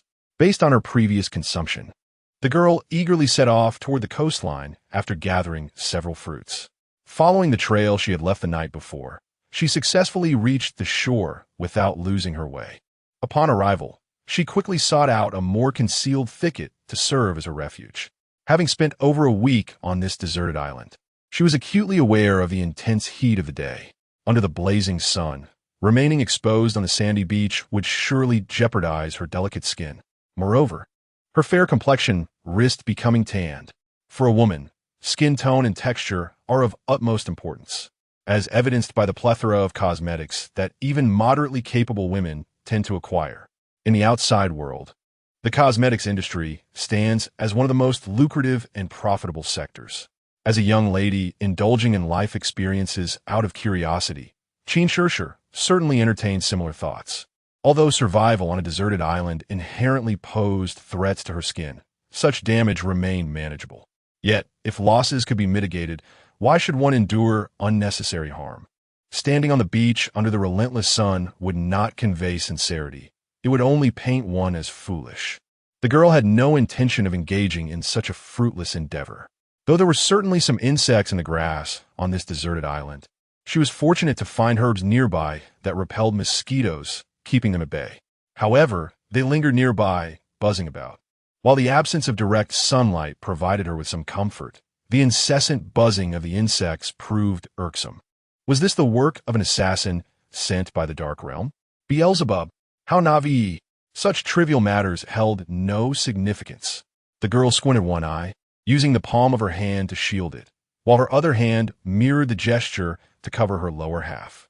This position was known in the outside world as Ajo's stance. Despite her bold proclamation, the mosquitoes paid her no heed, continuing their flight around her.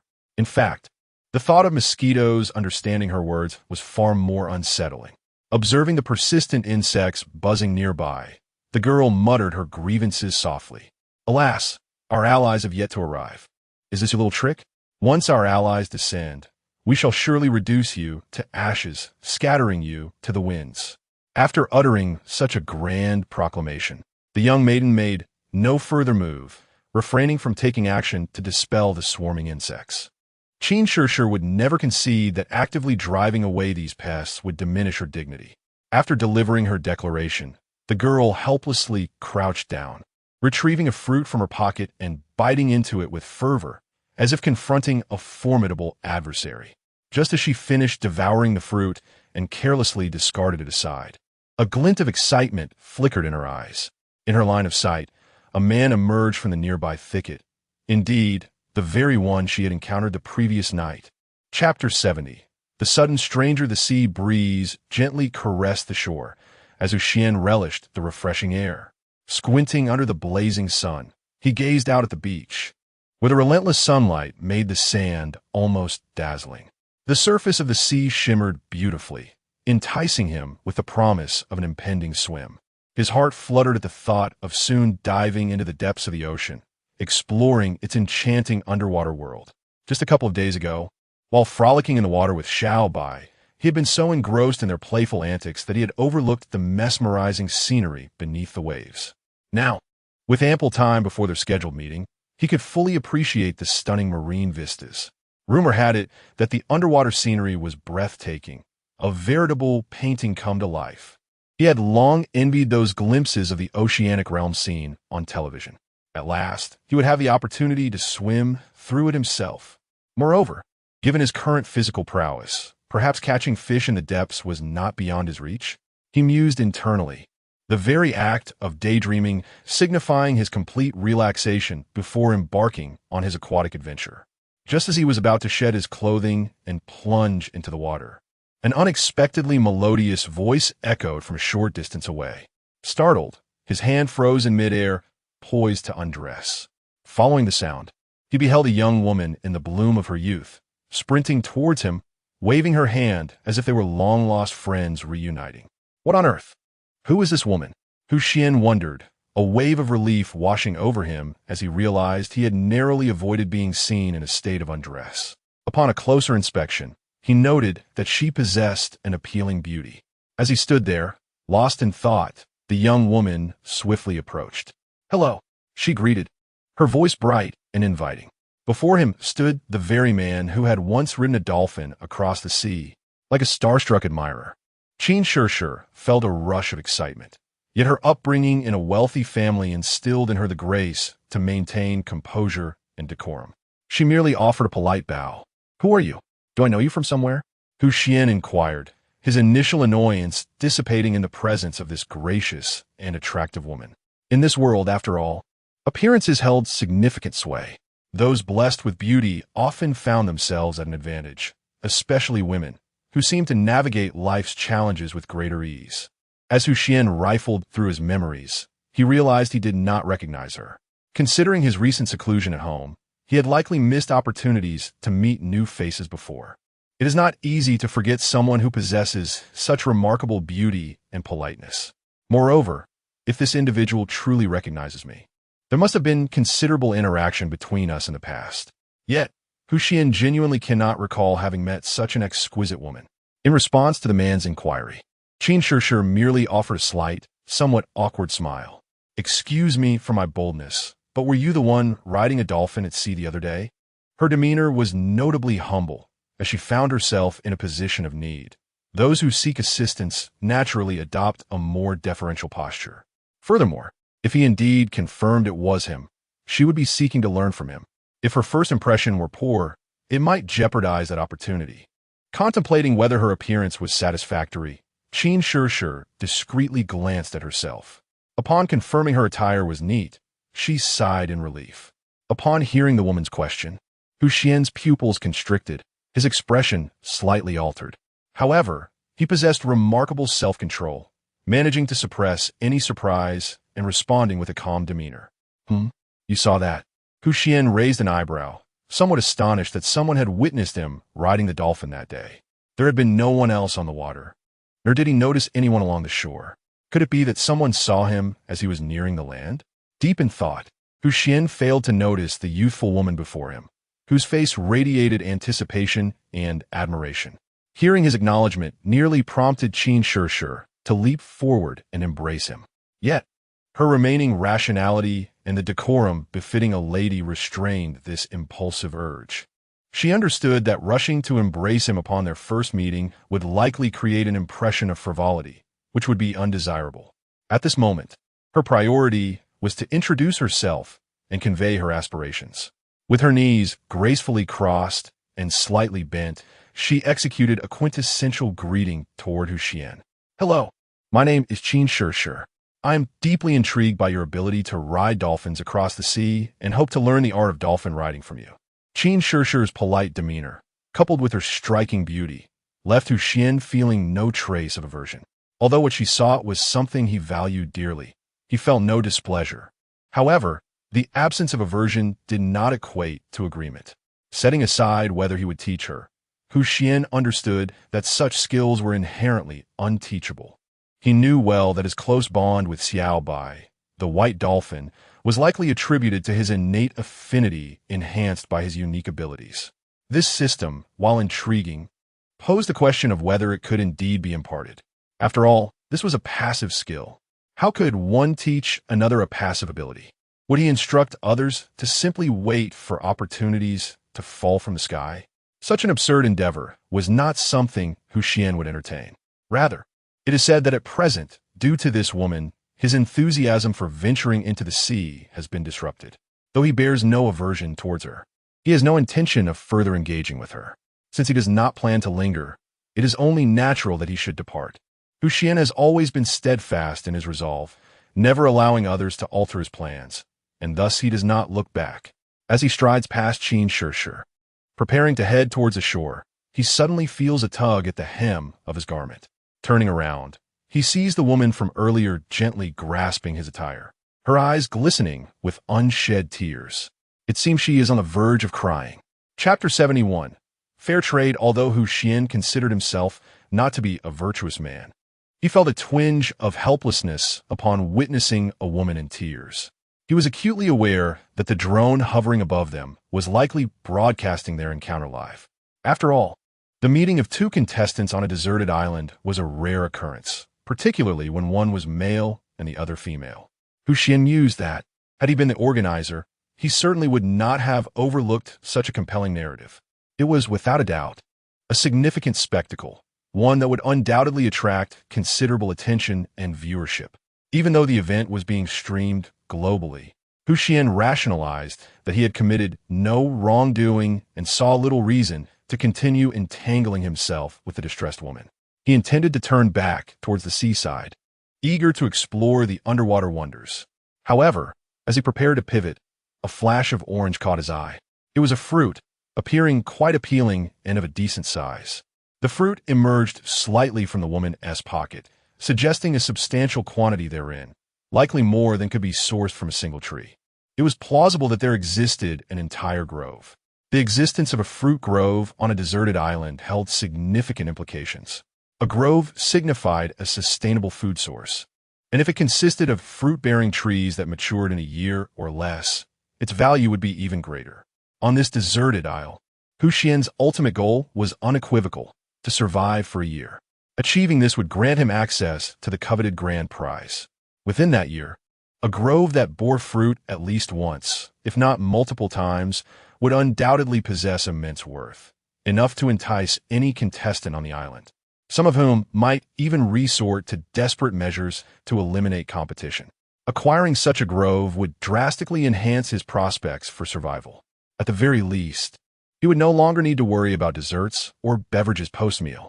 However, he recognized that demanding the grove outright would require a corresponding price, which he could not readily offer. He understood that his ability to interact intimately with dolphins, even to ride upon their backs as they glided through the sea, was likely a result of an initial reward he had received upon his arrival on the island, a 20-fold increase in affinity.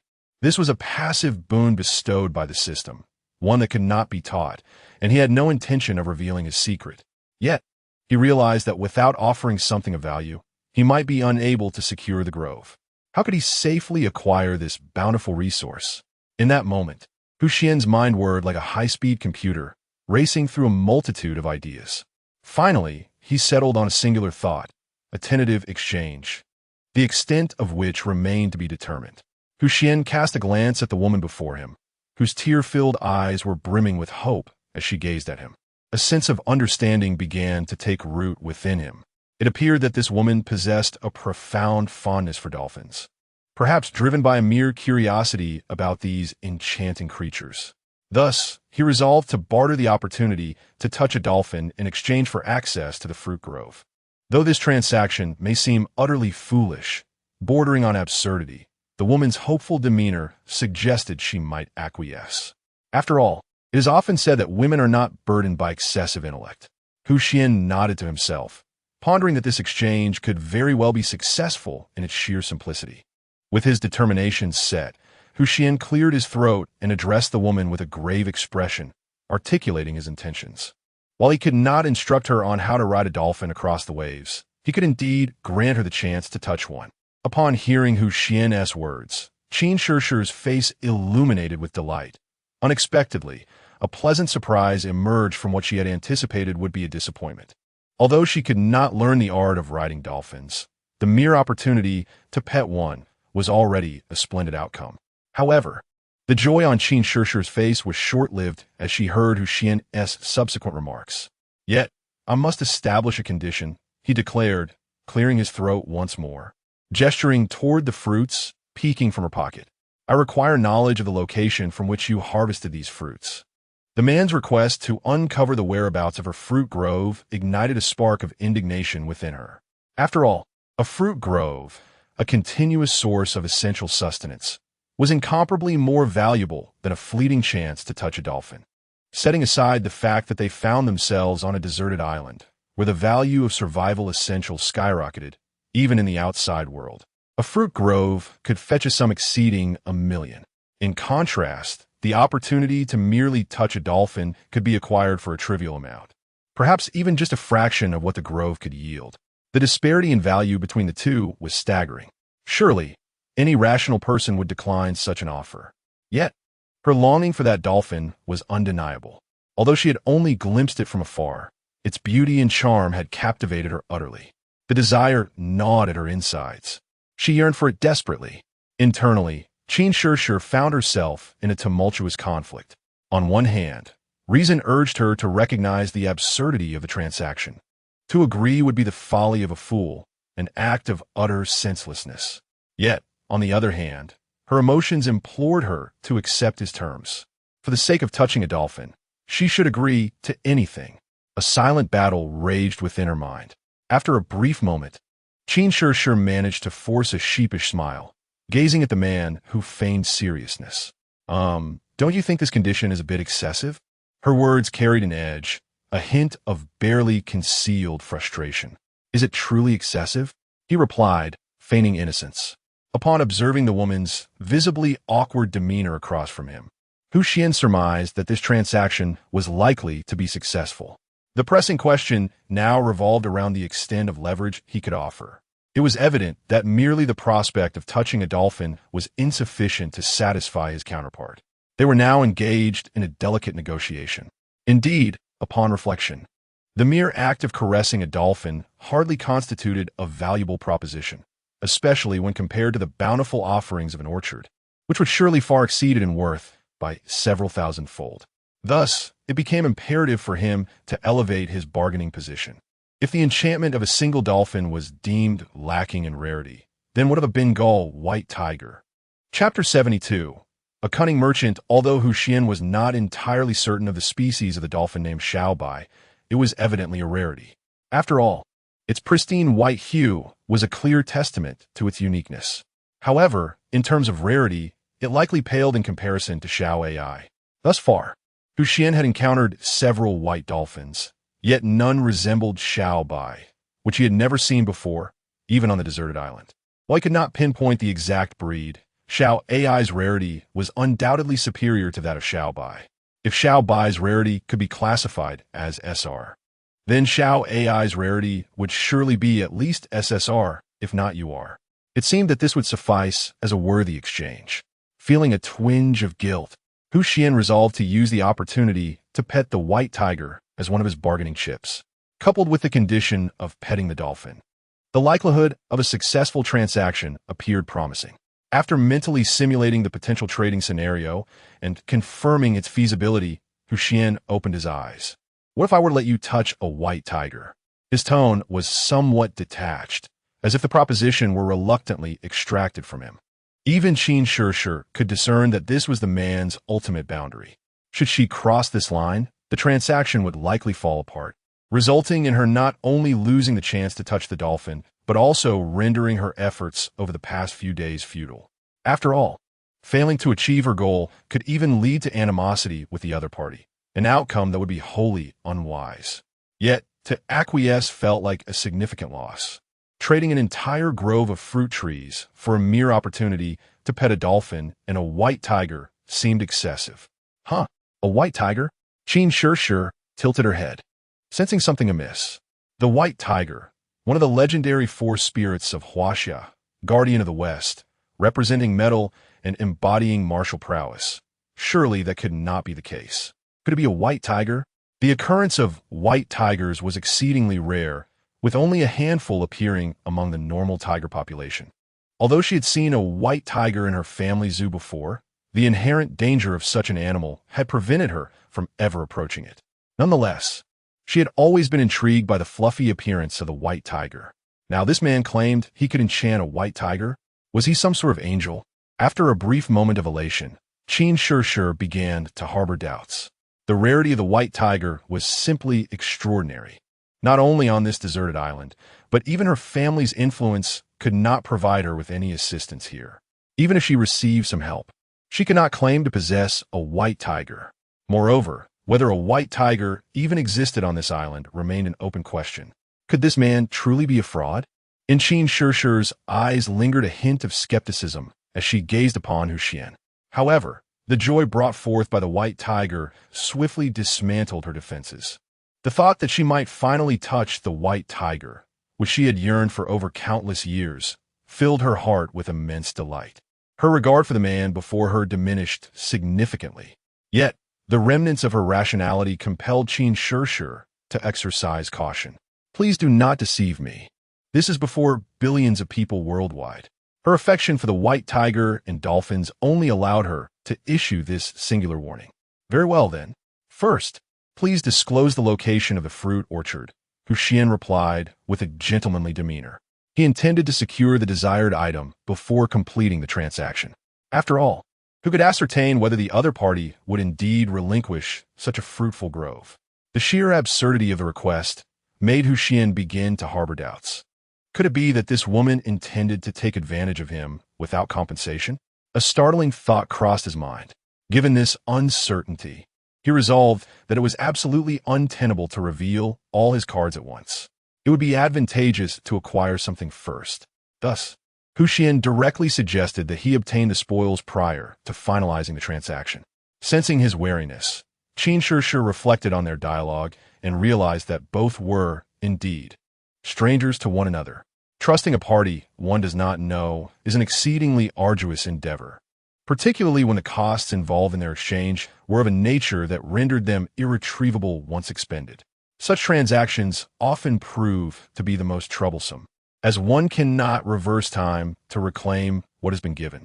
Should either party entertain ulterior motives, the likelihood of the deal collapsing would be significantly heightened, resulting in a true loss of both talent and resources. Xuan found herself deeply troubled by this crisis of trust, for it is a nearly eternal quandary for humanity. Fortunately, the other party's costs were twofold, while her own was singular. This arrangement could be structured in an ABA sequence, allowing the other party to fulfill one condition first, followed by her own, and ultimately, the other party would meet the last condition. In this manner, it would appear as if the other party were engaging in an installment payment plan, ensuring they would not incur a loss. Furthermore, by securing a portion of the cost up front, her mind would be considerably eased. After all, compared to her initial wish merely to touch a dolphin, the present terms of the transaction had significantly improved. At the very least, she stood to benefit without risk. As for what would follow, that would depend upon the character of the man before her. Although their interactions had been limited, Xuan, having been exposed to a myriad of personalities due to her family background, sensed that this man was not malevolent, merely a shrewd merchant. Indeed, a merchant was the title she conferred upon Xuan in this transaction. Seizing her own desires, she forcibly exchanged for an immensely valuable orchard. This unprofitable transaction was orchestrated by none other than a cunning merchant. Once assured of her irrevocable decision, Xuan spoke with conviction. I cannot offer anything on my end initially.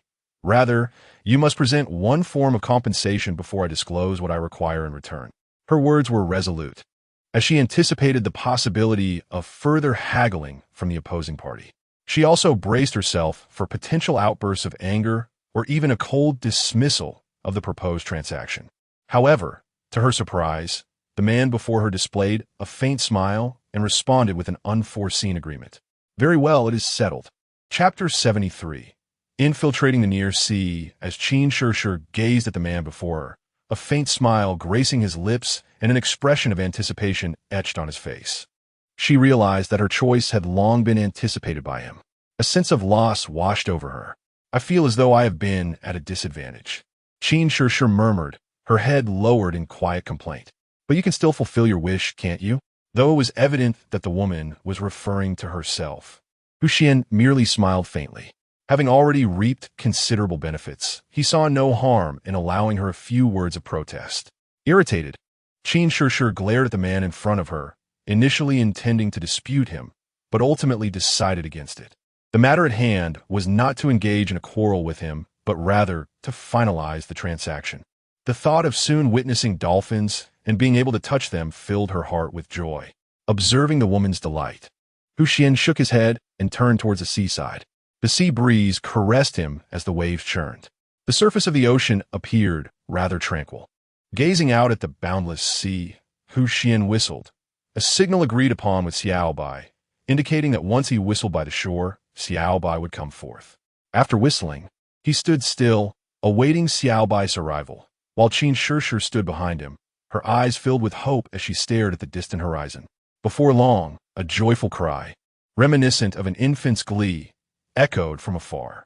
A white dolphin was swiftly making its way toward them, occasionally leaping out of the water and splashing back down, sending sprays of seawater into the air. Its exuberant behavior unmistakably conveyed its joy, akin to a child welcoming back a long-lost relative. Soon enough, the dolphin reached the near shore, surfacing to emit jubilant sounds directed at Hu Xian, as if urging him to approach. Watching the playful Xiao Bai, Hu Xian smiled helplessly and swam toward the dolphin, calling out to Qin Shishir, who stood frozen in awe at the sight of Xiao Bai. "Come on, let us go," he beckoned, then continued toward the dolphin without further ado. The moment Qin Shishir laid eyes on the white dolphin, her face lit up with excitement. The dolphin she had longed to touch was finally here. However, as the dolphin approached, and she beheld its full form, she was taken aback. This beak, this coloration, could it be a national protected species, the Chinese white dolphin? The realization struck her. It was indeed the precious Chinese white dolphin. Did this man truly comprehend its significance? Just as Qin Shishir was about to voice her inquiry, the words lodged in her throat, unuttered. Asking would only grant him leverage to raise the price. She had no intention of making such a losing deal. Nevertheless, this white dolphin was undeniably adorable. The rational thoughts she had moments ago vanished as she gazed at the dolphin, her heart yearning for the long-desired encounter with this national treasure, the Chinese white dolphin. This experience is beyond the reach of ordinary individuals. Qin Shishir immediately plunged into the water, swimming towards the open sea. As Hu Xian approached the white dolphin, it leaped gracefully from the water, splashing droplets that kissed his face. It then emerged again, gently nudging Hu Xian's cheek with its beak.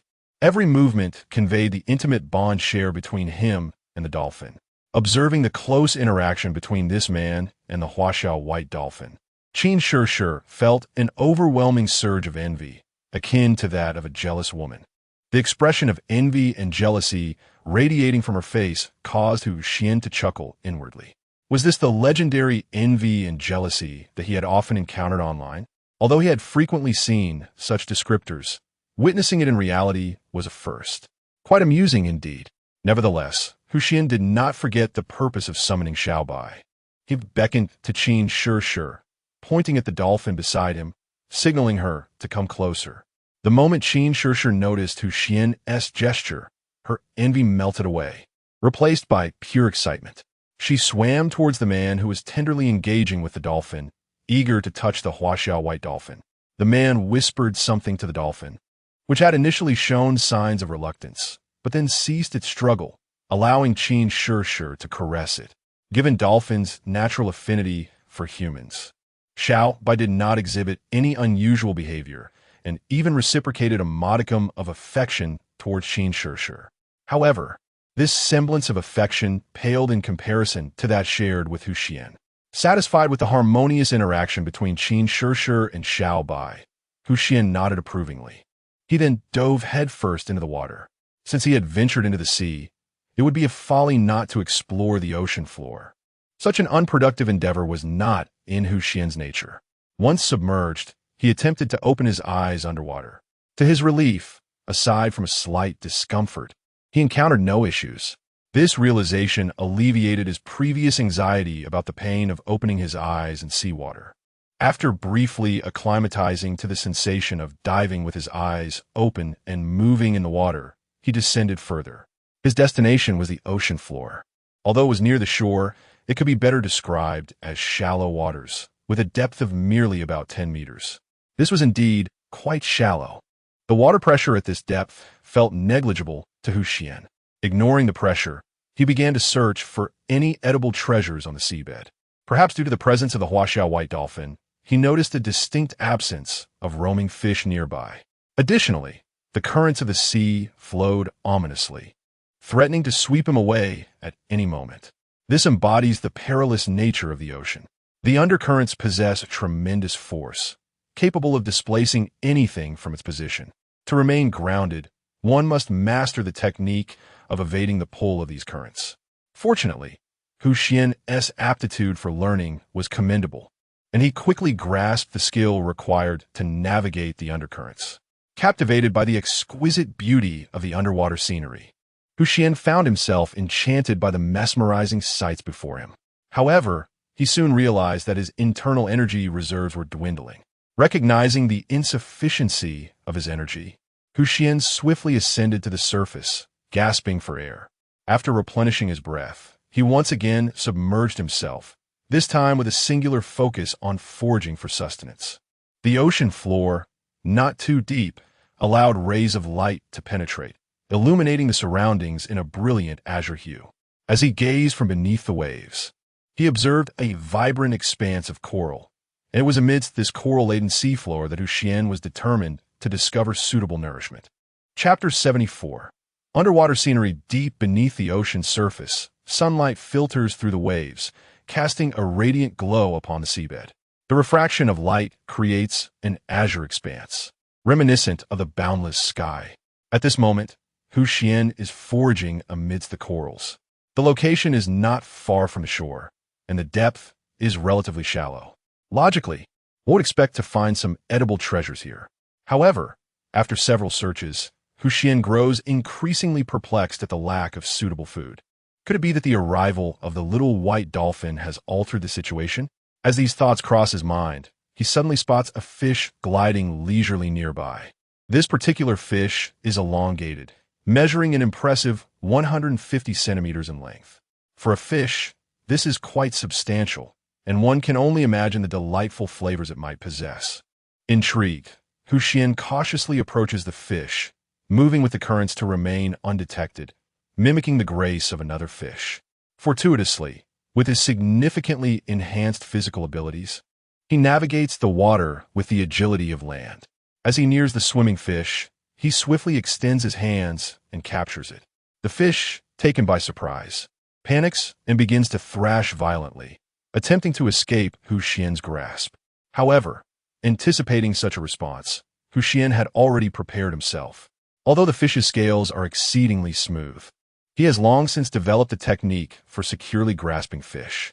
The fish's desperate struggles yield no success, yet it perseveres, continuing to fight valiantly. While the fish is determined not to yield, Xuan lacks the luxury of time to indulge its resistance. Securing his hold on the fish, he propels himself upward, swimming naturally as if he were fish himself. Soon, he breaks the surface, inhaling the fresh air, and raises the fish triumphantly above his head, freeing it from the water. The inevitable outcome of its departure from the ocean is clear. However, the instinct for survival drives the fish to thrash even more fiercely, momentarily slipping from Xuan's grip. Once above water, the white dolphin emits a joyful call, diving back into the depths, only to resurface beside Xuan. Seeing the playful little white dolphin, Xuan smiles. "See you tonight, little white." As he waves goodbye with one hand, he begins to swim toward the shore. The dolphin, displaying its understanding, chirps in response before disappearing into the depths, swimming into the distance. Watching as the man with whom she had exchanged a transaction and the dolphin depart, Qin Shishir feels a twinge of discontent.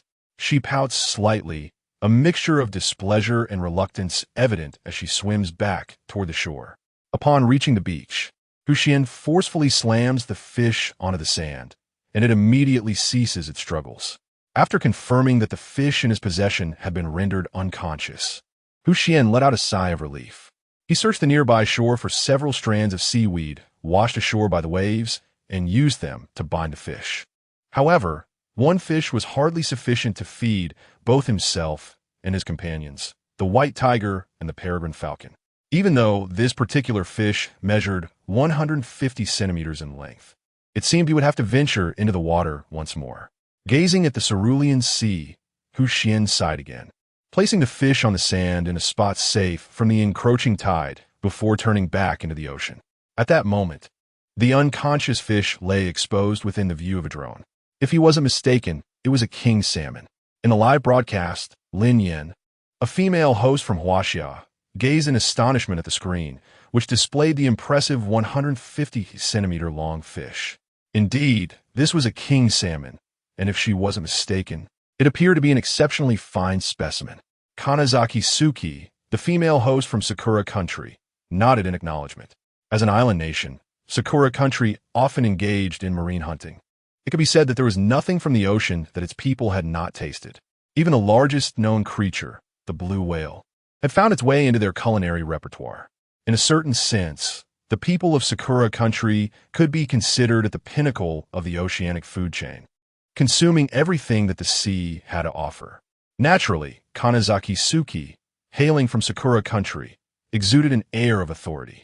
With Kanazaki Suki's confirmation, it became clear that the fish on screen was indeed a king salmon. This highly prized fish typically inhabits freshwater and brackish environments.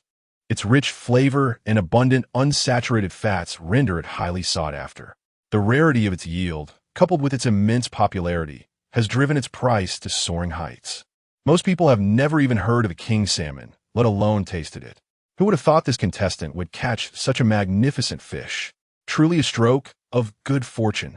Peng Gang, the male host from Huaxia, expressed his envy. Upon hearing the host's exclamations, several viewers immediately began to search for information. Once they discovered the value of the king salmon, many were filled with envy. This envy manifested in a flurry of comments, rapidly scrolling across the live broadcast screen. The rare appearance of the king salmon also attracted food enthusiasts, who gathered their friends to watch the program. In no time, the viewer count in the live stream surged once again. After exploring the seabed for a while longer, Xuan resurfaced, holding a collection of oysters and sea cucumbers in his hands. As he walked toward the shore, he shook his head, clearly unimpressed with his haul. Nevertheless, the thought of the upcoming harvest from a fruit grove lifted his spirits somewhat. Observing Qin Shi, who stood on the beach gazing longingly into the distance, Xuan spoke. "Now, it is time to fulfill your promise." His tone was somewhat cold, as if any denial would result in immediate repercussions. Hearing Xuan's words, Qin Shi reluctantly withdrew her gaze. "Very well, then follow me." With a glance at the man before her, whose demeanor was far from pleasant, Qin Shi felt a twinge of apprehension. Though a hint of discontent lingered in her heart, she realized that she was no match for him, and thus lowered her head, dutifully leading the way. Observing Qin Shi as she forged ahead, Xuan narrowed his eyes slightly and followed her into the depths of the forest. Within the woods, it was, of course, Qin Shi who guided the path. Having traversed this route multiple times, she was now exceedingly familiar with it. However, to vent her inner discontent, Qin Shi deliberately slowed her pace, taking one measured step after another. Chapter 75. The orchard somewhat impatient, Xuan had indeed noticed the subtle movements of the woman ahead. Wasting time was not a prudent endeavor. He still had a fish secured at his waist. Although it was unconscious, if he did not return promptly, it would perish on the way, which would be quite unfortunate. The decay of a dead fish occurs rapidly, especially under the scorching midday sun. With a hint of displeasure, Xuan let out a cold snort. The sound startled Qin Shi, who was taken aback. Realizing the dissatisfaction conveyed in that cold snort, she understood that the man was aware of her little antics and was expressing his discontent. Were it not for the white tiger, she would not have resorted to such behavior. Complaining silently in her heart, Qin Shi quickened her pace. The orchard was not far from the seaside. Standing before the grove, Xuan closed his eyes, mentally constructing a map of the island. After calculating based on his pace, speed, and time, he discovered that this place was not far from the white tiger's lair. His previous failure to locate it was purely due to misdirection. If the direction to the deer herd was to the west, and the direction he took to catch rabbits this morning was to the east, then the position of this orchard lay to the south-southwest. It could be said that had he begun his search counterclockwise from the direction of the deer herd, he might have stumbled upon this orchard earlier that morning. Reflecting on this, Xuan felt a peculiar sense of irony. By a twist of fate, he had almost missed something that he ultimately retrieved at the cost of touching the white tiger and the dolphin. At a loss for words, Xuan approached the orchard, plucking a fruit from a nearby tree for examination. Based on his rudimentary experience, he surmised that it was not poisonous and took a bite. The rich juice burst forth in his mouth, tantalizing his taste buds. The flesh melted in his mouth, akin to consuming a beverage rather than a fruit. The taste was sweet, with a hint of tartness that heightened the sweetness, creating an unforgettable flavor that was delightful without being cloying. Looking at the pit left in his hand, Xuan was astonished. Unbeknownst to him, he had consumed an entire fruit. Moreover, the sensation in his stomach suggested that he had ingested not just one, but several. The fruit was about the size of an apple, not particularly large, yet it provided such a remarkable sense of satiety. This fruit was indeed intriguing. Xuan smiled at the pit in his hand. The quantity was ample, the size satisfactory, and the satiating quality exceptional. This fruit was truly an embodiment of survival. Realizing its significance, Xuan hastily gathered several more fruits, cradling them in his arms. Satisfied with the seafood and fruits he held, he nodded approvingly. Now, it was time for you to fulfill your promise. As Xuan busied himself with the harvest, gathering an abundance of fruit, Qin Shirshir felt a twinge of discontent. It was as if something that rightfully belonged to her had been snatched away. Yet, she understood that this was merely a part of the transaction, and she had not contravened its terms. Seeing Xuan clutching a sizable bounty of fruit, she could no longer restrain herself and urged him onward. The next endeavor was to encounter the white tiger, a formidable sovereign of the forest. Though her spirits were initially low, the prospect of touching the majestic creature lifted her mood somewhat, her eyes glimmering with anticipation. Recognizing her urgency and motivated by his desire for her to depart swiftly, Xuan nodded in agreement. It was in his interest to expedite her exit. He harbored numerous secrets. While surveillance from drones might not reveal much, close proximity could inadvertently expose him. Moreover, with 2 drones monitoring, the potential for unnoticed angles would diminish, jeopardizing the confidentiality of his system. With this in mind, Xuan grasped his harvest and, guided by the mental map of the island, set off toward his lair. This journey proved significantly more arduous than the previous one. The path from the beach to the fruit grove had been previously cleared by Qin Shirshir, resulting in fewer obstacles. However, the route from the fruit grove to the lair was uncharted and governed by the untamed nature of the deserted island.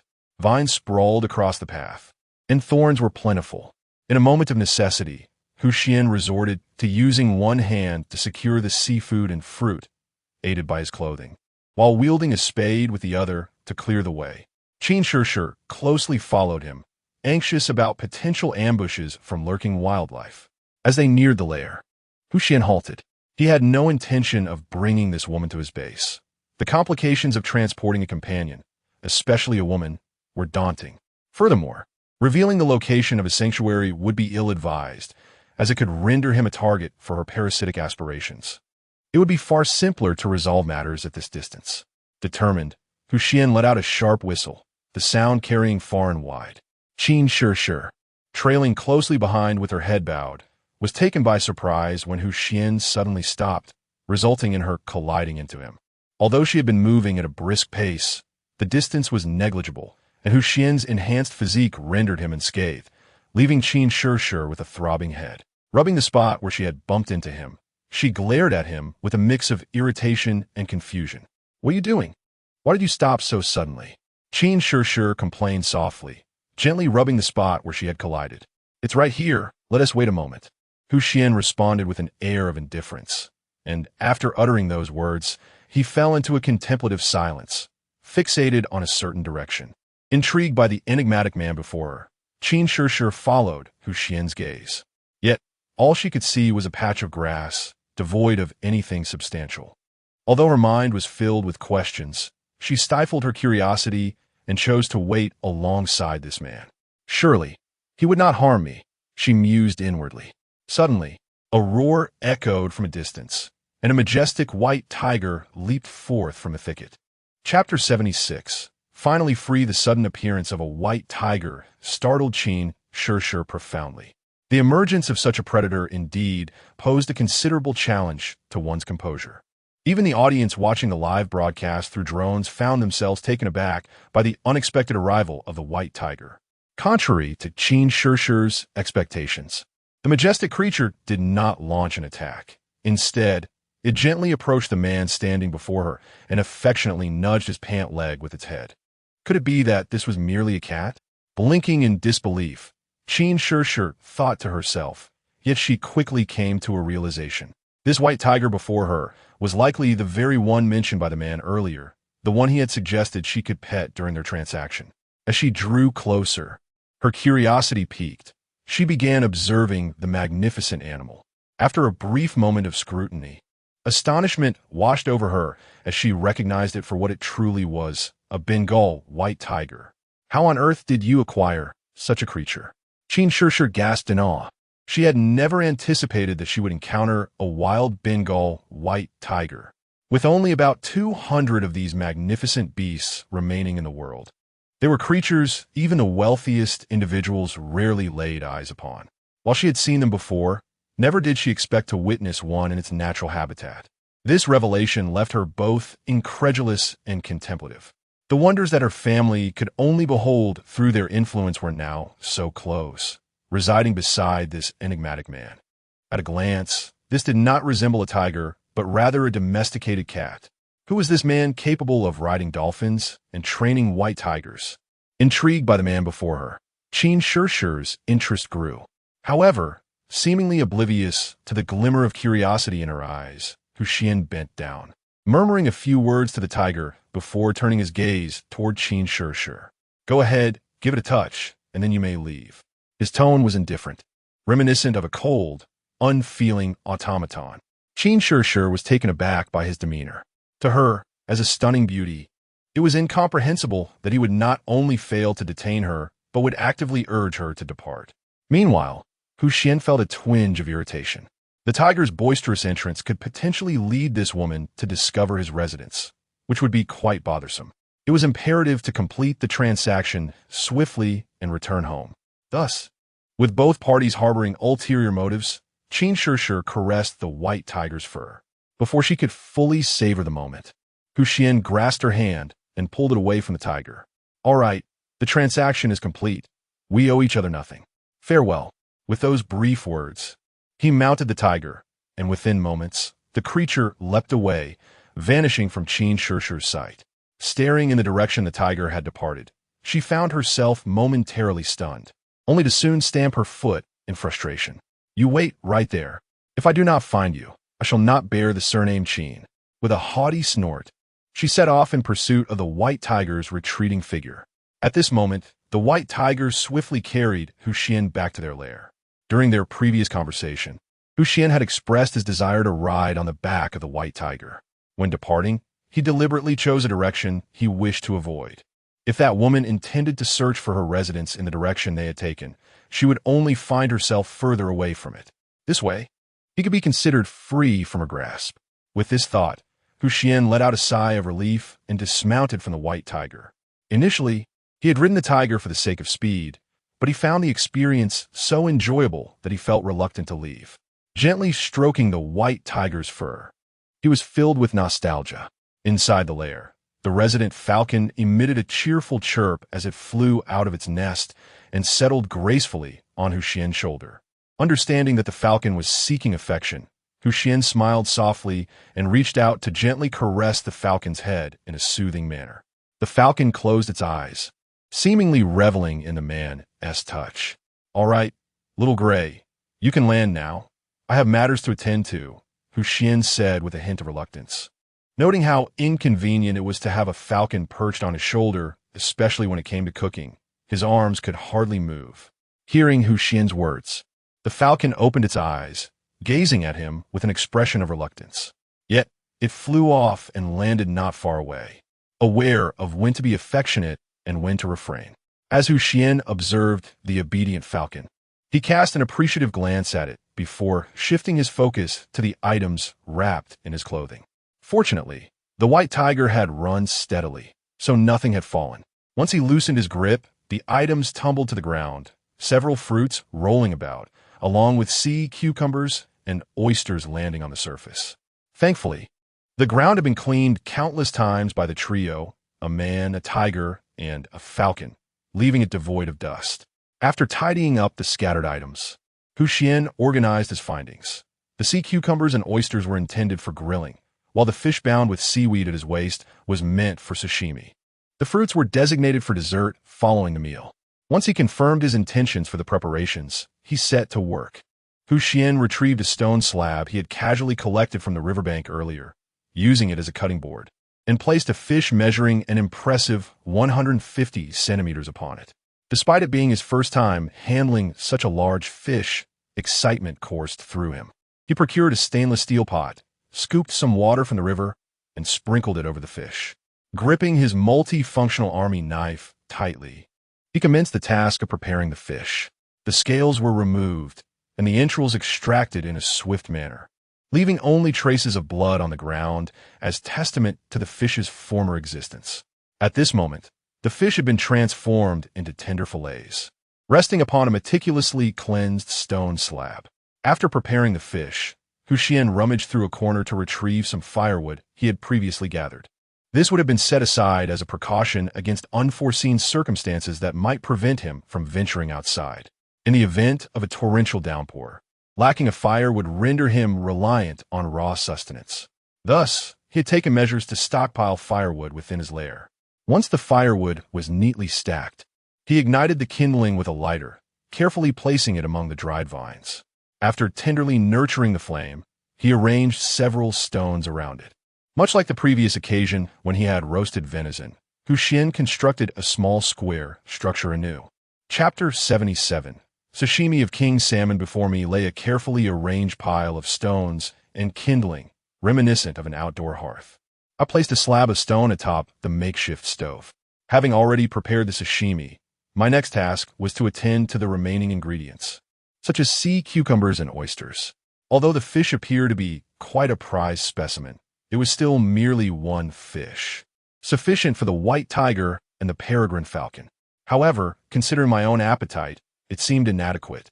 Hence, I resolved to prepare these seafood delicacies. Despite the modest size of the oysters and sea cucumbers, they were still quite palatable. At the very least, they could serve as sustenance for the falcon. Observing the stone slab upon the hearth, which was beginning to emit warmth, I placed the cleaned oysters and sea cucumbers upon it. Personally, with the availability of fruit, I had no intention of making a soup from the oysters and sea cucumbers. The juice from the fruit provided ample moisture, making additional broth unnecessary. Thus, these oysters and sea cucumbers were laid upon the stone slab to be grilled. Directly placing them over an open flame could risk damaging the oyster shells, rendering them inedible. At this juncture, where the preservation of food is paramount, wasting any sustenance would be an act of shameful extravagance, akin to boiling pasta with fresh water in a desert. By grilling rather than exposing them to direct flames, the oyster shells were less likely to crack. Even if they did break, the oysters would remain on the stone slab, thereby preventing any waste, albeit with a potential compromise in flavor. Watching the sea cucumbers and oysters being cooked at high temperatures on the stone slab, I glanced at the sashimi and let out a sigh. Consuming sashimi in its pure form might provoke indignation from those who revere the artistry of gastronomy. It is true that these dishes are better complemented by soy sauce or similar condiments. Even without soy sauce, wasabi would suffice. Such enhancements elevate the flavors of the sashimi. Sashimi inherently showcases the exquisite taste of the fish itself, while soy sauce and wasabi serve as mediums to amplify that flavor. Although the absence of these condiments does not detract from the fish's inherent freshness, it remains a shortcoming. However, on this deserted island, obtaining soy sauce or wasabi was utterly impossible. Soy sauce derived from fermented beans and the method for creating wasabi were beyond my reach in this desolate place. Though a sense of regret lingered, I had to accept the situation. With a resigned sigh, I refocused my attention. The oysters and sea cucumbers on the stone slab were now releasing a tantalizing aroma, the essence of the seafood wafting through the air. Just the scent alone evoked the proximity of the ocean, as if I were by the seaside, feeling the gentle caress of the sea breeze. The flavors of the oysters and sea cucumbers have been completely brought out. Once it was confirmed that the oysters and sea cucumbers were thoroughly cooked, the somewhat heated stone plate was removed from the stove. If left over the fire any longer, it would inevitably damage the stone plate, which is already difficult to find. Damaging it would make the search for a replacement quite troublesome. Furthermore, even without considering the damage to the stone, continuing to grill food that is already cooked would ruin its inherent flavors. On a deserted island, enduring a lack of seasoning is already quite distressing. If the original flavors of the ingredients were to be compromised, it would undoubtedly be a misfortune. After all, eating is one of life's greatest pleasures. People often take this enjoyment for granted due to its regularity in their lives. For those on a deserted island, where food acquisition is uncertain, the desire for sustenance naturally intensifies, enhancing the enjoyment of eating. To spoil this already limited pleasure would indeed be a great pity. After removing the stone plate from the stove, the sashimi was divided, and after serving his portion, Xuan called over the white tiger and the peregrine falcon to commence their dinner. The scene of this man, tiger, and falcon sharing a meal was broadcast live to the outside world by a drone hovering above them. At that moment, it was approximately 7 p.m. in the international time zone, coinciding with dinner time in both the Huaxia and Sakura nations. Many viewers, while enjoying their own meals, tuned in to the live broadcast. However, watching the exquisite sashimi of the prize king salmon being narrated by the host made the viewers feel that their own meals were rather bland by comparison. The barrage of comments increased significantly. Although some viewers might find their food unappealing in contrast, many tuned in with a sense of vicarious delight. Even if they could not taste the king salmon sashimi themselves, watching others indulge in it was still a pleasure. In this way, they could claim to have seen king salmon sashimi, which was quite delightful. As night gradually descended and darkness enveloped the sky, Xuan realized that, due to the time spent searching for fruit groves and returning to the cave, he could no longer venture outside. Gazing out from the cave, the darkness loomed over the woods. Night had claimed dominion over the sky, and the entire deserted island was shrouded in shadows. Within the cave, Xuan did not extinguish the fire. In the enveloping darkness, the gentle glow provided by the flames offered a sense of security. After savoring the sashimi of king salmon, sea cucumbers, and oysters, he picked a few fruits to serve as a dessert.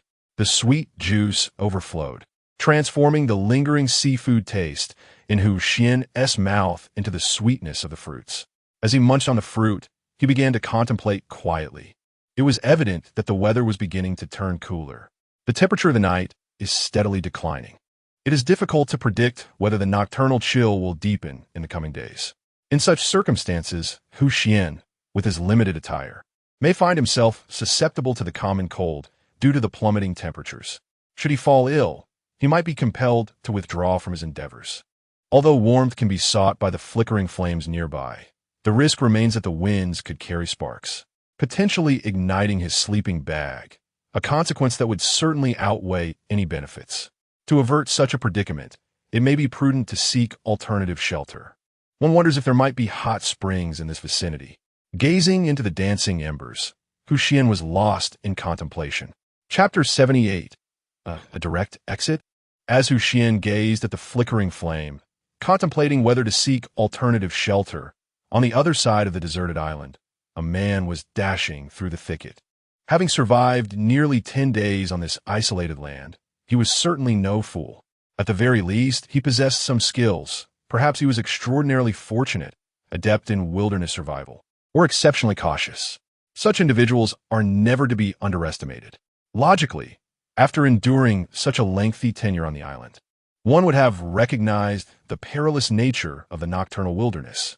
Those who wander outside their shelters at night, devoid of any vigilance, would have long been eliminated. Yet, this illogical scene unfolded nonetheless.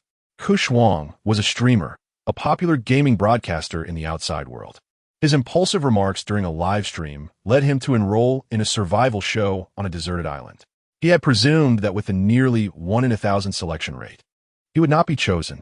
To his astonishment, fate had other plans, and he was selected.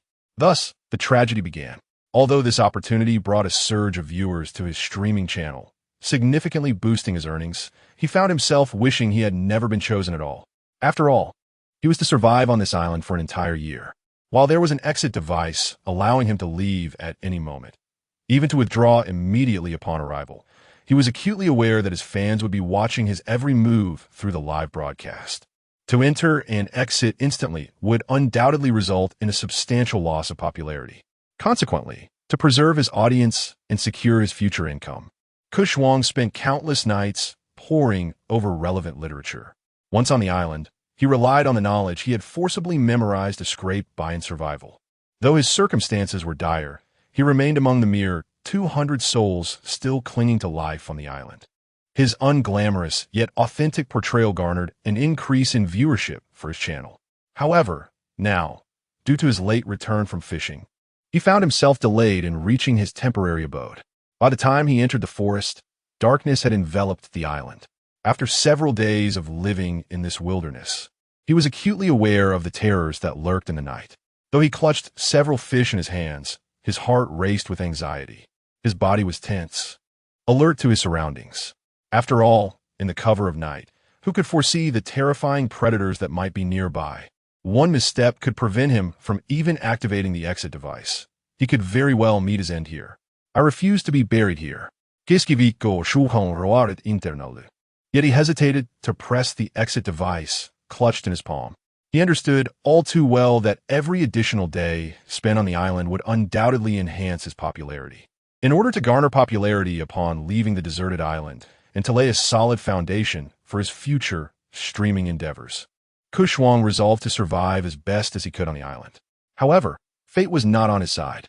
Despite his countless prayers to avoid encountering predators, he felt a chilling presence behind him, eyes coldly observing him from the shadows. Those merciless, icy eyes seemed to regard him as mere prey, pushing Xuan's already taut nerves to the brink of snapping.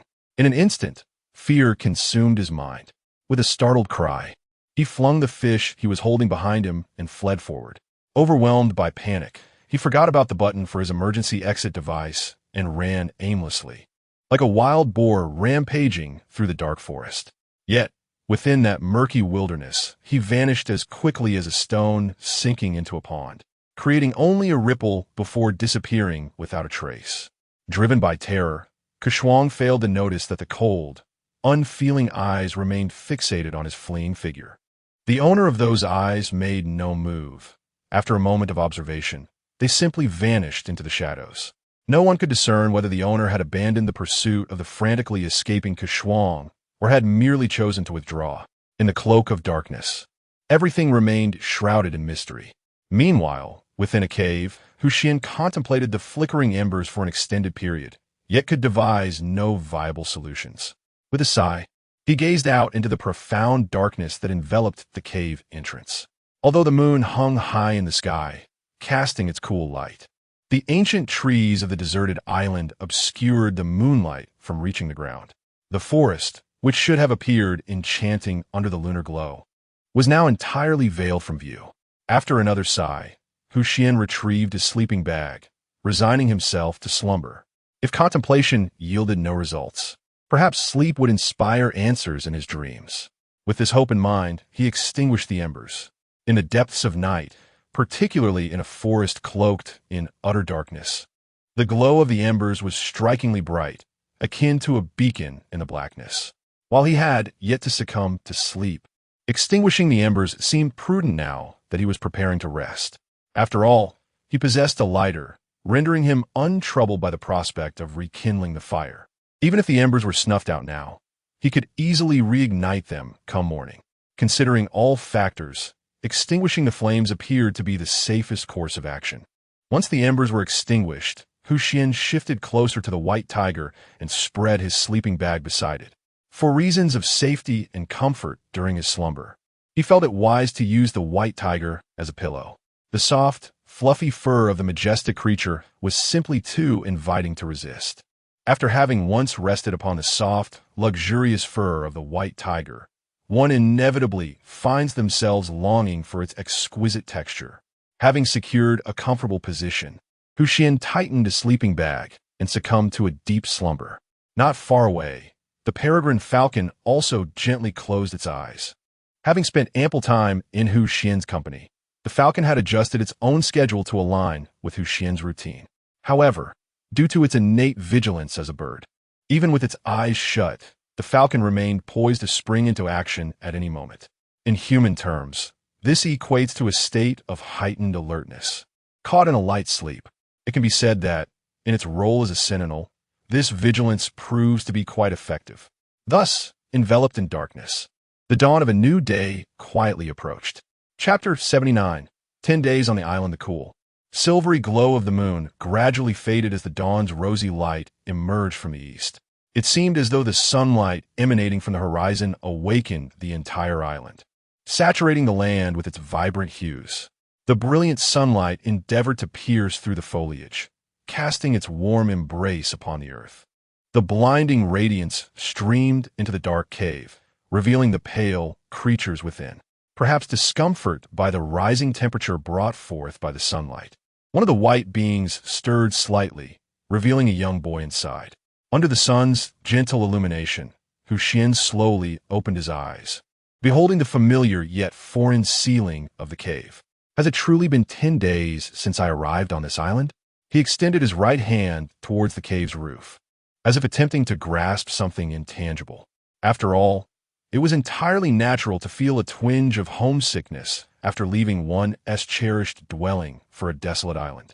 Isolated from the world, a normal traveler, having been away from home for about 10 days, would inevitably yearn for their homeland, let alone in a place where survival demands tenacity and resilience. After a brief moment of nostalgia, Xuan commenced his daily ritual. Congratulations, host, on successfully checking in. You have received the reward of basic carpentry construction skills. Listening to the cold, mechanical voice echoing in his mind, Xuan felt a spark of curiosity. Carpentry construction skills? What exactly does that entail? Before he could ponder further, a sudden pressure surged in his head. An overwhelming influx of knowledge flooded his consciousness, racing through his mind in a dizzying torrent. Accompanying this deluge of information was an intense, throbbing pain, as though his brain were being stretched to its limits. Having undergone similar experiences before, Xuan recognized this as the process of assimilating knowledge. There is no such thing as a free lunch. The headache served merely as a light toll for the wealth of wisdom received. Soon, the pain subsided, leaving Xuan gasping for breath. Though his back was slick with cold sweat from the earlier discomfort, a hint of surprise lit up his smile. To his astonishment, this is what I received? As he perused the newfound knowledge in his mind, Xuan couldn't help but feel a sense of wonder. He had not anticipated that this check-in would yield such a treasure. What carpentry construction skills? This was essentially a foolproof guide to erecting a structure from wood. From crafting tools for lumbering to the completion of the building, it encompassed every facet of the process. Armed with such a straightforward guide, the prospect of establishing a dwelling became a delightful and uncomplicated endeavor. Suppressing his excitement, Xuan picked up a stone and etched 2 vertical lines on the cave wall. Each stroke represented a day, and 2 lines marked the passage of 10 days. He was acutely aware that his sojourn on the island could extend well beyond this, perhaps even a year.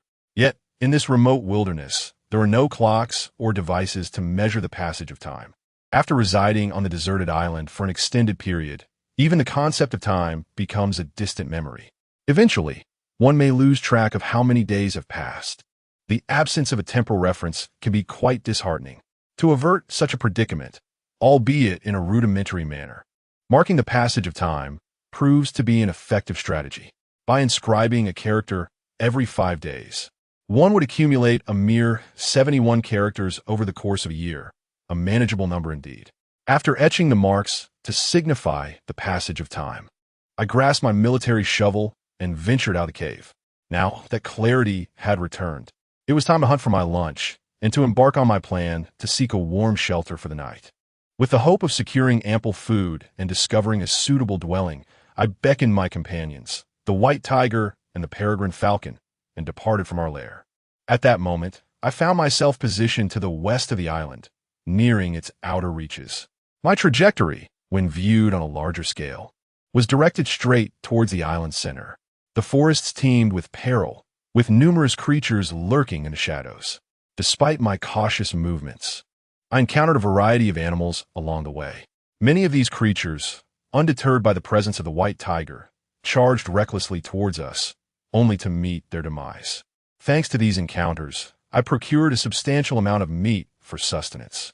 This expedition was not solely about gathering provisions. I was also on a quest for a new abode. Consequently, I had no intention of returning just yet, choosing instead to continue my exploration of the island. As the sun ascended higher in the sky, the temperature began to rise. Though aware of the increasing heat, I felt that the climate was more oppressive than before, as if I were being roasted over an open flame. "Why is it so hot today?"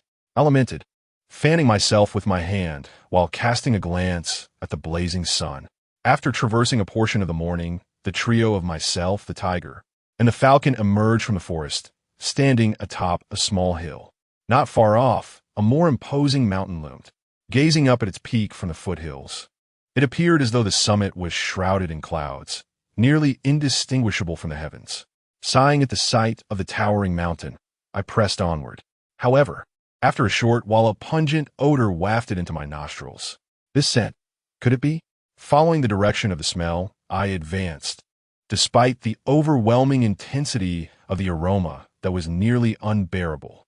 Yet, I steeled myself, for if my suspicions were correct, I might be on the verge of discovering the very place I had envisioned, a warm shelter for the night. Nevertheless, I needed to verify this. Hence, I persevered, navigating cautiously forward, step by step, enduring the offensive scent that filled the air. Even after detecting the scent, vigilance remained paramount. As Xuan emerged from the forest, he grasped the necessity of perpetual alertness on the deserted island. One could never predict when or where a creature might spring forth to attack. In such an untamed wilderness, anything is possible. With past experiences serving as cautionary tales, Xuan cautiously approached the source of the acrid odor.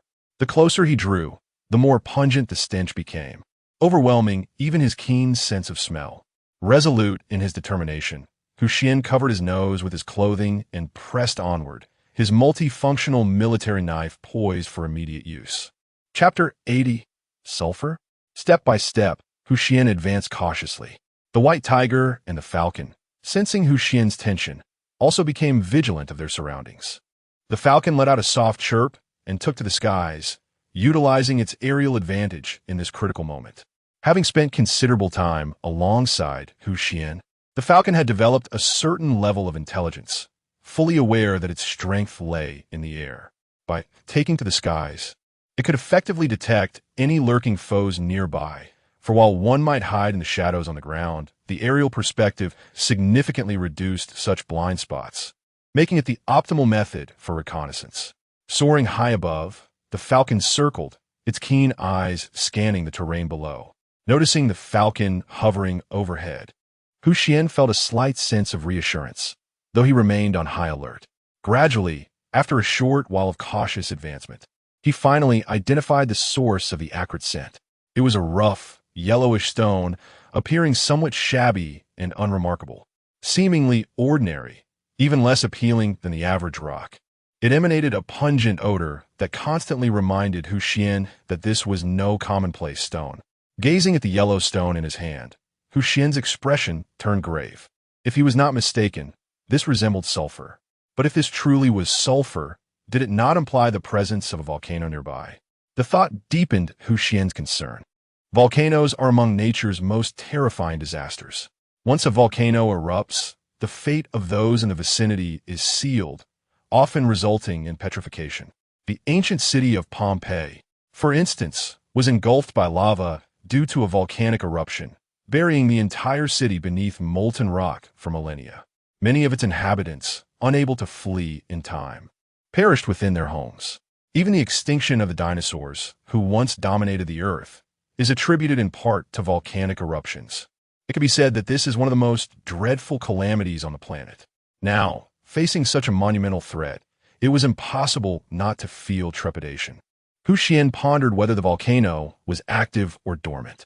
He silently hoped for the latter, with the existence of sulfur stones indicating a probable volcano ahead. Xuan understood that discerning whether it was active or dormant was crucial.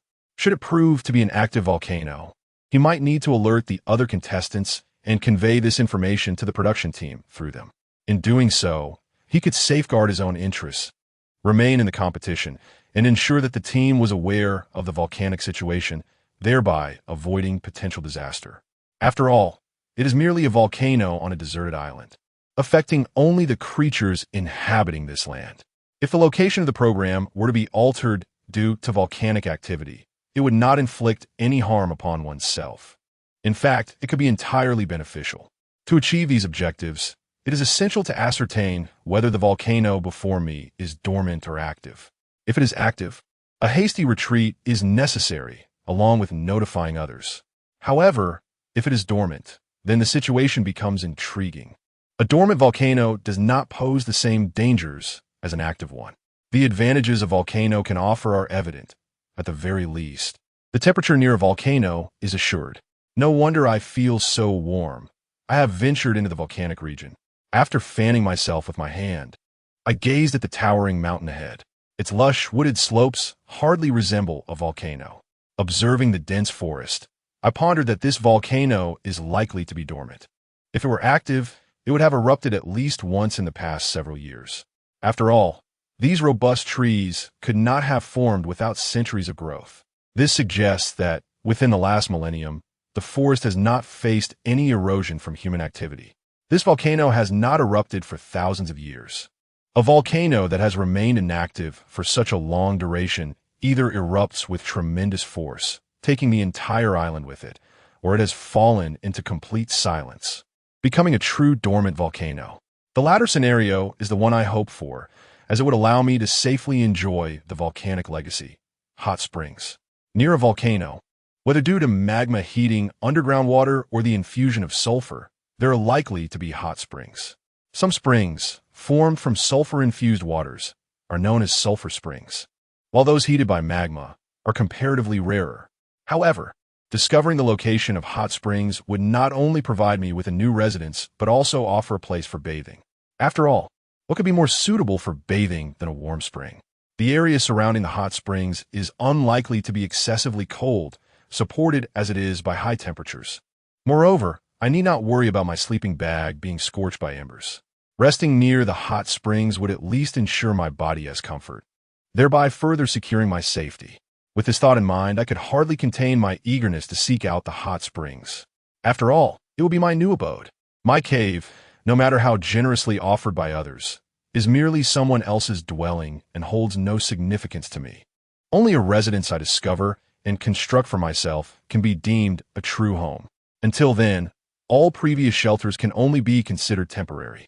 To secure this new dwelling, I must first locate the hot springs. Without confirming the existence of the springs, what can be said about finding a true home? One must ascertain the subsequent course of action based on the location of the hot spring. Fortunately, I possess a foundational knowledge of carpentry. Otherwise, I might find myself utterly at a loss. I would be unaware of how to construct a building in accordance with the hot spring's characteristics. The thought of potentially residing in a warm environment quickens Xuan's pace, as he yearns to discover it sooner and relish its comforts. Moreover, an early discovery would enable him to embark on the quest for timber with greater expedience. When the time comes to erect a wooden cabin by the hot spring, he intends to work with swiftness. Building a wooden cabin beside the hot spring is the aspiration Xuan has set for himself. Chapter 81. The Divine Veil. Despite Xuan's utmost caution, accompanied by the white tiger and ever vigilant of his surroundings, he failed to heed the potential dangers beneath his feet. This oversight nearly led him to repeat his earlier misfortune as he stumbled once more. It was as if the first day had returned, with Xuan once again tripped by a stone. Fortunately, having undergone physical enhancement, he was no longer daunted by such occurrences. Although he fell, he swiftly regained his composure, pivoting his waist and planting one foot firmly on the ground. However, in such a precarious position, a single foot could not provide the necessary stability. Reluctantly, Xuan reached out toward the nearby rock face for support, a wall adorned with creeping vines. Yet, upon contact, he felt no resistance. This section of the wall was hollow. Realizing the gravity of the situation, Xuan found himself unable to adjust his posture in time, and with the momentum of his outstretched hand, he plunged into the vines. Witnessing Xuan's sudden disappearance, the white tiger let out a furious roar and charged toward the spot where Xuan had vanished among the vines. The peregrine falcon, initially preoccupied with observing other areas, was jolted into awareness by the tiger's bellow. Upon seeing the white tiger dive into the foliage, the falcon's limited intellect grasped the gravity of the situation. It too emitted a cry and swiftly descended from the sky, heading toward the now-hidden entrance. Xuan's abrupt vanishing act sent a shiver through the livestream audience, who collectively gasped in disbelief. Could it be that this fortunate contestant had simply vanished? Or was the mountain haunted? The viewers, unable to witness the reality of the situation, could only see Xuan reaching for the wall before disappearing without a trace. The exceedingly rare wild Bengal white tiger met the same fate, equally vanishing from sight, an event reminiscent of the legendary concept of divine veil. The notion of being concealed by a deity prevalent in the land of cherry blossoms suggests that anything and anyone can become a pillar of divinity, with mountains being no exception. According to the beliefs of this land, both Xuan and the white tiger could be considered as having been veiled by the mountain god. Those who are shrouded in such divine concealment are never found again. The audience, recalling this folklore, turned pale. Hearing of such tales is one thing, but witnessing them unfold is an entirely different experience. In a livestream studio, the host, Tsukike's Yuki, well-versed in the myths of her homeland, felt a wave of dread wash over her. Born and raised in the land of cherry blossoms, her familiarity with these stories was deeper than that of the average person. The more she understood, the more her fear escalated. As she observed the footage from the drone, depicting Xuan seemingly swallowed by the mountain, it appeared as though he had been taken by the mountain god. In that moment, Tsukike's complexion turned ashen. Beside him, the male host from Huaxia, Pungang, expressed his curiosity with a soft exclamation, as if he had discerned something amiss. If my observation serves me correctly, the contestant's visage earlier had betrayed a look of astonishment, indicating an unforeseen occurrence. After scrutinizing the scene and confirming my perception, Pungang commenced his commentary. Concurrently, he signaled to a staff member, instructing the operator of the drone to direct it towards the mountain wall from which Xuan had vanished. Upon witnessing the staff member relay the request, Pungang nodded slightly, continuing to elucidate his findings. In the realm of unexpected occurrences, we can ascertain that the anticipated scenario involved the contestant utilizing the mountain wall to support himself. Thus, the unforeseen situation can only imply a lack of support, which unequivocally suggests one possibility. That area is hollow. This implies that there is a substantial likelihood of a fissure existing there. After articulating this thought, Pungang felt a sense of satisfaction with his analysis, deeming it exceptionally cogent. Many viewers seemed to accept Pungang's commentary, their expressions gradually returning to normalcy, while they curiously gazed at the live broadcast. After all, if that truly is a fissure, might the contestant once again plummet into the sea, only to be rescued by a dolphin and subsequently transported to a desolate island? Should such a scenario unfold again, one could only remark that it would be a return to the beginnings of a deserted island adventure. With this thought in mind, the majority of the audience relaxed. Their spirits lifted as they watched the survival show unfold. However, a portion of the viewers remained visibly tense. These individuals had previously noted the yellow stone that Xuan had discovered during the broadcast. Those with a modicum of geological knowledge recognized it immediately as sulfur, which is predominantly found in proximity to volcanoes. This indicates that the mountain in question is likely a volcano. Presently, the contestant has fallen into the mountain's depths. Although he did not fall directly through the central crater, the implications remain unchanged. It is one of the world's most significant natural disasters, volcanic activity. What lies within a volcano? Naturally, it is the molten rock of magma, capable of incinerating all substances. The high temperatures of magma render it a force that can dissolve anything. Even the hardest known natural material, diamond, would meet its demise if cast into the molten depths. How could a mere human hope to survive? The likelihood of survival in the face of magma can be deemed non-existent.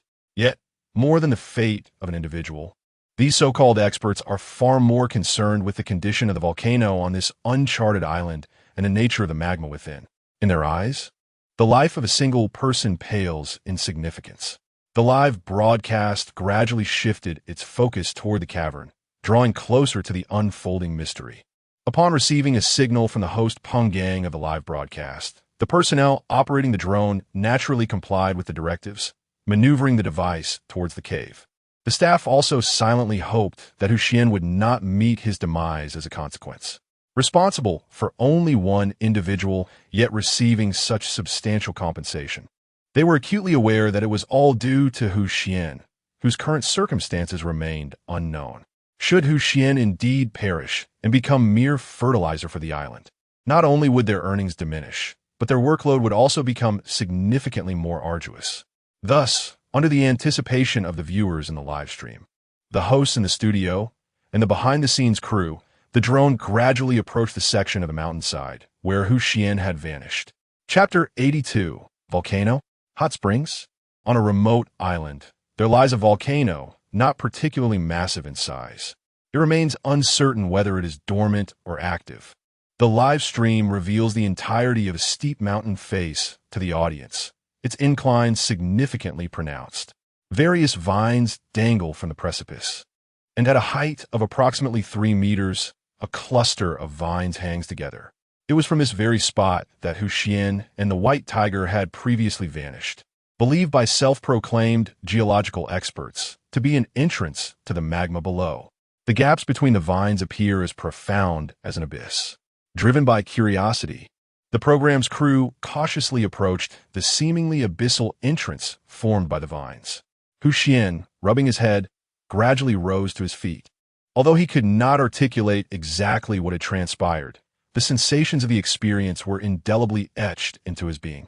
From his bodily sensations, he surmised that he had likely tumbled into this place.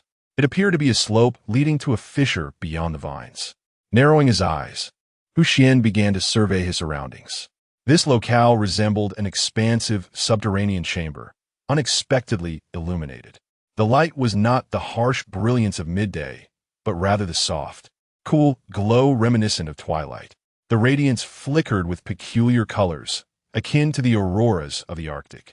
Not far from him, several hot springs emerged from the ground, distinct from typical springs in their vibrant hues. They exhibited shades of purple, brown, blue, red, and more. Together with the shimmering lights above, they crafted a breathtaking tableau, resembling a paradise on Earth. The steam rising from the hot springs, due to their high temperatures, spread across the ground like ethereal clouds. This underground realm, despite its subterranean nature, felt akin to a celestial wonderland. Xuan counted 7 hot springs, each a different color, presenting a veritable rainbow of thermal waters. As a devoted fan of anime, he was well acquainted with hot springs, commonplace in the world of Sakura nations. Yet, he had only ever witnessed such a multitude of colors in fantastical series. Even those depicted in those animations did not boast as many varieties. Should this place be discovered, it would undoubtedly be regarded as a miraculous spectacle of the world. After confirming that his current surroundings posed no danger, he turned to observe the direction from which he had fallen.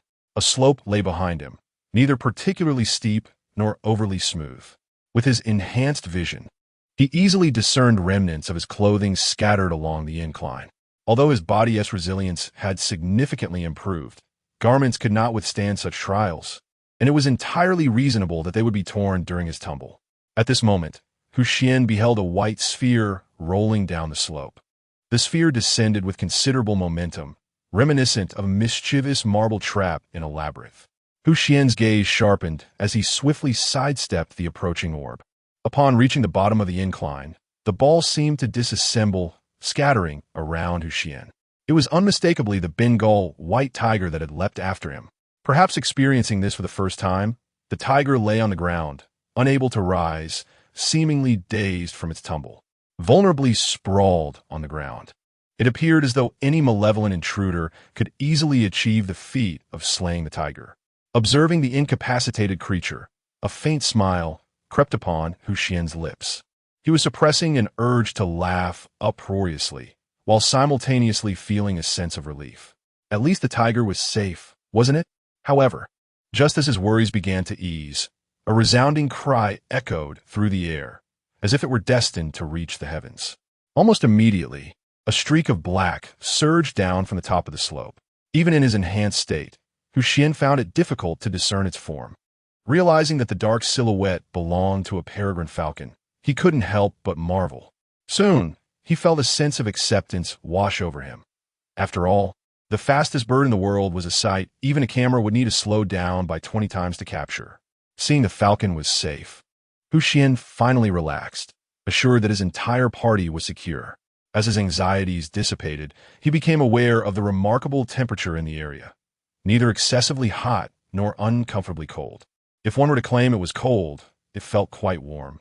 Yet if labeled hot, it lacked the oppressive humidity of a sauna, being notably cooler than the outside temperature. Given this climate, it seemed an ideal location for habitation. After merely a few minutes of contemplation, Xian resolved to relocate his dwelling here. The temperature was exceedingly suitable, complemented by the presence of hot springs. Daily bathing was assured, and he would not be roused in the dead of night by a chill. All things considered, this place appeared superior to the tiger's lair. Furthermore, the entrance was modestly sized. Had he not fortuitously stumbled upon this sanctuary, he would never have imagined such a paradise existed within a volcano. From the perspective of safety and seclusion, it was exceptional. With this realization, not relocating here would seem utterly foolish. As for the logistics of his new residence, Xian recalled the skill he had acquired today, basic carpentry. The prospect of constructing a small wooden cabin here felt like a perfect match. The thought of not pursuing this opportunity seemed almost wasteful. While contemplating the design and location of his future abode, he heard a faint sound of wings fluttering from the slope above. Following the direction from which the sound emanated, a drone gradually emerged from a crevice on the slope. The initially subtle hum of its flight reverberated through the underground space. Xian, whose hearing had also been heightened, distinctly captured the sound of the drone's flight. Upon realizing it was a drone from the production team, Xian let out a sigh of relief. At least it was not the island's inhabitants who had discovered him. If outsiders were aware, it would not impact his stay here. What difference would it make? As the drone ventured into the crevice, the viewers in the live broadcast were astonished by the unexpected spectacle that unfolded. Chapter 83, How Astonishing It Is. The radiant glow reminiscent of the aurora, the vibrant hot springs, and the billowing mist create a scene akin to a celestial paradise, evoking awe in all who behold it. Some viewers in the live stream were compelled to rise from their seats. The ethereal and ever-changing lights, combined with the mesmerizingly colorful hot springs reflected within, captivated their senses entirely. The beauty of the sky, the land, the water, and the air was simply unparalleled. Long Duoa, a member of the World Tourism Organization, took immense pride in his profession as an editor of travel destinations worth visiting around the globe. His commitment to his work was unwavering. On a whim, a friend had directed him to a survival live stream on a deserted island. Initially dismissive, believing it to be a mere waste of time, he now felt that tuning in was one of his best decisions. To his astonishment, such breathtaking scenery existed in this world. It surpassed any place he had ever encountered. As a member of the World Tourism Organization, he naturally collected and perused publications produced by his organization. Yet, even the photographs captured by professional photographers paled in comparison to the casual drone footage in this live stream. It was as if a chasm separated the two. Oh heavens! Long Duoa found himself at a loss for words to convey his emotions. The exhilaration of discovering the world's greatest treasure nearly sent him soaring with joy. If someone who had long been immersed in the travel industry could be so astounded, one could only imagine the reactions of viewers unacquainted with this realm. At that moment, the number of viewers in the live stream surged dramatically, increasing by the thousands every second. Simultaneously, an influx of gifts poured in, including extravagant offerings, as many wished to commemorate this historic moment. Indeed, a moment etched in history. For countless viewers, it felt as though they had uncovered the most exquisite place on Earth. Witnessing the unveiling of such a magnificent sight in real time thrilled the audience immensely. How beautiful it was! In a live stream studio, Lin Yin, the female host from Huaxia, gazed at the images transmitted by the drone and couldn't help but marvel. She reflected on Xuan's extraordinary fortune, how he had stumbled into a place resembling a fairyland. Given the previously concealed entrance, it seemed destined to become his personal haven. Such luck must surely be akin to winning the lottery at first try. As she observed the breathtaking cave revealed by Xuan's serendipitous fall, Lin Yin felt a surge of envy. This scenery could only be described as a celestial paradise. I vow, I have never witnessed such breathtaking beauty. It was truly a picturesque dreamscape. Peng Gang, the male host from Huaxia, sighed in awe. Ah, Xuan is unharmed, exclaimed the female host from Sakura Country, noticing Xuan peeking at the drone image below. Subsequently, he exhaled a sigh of relief and gently patted his slightly full chest. As long as Xuan was safe, that was all that mattered. With the weight lifted from his heart, Kanzaki Suki finally had the leisure to observe the scenes transmitted by the drone. For a moment, he was awestruck by the breathtaking beauty of the surroundings. The scenery was so exquisite that it seemed almost otherworldly, leading Kanzaki Suki to question whether he had unwittingly stumbled into a paradise. On the deserted island, Xuan merely cast a fleeting glance at the hovering drone before dismissing it entirely. Having decided to construct a dwelling here, he now needed to venture out in search of timber for his abode. Although the entrenching tool he possessed was not ideally suited for felling trees, one might even say it was ill-equipped for such a task, he was comforted by the foundational carpentry skills lodged in his mind, which included techniques for using the entrenching tool for lumber extraction. Thus, he was not overly concerned about acquiring suitable wood. More pressing than that was the need to return to his lair and retrieve items such as pots and other essentials. A modest relocation, indeed. In his mind, Xuan mapped out the nearby terrain, estimating the locations of the white tiger's lair, the fruit grove, and the site of his newfound sanctuary. He discovered that this location was closer to the fruit grove than the white tiger's den, affirming its destiny as his future residence. Even the fruit grove, from which he would gather sustenance, was significantly nearer than before. Moreover, the shelter from the elements was far superior to that of the previous lair.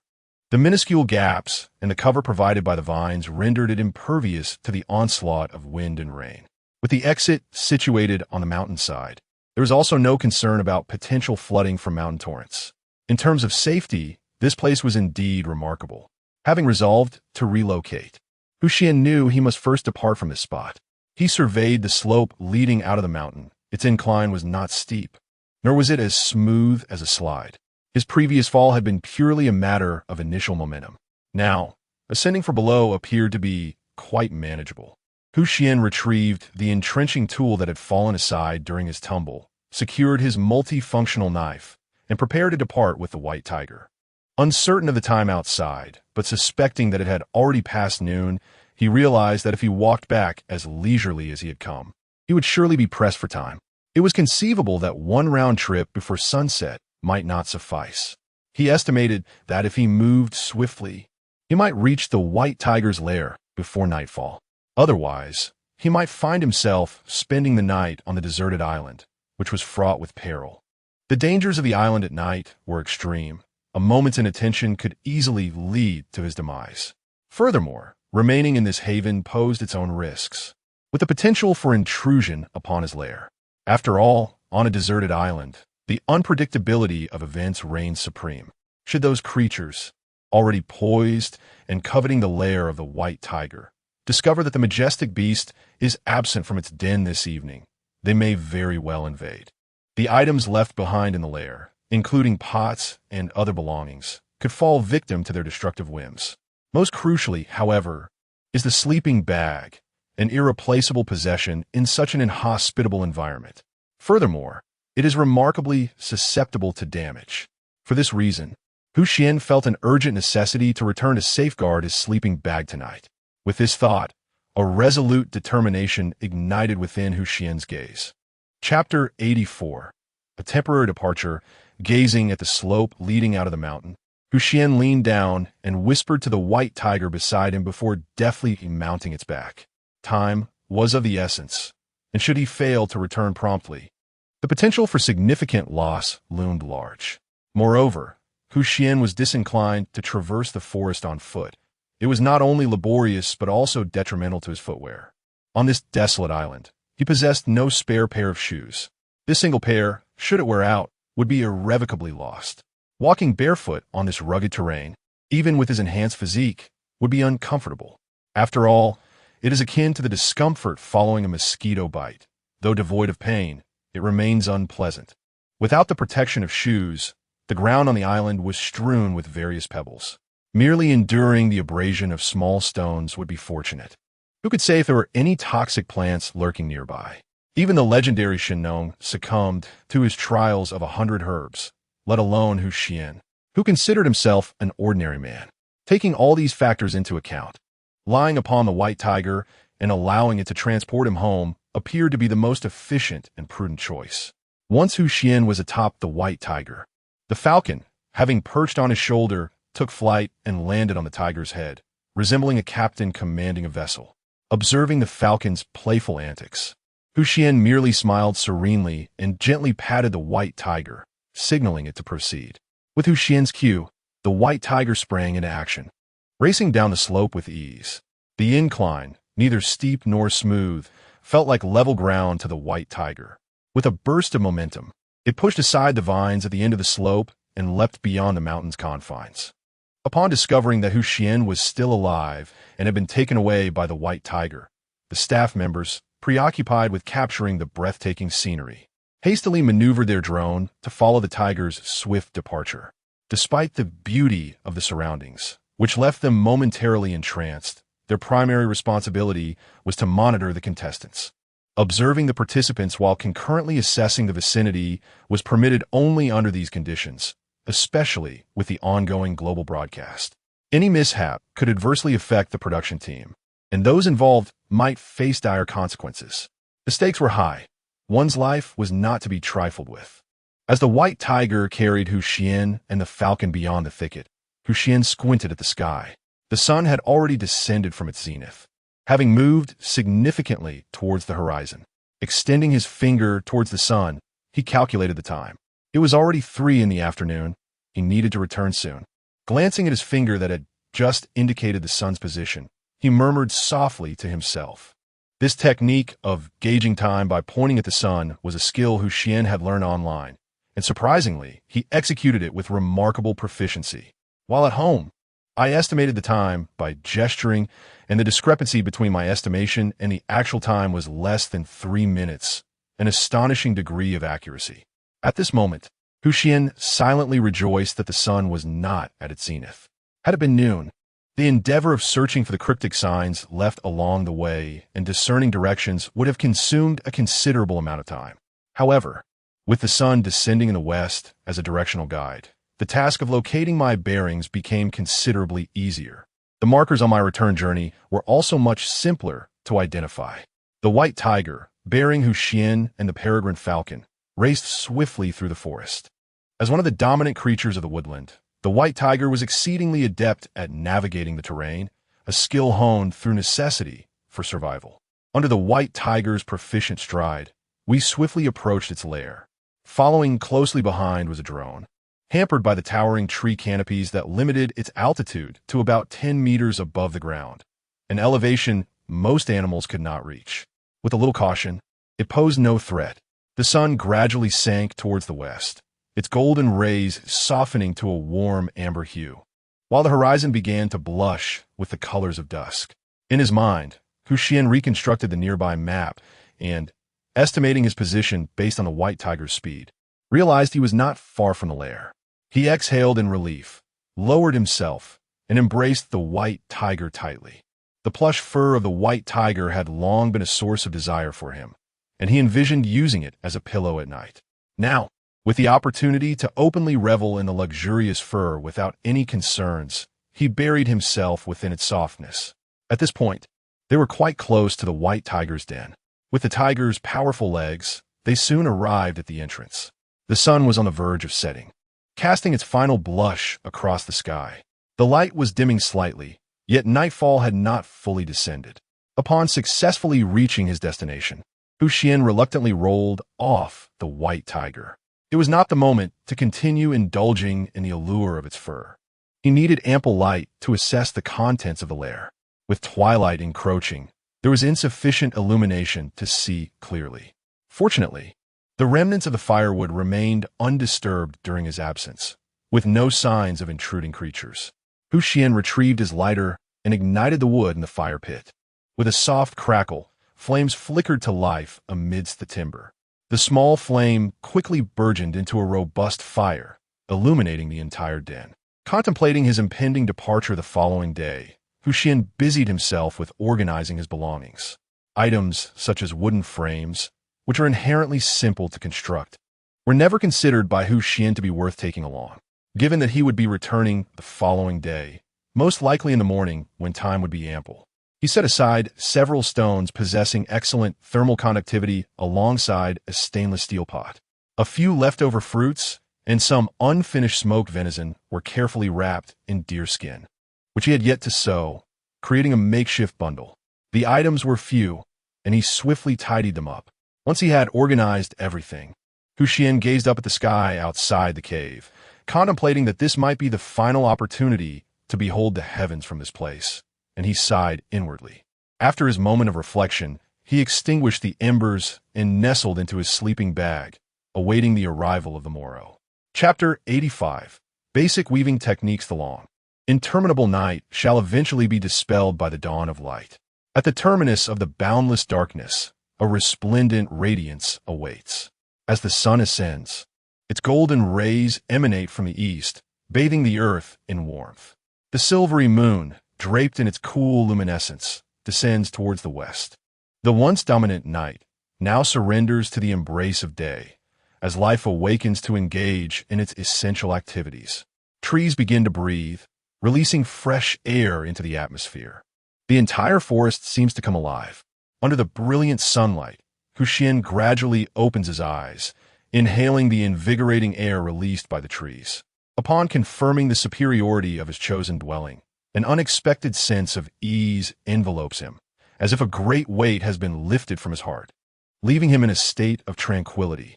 This newfound comfort afforded him a particularly restful slumber, even granting him a delightful dream. On the deserted island, although there exists no alarm clock, Xuan has cultivated the commendable habit of rising punctually. After all, on this solitary isle, all sustenance must be procured through one's own efforts. Awaking late would naturally result in the scarcity of food, leading to hunger. Having lived on the island for 10 full days, now extending into the 11th, he has developed a routine of awakening with the first rays of sunlight gracing his face. Though he opens his eyes to the somewhat unfamiliar ceiling of the cave, it is a space he has previously inhabited, leaving him with a not entirely unpleasant impression. A hint of nostalgia stirs within Xuan, albeit just a fleeting whisper. With consciousness regained, it is imperative to attend to his daily obligations. The day's endeavors begin with a check-in. Congratulations, host! You have successfully checked in and received the reward. Basic fiber weaving technique. The cold, mechanical voice of the system reverberates in Xuan's mind. Upon hearing the system's reward, a flicker of joy ignites within him. Previously, he had attempted to fashion a garment from deer hide, yet lacked the necessary thread. Although one could indeed create clothing without it, the stability of such creations would inherently be compromised. With the prospect of a more reliable method now at hand, why settle for less? In the midst of his delight, a surge of knowledge emerges within Xuan's consciousness.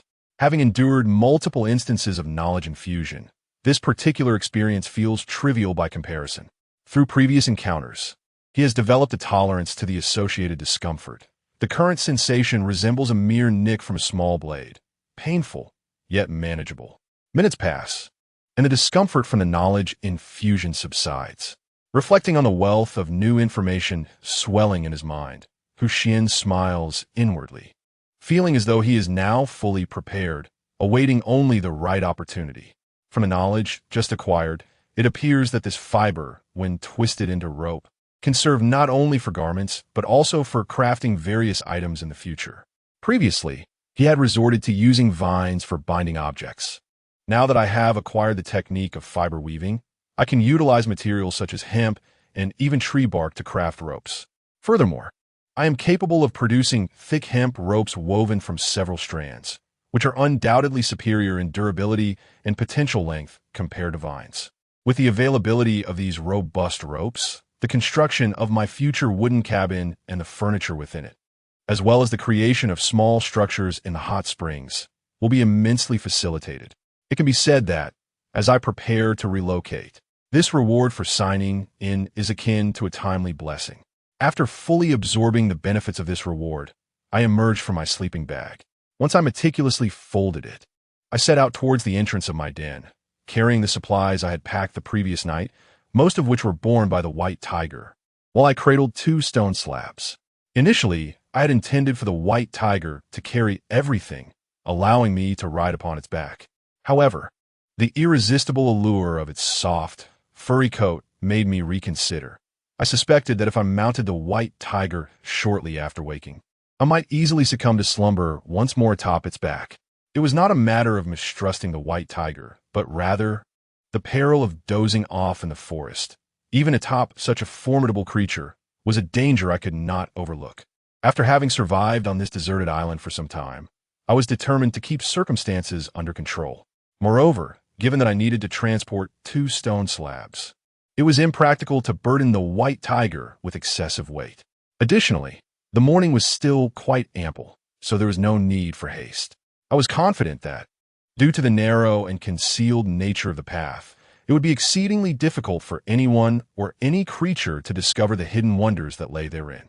The likelihood of my chosen dwelling being found by other beings was exceedingly slim. With no concerns weighing on my mind, I proceeded leisurely alongside the white tiger and the peregrine falcon towards the hot springs.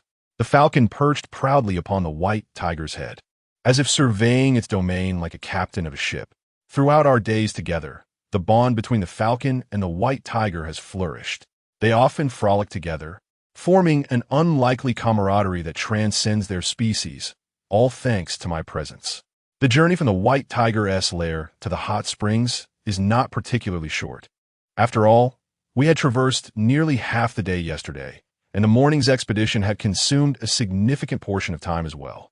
Nonetheless, having cleared a path the day prior, we now encountered far fewer disturbances from other animals or obstructive weeds than we had the previous day.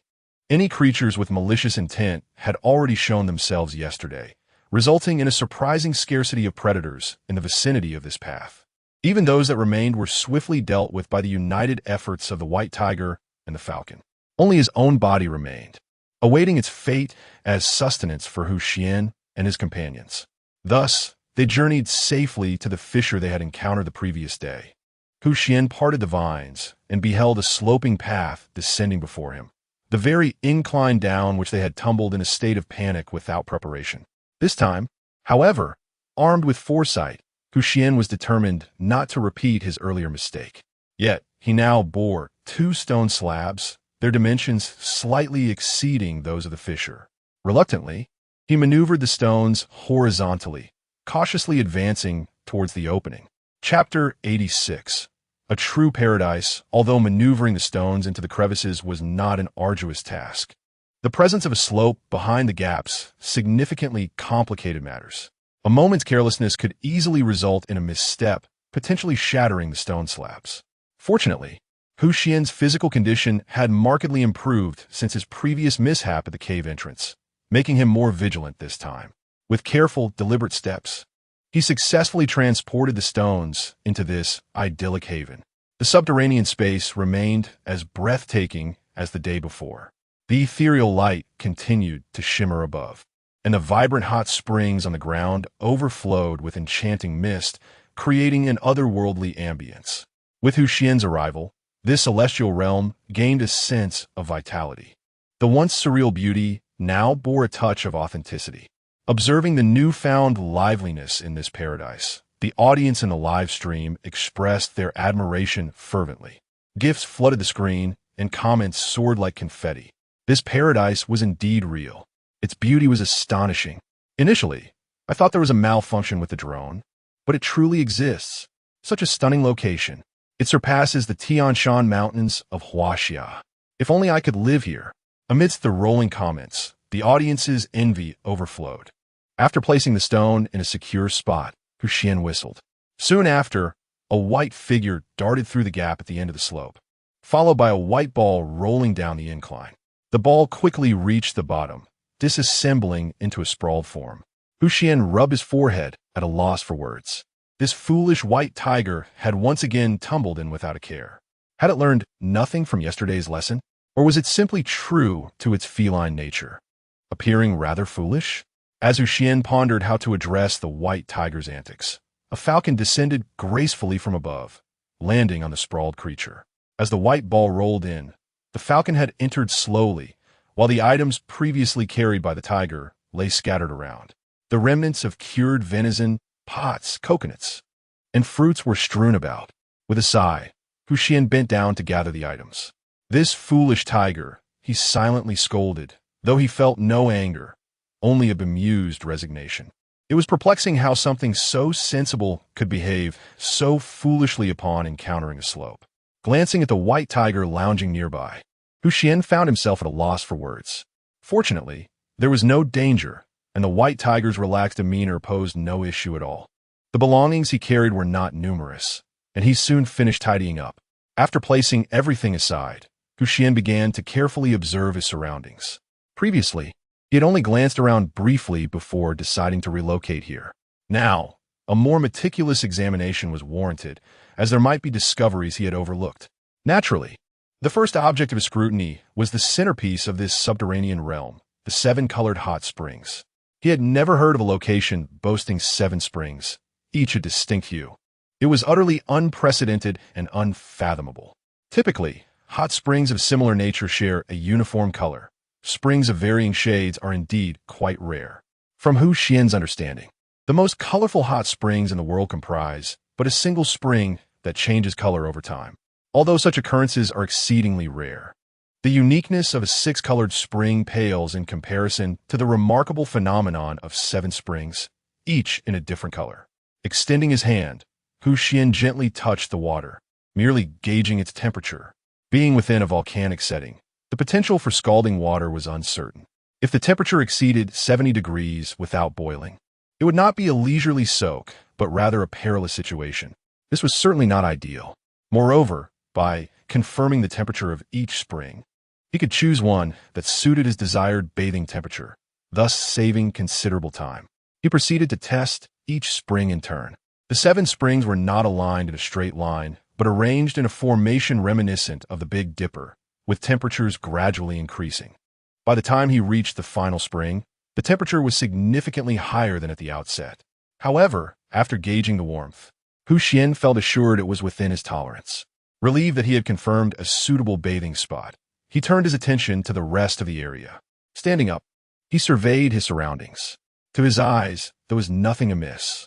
Not far away, the white tiger had awakened and was playfully frolicking with the falcon. Witnessing the harmonious interaction between the two companions brought Xuan joy.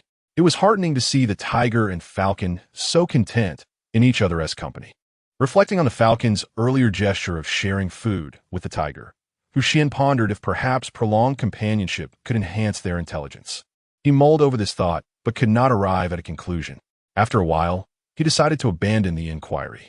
With a resigned smile at the playful duo, he turned to prepare lunch. Due to the rush of the morning, I had not sought any food early on. All that remained were some leftover provisions and a few small creatures that had unexpectedly crossed my path. However, the absence of water rendered the preparation of these unprocessed animals quite impractical.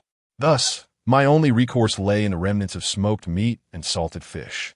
While the flavors might be somewhat briny, the presence of fruit offered a delightful counterbalance. The formerly salty meat was rendered palatable by the exquisite sweetness of the fruit. Meanwhile, the white tiger and the peregrine falcon feasted upon the small creatures they had captured. After all, they had no pressing need for cooked fare, and consuming them raw posed no issue. This was perhaps the least enjoyable meal I had encountered. Taking a bite of the fruit, Xuan mused to himself. Chapter 87. The Failed Intuition.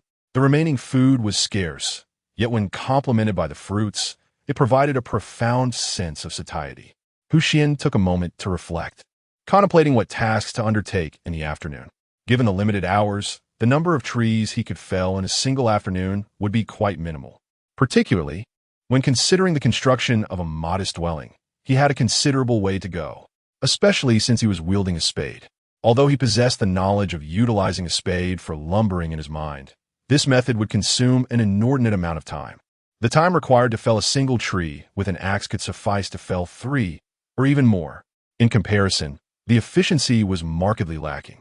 Thus, it seemed prudent to first sharpen an axe. However, Xuan was not well versed in the requisite skills. The art of sharpening an axe was entirely foreign to him. After much contemplation, it dawned on him that seeking out some hemp or other suitable fibers would be a more appropriate endeavor. Having resolved what he would pursue that afternoon, Xuan rose to his feet. He beckoned to the already satiated white tiger and peregrine falcon before exiting the subterranean space. Beyond the crevice, the sun had ascended to its zenith. Under the fierce rays of sunlight, shadows retreated beneath him, no longer casting their presence. Although the weather was indeed sweltering, he resolutely stepped forth in search of hemp, motivated by the prospect of an improved future. After mentally mapping the vicinity, he began to deduce the likely directions where hemp might flourish based on the plants he had encountered. After a brief contemplation, he selected a direction and strode forth with determination. This was an area he had yet to explore, and according to his mental estimations, it seemed plausible that hemp could be found here. While he may have sounded overly confident, Xuan lacked the ability to infer the growth locations of other plants based solely on the vegetation around him. His only guide was a certain intuition. Thus, with the white tiger at his side, Xuan embarked on this untrodden path without trepidation of unusual creatures attacking. After taking a few steps, he suddenly recalled that hemp was not typically found within dense forests. Without ample sunlight, it would likely struggle to thrive. If it could bask in sufficient sunlight, then surely observing from above would be the most convenient method, he mused. With this thought in mind, Xuan approached the white tiger and waved at the peregrine falcon. The falcon, perched upon the tiger's head, immediately took flight to Xuan's shoulder upon noticing his gesture. Tilting its small head, the falcon appeared puzzled by the summons from its master. "Little Gray, could you please soar above and ascertain how far we are from leaving this forest?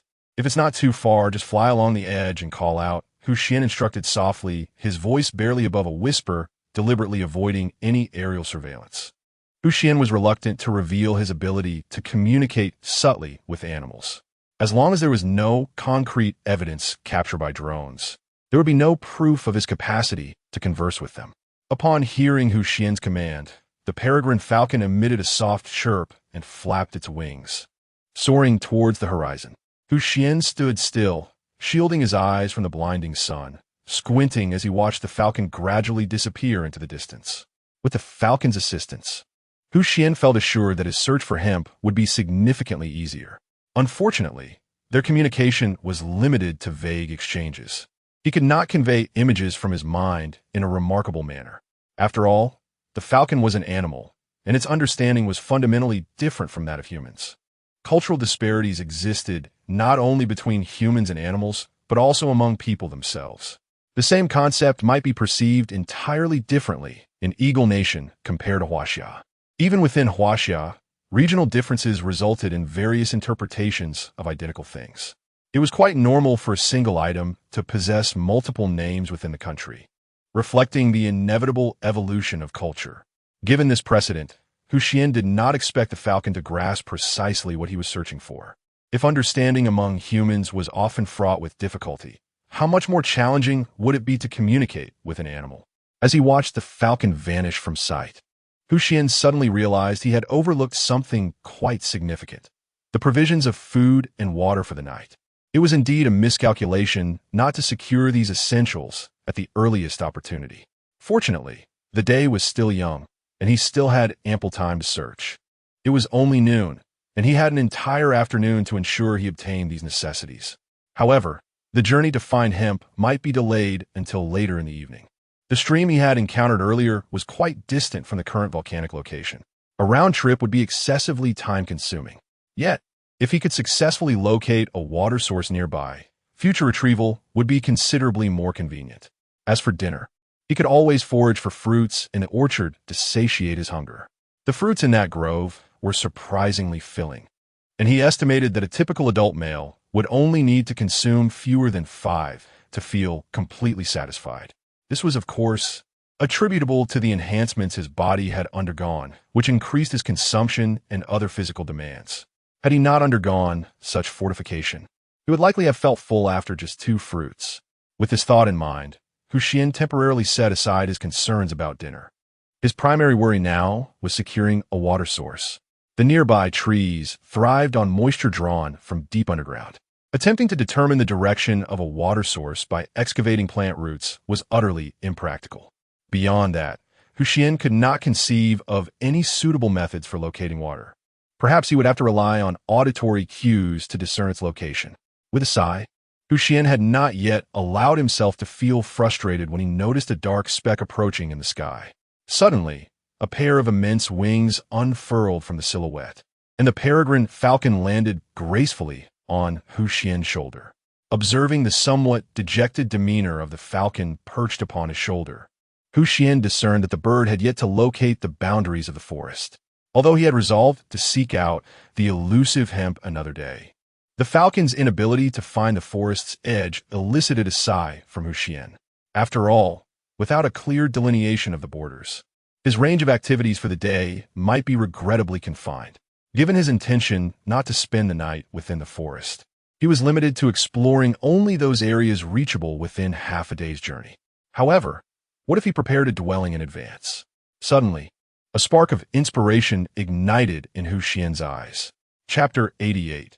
The source of water, since departing from this forest alone, proves insufficient in terms of both range and time. What if one were to establish a dwelling elsewhere? Much like embarking on a long journey, if there are no hotels or accommodations available, one might as well construct a home of their own. Moreover, as the saying goes, a cunning rabbit has 3 burrows. It is prudent to prepare multiple places for habitation, allowing for convenient rest within the woods, rather than spending the majority of one's time on the road. After all, if the current situation remains unchanged, the creatures near the volcano will inevitably be consumed entirely by his party. Eventually, this may lead to a scarcity of food sources.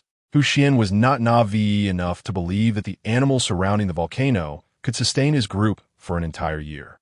This location, however, is an exceptional choice for habitation. The optimal strategy would be to establish this site as a base and develop nearby areas for potential residents.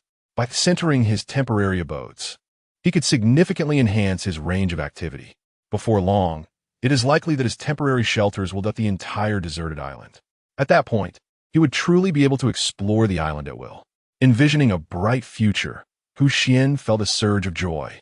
He decided to name this initiative the Expansion Plan. With this thought, he closed his eyes once more. His earlier estimation had been flawed. This forest was far more extensive than he had anticipated. Presently, seeking the elusive may not be feasible before implementing his expansion plan.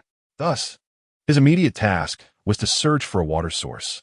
In his mind, he constructed a map of the surrounding area, deducing the potential location of the upstream section of the stream based on its flowing direction. By recalling the stream's trajectory and velocity, he calculated its overall position. At this moment, Xuan's mind was racing, processing all possibilities. His enhanced physical condition had also improved his mental capacity. After approximately 10 minutes, he opened his eyes, having narrowed down a direction during this mental exercise and even estimated the distance involved. This approach was undoubtedly more reliable than previously relying on intuition to locate the Judging the stream's course was not particularly challenging. The real difficulty lay in visualizing this mental map. Xuan tightened his grip on the entrenching tool and set forth in the determined direction he had identified. This journey could very well be a challenging exploration through uncharted territory. However, Xuan was confident that the rewards of this endeavor would surpass those of his last expedition. The significance of a water source, the essence of life, is self-evident. Perhaps the first objective of the expansion plan could be to establish a base by this riverbank.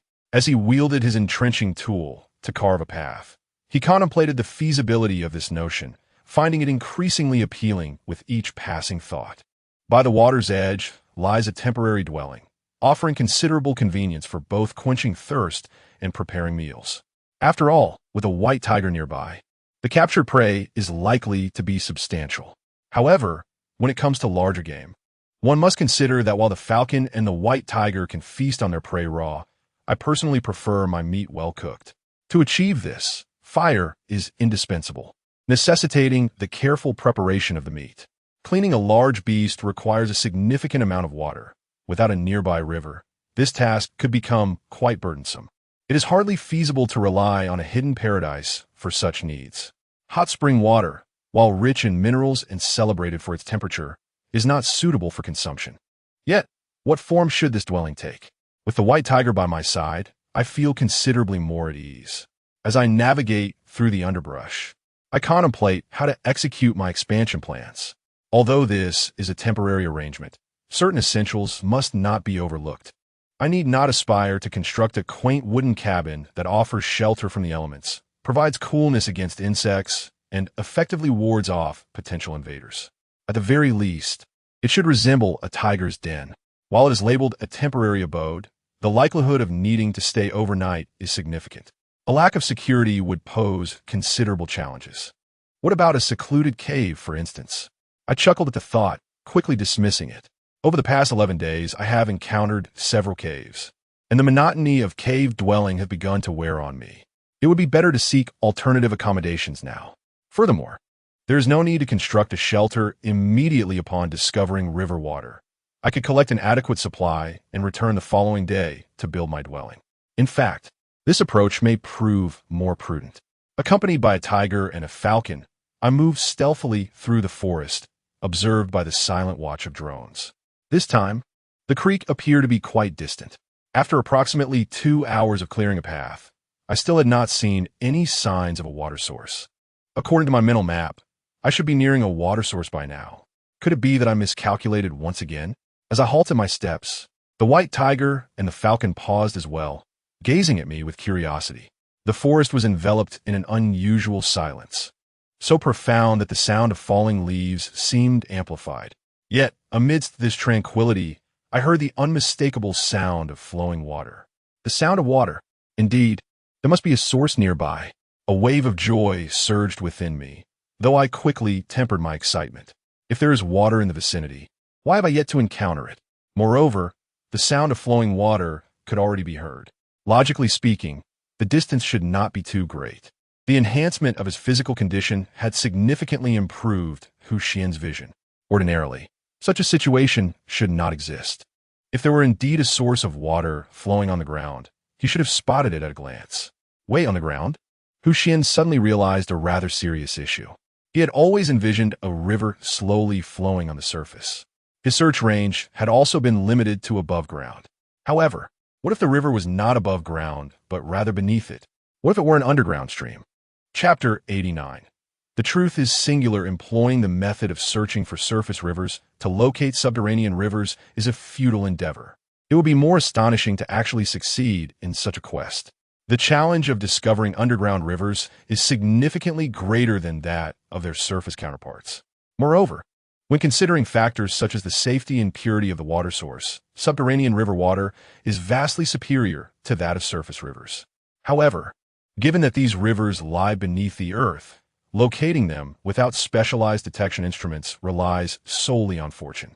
This is reminiscent of those who sought hot springs in ancient times, digging holes in their homes and outdoors, hoping to strike a geyser with each plunge of their tools.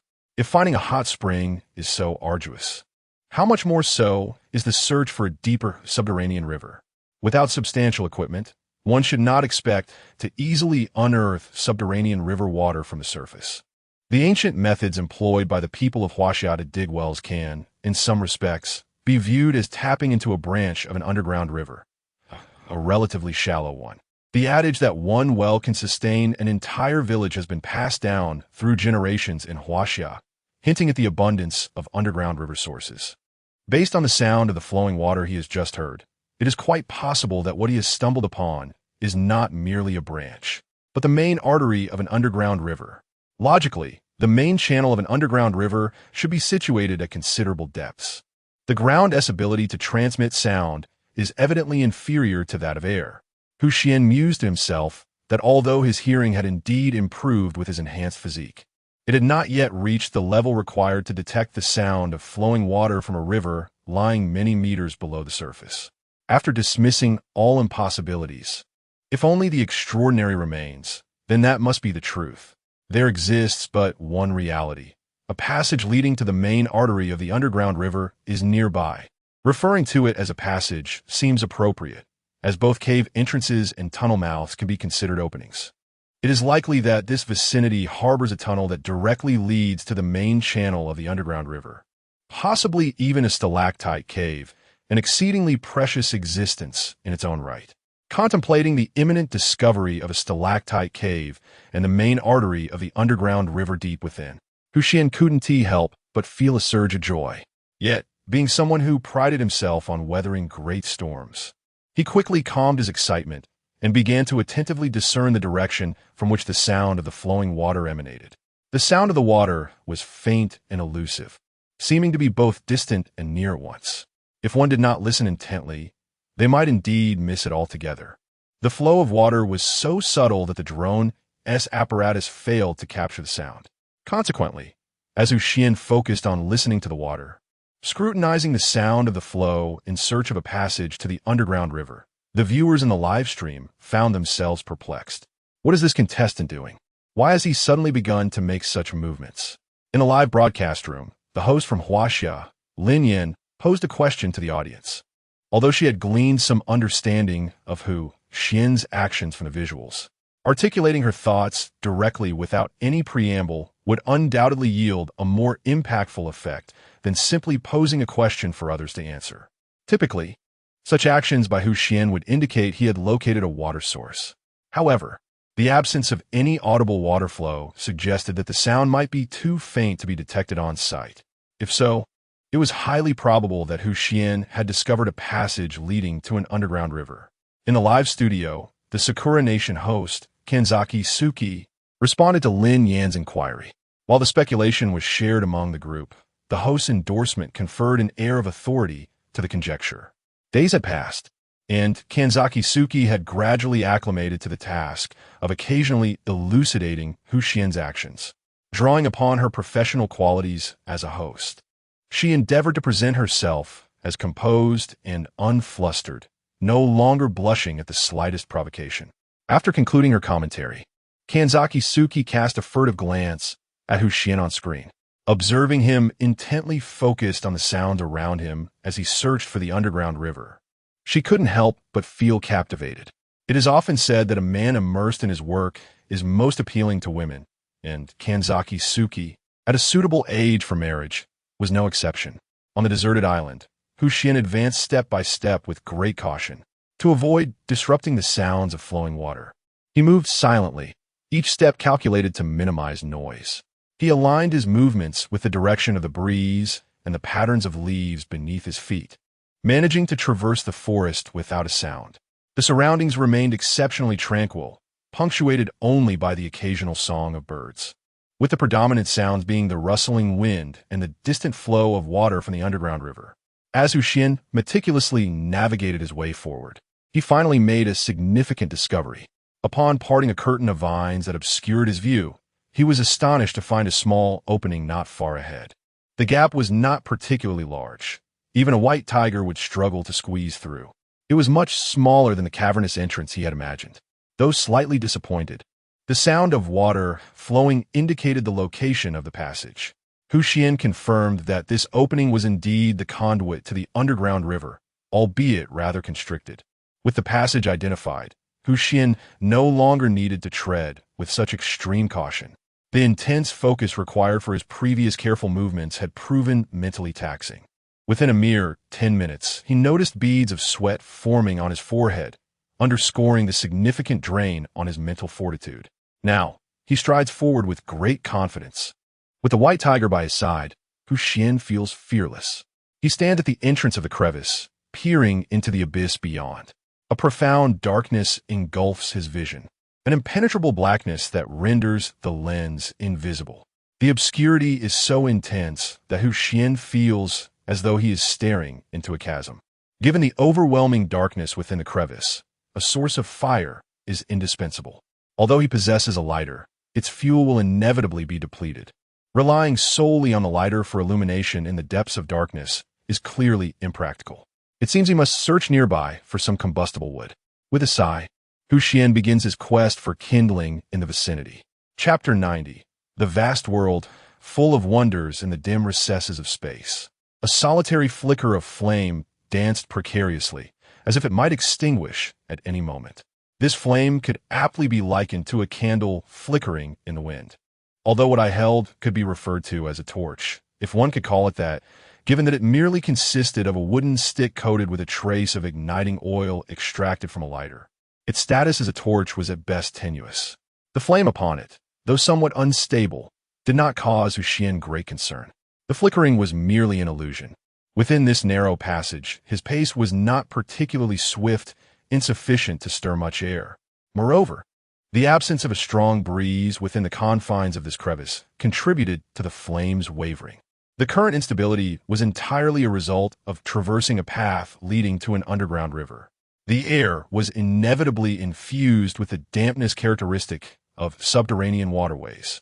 While this was not particularly uplifting news, it could hardly be deemed unfavorable. At the very least, it confirmed the existence of a river at the passage's end. Only a substantial underground river could imbue the air with such humidity. As the flame dwindled, it signified an increase in moisture in the atmosphere, the more moisture present. The broader the river must be.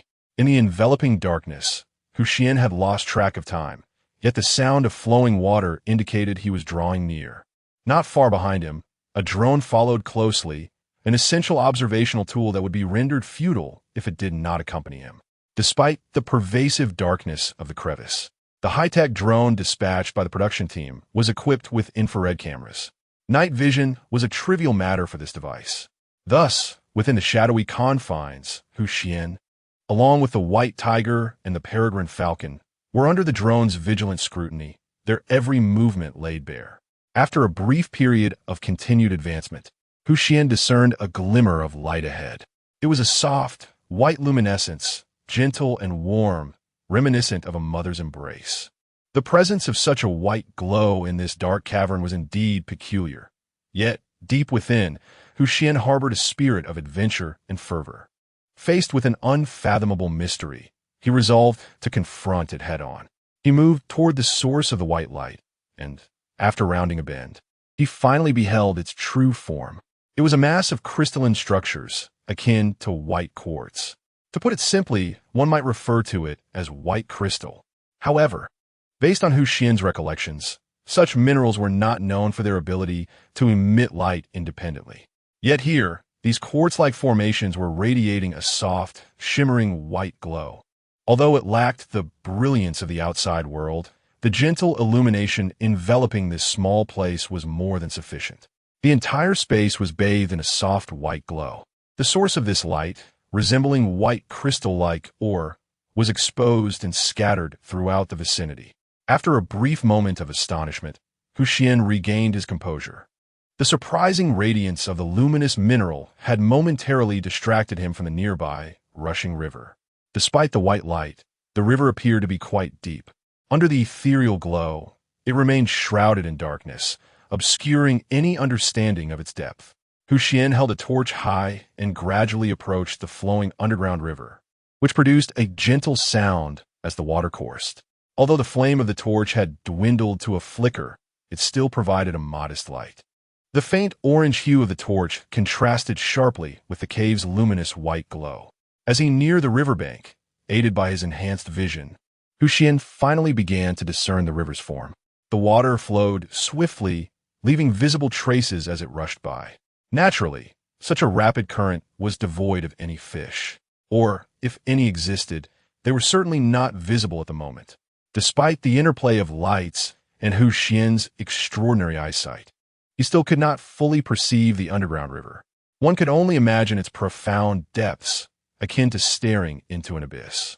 Under this illumination, he could only glimpse the surface, while the depths remained a mystery.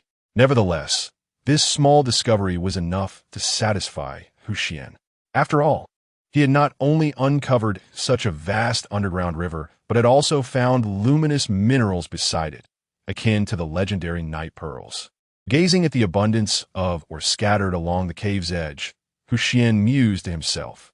In a spirit of experimentation, he wielded his shovel and forcefully extracted a piece of or from the cave's edge.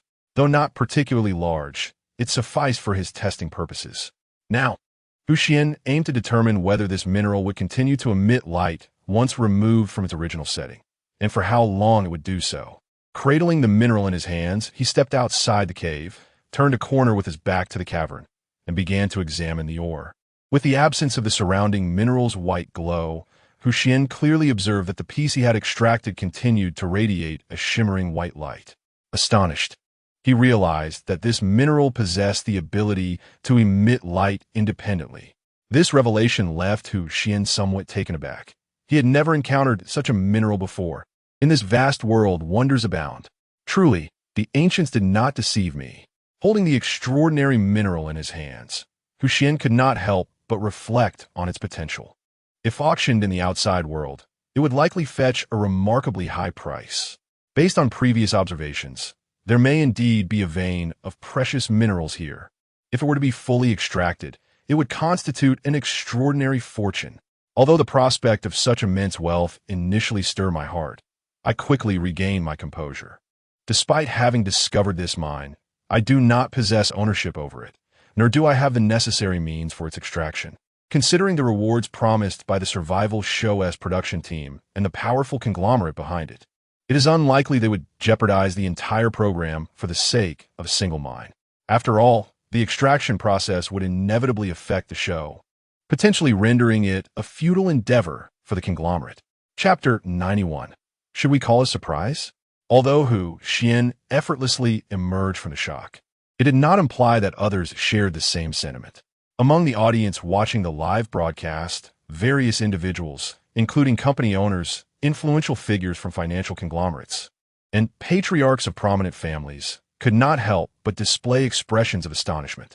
Despite their diverse backgrounds, they were undeniably all merchants whose primary concern is profit.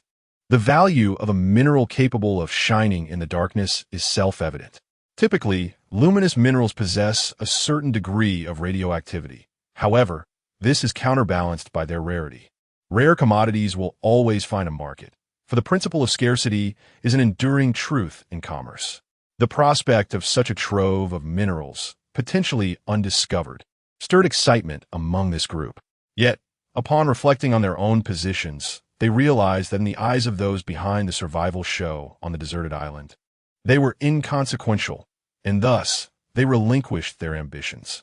As Lin Yan observed Xuan in the live stream, cradling a small piece of luminescent mineral, he couldn't help but feel a twinge of nostalgia. Having hosted the broadcast since its inception, Lin Yan had witnessed Xuan's remarkable journey. Each day on the island was scrutinized by the audience and his fellow hosts. To Lin Yan, Xuan resembled a fortunate entity, where every endeavor turned serendipitous. What began as a plunge into the sea, seemingly leading to an unfortunate end, instead resulted in his arrival on a blissfully untroubled island. Furthermore, he inexplicably forged a profound friendship with dolphins. When faced with the white tiger, spectators anticipated a grim fate, perhaps even a forced withdrawal. Yet, the white tiger unexpectedly showed goodwill, prompting doubts about whether it was indeed a fierce predator or merely a domestic cat. Subsequently, it vanished from sight, and many viewers had lost hope, resigned to the thought of Xuan's disappearance on the island. To their astonishment, not only was he unharmed, but he also stumbled upon a veritable paradise. Time and again, he transformed peril into fortune, akin to a surprise box, its contents unknown until opened, yet always yielding unexpected delight. Lin Yin had a premonition that such surprises might continue to unfold. In the cavern by the riverside, Xuan returned to the water's edge. Having confirmed that the minerals could leave this place and shine independently, he considered the prospect of bringing some back as a source of light. In fact, it seemed quite advantageous. Collecting these minerals and wedging them into crevices as illumination would indeed be splendid. With this thought in mind, Xuan began to wield his entrenching tool, determined to gather as many of these luminous minerals as possible, fully aware that doing so could only yield positive outcomes. The path leading into this cavern from the outside is shrouded in an oppressive darkness. It is hardly feasible to prepare a torch every time one enters. It is worth noting that the torch is fueled by a limited quantity of oil extracted from a lighter. The supply of oil is inherently finite, and my own need for water is substantial. Thus, with frequent trips, that meager oil supply would scarcely last a month. I anticipate residing on this island for a full year. While it is possible to acquire relevant knowledge through daily sign-ins, such fortune is purely reliant on chance. Xuan is not a citizen of the land of cherry blossoms and, naturally, does not adhere to their tradition of gambling on fate, relinquishing all to the whims of miracles. Such a choice does not reflect Xuan's character, especially after experiencing the harsh conditions of the deserted island, prompting him to exercise greater caution. Without a torch, he resolved to wedge the oars into the crevices of stone. Even if it were impossible to insert them into the cracks, he could always create fissures himself. With his current strength, using a spade to carve out crevices along the passage was not a daunting task. After wielding the spade and extracting several chunks of ore, Xuan cradled the minerals and turned to exit the cavern. The faint glow emanating from the oars allowed him to discern his surroundings with relative clarity. The light was not overly brilliant. According to Xuan's estimation, placing one every 20 meters would perfectly utilize the illumination, ensuring the entire passage was aglow. Using the light from the oars in his hands, he first sought the crevices in the cavern wall. Fortunately, the fissures were not difficult to locate. Although there were not many along this wall, Xuan managed to find one with ease. After wedging a piece of ore into the crack, he stepped back a few paces and nodded at the stone embedded in the wall. The current illumination was just right. Having completed the first step, Xuan proceeded to embed the remaining ores following the same method. Before long, all the ores in his possession were affixed to the cavern wall. However, there remained a considerable distance of the passage yet to be illuminated. The thought of needing to run back and forth for each placement caused Xuan a headache. This was quite bothersome. If only someone could assist me with this task. He mused, then suddenly ceased his lamentation.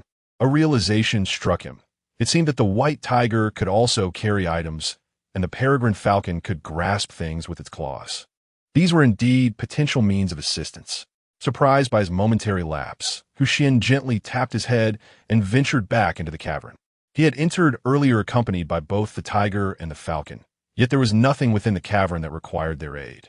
Even now, in the endeavor of mining ore, neither the tiger nor the falcon could be of assistance. They merely frolicked in place. This situation, where the desire to help is thwarted by inability, left both the tiger and the falcon feeling immensely frustrated.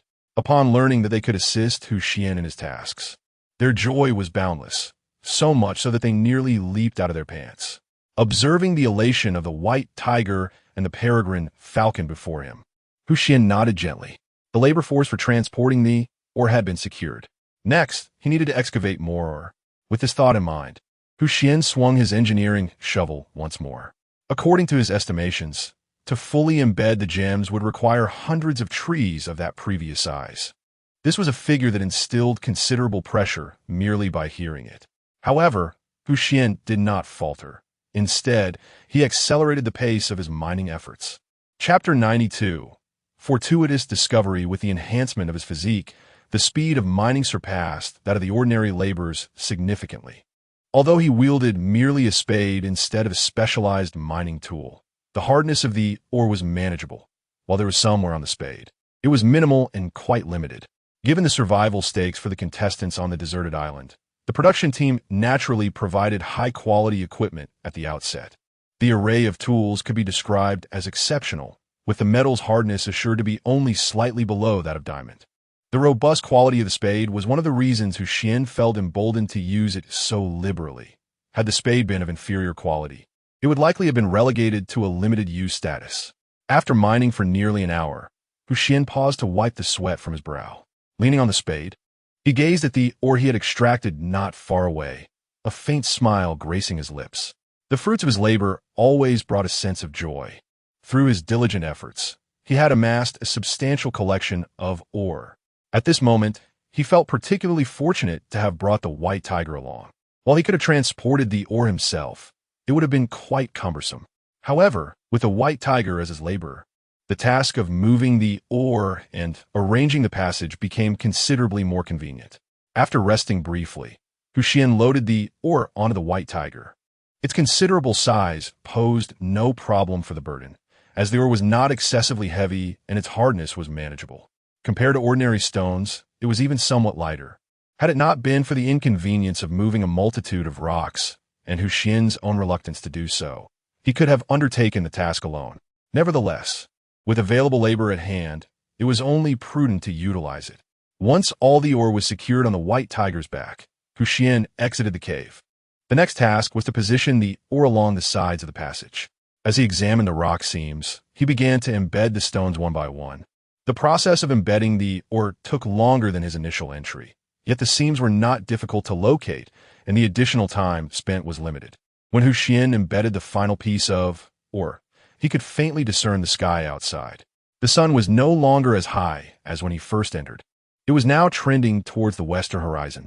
After estimating the position of the sun with a gesture, he concluded it was approximately 4 to 5 in the afternoon, which brought a sense of worry.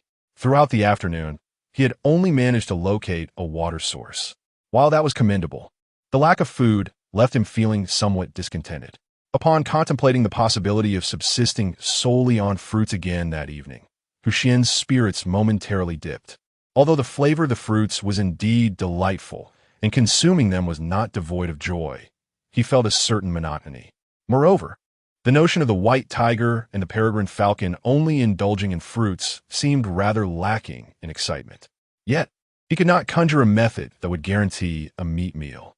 Despite the underground river flowing behind him, the presence of fish within its depths remained uncertain. The current of this subterranean river was swift, and its depths unfathomable. Should he leap into its waters, he feared he would be swept away without a trace.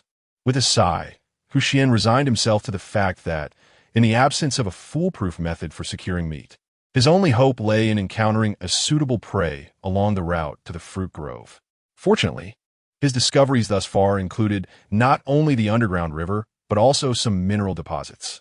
While it was true that on this deserted island, he could not exchange these minerals for other goods, they could serve as a substitute for torches. Their illuminating capacity might be limited, yet they were still usable, with fewer restrictions compared to traditional torches. A glance at the minerals on the white tiger's back lifted Xuan's slightly disheartened mood due to the lack of meat for dinner. Upon exiting the cave, he surveyed his surroundings and, finding no immediate dangers, closed his eyes. After considerable labor and the mental exertion expended during his quest for this water source, Xuan's mental state was far from optimal. Consequently, what had previously required no more than a mental map of the vicinity now necessitated closed eyes and focused concentration. Thankfully, the fruit grove was not too distant from his current location. A trip to the grove and back to his intended dwelling was entirely feasible within the time he had. After a brief moment of contemplation, he beckoned the peregrine falcon that had just flown out of the cave alongside the white tiger and set forth along his planned route. He began to wield his entrenching tool, carving a new path. It was now the 11th day upon this deserted island. The weather had turned to late summer, though the tropical climate ensured that the heat lingered. However, the onset of nightfall was gradually arriving earlier, along with the chill that accompanies it. After approximately half an hour of trekking, just as Xuan was about to cleave through a cluster of vines ahead, an unsettling sensation gripped him. His sixth sense warned that striking down might yield unforeseen consequences. Frowning, he scrutinized the vines before him, realizing they were not merely vines, but rather a green python. Startled, Xuan's eyes brightened with excitement. What serendipity! Just when he had been lamenting his hunger and the absence of meat. Before him lay a python, arriving almost as if it had delivered itself to his doorstep. Was this not a meal presented on a silver platter? Contemplating this, Xuan scrutinized the python before him. Its size was considerable, and its coloration strikingly resembled that of the surrounding vines. Had it not been for the prior warning bells ringing in his mind, he might have failed to recognize it as a snake at all. The length appeared substantial enough to satiate himself, the white tiger, and the peregrine falcon. The mere thought of indulging in snake meat was tantalizing. Having consumed only dried provisions at noon, a change to something fresh seemed rather appealing. It was the perfect opportunity for a new culinary adventure. Xuan mused on this, entirely oblivious to the possibility of failing to capture the python. What a jest! He, the sovereign of both land and sky, how could he not succeed? Chapter 93. The python delivered to my door. Let us not overlook the presence of the peregrine falcon, a formidable raptor that possesses an innate advantage over serpents. Additionally, we have the white tiger, the sovereign of the forest, whose combat prowess is exceptionally formidable. Even I, endowed with quintuple the physical constitution and enhanced combat techniques, possess battle capabilities that rival those of elite soldiers. Moreover, I wield the advantage of initiative. One could say this is sheer serendipity. With such an extraordinary advantage at hand, there is no reason for me to harbor any trepidation. Stepping back, I focused on the python's vulnerable spot, ensuring it lay within my striking range. I gently stroked the falcon perched on my shoulder and gestured towards the python. Understanding my intent, the falcon nodded subtly and took flight, gliding gracefully towards the python's position without stirring the air or making a sound. With the falcon now poised above the python, I leaned in close to the white tiger, whispering my instructions. Shall AI, when the moment is right, bring the python's head down forcefully against the ground. Observing the white tiger's attentive stance as it fixated on the python, I recognized that my message had been understood. Once assured that both the white tiger and falcon were in position, I inhaled deeply, brandished my entrenching tool, and struck down with great force. The momentum surged forth, aimed directly at the python's vulnerable spot, creating a resounding impact akin to breaking the sound barrier. The python, instinctively aware of the imminent threat, was abruptly startled from its slumber atop the tree. Its murky eyes opened wide, seemingly attempting to ascertain the source of danger. It flicked its tongue, emitting a menacing hiss. However, I paid no heed to its intimidation tactics and continued my assault unabated. After all, who would be swayed by the threats of their next meal? In my eyes, the python was merely a dish awaiting my preparation, a prospect for a splendid dinner shared with the white tiger and falcon. With one powerful strike, flesh and blood erupted, shattering the very branch upon which the python rested. Fragments of wood scattered as the python was severed at its vulnerable point. The might of my blow was astounding. In agony, the python let out a mournful cry, its head raised defiantly to hiss at me. At this moment, the white tiger sprang into action, leaping forth to place a paw firmly upon the python's head. With a single, forceful strike, the python's once raised head was thrust down into the ground. The protruding fangs, poised to strike, were inadvertently severed by the python's own force. The power of the white tiger's paw was tremendous, dragging down the upper half of the python's body. Simultaneously, the falcon dove down, seizing the python's upper half and soaring into the sky, under the weight of the white tiger and the grasp of the peregrine falcon. The upper half of the python's body was brutally torn asunder. The segment of the serpent, seized by the falcon, sprayed forth its blood, cascading through the air like rain. The serpent's head, pinned beneath the tiger's claw, struggled momentarily in a futile display of defiance before succumbing to its fate. After a few desperate thrashes, it lay still. At this point, the demise of the python was unequivocally confirmed. Having acquired a new source of sustenance, Xuan's spirits lifted considerably. Although he felt somewhat dissatisfied with the scattered remnants of the snake, which were now fragmented into 3 sizable sections. He nonetheless relished the safety and security of his evening meal. In this respect, his efforts were indeed commendable. Xuan collected the lower half of the python's body, which lay strewn nearby, and let out a sharp whistle. Upon hearing the signal, the falcon descended from the sky, dropping the piece of snake meat it had been clutching onto the ground. Xuan picked up the fallen morsel and gestured for the white tiger to release its grip.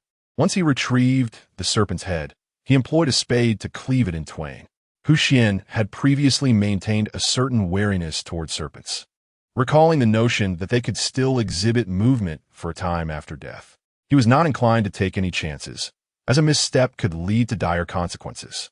Thus, the most effective approach was to split the head in two and extract the fangs. Serpents generally employ 2 primary methods to contend with adversaries. 1. Through the sheer strength of their robust bodies, constricting their foes to death, a force so formidable that even crocodiles might falter in comparison. The other, through their fangs, injecting venom into their opponents. Even non-venomous snakes can secrete paralyzing fluids delivered via their fangs to incapacitate their prey, allowing them to consume their quarry and digest it with their gastric juices. Consequently, regardless of the type of serpent, all possess the capability to inject bodily fluids through their fangs. Examining the coloration of this particular python, it appeared not to belong to the vividly hued and venomous species. Nevertheless, prudence dictated that the fangs be extracted regardless. After all, they would need to be removed during the subsequent preparation of the meat. The timing of their removal, early or late, was merely a matter of convenience. With a firm tug, Xuan extracted the 2 fangs and carelessly discarded them aside, deeming them as useless remnants. With his bounty secured, Xuan's mood improved significantly. The fruit grove was not far from his current location, and he soon arrived amidst the lush bounty of fruit-bearing trees. Gazing at the abundance of fruits, he could not help but marvel. No matter how many times he beheld this sight, it always struck him as profoundly wondrous. In this forest, where the canopies of towering trees shielded the sun, such a dense grove of fruit trees thrived, yielding produce of exceptional quality, juicy, delectable, and immensely satisfying. Even in the outside world, such exquisite fruits were a rarity. Once again, Xuan expressed his admiration for the remarkable handiwork of nature. Truly, the creator of the world, nature itself, is awe-inspiring. Despite his exclamations of wonder, Xuan showed no restraint. After swiftly climbing the tree and plucking a dozen fruits, he descended with agility. He entrusted the lower segment of the recently acquired python to the jaws of the white tiger, while the remaining 2 segments were grasped firmly by the peregrine falcon's talons. Initially, Xuan intended for the falcon to seize the lower half of the serpent. However, he reconsidered, fearing that an imbalance in weight might compromise its flight. Instead, he opted for the upper segments, which bore a similar weight.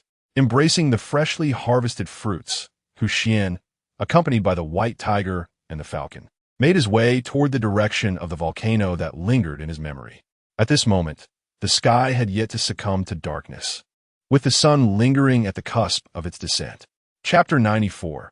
A hearty meal of snake meat. As the sun dipped below the horizon, the sky gradually darkened.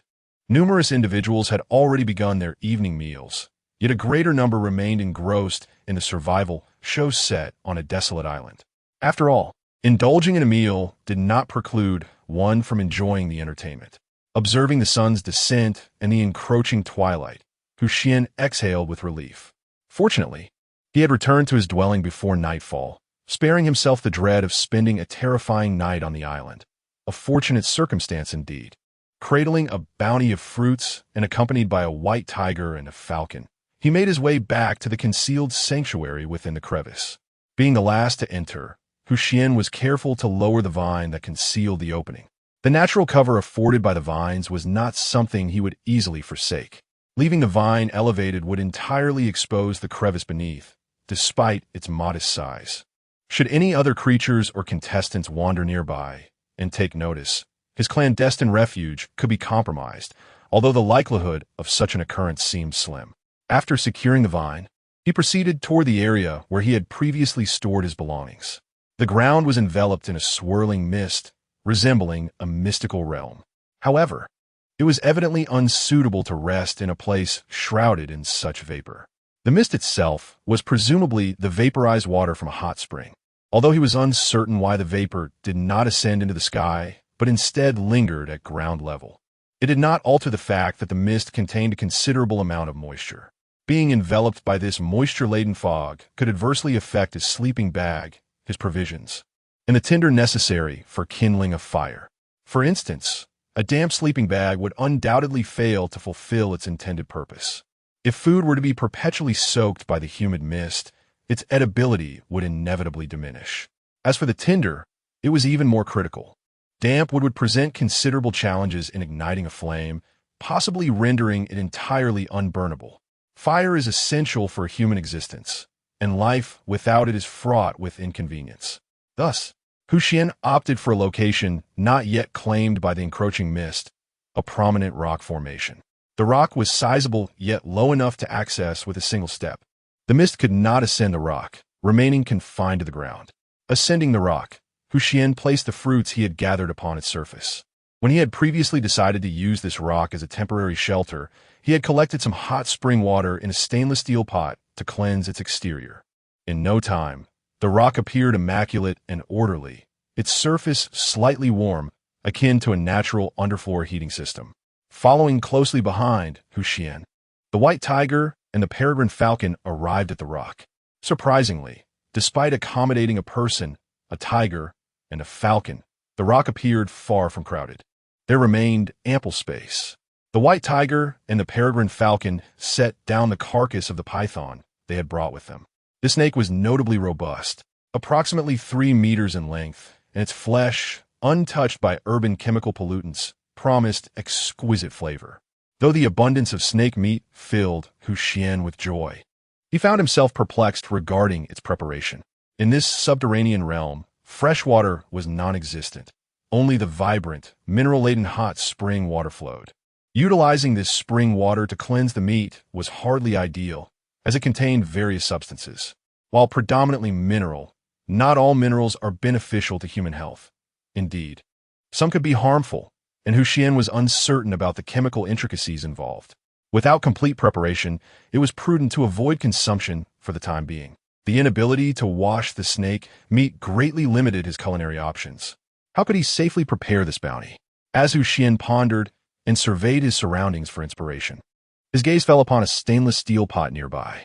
He mused aloud, contemplating the flavor of braised snake meat. An ingenious idea suddenly struck him.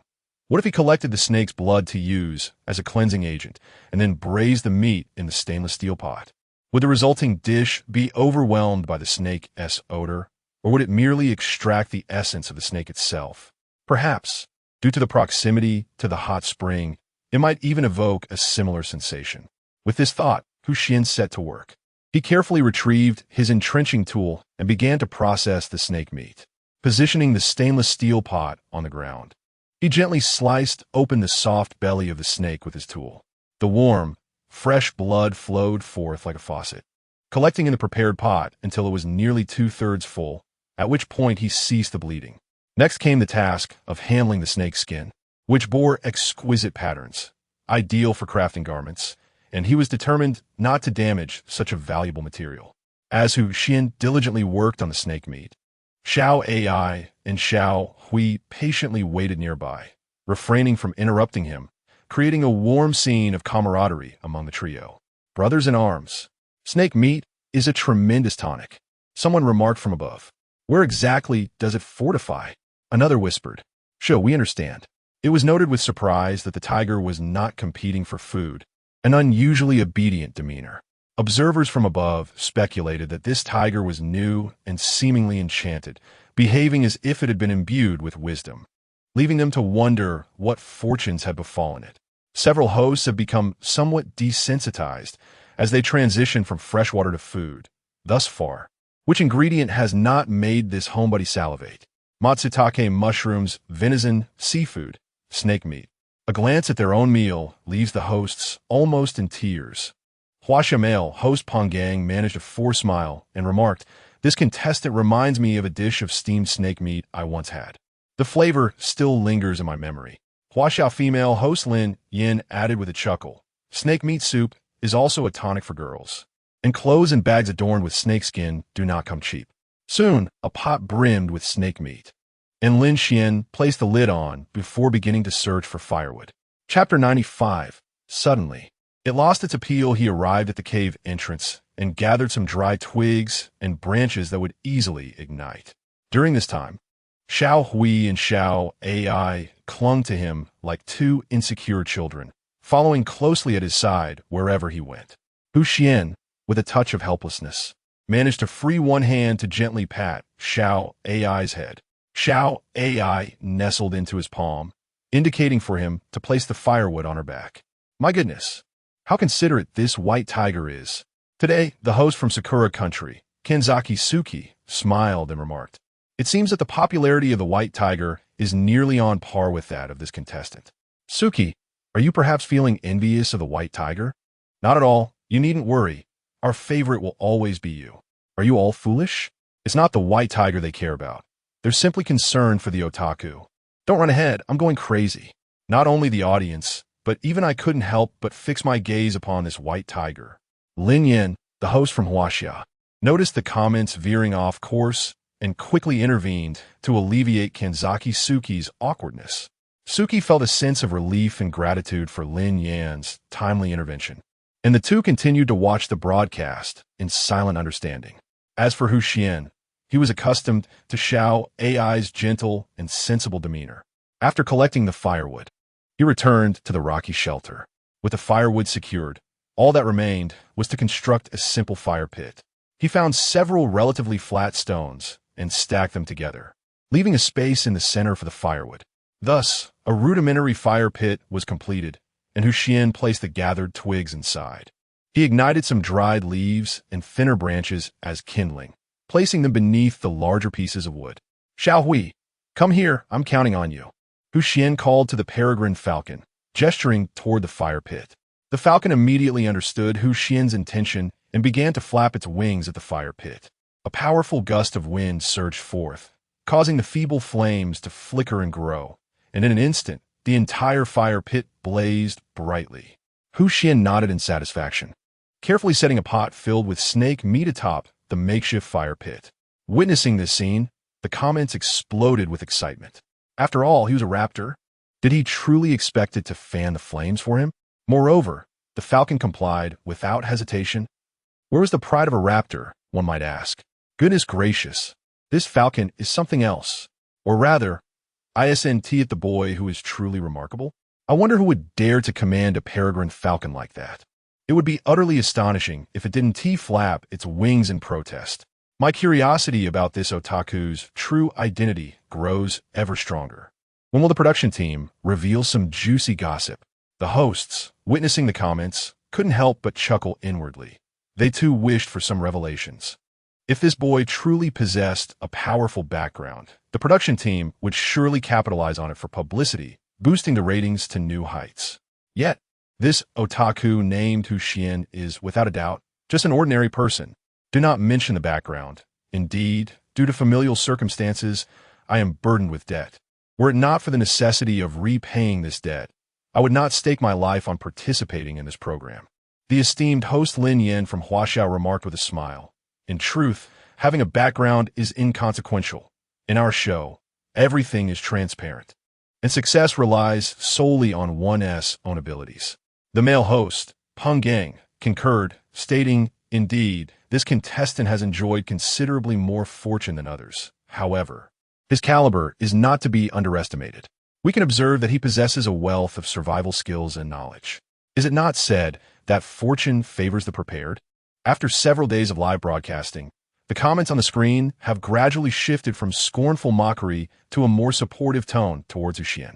Although some obstinate individuals remain skeptical of him, a growing number of his supporters are quick to defend him, creating a subtle divide in the comments. As the falcon harnessed the wind to ignite a fire, Hu Xian began to adjust the flames. Though he had never employed such a rudimentary stove before, one can learn much from observation. After adding a few more twigs, the fire stabilized to an optimal state. Hu Xian skillfully used 2 long branches as chopsticks to lift the pot lid, aware that the stainless steel, having been heated by direct flames, will be dangerously hot to the touch. Within the pot, tender snake meat simmered in its own blood, with steam rising in a fragrant haze, embodying the essence of earthly delights. In a moment of reverie, Xuan felt as though he were still amidst human society, merely out for a picnic while simmering a pot of snake meat. Meanwhile, the other contestants were not enjoying such leisure. As dusk fell, many daytime creatures began to emerge in search of food. Humans who sought survival by consuming other beings were not exempt from becoming a meal for other predators themselves. Deprived of the sanctuary provided by concrete and steel, are humans still at the pinnacle of the food chain? Many viewers in a live stream pondered this question. At this moment, a man drawing water from a pond remained oblivious to the pair of gleaming eyes that had been fixated on him from the underbrush. The sun was nearly set, leaving only a faint glow. The surroundings were eerily silent, and the small creatures within a several-mile radius sensed a looming threat, vanishing without a trace. Only a creature with green eyes remained, its deep gray fur blending into the dense foliage. Its razor-sharp canines revealed an extraordinary bite force, and the malevolence in its gaze was unmistakable. Clearly, this was a wolf, patiently awaiting the opportune moment to strike. The man gathering water seemed to sense something amiss. At some point, the atmosphere had grown unnaturally quiet. His survival experiences from the preceding days urged him to depart swiftly. With that thought, he turned abruptly, only to find himself face to face with the predatory green eyes rushing toward him.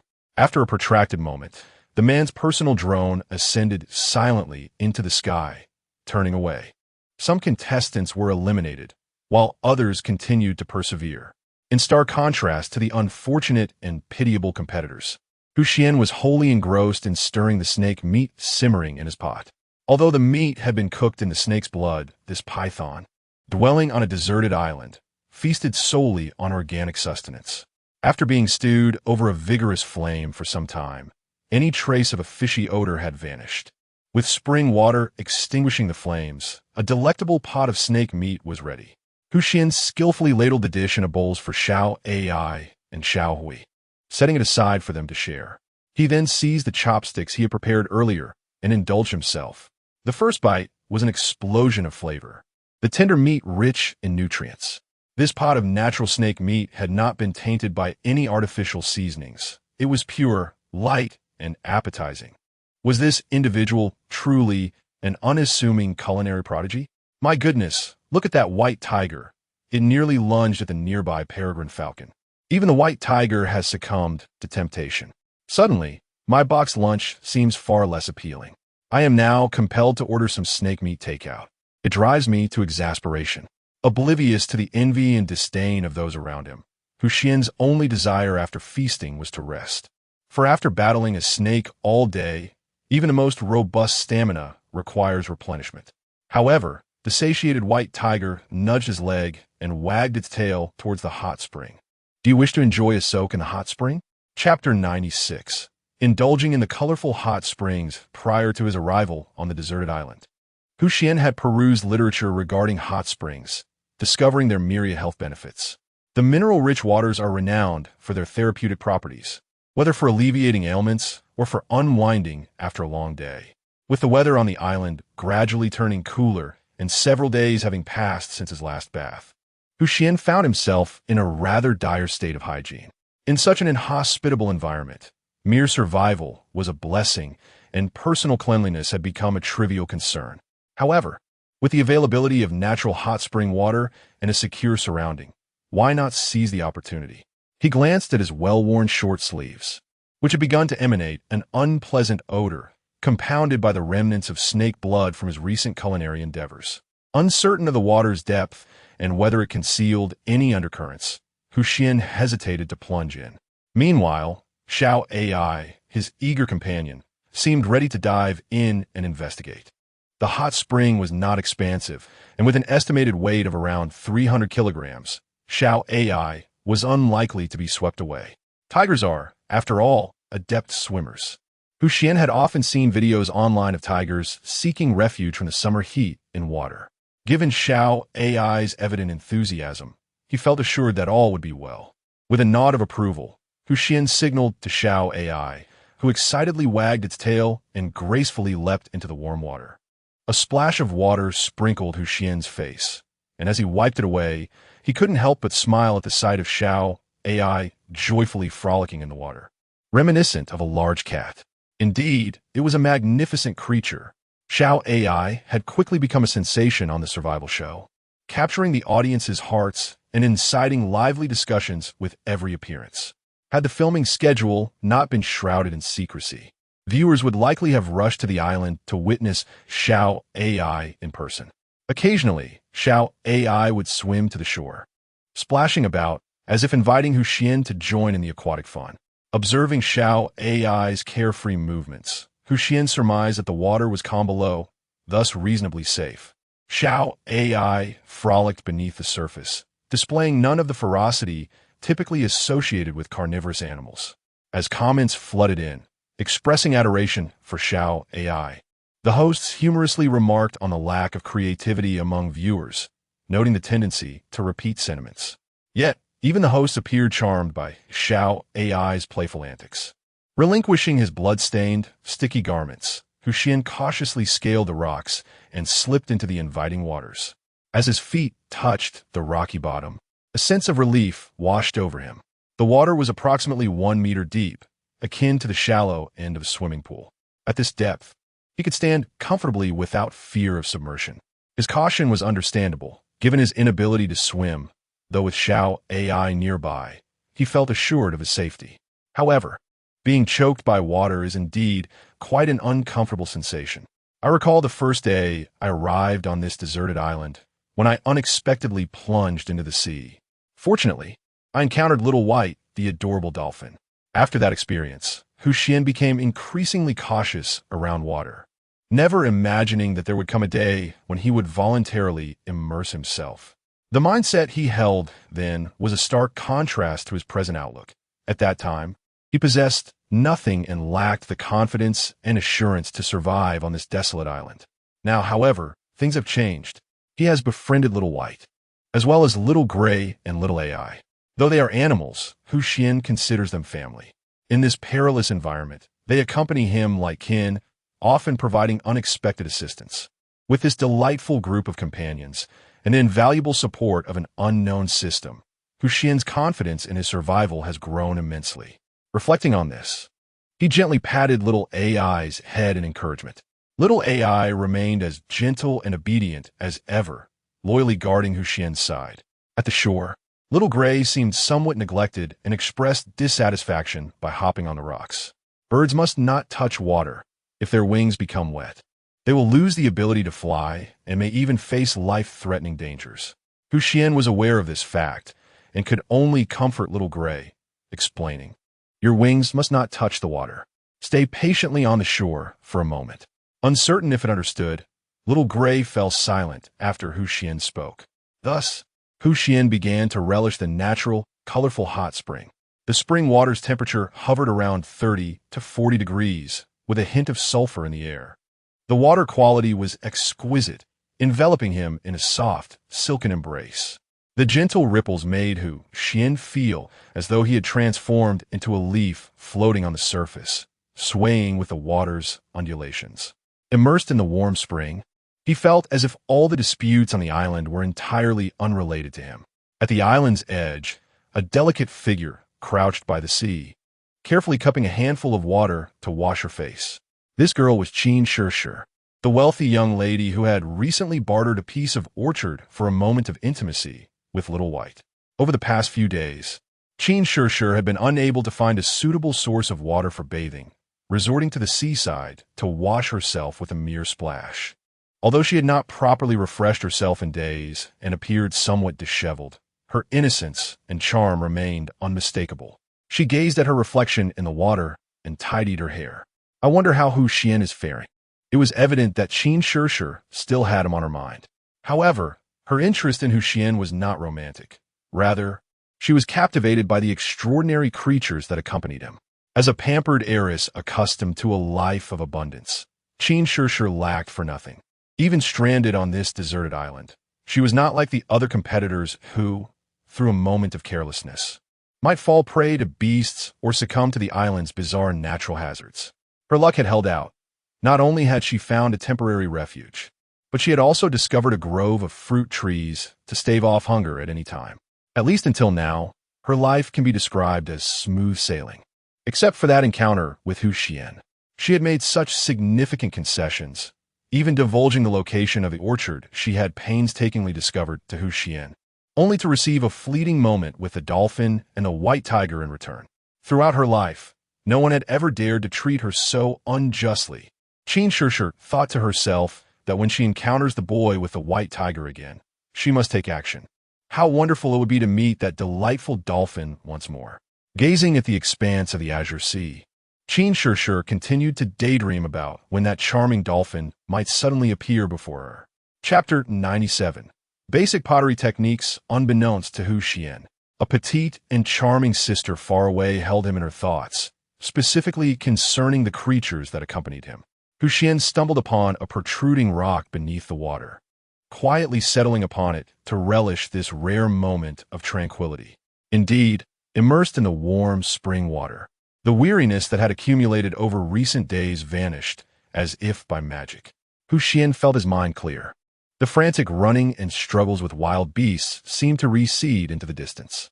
This colorful hot spring resembled a small haven, effectively isolating him from the relentless pace of life, instilling a profound sense of security. However, while the hot spring was beneficial, prolonged immersion could lead to dizziness and fatigue. Recognizing the need for moderation, Xuan decided it was time to emerge, summoning Xiao AI to ascend ashore together. The natural cave maintained a temperature of around 30 degrees Celsius due to the spring, akin to the comforting warmth of central heating, ensuring that Xuan felt no chill even on land. After enjoying the soothing waters, he felt rejuvenated, yet upon gazing at his blood-stained garments, he found himself unwilling to compromise.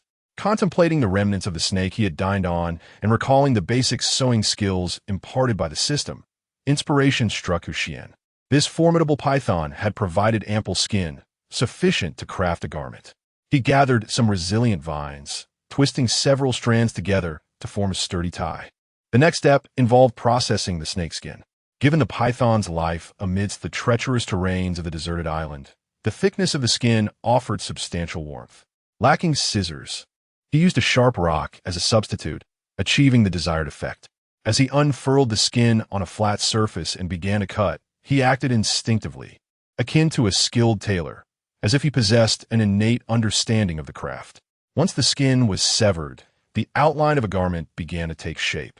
Utilizing the vine ties, he interconnected the pieces of snake skin, adjusting their positions until a semblance of clothing emerged. Though merely a product of basic sewing techniques, the garment, despite its humble materials, exhibited no flaws. When he donned the snakeskin outfit, it was surprisingly comfortable and not as coarse as he had anticipated, fitting him comparably to apparel purchased from a boutique. While the craftsmanship was simplistic and did not guarantee aesthetic appeal, it sufficed for Xuan in his current circumstances, providing him with a change of attire. He washed his previous garments in the spring water, wringing them out before spreading them on the rock. Given the cave's temperature, the moisture would evaporate within a day, alleviating concerns of leaving his clothes exposed at the cave entrance for others to discover. Having completed his tasks, Xuan finally settled into his sleeping bag, while Xiao AI and Xiao Hui nestled beside him on the rock, drifting into a peaceful slumber. Who would have thought he could create clothing? Do not underestimate. The effort is quite commendable. The apparel design from snakeskin exhibits a remarkable sense of style. Well, at this point, I find myself unsurprised by anything this individual creates. Is it time to soar? It appears that every movement made by Xuan ignites fervent discussions in the comments. Naturally, Xuan remains oblivious to the tempest he has stirred in the outside world. As he drifted into slumber, he contemplated the remarkable efficacy of this hot spring. The anxieties and heaviness within him dissipated entirely, replaced by a tranquil sense of calm. It seems that the impending autumn and winter will not be particularly arduous after all. Awakening naturally, Xuan felt invigorated. The snake meat consumed yesterday, coupled with the rejuvenating effects of the hot spring, resulted in a revitalized demeanor. Wow, this contestant seems transformed today. Is it merely my imagination? Do not run ahead. I find him remarkably handsome now. Please, someone wake me. In truth, I too perceive this. Am I the only one who has always regarded him as exceptionally handsome? Oh dear, where is my household registration book? Do not run ahead. The Civil Affairs Bureau has arrived. Previously, Xuan was burdened by his parents' debts, constantly preoccupied with thoughts of repayment, leaving him no time to consider personal matters, including his appearance. Although the comments buzzed with speculation, Xuan could only sense an increase in his own vitality. As for matters of attractiveness, forgive him for lacking a mirror at the moment. Nevertheless, surviving remains his sole priority. With the dawn of a new day, the first task was to check in. I wonder what the system will bestow today. Congratulations, host, check-in successful. Reward, basic pottery skills. Pottery skills? This implies the ability to create ceramic ware. Pottery, typically fashioned from clay or earthenware and subsequently fired, serves as a practical utility. Although Xuan had never crafted it himself, he had observed much of it before. Ceramics can function as everyday items, serving not only as bowls and cups, but also as larger containers for preserving meats or vegetables. They can also be fashioned into water tanks for storing fresh water. Moreover, the hot spring cave, where Xuan currently resides, is quite spacious. Beyond accommodating him and his companions, the cave offers ample room for storing food and fresh water. With sufficient fresh water and food supplies, daily hunts become unnecessary. Although his luck has always been favorable, ensuring he returns with something, each outing poses an element of unknown risk. If he could store a considerable amount of food at once, such risks would be effectively mitigated. Upon clicking to receive the reward, the methods of pottery making instantly unfolded in his mind. Pottery requires temperatures exceeding 1,000 degrees, a condition not easily met in other parts of the deserted island. However, fortuitously, Xuan currently resides near a volcano. In essence, this place is a natural pottery workshop. One merely needs to excavate some clay and mold it into the desired utensils. After allowing these clay creations to dry, they can be subjected to high temperatures for firing, thus completing the pottery. However, finding suitable clay that meets the standards for pottery making is no easy task, and it remains uncertain whether such materials can be found in the vicinity. Xuan resolved to set off promptly, intending to search the nearby area today, regardless of whether he could locate suitable clay. He must ensure his return to the cave before nightfall. Thus, he gathered his sleeping bag, hoisted his spade, and called upon Xiao Bai and Xiao Hui. Embarking on their journey, one man, one bird, and one tiger. Chapter 98. The atmosphere takes a turn upon exiting the cave. The light immediately flooded in. Xuan took a deep breath, the briny sea breeze enveloping him.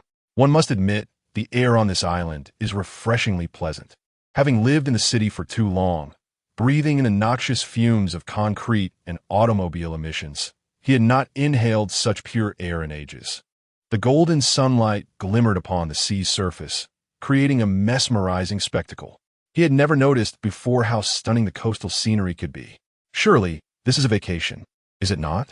I just came from the neighboring live broadcast room, yet another one eliminated. Perhaps my approach was flawed. Enjoying top-notch delicacies while gazing at the ocean, I, too, yearn for a survival experience on a deserted island. To those ahead, I suggest you seek enlightenment in another live room. How lonely it is to be invincible. This contestant suggests debuting in the sea position. Drones captured a breathtaking panorama of the morning sea as Xuan moved, delighting numerous viewers. Since witnessing Xuan's astonishing feats, he had become the central figure of the survival program, with each broadcast attracting a full house, necessitating multiple servers to ensure smooth streaming. Many viewers even set alarms to catch Xuan's broadcasts, creating an atmosphere akin to a bustling marketplace. The male host, Peng Gang, teasingly remarked, speaking of the seaside, "It is indeed a prime dating locale. Sharing a view of the ocean with someone special and engaging in light conversation is quite romantic." The female host from Sakura Country, Kanzaki Suki, gazed at Xuan on screen, seemingly lost in thought, her cheeks flushing. Wow, Suki is blushing. Could it be that she truly wishes to go on a date? No. Suki, I can take you to the seaside too. Look at me. It appeared that Suki's heart had indeed been captured. Suki, please do not despair. The comments section erupted with Suki's fans expressing their heartbreak. Discussions surrounding this topic inevitably led to disputes. Uncertain of the cause, Kanzaki Suki found herself frequently distracted since encountering Xuan, behaving in a manner uncharacteristic of herself. She quickly regained her composure, donning a professional smile. It seems this contestant possesses extraordinary luck. Such splendid scenery is typically reserved for travel. Although Kanzaki Suki feigned indifference, the audience in the live room was clearly unconvinced. Suki is once again advocating for this contestant. No way, no way. Suki, look at me, sob sob. What does he have that is so great? The host shared a sense of helplessness, attributing it to Kanzaki Suki's overwhelming charm. Whenever matters concerning her and Xuan arose, the comments inevitably veered off course. While the atmosphere in Xuan's live room was one of joy, the Special Forces soldier, Fu Yi, found himself in a far less relaxed situation. Having failed to hunt suitable food the previous night, he was forced to sleep on an empty stomach. After a brief respite to regain some strength, but knowing that without sustenance she could not endure for long, Fu Yi settled early in the grasslands, quietly waiting for her prey. Given her current stamina, capturing larger animals such as deer or horses would prove insurmountable. Thus, she opted for the more diminutive field mouse. As the saying goes, even the smallest fly's leg is still meat. While the field mouse may be small, it is rich in nutrition. Moreover, the flesh of the field mouse is delectable, rivaling that of chicken. Disregarding its outward appearance, it stands as an excellent choice for survival in the wild based solely on flavor. However, field mice are elusive and remarkably agile, necessitating a measure of patience and skill to catch one. As a Special Forces soldier, Fu Yi had undergone professional training in agility and endurance, rendering this task far from daunting for her. Additionally, as autumn descended, most field mice emerged to forage, preparing for the winter ahead, which greatly increased Fu Yi's chances of success. In a swift turn of events, a field mouse that had lingered at the entrance of its burrow suddenly darted out, only to be seized by Fu Yi's quick reflexes, firmly clasped in her hand. Without hesitation, she swiftly snapped the mouse's neck and bit into its skin, greedily drinking its blood. How impressive! My dear Fu Yi, how fierce she is! Oh, my heart aches watching her drink the blood of a field mouse. But one must understand, the rigors of Special Forces training far exceed this. Consuming raw blood is trivial in comparison. Interestingly, field mice are a specialty of Fujian, often transformed into a delicacy known as dried mouse. I have tasted dried mouse before. It was acceptable in flavor. True to her Special Forces background, Fu Yi displayed remarkable agility and precision, exuding a heroic aura, quickly garnering a legion of admirers. After quenching her thirst with a few sips of field mouse blood, she captured several more mice to bring to a drier spot, intending to start a fire for roasting. However, without a lighter, she faced challenges in igniting a flame. Although she fortuitously found 2 pieces of flint, their quality was inconsistent. After nearly half an hour of effort, no sparks appeared, which was disheartening. It was a lesson learned. Accustomed to electricity, she had underestimated the significance of fire. In contrast, her neighbor appeared quite fortunate, albeit a bit dim-witted. This individual was merely lucky, yet luck can indeed be a form of strength. Some may even envy such fortune. Fu Yi persevered, rubbing the 2 flints together until her hands nearly bled, and finally, a spark emerged. A small fire ignited before her, as she constructed a rudimentary grill with a few twigs, placing the skinned field mice atop to roast. In no time, the flesh turned golden brown, dripping with fat. Finally, after a long wait, she savored the taste of meat, momentarily forgetting her manners as she devoured it ravenously. Fu Yi roasted several more mice, saving them for her evening meal. Though the meat may grow cold by nightfall, rendering it less palatable, survival takes precedence. And who could afford to be overly concerned? After all, one cannot always catch voles. Hence, it is prudent to stockpile a modest supply to stave off hunger come night. Fu Yi meticulously prepared the vole meat, wrapping it in a sizable banana leaf before resuming his quest for a water source. Meanwhile, on the other side, Xuan continued his search for suitable soil. At intervals, he would employ his entrenching tool to unearth the earth beneath his feet, diligently assessing the quality of the soil. Just as Xuan arrived at a patch of particularly fertile woodland, a familiar voice echoed from behind him. Xuan, at last, I have found you. Chapter 99. The initial stages of pottery. Early this morning, Qin Shishir rose from her restless slumber. The cave she currently inhabits is not entirely enclosed. Gaps between the rocks allow the chill of the autumn night to seep through, awakening her multiple times in the cold. Consequently, upon waking, she felt a heavy fog enveloping her mind, and it seemed she had caught a slight cold.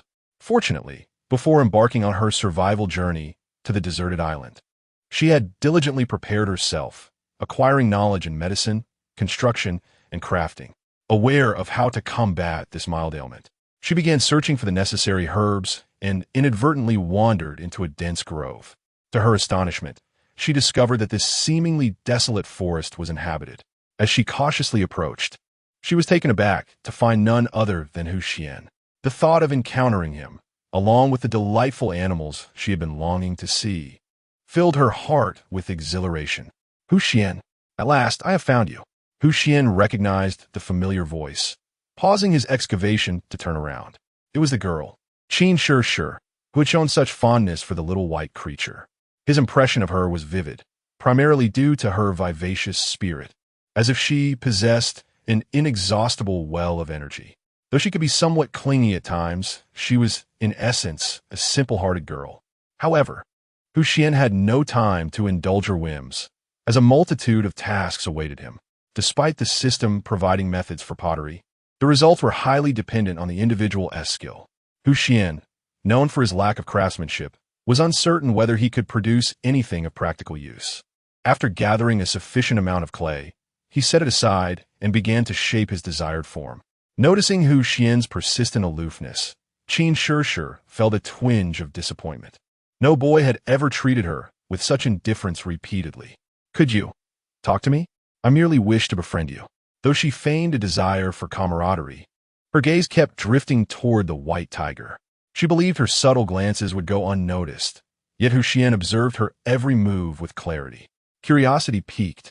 He wondered why his animal companions were so captivating to this girl. The intricacies of a woman's heart remained elusive. Are you molding a pot? Planning to fire clay into pottery? To Xuan's surprise, Qin Shishir quickly deduced his intentions. He merely responded with a simple acknowledgement. I can do that. Let me assist you. Upon receiving a response from Xuan, Qin Shishir was filled with excitement.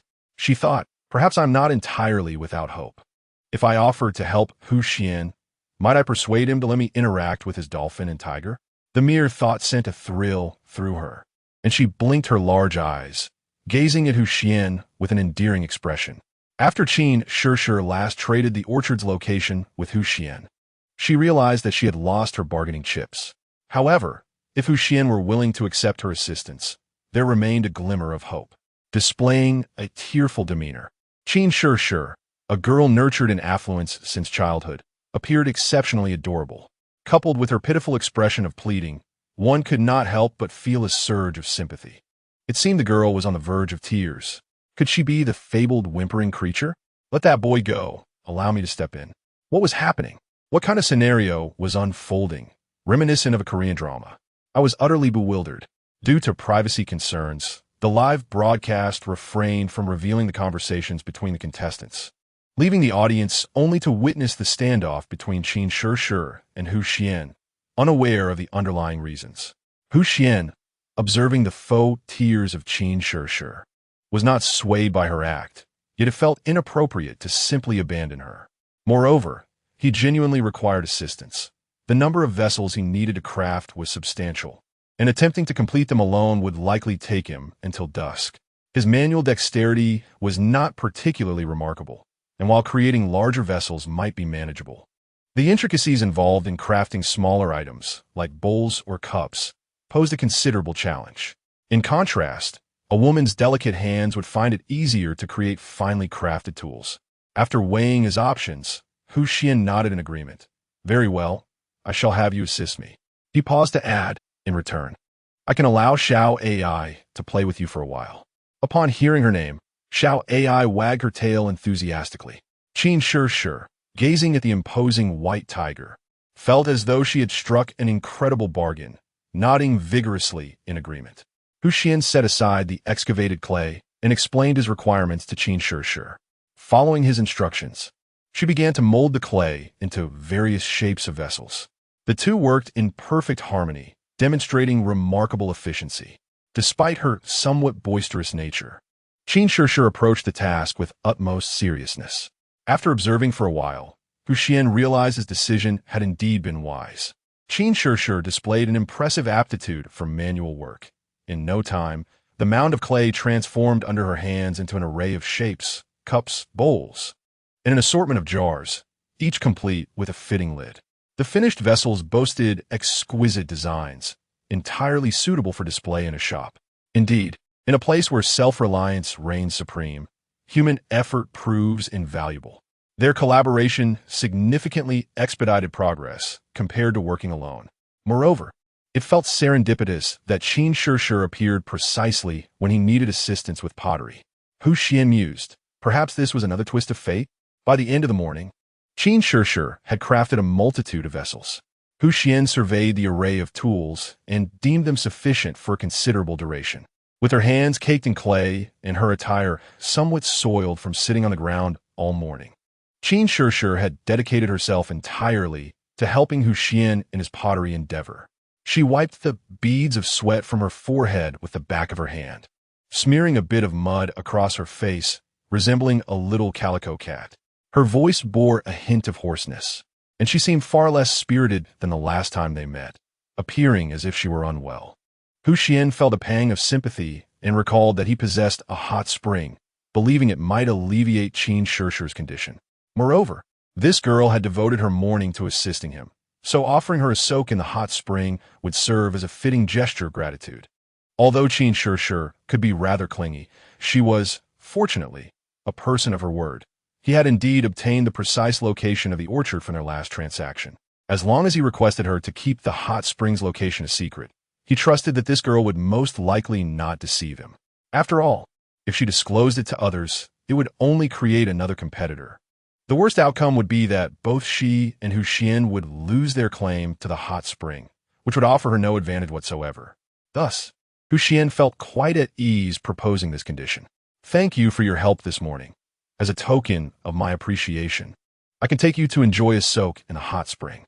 Upon hearing the mention of the hot spring, Qin Shi's eyes sparkled with excitement. Did you discover a hot spring? Oh my, how incredibly fortunate. Her exuberant exclamation nearly deafened Hu Xian, who looked at the overjoyed girl with a resigned expression and nodded. Of course it's true. When have I ever deceived you? Qin Shi could scarcely believe her ears. In this desolate land where everything depended on one's own efforts, soaking in a hot spring felt like an extravagant indulgence. This boy was so lucky. She felt as if she had bitten into an enormous lemon. Reflecting on her own struggles to find even a large body of fresh water, she had been surviving on mere puddles, barely managing to wash her face in the ocean, which was hardly a satisfying experience. Yet, Hu Xian not only had 3 enviable national-level protected animals, but had also discovered a hot spring. Qin Shi lamented, "We are all human. Why is there such a stark difference?" Hu Xian observed Qin Shi, who seemed lost in her thoughts, and cleared his throat. She shook her muddy head and nodded enthusiastically, her face a canvas of emotions. Hu Xian mused, what a silly girl. The two then found a large banana leaf and carefully placed the crafted mud model upon it, with the white tiger carrying it as they made their way toward the hot spring cave. Chapter 100. Difficulty Level 0 in fulfillment of his promise. Hu Xian returned to the hot spring cave with Qin Shi and the earthenware vessels. At first, Qin Shi struggled to locate the entrance until Hu Xian parted the vines, revealing the enchanting scene within. The journey had been arduous, and even if she were to attempt it again, she would find it impossible to discover the correct path. Hu Xian found a cool, well-ventilated spot at the cave entrance and meticulously arranged the vessels by category. Once the pottery dried, he would place them in high temperatures for firing. Although Xuan was already well acquainted with the hot spring cave and no longer felt astonished, Qin Shishir, who was visiting for the first time, was clearly awestruck by this hidden paradise. She had not expected that beneath the seemingly ordinary island lay such profound mysteries. The vibrant hot springs were a sight to behold, and the luminous gemstones embedded in the cave walls were worth a fortune. The entire cavern was shrouded in mist, creating a dreamlike atmosphere. If she were not aware that she was surviving on a deserted island, she might have thought she had stumbled into a film set. For the first time, she found herself feeling envious. Qin Shishir considered herself generally fortunate, yet compared to Xuan, her luck seemed trivial. With such a secluded refuge, she could escape the daily grind and the fear of being attacked by wild beasts or having resources stolen by other competitors. The ability to rest peacefully each day meant she could conserve her strength. Maintaining good physical condition was crucial in the wilderness. Moreover, the natural hot springs provided much-needed relaxation. These undeveloped thermal waters were the finest aid to health and vitality. Had she not fortuitously encountered Xuan today, she would never have had the chance to relish such luxurious hot spring treatments, for she would have never discovered this paradise for wilderness survival on her own. Indeed, the comparison was disheartening. Although Qin Shishir generally maintained an optimistic demeanor, the contrast left her feeling somewhat overwhelmed. After you enjoy the hot spring, you can leave on your own, Xuan stated, not intending to play the gracious host as he would at home. After all, he and Qin Shishir were merely engaging in a fair exchange of needs. Qin Shishir bit her lip, taken aback by his cool demeanor and unapproachable nature. All right, I understand. Though she felt slightly neglected, her desire to enjoy the hot spring soon overshadowed those minor grievances. Having hardly bathed since arriving on the island, she felt truly uncomfortable. She chose a spot shielded by a large rock, which perfectly separated two hot spring pools. After watching Qin Shishir's figure disappear behind the rock, Xuan turned his attention elsewhere. He intended to make a clay pot, specifically for the pottery firing process. First, he needed to find a spacious, dry area, preferably outdoors. During the pottery firing process, a substantial amount of smoke and dust is generated. If conducted within a cave, it would be quite easy to inhale this dust, posing a significant threat to one's health. Furthermore, it is imperative to maintain a distance from the hot spring cave one inhabits. Otherwise, the excessive smoke could attract other survivors, thereby revealing one's location. This inevitably limits the available options. After toiling for half the day, Xuan felt a gnawing hunger and deemed it essential to prioritize lunch. He still had a fire pottery later, so he resolved to look nearby for easily manageable ingredients. Xuan mused to himself that it had been quite a while since he had indulged in chicken. Perhaps today he could attempt to catch a wild chicken to roast. Thus, he made his way to a small hillside, where traces of wild chickens or ducks seemed to have appeared. Chickens are notoriously swift creatures, with some even capable of gliding briefly through the air, making them a challenge to capture. However, Xuan was accustomed to good fortune and felt confident about his prospects. The rugged terrain of the mountain did not deter him, and soon he stumbled upon a flock of wild chickens foraging. Their feathers were strikingly vibrant, especially their tails, which fanned out like a conspicuous fan. Xuan concealed himself behind a patch of grass that reached halfway to his height, biding his time. It seems today's menu features wild chicken. It has been ages since I savored chicken soup, coated in flour and fried to golden perfection. Even the neighboring children would be drooling. The mere thought of chicken, whether roasted, fried, or boiled, is always delectable, truly a versatile ingredient. Yet, catching a chicken is no simple feat. I reckon this gentleman's chances for lunch are rather slim. Nevertheless, his luck typically prevails, and I sense no issues this time either. The host, observing the fervent barrage of comments, thought to himself that a contestant with such popularity, even while merely trying to have a meal, could only be Xuan. After a moment of quiet anticipation, a solitary wild chicken approached, swaying in his direction. He remained perfectly concealed, ensuring he would not be detected. In an instant, Xuan sprang into action. The chicken, caught off guard by the sudden appearance of a formidable figure from the grass, leapt 3 feet into the air in fright. However, with the system's bestowed quintuple enhancement of physical prowess, he swiftly secured the wild chicken in his grasp. What an impressive display of speed. Could it be that you are the heir to the legendary techniques of the shadowless hand? Is that not akin to the shadowless kick? What has transpired? Did I just fast forward? Indeed, you merely experienced a momentary lapse in perception. Years of singlehood have honed my reflexes. Xuan, feeling a sense of satisfaction, triumphantly descended the mountain with his catch. Before long, he discovered a small stream at the foot of the mountain and decided to process the chicken there. He first constructed a rudimentary barbecue grill using a few crossed branches to ensure stability. Then, beneath this makeshift grill, he kindled a fire and proceeded to singe the chicken, effortlessly plucking its feathers clean. Then, using a spade, he carefully opened the chicken's abdomen and removed its innards, subsequently washing it in the clear waters by the riverbank. Finally, he procured a slender wooden stick and impaled the entire chicken onto it, placing it upon a makeshift grill.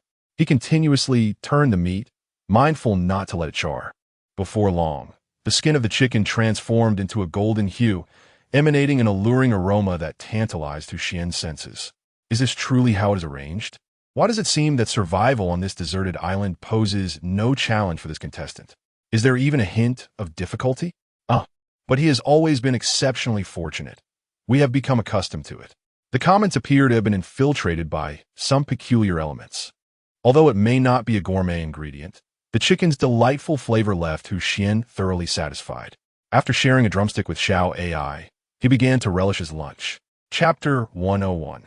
The kiln. After joyfully savoring a roasted whole chicken by the stream at the foot of the mountain, Xuan began to survey his surroundings. This was an open, wild environment, and given the location at the mountain's base, the sight of smoke rising would not be surprising. Onlookers might merely assume it was mist from the mountains or smoke from a fire, both of which are entirely natural phenomena and would not raise any suspicion. At this time, it was still midday, and if he worked efficiently, he could complete the kiln today. Once constructed, he could place the clay vessels inside and soon obtain beautifully fired pottery. Xuan cleared a circular patch of ground and began to dig a pit with a spade. Ever since he received a five-fold enhancement to his physical abilities from the system, he felt as if he moved with the swiftness of the wind.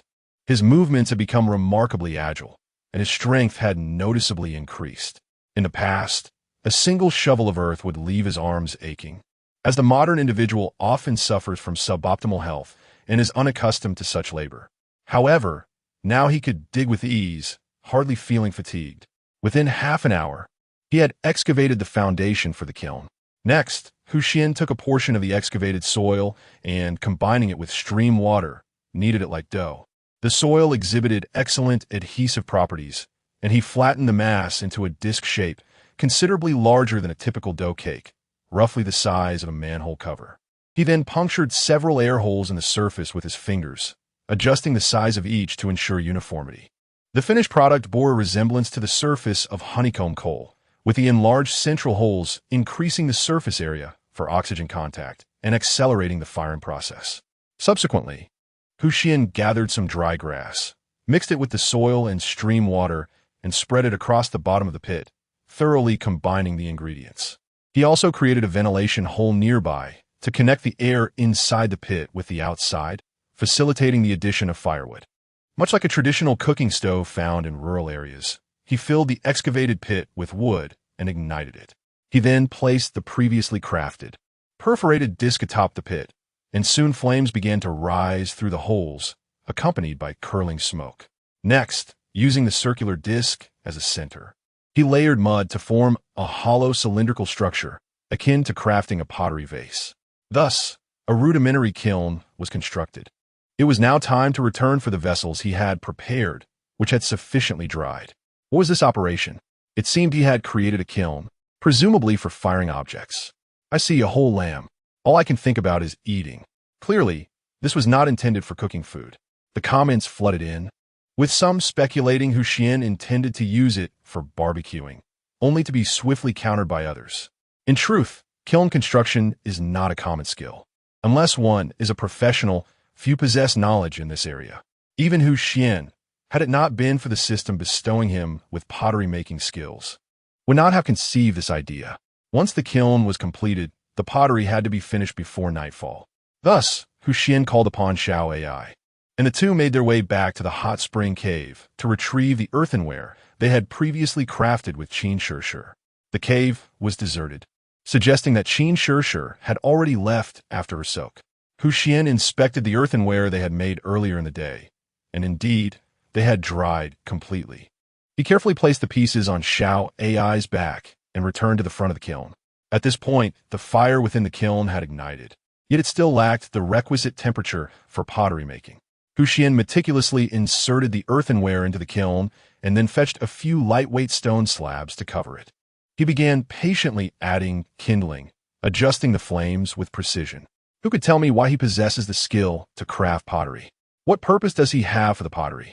Pottery serves myriad functions. Imagine the sensation of dining without a bowl. My goodness, your words suddenly make it seem indispensable. Lin Yan, the host from Huaxia, had been presenting this program for quite some time, and it was her first encounter with someone who could navigate the wilderness survival so comfortably. To think he even had the energy to construct a kiln for pottery?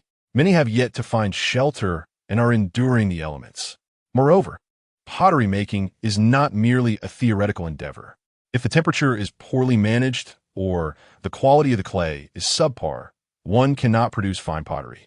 In essence, it requires abundant experience and hands-on practice. However, based on Xuan's background, he had lived in the city prior. Where could he have acquired such knowledge of pottery making? Even if he had perused a few books beforehand, could theoretical knowledge translate into such skillful practice on the first attempt? The two hosts from Huaxia exchanged glances, each reading astonishment in the other's eyes. Perhaps this boy named Xuan would indeed shatter their preconceived notions and persevere until the end. Not only the hosts, but from the outset, facing various ridicule to gradually garnering supportive voices, Xuan was slowly transforming the perceptions of all who watched this program. Due to the high temperature requirements for pottery, Xuan needed to constantly monitor the flames. Fortunately, Xiao AI remained quietly by his side, her heightened animal instincts alerting him to any potential dangers, allowing him to work with peace of mind. The roaring flames within the kiln continued to forge the pottery. Estimating that the time had come, Xuan extinguished the fire. Once the temperature had cooled, he lifted the stone slabs. The previously gray clay vessels had transformed into a rich, dark orange, their surfaces now notably smooth. Tapping gently with his finger revealed a hard texture, indicating they were indeed formed. Success! Xuan picked up a pottery jar and filled it with water from the nearby stream for testing. It held firm without leaking, the jar remaining intact. Placing on the ground, it stood stable, not a drop of water spilling. One cannot deny that Qin Shishir possessed remarkable craftsmanship. Xuan was exceedingly pleased with the completed pottery. With these store jars, not only can one pickle meats and vegetables, but they can also preserve fresh water.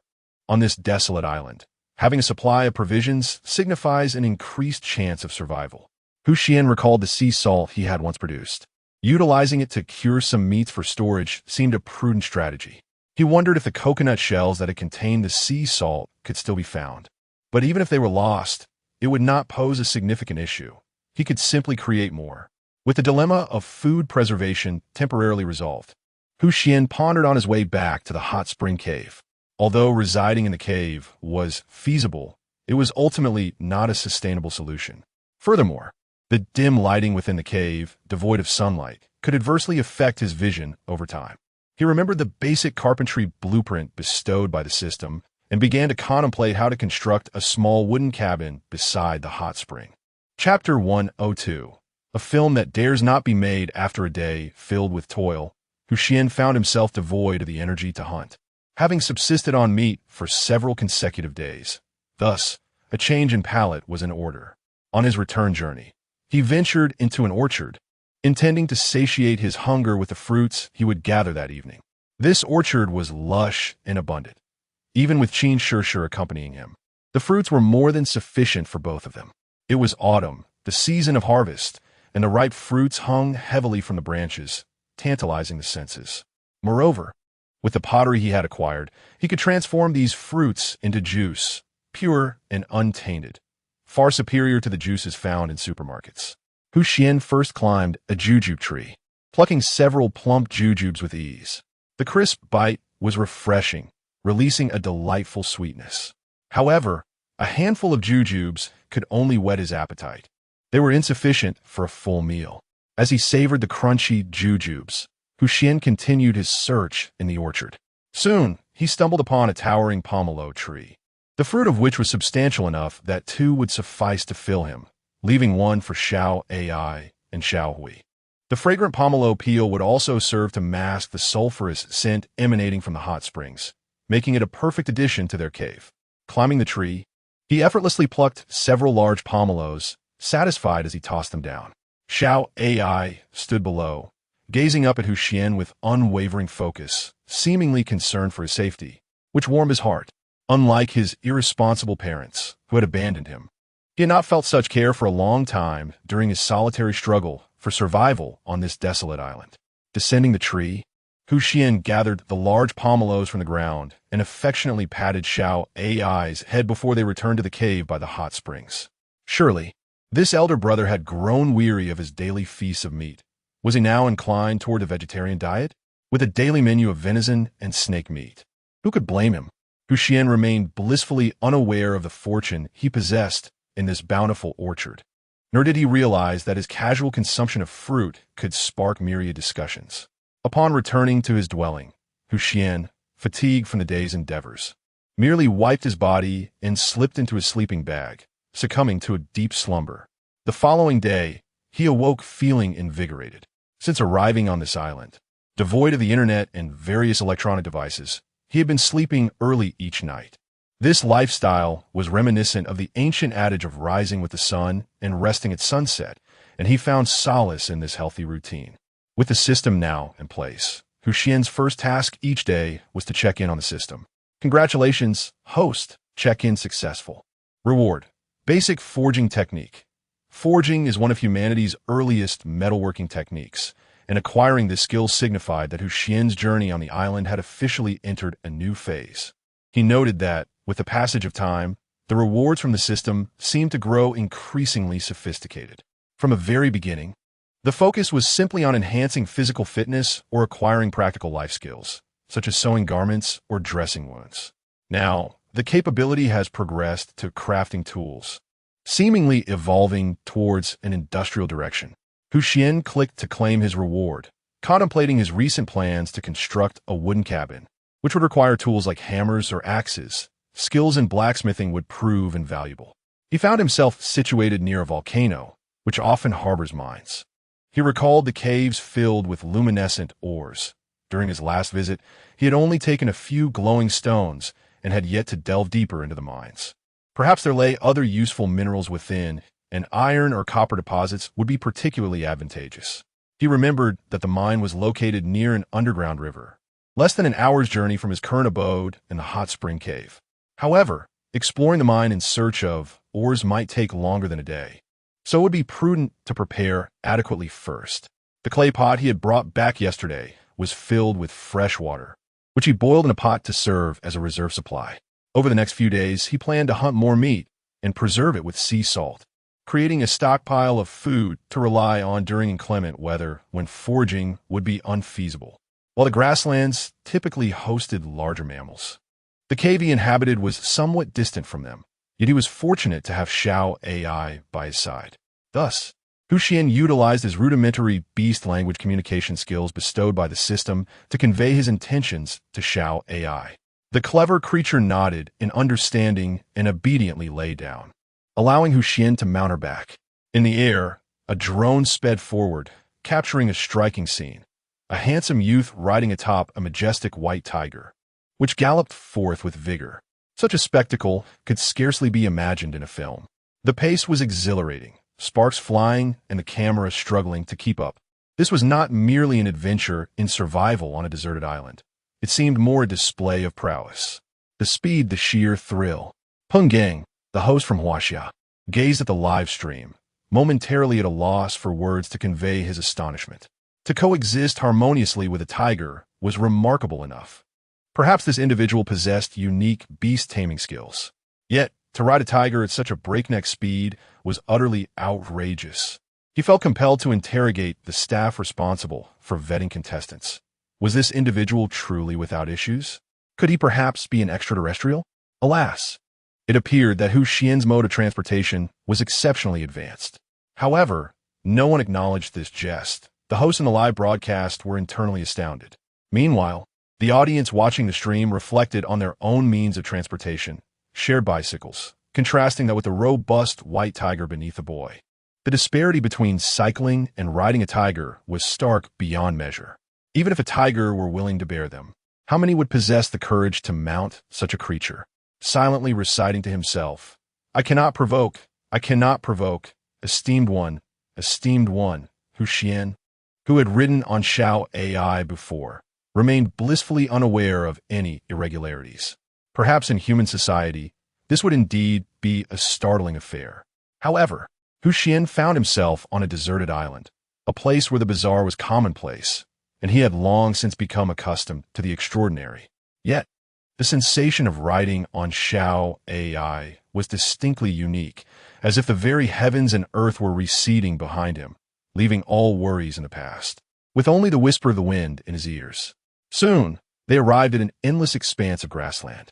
Hu Xian encouragingly patted Xiao AI's head, expressing his gratitude for her efforts. Now, he looked forward to discovering what treasures this day might bring. Chapter 103. What a metaphor! One cannot help but marvel at the captivating natural beauty of this island, where lush greenery stretches as far as the eye can see beneath an azure sky, resembling a serene painting. Yet, beneath this harmonious tableau lies an undercurrent of danger. Hu Xian and Xiao AI concealed themselves behind a hillside, their gaze fixated on a grazing herd of cattle. Meanwhile, Xiao Hui soared into the sky, acting as Hu Xian's vigilant lookout. The trio, two beasts and one man, exhibited an exquisite synergy, each a seasoned hunter in their own right. It felt as though I had stepped into a documentary about the animal kingdom, the excitement palpable. Was he truly intent on bringing down a cow? Would he be able to consume it all? Whether he could devour the entire beast was inconsequential. The spectacle was what mattered. Why was it that while others fled from the cattle, he was the one pursuing them? He had a tiger and a peregrine falcon at his disposal. Did others possess such formidable allies? The tension was almost tangible.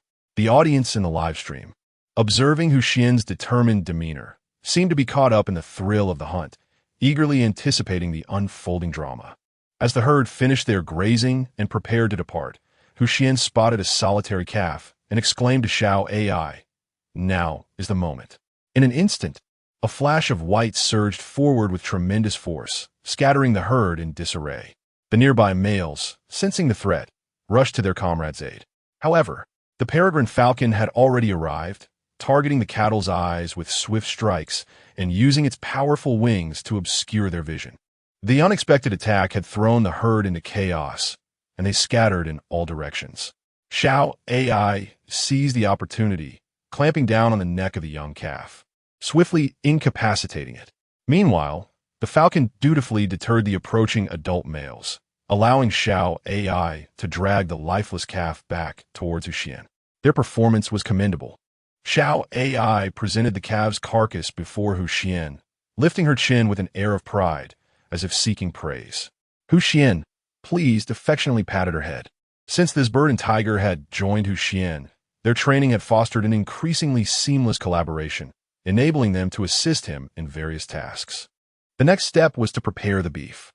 Hu Xian placed the calf upon the white tiger's back, slightly apprehensive about whether Xiao AI could bear the weight. However, the white tiger nudged Hu Xian's leg, signaling for him to climb aboard. With that reassurance, Hu Xian mounted the tiger's back.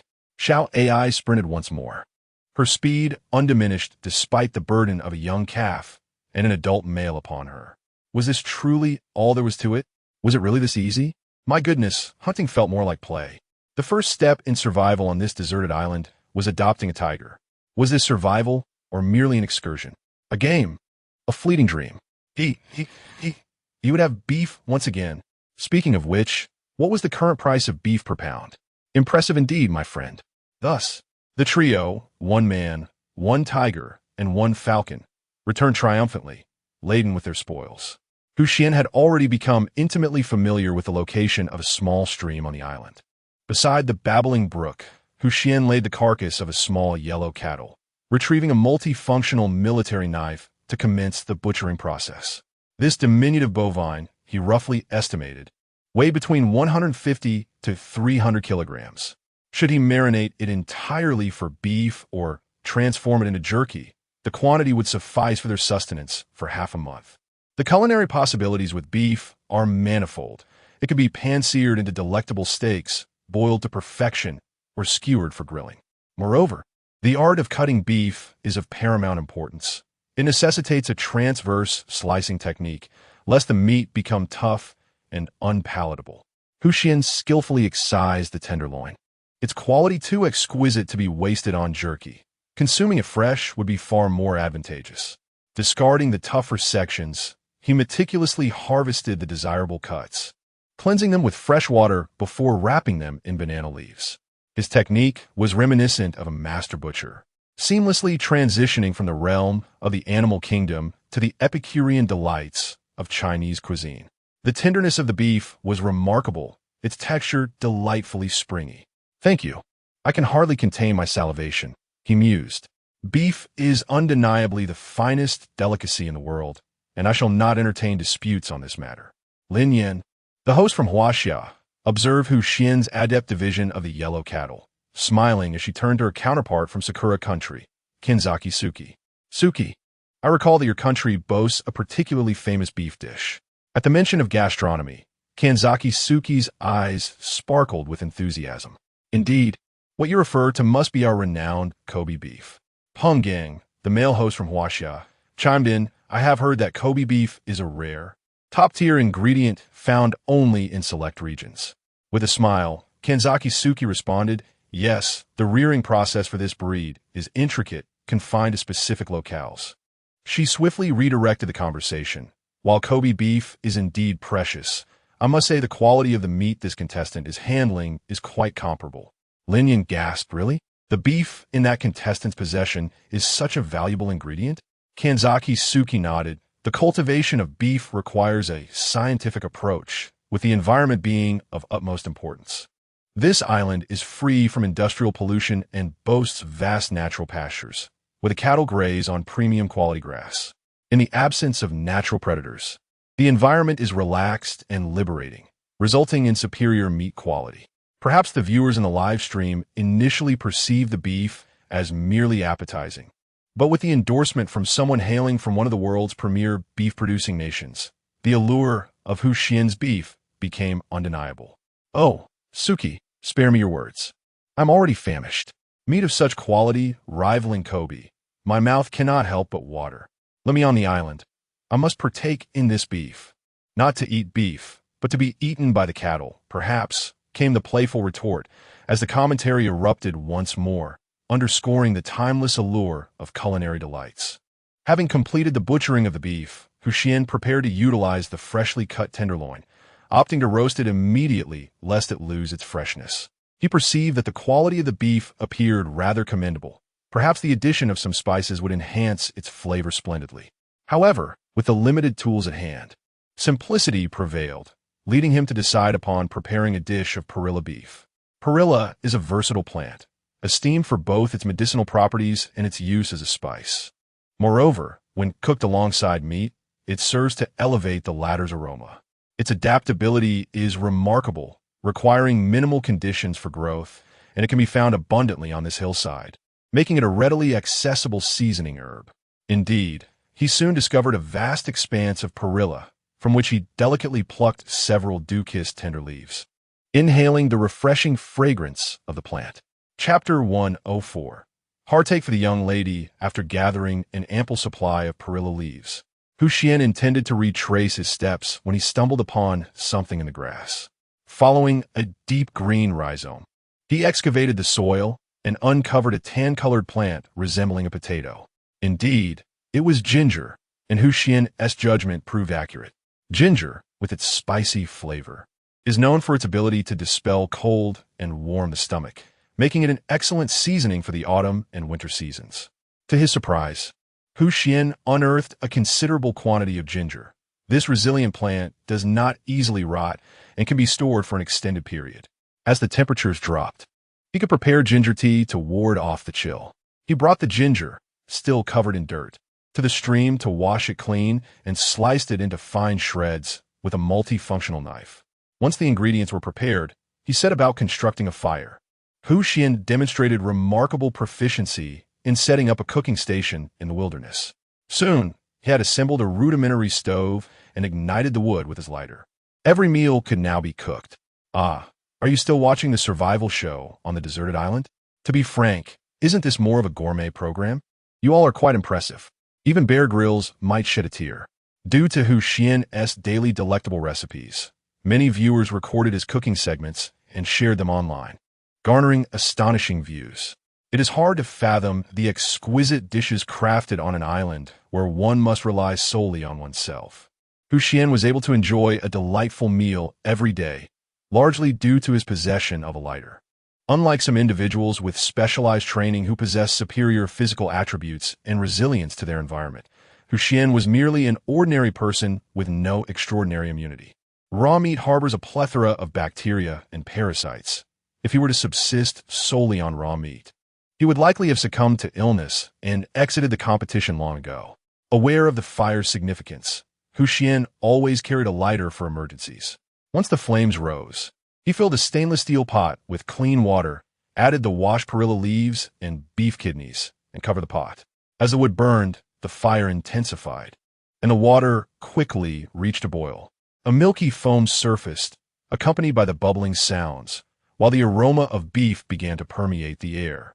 The perilla leaves danced in the boiling water, their purple hues peeking through the creamy broth. The tender beef transitioned from pink to a deeper, darker red. The fragrance grew ever more enticing, making one's fingers itch with anticipation. If cooked too long, the beef would become tough and lose its desirable texture. Observing that the stew was nearly ready, Xuan slightly adjusted the fire. Lifting the lid, he was met with a cloud of steam that enveloped his face, followed by the alluring scent of beef broth. The soup was a rich, milky white, with all its essence encapsulated within. Using a pair of chopsticks fashioned from twigs, Xuan retrieved a piece of beef and placed it in his mouth. The cooking time was just right. The beef was perfectly tender, yet not overcooked. The entrance is smooth, and the meat is exquisitely tender. With a single bite, the luscious sensation bursts forth on the tongue, as if the entire mouth has swallowed a soft, fluffy cloud. Such fine quality of meat, Xuan had never encountered in the city before. Unexpectedly, after arriving on this deserted island, he finds himself savoring it. It seems this island holds many delightful culinary treasures waiting to be discovered. Recalling the venison and snake meat he had hunted previously, even when prepared with the most ordinary techniques, they transformed into delectable dishes. Perhaps it is true that the finest ingredients often require the simplest of culinary methods. The rich broth should certainly not be wasted. The beef soup, infused with perilla and ginger, reveals even more of the meat's inherent flavors. A mouthful of the creamy broth glides in, as smooth as silk. It traverses the taste buds, flowing down the throat and warming the entire body. Every organ feels soothed and comforted. The aroma wafts even through the screen. Today's live broadcast is utterly appetizing. The color of this broth is remarkably pure, something even professional chefs might struggle to achieve. I could devour the pot itself. Not really, not really. The American host, Pris, exclaimed in admiration. Your culinary prowess as Huaxia people is truly commendable. In our country, beef is typically grilled into steaks and paired with heavy sauces, losing the essence of the meat itself. The Huaxia male host, Hung Gang, replied with a smile, of course. When it comes to food, we are not at all modest. It's not just meat. Even with ordinary vegetables, we have our own methods that preserve the inherent deliciousness while maximizing the stimulation of your taste buds. The Huaxia female host, Lin Yan, chimed in with a radiant smile. Moreover, we can create a different dish every single day of the year. Upon hearing this, hosts from various countries displayed expressions of envy. Pris never imagined that he would one day find himself salivating over the food prepared by contestants in a survival show on a deserted island. Generally, when people arrive on a deserted island, in their desperate hunger or lack of tools, They often revert to primal instincts, with many resorting to raw and bloody fare. Even if one is fortunate enough to cook food, a hot meal is usually nothing more than simple fare, often appearing tasteless. However, no one has managed to make every meal as enticing as this contestant has. Xuan has shattered the preconceived notions of many regular viewers of this show. He has transformed this survival scenario into a grand stage, presenting spectacular performances daily. Chris senses that this boy's fortune is more than mere luck. Xuan, however, remains oblivious to the admiration his beef soup has garnered from international friends. He simply wishes to enjoy the exquisite flavors in peace. Got you. Meanwhile, on the other side of the island, Xuan is attempting to catch a wild rabbit. Yet capturing such a highly sensitive creature poses a significant challenge. Xuan spent the entire morning waiting for the opportune moment, only to find herself being led on a wild chase by a rabbit, resulting in quite a predicament. After enduring numerous trials and tribulations, she finally managed to capture it. Having gone several days without meat, relying solely on wild fruits to stave off hunger, she felt her physical strength waning, realizing the necessity of consuming meat to regain some vitality. However, hunting larger animals proved to be too formidable a challenge for her, rendering it impractical. Thus, she opted for smaller prey, such as wild rabbits or squirrels. Grasping the rabbit by its ears, she carried it to a small pond to begin the process of preparing the creature. Although she was accustomed to a sheltered life as a young lady, she had made ample preparations prior to her arrival on the deserted island and possessed knowledge of how to handle meat. Yet, her technique was not as refined as Xuan's, and lacking a proper knife, she resorted to using a sharp stone to skin the rabbit. The resulting meat inevitably bore remnants of fur, presenting a rather gruesome sight. Nevertheless, for Xuan, who had not tasted meat in days, such imperfections were of little concern. Without any tools for fire, she had to devise her own method to ignite it. Initially attempting to create fire by friction, she quickly found it too challenging and abandoned that method. She then tried using flint. At first, there was no response, but with unwavering determination, she continued to strike the stones together until, at last, a spark emerged. As the blood from the rabbit dried nearby, she successfully kindled a small flame. There was an inexplicable sense of bittersweetness in the air, evoking sympathy for the young lady. It would be wise for her to return home soon. Although the barrage of comments would filter out certain sensitive phrases, some sarcastic remarks remained unfiltered. Huaya's female host, Lin Yan, observed the unfriendly comments scrolling across the screen and could only sigh inwardly. After all, this was a survival program governed by the principle of survival of the fittest. Only a select few would endure, and not all contestants would ultimately claim the grand prize.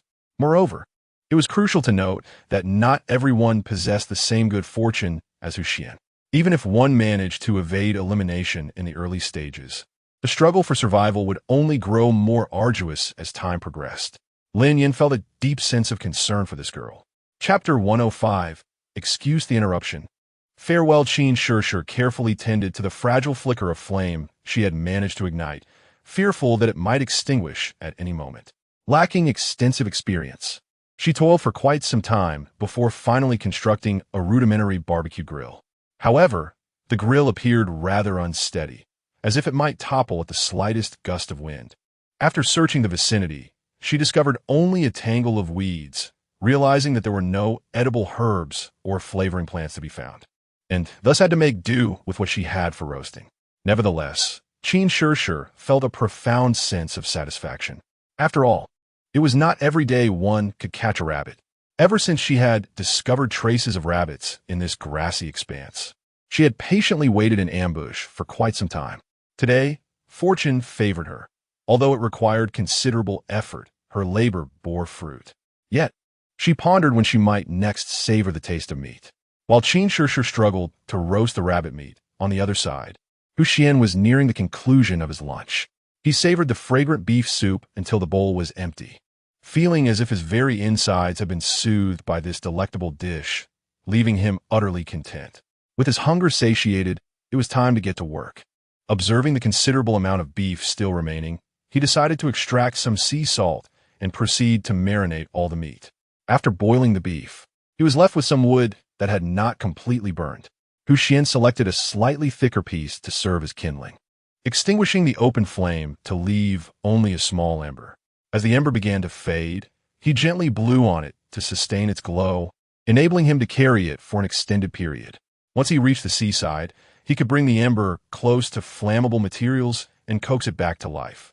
Given the limited fuel in his lighter, every bit of conservation was crucial. Thus, Xuan set off to the beach with the remaining beef and his companions, Xiao Ai and Xiao Hui. Having previously ventured to this island, he had already acquired experience in extracting sea salt. During his last endeavor, he had only coconut shells at his disposal. Now, with a stainless steel pot at hand, the process was far more convenient, and he anticipated a greater yield of sea salt. The wind was brisk by the shore, prompting Xuan to seek refuge behind a rock.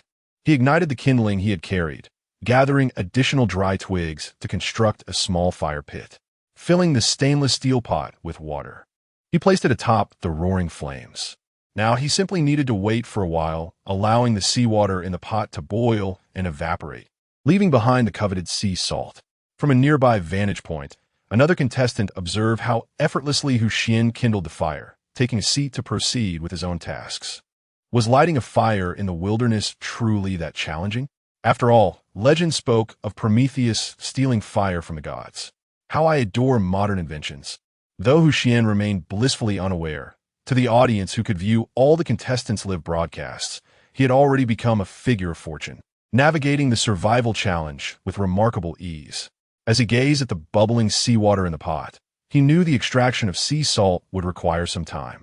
Of course, Xuan would not squander this opportunity. He intended to meticulously devise his plans for constructing a wooden cabin. The primary material for constructing a wooden cabin, naturally, is timber. However, not just any type of wood is suitable for this endeavor. The selection of wood is indeed a matter of considerable significance. Each type of timber yields different results, and it is essential to choose from the varieties of trees already present on the island. Within the limited selection, one must identify the specific types suitable for cabin construction, which requires considerable thought and effort. Xuan first eliminated camphor trees from consideration, as their emitted scent could adversely affect sleep quality, leading to insomnia.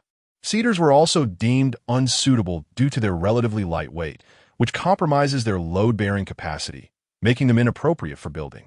Pines and willows, on the other hand, appeared to be more fitting. However, Xuan had yet to discover any signs of willows. Furthermore, if they were situated too far from the hot springs, transportation would pose a significant challenge.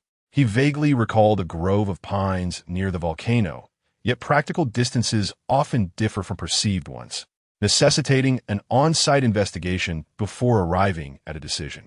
The construction of a wooden cabin is not particularly arduous, especially with the basic carpentry skills provided by the system. Once the necessary materials are prepared, assembling the cabin resembles the simple act of stacking building blocks.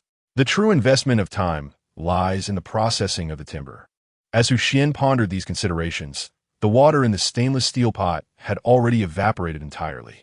Consequently, he extinguished the fire and, once the pot cooled, cautiously lifted the lid. Inside, he beheld a large, white crystalline mass, clearly indicative of successful extraction. He procured a relatively blunt wooden stick and, akin to a pestle, crushed the crystalline substance in the pot before grinding it into a fine powder. Before long, he had produced a half pot of delicately textured sea salt. He estimated that this quantity would suffice for the purpose of curing. Thus, Xuan returned to the hot spring cave with his haul. The beef, having dried under the sun for half a day, was now perfectly primed for salting. He gathered several wide-mouthed pottery vessels, laid the beef within, and meticulously sprinkled the prepared sea salt over it. Then, akin to a massage, he ensured that every corner of the beef was coated in salt. Drawing from his prior experience with curing fish, Xuan's technique had grown notably proficient. Soon, he had successfully cured all the beef he had brought back. The hot spring cave was relatively humid. However, moisture-laden air is the bane of preserved products, as it can prevent evaporation, leading to spoilage and mold. Fortunately, the cave was spacious enough, and Xuan, carrying the pottery containing the cured beef, sought a location that was both distant from the hot springs and adequately dry and ventilated. This particular spot was rather concealed and showed no signs of human activity nearby.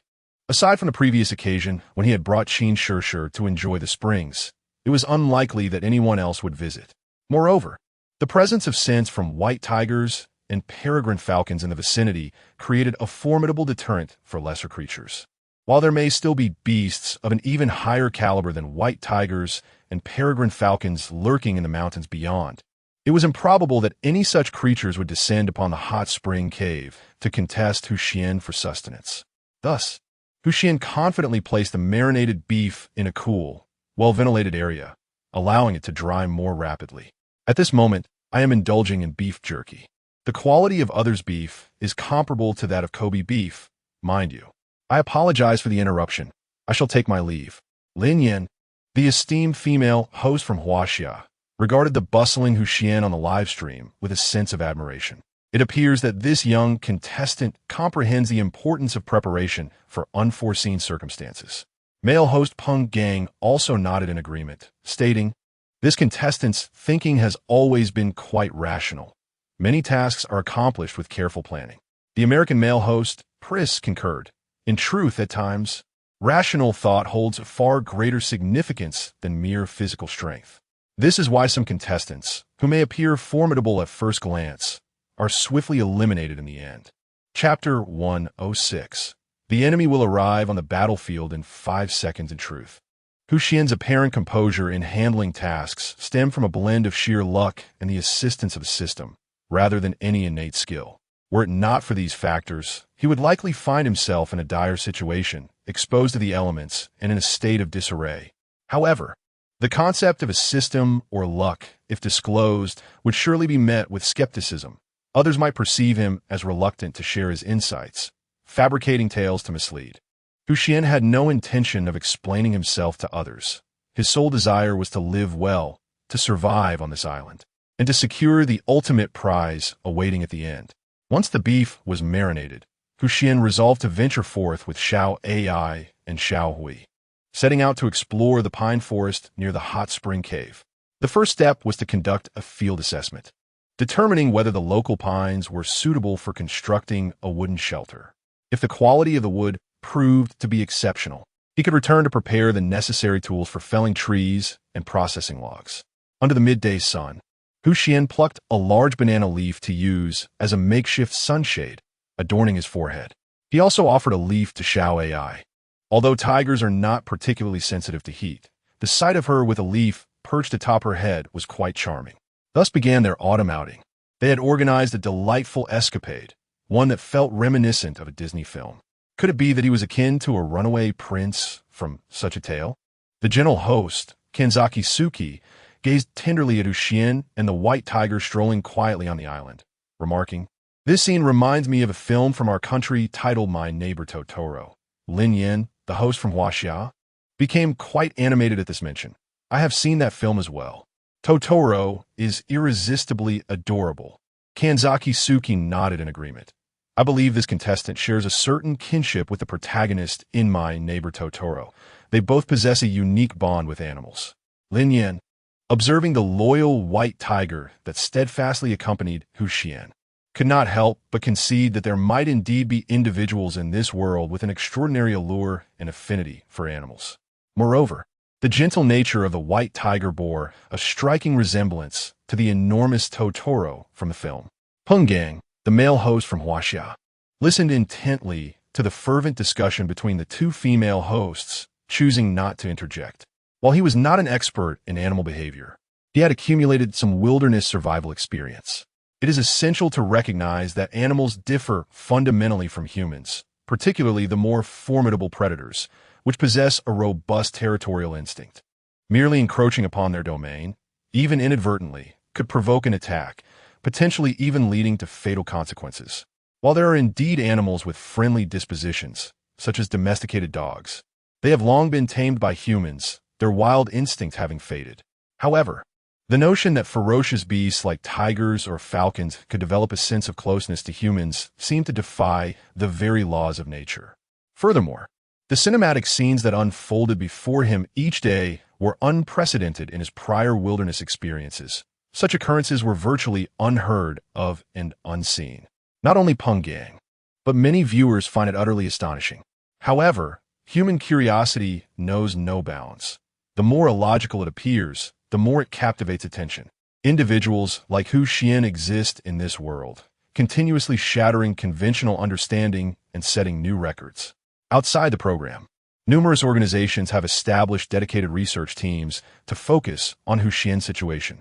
Yet, despite various negotiations with the show, expressing a desire to invite Xuan for research, all efforts have proven fruitless. After all, Xuan single-handedly generates a significant portion of the viewership for the survival show. In this age of monetizing attention, how could the production team possibly relent and allow him to interrupt filming? Moreover, Xuan's remarkable feats have reached the ears of global animal protection organizations, making him a focal point of scrutiny. This level of attention is something the production team would eagerly embrace. The world is driven by fame and fortune, beyond monetary gain. There is the pursuit of renown. Currently, the entire survival show's production team can rely solely on Xuan for such acclaim. However, Xuan remains oblivious to the fact that he has become a protected subject and is unaware of the profound transformations that participating in this survival program will bring to his life. At this moment, Xuan must concentrate entirely on the rugged path before him, as the trails on the island are treacherously difficult to navigate. The entire island remains untouched by human development, still existing in its pristine state, unlike the orderly roads of the city. Most contestants hesitate to explore alone, fearing they may easily lose their way. Fortunately, with the guidance of his eagle and the keen sense of smell possessed by Little Bai, he has not encountered such issues. With these two guides, he can confidently search any part of the island for what he desires. Xuan's memory proves accurate, and soon they arrive at a lush pine forest. This natural pine grove is incredibly dense, sufficient in quantity to construct a small cabin for one person, a tiger, and a falcon. Xuan approaches and knocks on a tree trunk. It is sturdy and robust, showing no signs of termite damage, overall indicating high quality. The forest exudes a faint pine fragrance, remarkably soothing. Xuan selects several particularly thick trees to serve as supports for the cabin, marking them with a multifunctional military knife to save time on his next visit, allowing him to locate and fell the marked trees easily.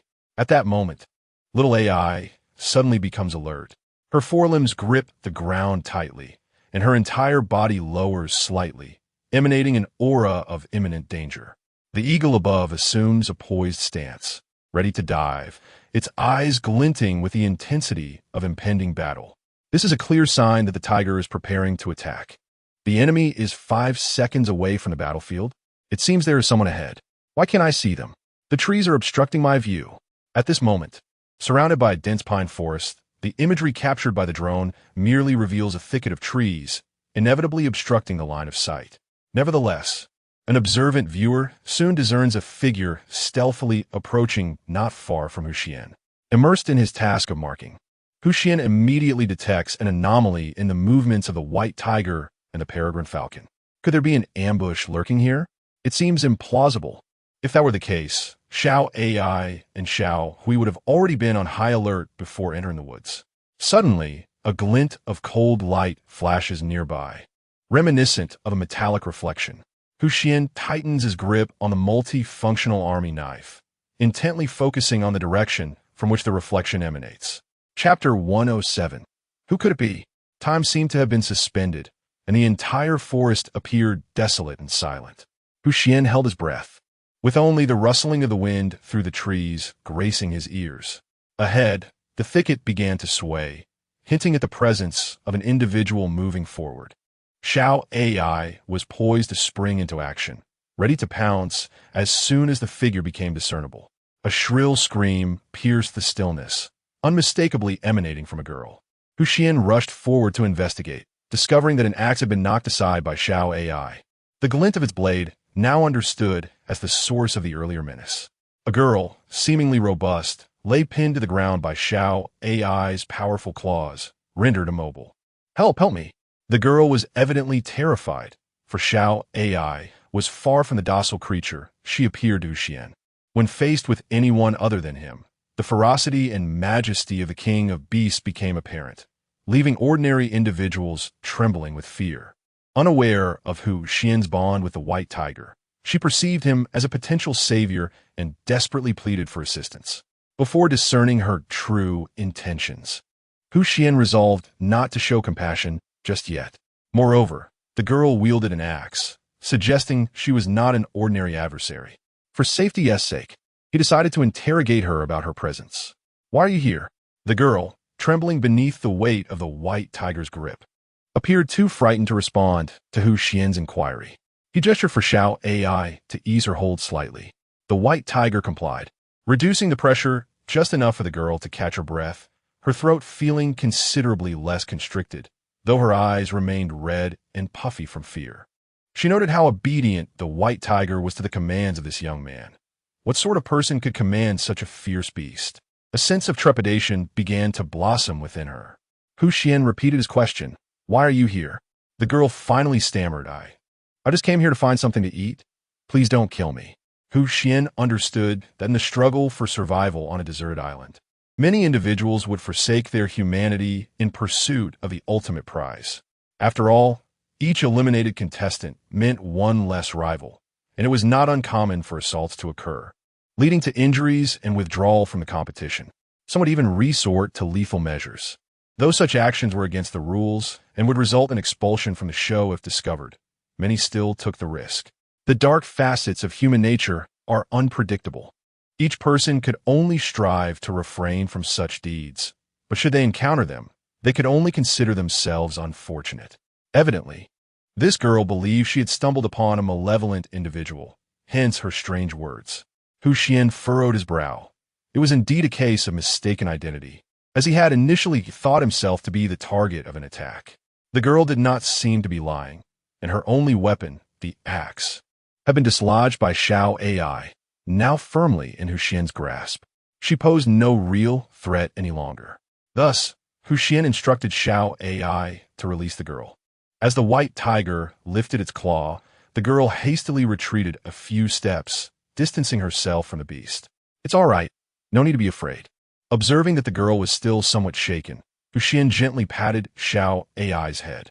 The white tiger then retracted its menacing aura and obediently squatted beside Xuan. The young girl stared in astonishment at the scene before her. The transformation from a ferocious predator to a docile creature was nothing short of astonishing. Who are you?" "Just an ordinary competitor like yourself," replied Xuan as he returned the axe he held to the girl. Since she was unharmed and it was merely a misunderstanding, he prepared to turn and leave. "Wait." The girl quickly caught up with Xuan. But, daunted by the white tiger's imposing presence, she dared not approach too closely. "Is there something else? Could you lend me your white tiger for a day?" "What?" Xuan frowned. It turned out the girl's name was Li Qianqian. Following a series of unfortunate events, she was now all alone. Raised in a family of martial artists that once operated a martial arts school, her life took a downturn when the school was forced to close. In desperation, Li Qianqian had seen an advertisement for a survival competition and decided to participate, believing that her robust physique and martial arts background would see her through to the end. Indeed, she had persevered thus far due to her training and resilience. However, recent unforeseen circumstances had arisen. After finding a cave to shelter in, she had made a soft bed of grass inside and stayed there for some time. Yet, with the arrival of autumn, the weather turned colder, prompting many animals to seek refuge. On one occasion, after foraging for food, she returned to discover a large brown bear had taken residence in her cave. With her sanctuary occupied, she dared not linger, but fortunately, she had brought her axe along for protection. Though she had lost her shelter and now slept outdoors, she had managed to avoid injury thus far. Since the bear had claimed her cave, Li Qianqian had been without a fixed abode, wandering in search of a new refuge. One day, she stumbled upon a pine forest, intending to see if she could gather some pine cones to extract the seeds for sustenance. However, before she could collect many cones, she encountered Xuan and his companions. Initially, she did not notice Xuan, obscured as he was by the trees. She only saw a tiger within the woods. Startled, she almost turned to flee, but the white tiger had already spotted her. Its piercing gaze held her captive, enveloped in an aura of danger. Realizing escape was futile, Li Qianqian gripped her axe tightly and steeled herself to confront the beast. When the white tiger pounced and pinned her down, she feared for her life, convinced she would meet a grim fate. Yet, the white tiger merely restrained her, preventing her from fleeing without inflicting any further harm. Emerging from the depths of the forest was a young boy, whose indifferent demeanor left Li Qianqian in a state of panic as she called out for help. Yet, he remained utterly unmoved. To her astonishment, she soon realized that he possessed the ability to command the majestic white tiger, which responded to him with remarkable docility. Initially, she presumed him to be the type who might resort to underhanded tactics against fellow competitors. However, after clarifying that she was merely seeking sustenance, he surprisingly permitted her to depart. Although the boy appeared to be of similar age to her, his mannerisms were strikingly mature. He spoke little and exuded a somewhat aloof disposition, yet when she approached him, he did not exhibit any signs of impatience. Observing the obedient white tiger at his side, Li Qianqian contemplated that perhaps she could seek the boy's assistance in reclaiming the cave that had been usurped by the brown bear. Chapter 108. A transaction. Upon hearing her plea, Xuan felt that Li Qianqian's request was not an insurmountable challenge. He had witnessed Xiao Ai's formidable prowess, and with Xiao Hui's assistance, driving away a brown bear was certainly within reach. However, the primary concern lay in the brevity of their acquaintance. They had known each other for less than half a day. As the saying goes, one must always remain vigilant against potential deceit. Xuan found himself uncertain about whether he could place his trust in her. Li Qianqian, noticing the boy's contemplative silence, felt a wave of anxiety wash over her.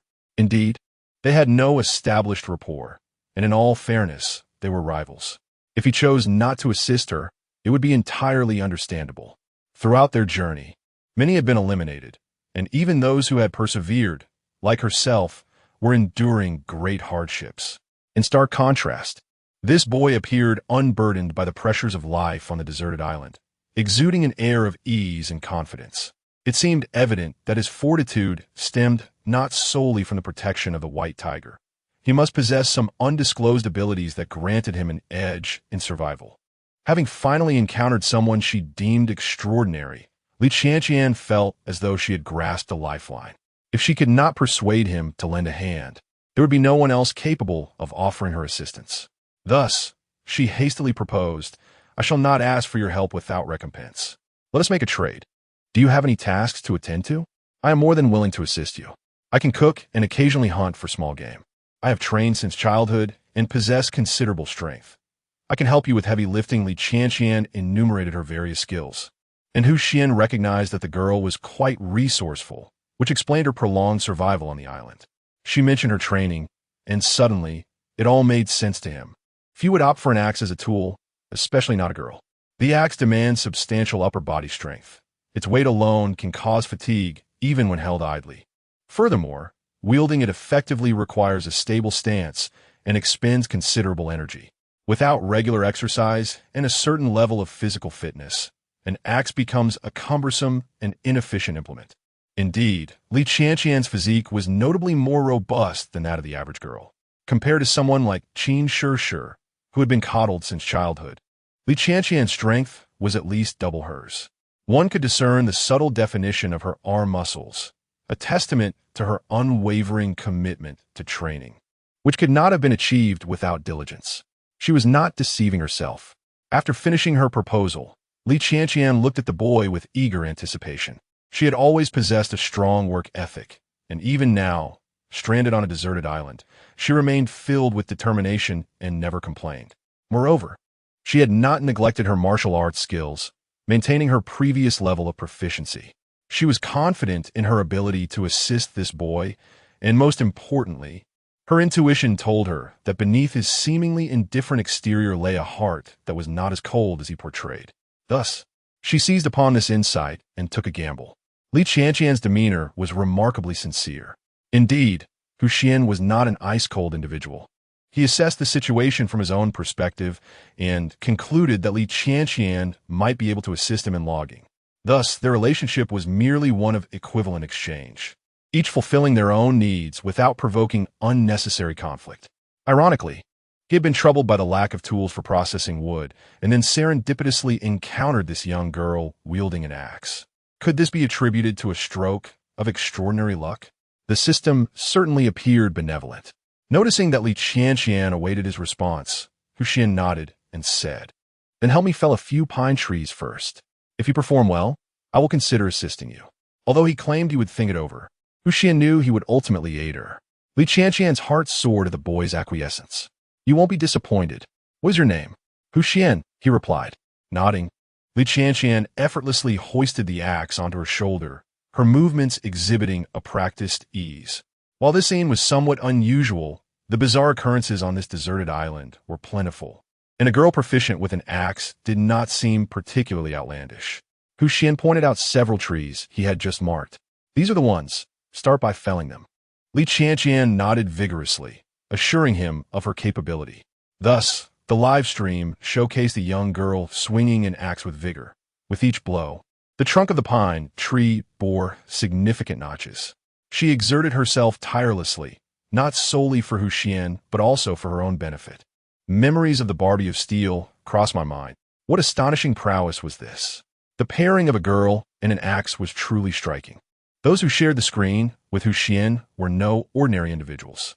Observing this remarkable girl, I sensed an aura of latent strength. Perhaps there lay a martial arts manual within her lineage. The audience was evidently taken aback by this turn of events, bursting into laughter and jesting in the comments. Even the hosts of the live stream seemed surprised. While they were unaware of the specifics of Xuan's conversation with the girl, her initiative to engage him was apparent. In the heart of the Huaxiao male host, Peng Gang, an inexplicable feeling stirred. It was undeniable that the boy named Xuan was exceptionally fortunate, a fact evident to all. Yet, why did it seem that the other female contestants on the deserted island were inclined to approach him? Even a former idol group member from Sakura Country, Kenzaki Suki, appeared to harbor a fondness for Xuan. Peng Gang recognized that this inclination stemmed from a sense of envy, a manifestation of male vanity. Nevertheless, he couldn't help but lament the state of society so fixated on appearances. To outsiders, it seemed as though Xuan's charisma attracted numerous admirers. However, if such a notion were conveyed to Xuan himself, he would likely be perplexed, for the reality was that most individuals were drawn to his companions. Xiao Ai and Xiao Bai. Xuan observed Li Qianqian wielding an axe with remarkable dexterity. After witnessing her skillful maneuvers repeatedly, it no longer struck him as peculiar. Indeed, the sight of a beautiful girl adeptly handling an axe seemed almost harmonious. Li Qianqian's movements were incredibly swift, and in no time, the pine trees designated by Xuan stood neatly aligned on the ground. Beyond Li Qianqian's evident practice, a portion of this success could also be attributed to the superior props provided by the production team, given that each contestant was permitted to select only 3 tools. Every item was crafted with the utmost precision and the finest materials, ensuring both aesthetic appeal and functionality. Take Xuan's stainless steel pot, for instance. Ever since it came into his possession, it has been an indispensable companion in his culinary endeavors. Despite extensive use, a simple wash in water restores its pristine shine, and Xuan harbors no doubt that this pot will serve him faithfully until the very last day of his survival on the deserted island. Chapter 109. Are we about to begin constructing a house? After diligently felling all the pines required by Xuan, Li Qianqian thoughtfully cleared away the chaotic branches, leaving only the sturdy trunks. She arranged 4 pine logs in an orderly manner. This task was trivial for her, far less arduous than the rigorous training she had endured at the martial arts school back home. Her gaze turned towards Xuan, a youth who appeared somewhat aloof and reticent. The imposing white tiger, which had initially startled her, remained steadfastly by his side, never straying an inch. Having participated in survival on a deserted island for some time, she had never encountered such extraordinary circumstances. However, Xuan was markedly different from all the other survivalists she had met. This was, after all, a program fraught with danger, and it was inevitable that one's personality would shift in the face of such a threatening environment. Many either lived in constant fear, shrinking back in trepidation, or developed a fierce survival instinct, becoming mistrustful and unwilling to communicate. Yet Xuan exuded a calming presence, an aura of stability that could not be feigned. Only those with true inner strength, unafraid of adversity, could inspire such a profound sense of security, as if any challenge could be surmounted. This distinctive quality was precisely why Li Qianqian felt compelled to seek Xuan's assistance at first sight. Unbeknownst to him, she harbored these thoughts. To him, it was merely a fair exchange. Much like Qin Shishir assisting him with pottery, he could offer her a soak in a hot spring in return. Li Qianqian, too, understood that if she wished to enlist the help of the White Tiger, she needed to provide Xuan with satisfactory terms of exchange. Currently, Xuan was in need of manpower for the construction, and clearly, Li Qianqian's arrival was serendipitous. In the absence of modern technology, human labor became exceedingly vital, which was why early societies were communal. At that moment, he was in search of leaves to shield against the wind. Lacking fabric or glass for windows, he could use sturdier leaves, such as those from the phoenix tree or banana plants, as a temporary substitute. While this would merely serve as a windbreak, it was better than nothing. Upon seeing that Li Qianqian had swiftly completed her task of felling trees, Xuan approached, cradling a bundle of leaves to assess her labor. Li Qianqian gazed at him with eager anticipation, her expression reminiscent of Xiao Ai when seeking praise. Xuan couldn't help but chuckle inwardly. This girl was quite innocent and endearing. All right, let us set this aside for now. I need a few more things. What do you need? Let us find some vines, sturdy ones. The more, the better. I understand. Li Qianqian watched as Xuan strung the leaves together with a long branch, creating what resembled a curtain made of foliage. Unable to contain her curiosity, she inquired, "Are you preparing to build a house?" Xuan nodded. Li Qianqian could hardly contain her astonishment. This young man had already conceived plans for constructing a dwelling. This indicated that he had discovered a remarkably suitable place for habitation on this deserted island. Unlike the conveniences of a city, life on an uninhabited isle is far less accommodating. To find a location apt for settlement, the presence of ample water sources is an indispensable criterion. After all, water is the essence of life. One can endure for a considerable time without food, yet without water, survival is limited to a mere 3 days. Moreover, it is not solely humans that require water. All forms of life depend on it for sustenance. Therefore, areas near water sources typically host a diverse array of creatures, including some potentially dangerous species. If indeed this boy named Xuan were to settle in such an environment, he would be exceedingly formidable. However, this seems rather improbable. Even with the protection of a white tiger, a sudden assault by a pack of wild beasts could prove disastrous. Furthermore, based on Li Qianqian's brief acquaintance with Xuan over the past half-day, it was evident that he possessed a cautious disposition. He would not overlook such a critical consideration. Thus, he must have found a place that is sufficiently safe and devoid of latent threats. Yet, much of the island is dominated by its indigenous inhabitants, namely the various animals that reside there. Just as Li Qianqian had scarcely discovered cave, it was ultimately commandeered by a brown bear. Does a genuinely secure and stable environment exist, one suitable for building a house? Qin Shishir's mind raced with conjectures. If Xuan truly found such a place, he would indeed be extraordinarily fortunate. With autumn now upon them, and the weather becoming progressively cooler, enduring the primal conditions without heating or air conditioning would be exceedingly challenging without a shelter to shield from the elements. At that juncture, it would undoubtedly lead to the elimination of many competitors. Clearly, Xuan was not among them, though the means by which he achieved this remained a mystery. It must have been anything but simple. Li Qianqian could not help but speculate whether Xuan might be affiliated with the production team. After all, his luck seemed almost illogical. Such thoughts were not hers alone. Several hosts had questioned this repeatedly, even seeking confirmation from the production team that he had indeed entered the competition independently.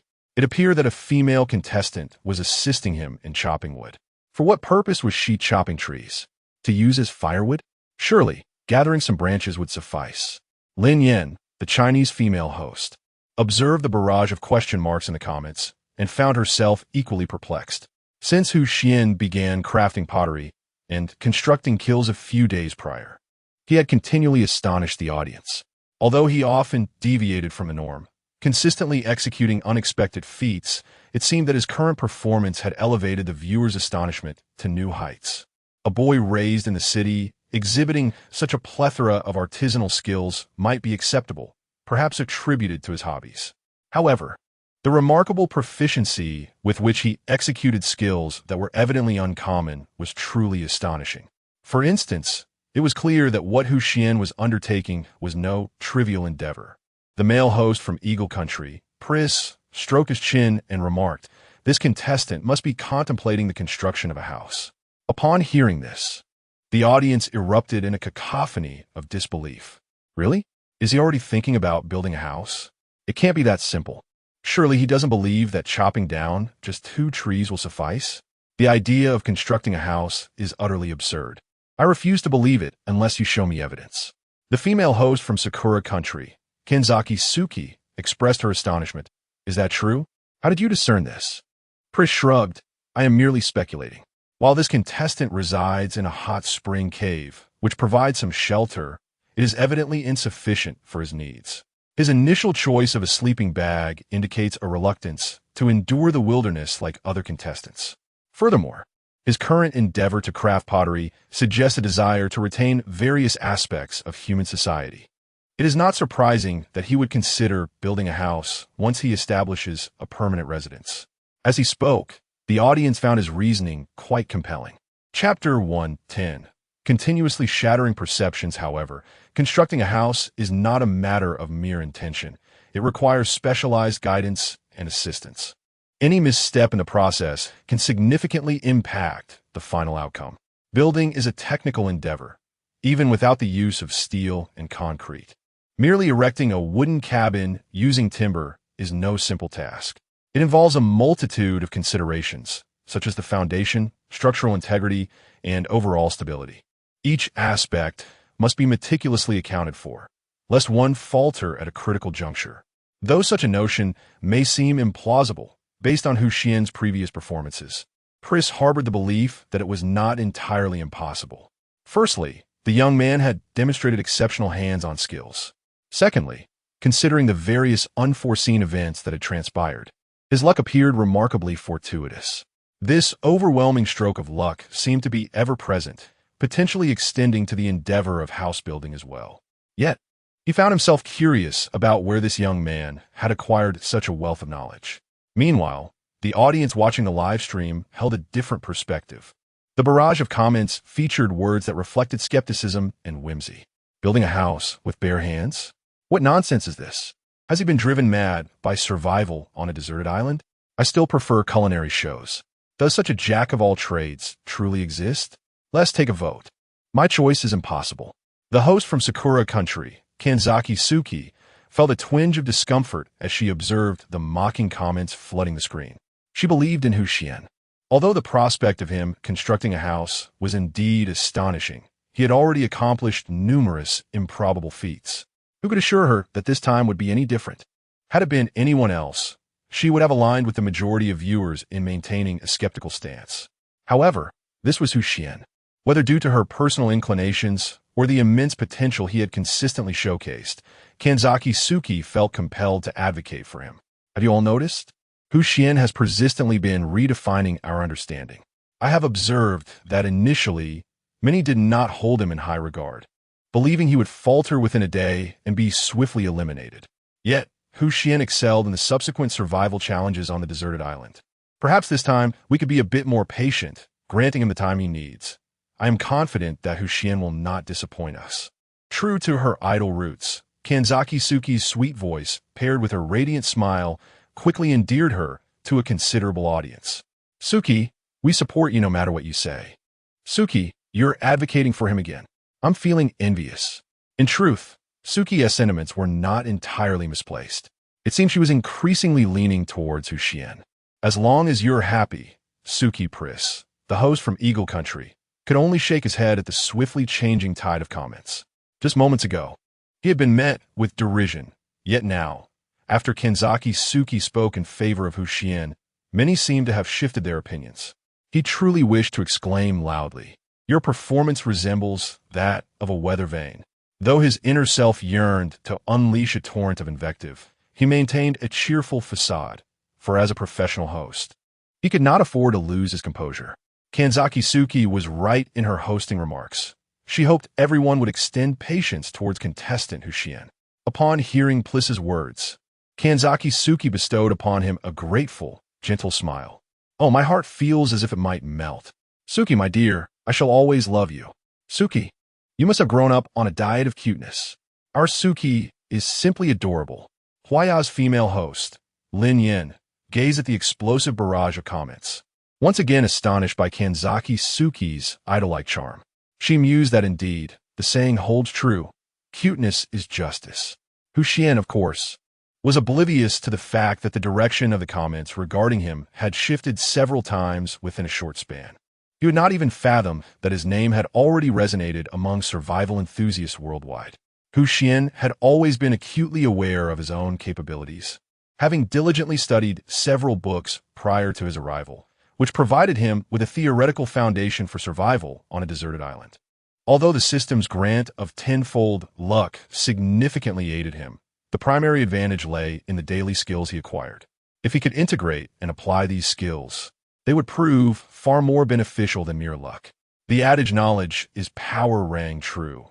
Possessing these skills bolstered his confidence in surviving on the island. Moreover, as time progressed, the variety of skills would only increase, further enhancing his assurance. Although he had observed that many contestants on the same boat appeared far stronger than him, exuding a champion's aura, he realized he might eventually interact with such individuals and needed to prepare accordingly. However, those who had mocked Xuan had either been driven away by beasts or voluntarily withdrew from the competition early.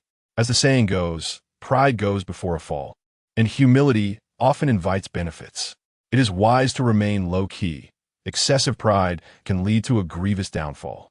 As a result, after the elimination of a significant number of contestants, those remaining possessed considerable strength. Each individual was now under the spotlight, with the livestream audience surpassing tens of millions, even reaching over 1 billion. Yet, amidst this fierce competition, Xuan's popularity remained at the forefront. Although no one was privy to the intricacies of popularity or comment trends, there existed a silver lining. High-profile contestants would not feel compelled to alter their survival strategies or styles to appease the audience, preserving the authentic essence of each participant and restoring the raw experience of survival on the deserted island. To some extent, this authenticity contributed to the global phenomenon of island survival. Of course, as the number of contestants dwindled, the ensuing survival challenges would only intensify.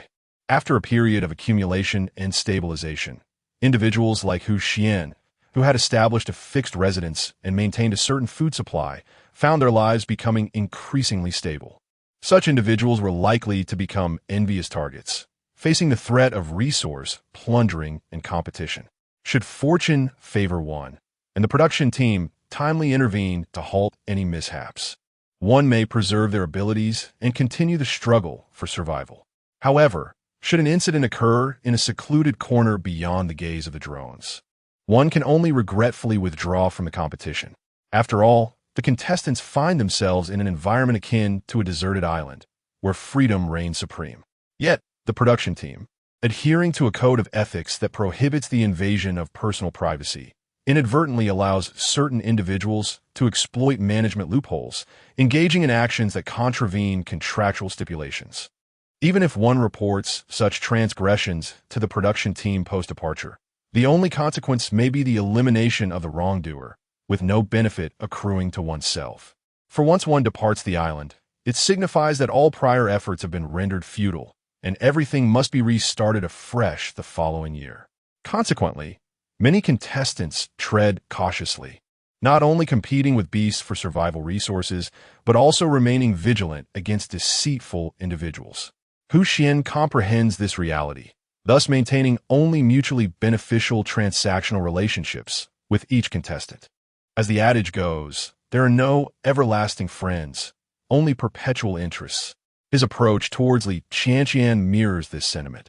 Had she not proactively offered her assistance, he would not have engaged with her. It is precisely her dependence on him that instills a sense of security in Xuan. Should interactions lack purpose and veer into the realm of unwarranted familiarity, one must remain wary. Flattery without cause is often a guise for ulterior motives. Thus, sustaining an equitable transactional relationship emerges as the safest mode of interaction. Chapter 111. The Cave of the Brown Bear in the Live Broadcast. The two individuals remained tirelessly engaged in their tasks. The pine tree was adorned with numerous entwined vines, which Li Qianqian and Hu Xian quickly gathered into a substantial pile. Hu Xian intended to utilize these vines to intertwine between two supportive tree trunks, crafting a wall akin to a fence through tight weaving. The next endeavor was to cut grass. The undergrowth was sparse, necessitating a journey to the hillside to locate suitable pasture. Hu Xian's preliminary plan was to use this grass for roofing. Although a kiln had previously been constructed for pottery, capable of producing tiles for roofing, the current manpower was limited. Moreover, achieving a sufficient quantity of tiles suitable for roofing was not a task that could be completed in just a day or two. Hence, the immediate course of action was to harvest grass for a rudimentary roof, which would at least provide shelter from the wind and rain, with the intention of gradually replacing it with a more robust covering once stability was attained. Thus, Hu Xian, accompanied by Li Qianqian, discovered a hillside abundant with lush grass. Armed with a military shovel, Hu Xian, and wielding an axe, Li Qianqian, the duo swiftly cleared a vast expanse of grassland. The scene was undeniably pleasant. These were seasoned experts. I sensed that this young woman possessed far greater combat prowess than I. Those who had persevered to this point were anything but ordinary. A relentless grass-cutting machine. The barrage of comments brimmed with praise regarding their formidable capabilities, and several hosts shared the sentiment that the duo in the broadcast was exceptionally vigorous. The Chinese host Lin Yin remarked, "The synergy between these two contestants is remarkable. It feels as if they have known each other for ages." However, this assertion was swiftly countered by another host, Peng Gang, who suggested the likelihood of them having met by chance seems far greater. Otherwise, the white tiger would not have attacked this girl. It evidently sensed the presence of a stranger and perceived a form of threat. Lin Yin pondered. Your point reminds me that domesticated pets sometimes exhibit a form of aversion towards individuals other than their owners, and in severe cases may display aggressive behavior. Indeed, he concurred. Thus, I believe Hu Xian and this girl must be meeting for the first time.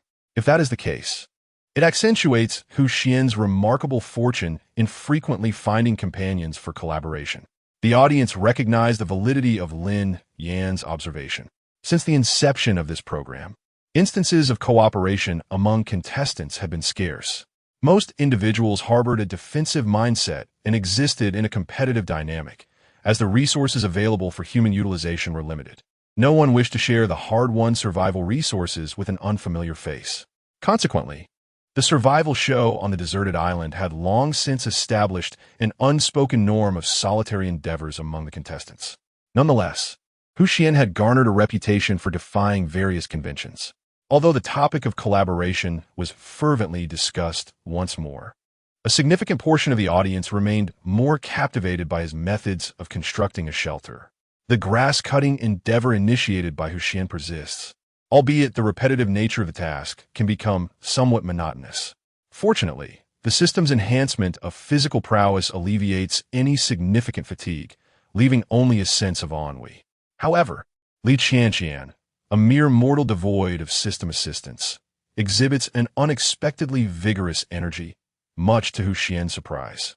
Her speed nearly matches his own, signifying a remarkable increase in work efficiency, thus rendering her a considerable aid to him.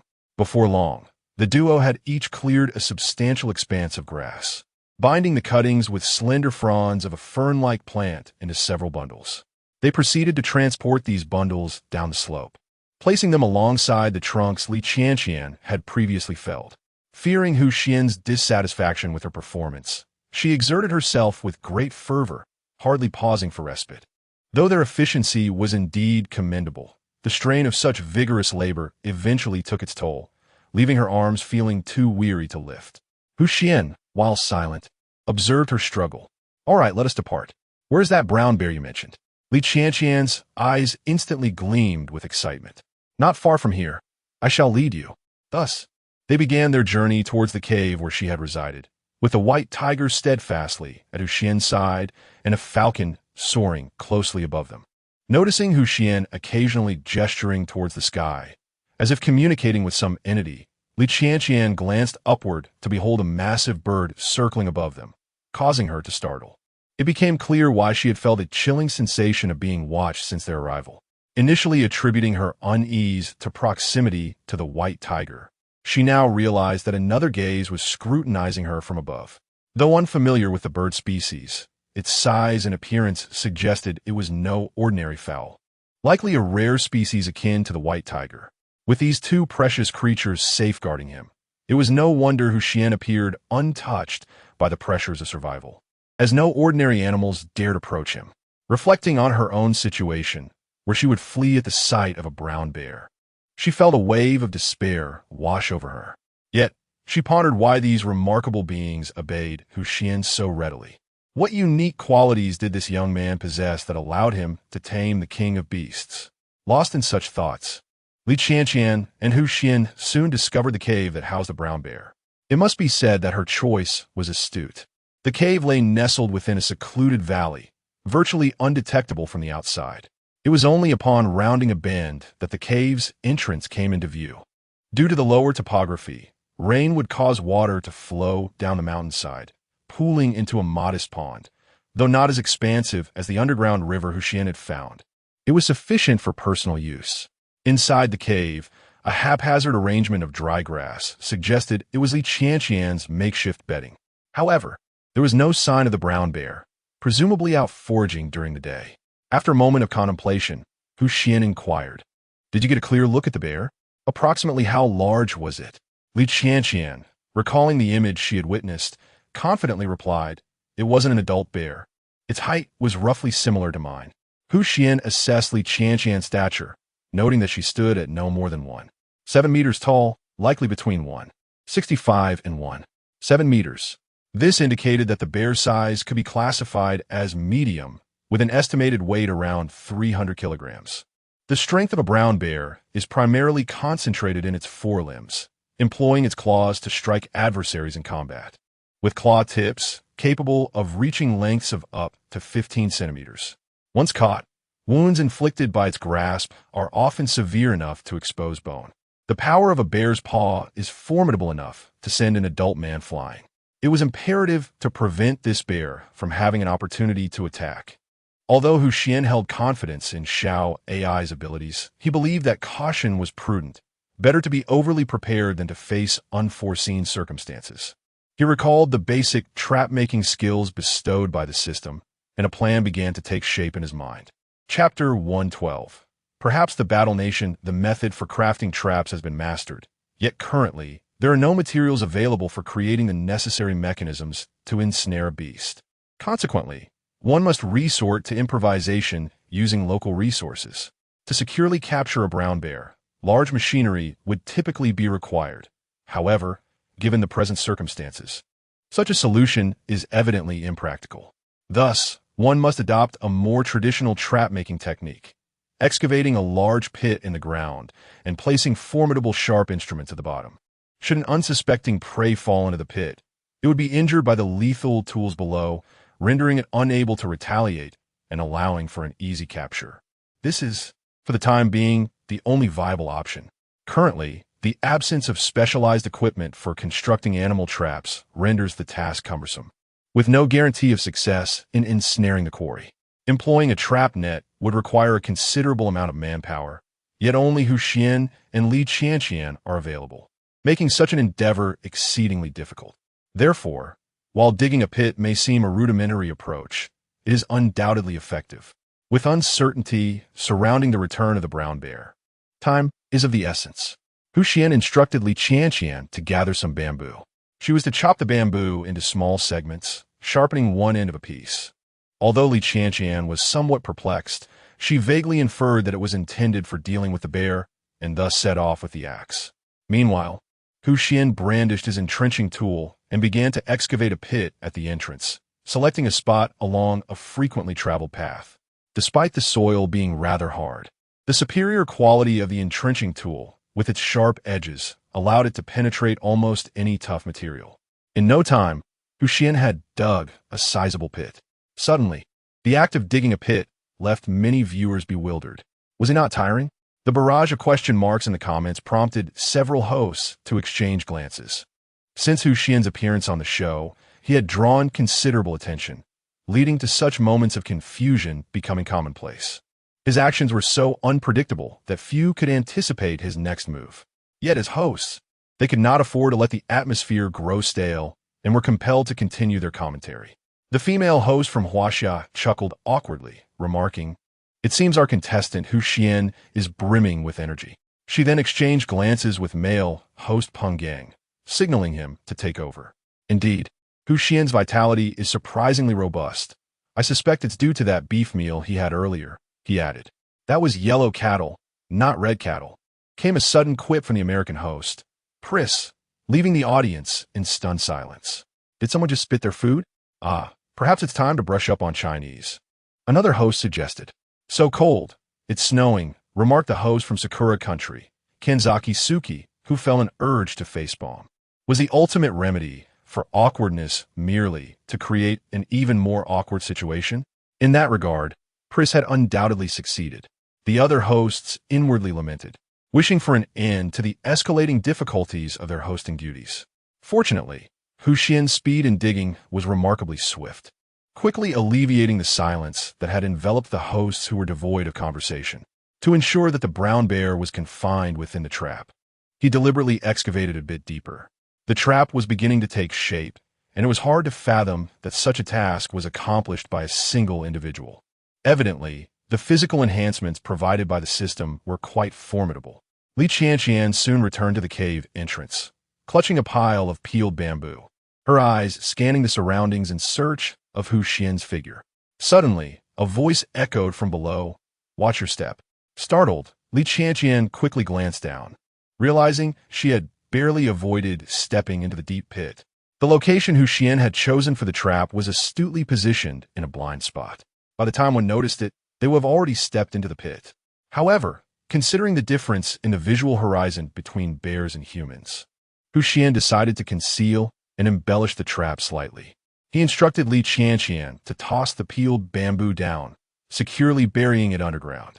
Soon, the bottom of the trap was filled with sharp, blade-like bamboo. Although bamboo was not as formidable as steel, the impact of a bear falling from above, combined with its own weight, would deliver a significant blow against the sharp bamboo edges, posing a considerable threat. After completing his work below, Xuan effortlessly leaped back to the surface, using his hands to grip the protruding areas. Now, all that remained was to camouflage the trap and await the bear's inevitable entrapment. Li Qianqian was astonished by how swiftly Xuan had resolved her dilemma, admiration gleaming in her eyes. Together, they gathered the excess soil from the excavation and relocated it, then procured some branches and grass to cover the trap. Thanks to their disguising efforts, combined with the blind spot, this trap would undoubtedly escape the bear's notice. Next, they took a branch and swept away any traces of their passage, primarily to eliminate their scent and avoid alerting the bear. Once their tasks were complete, Xuan led Li Qianqian to a safe hiding place, advising Xiao AI and Xiao Hui to be vigilant and ready to act should any unforeseen circumstances arise. Xiao AI nodded obediently, gently nudging Xuan's palm before bounding into the woods to conceal herself. Li Qianqian watched in astonishment as Xuan emitted a unique low growl, reminiscent of a tiger's but with a deeper timbre, exuding an aura of authority. The white tiger, however, clearly understood Xuan's intent. She had never witnessed how a professional animal trainer interacted with creatures before. Was it always like this? Though curious, she refrained from asking. Li Qianqian, typically a carefree individual, maintained her discretion in such matters, aware that probing too much could arouse suspicion. Moreover, she was acutely aware that Xuan was not one to forge friendships easily. Once their dealings were concluded, they would likely part ways. As Li Qianqian pondered these thoughts, Xuan suddenly reached out, gently pressing down on her head to lower it. She focused her gaze and noticed a brown figure emerging from the distant woods. Goodness, a bear. Is he really going to confront the bear? Xuan must be Russian. Hand him some vodka. In this moment, I feel like the bear, my heart racing with anxiety. The host, Peng Gang, wore an expression of sheer astonishment, realizing that this contestant had been crafting a trap moments ago. The American host, Pulleys, also appeared incredulous. In our nation, even the most elite hunters would not dare to act alone in such a manner. Lin Yin, the Chinese female host, reminded everyone, let us not forget that this contestant has a white tiger and a peregrine falcon to assist him. Unlike the other hosts who fervently debated the feasibility of bear hunting, Kanzaki Suki silently prayed that Xuan would emerge unscathed from this perilous encounter. Chapter 113. In exchange, the hideout of Xuan and Li Qianqian was remarkably secluded, yet it offered an excellent vantage point, allowing them to observe the bear's movements and the surrounding environment with clarity. Xuan glanced back. Though he could not discern Xiao Ai's precise location, he was assured that she was nearby. The peregrine falcon circled gracefully in the sky, and everything was in place. They simply needed to wait for the opportune moment. Li Qianqian held her breath, clutching a leaf tightly in her hand. The surroundings were enveloped in silence, where even the sound of a falling pin could be heard. The 4 pairs of eyes, 2 humans, 1 beast, and 1 falcon, were intently focused on the brown bear. The bear ambled forward, its limbs resembling mighty pillars, exuding an undeniable strength simply through its presence. It soon approached the trap set by Xuan, seemingly slowing its pace. A bead of sweat formed in Xuan's palm. Had the bear detected their presence? However, his apprehension quickly dissipated as the bear continued its slow advance.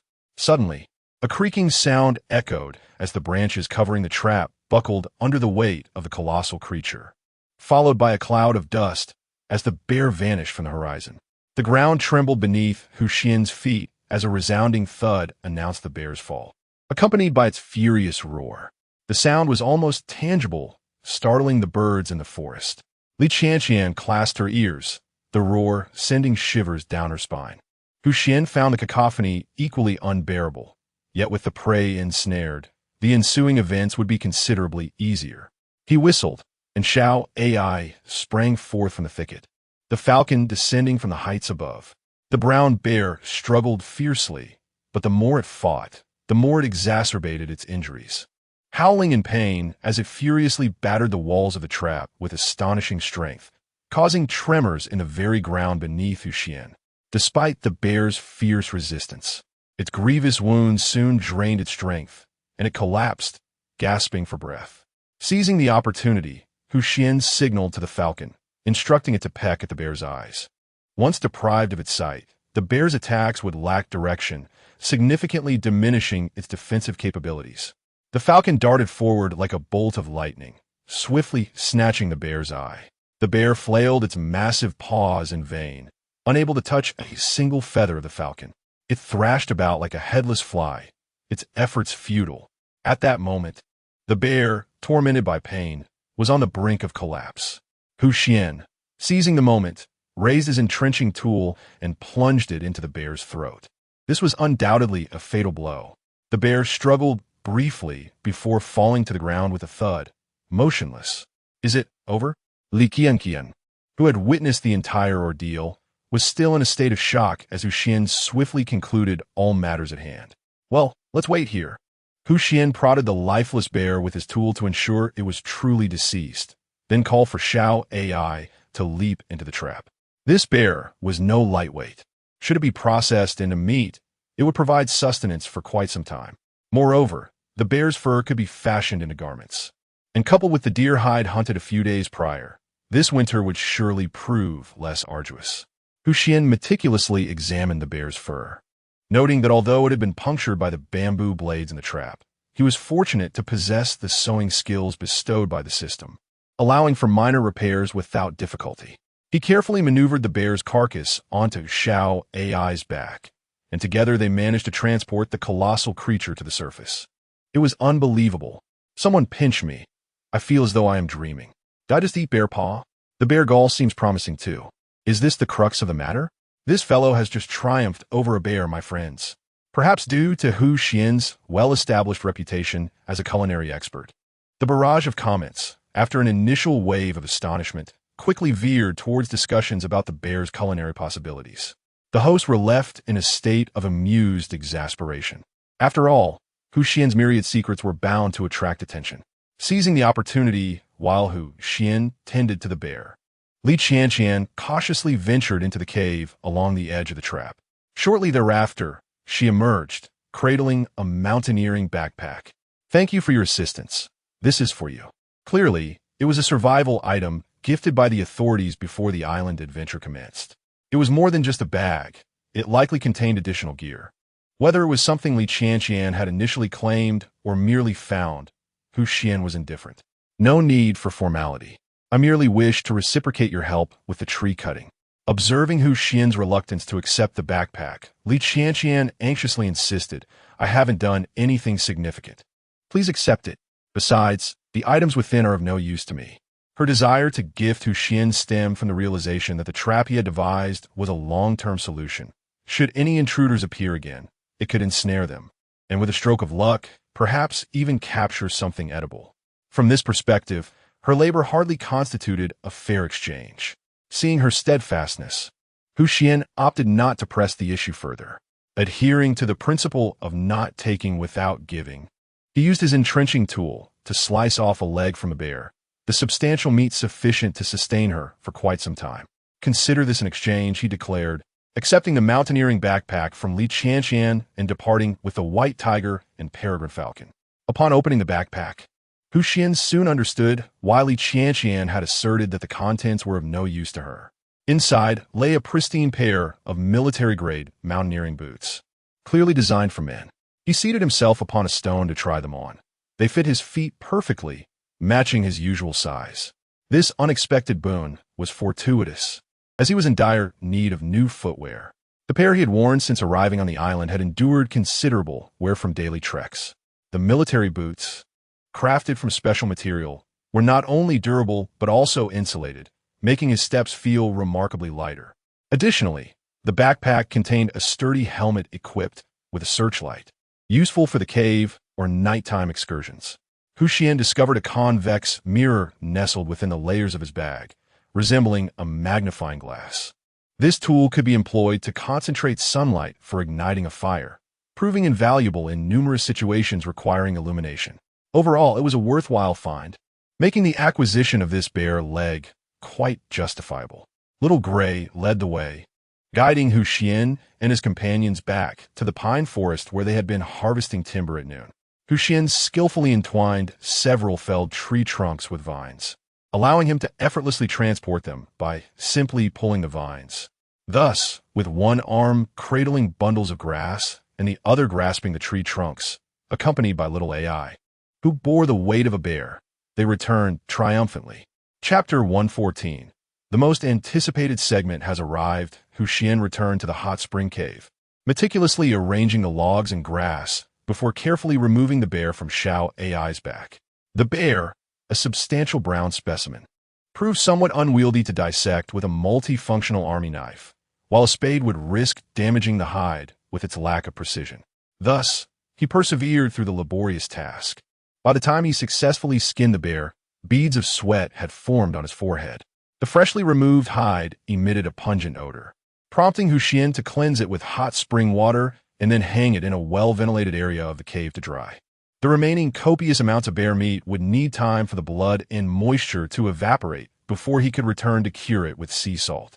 He intentionally set aside 2 bear paws, deciding they would be the centerpiece of that evening's dinner. Soon, Hu Xian found himself by the creek, every aspect now familiar to him. However, this time he opted against using a stainless steel pot for cooking. Instead, he resolved to roast the meat directly over the fire.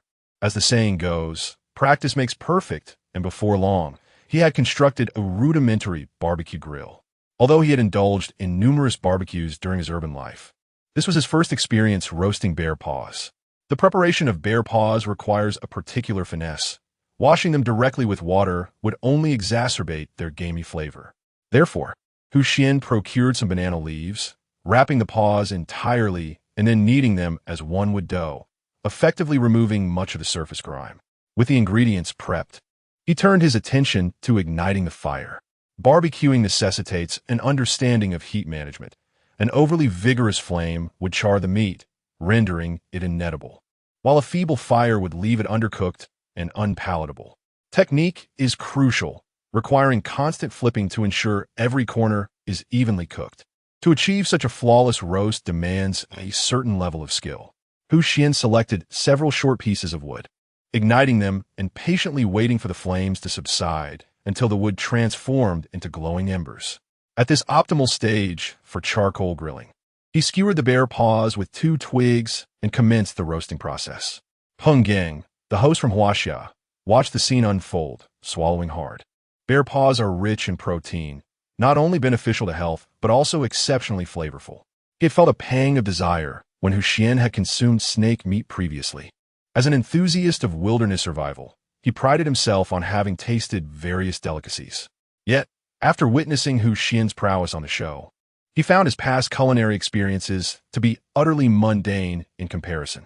Despite having explored with a full array of equipment and obtaining what he considered rare delicacies, they paled in significance beside Xuan's feats. Peng Gang could only offer a rueful smile, acknowledging that sometimes there exists a stark contrast between individuals.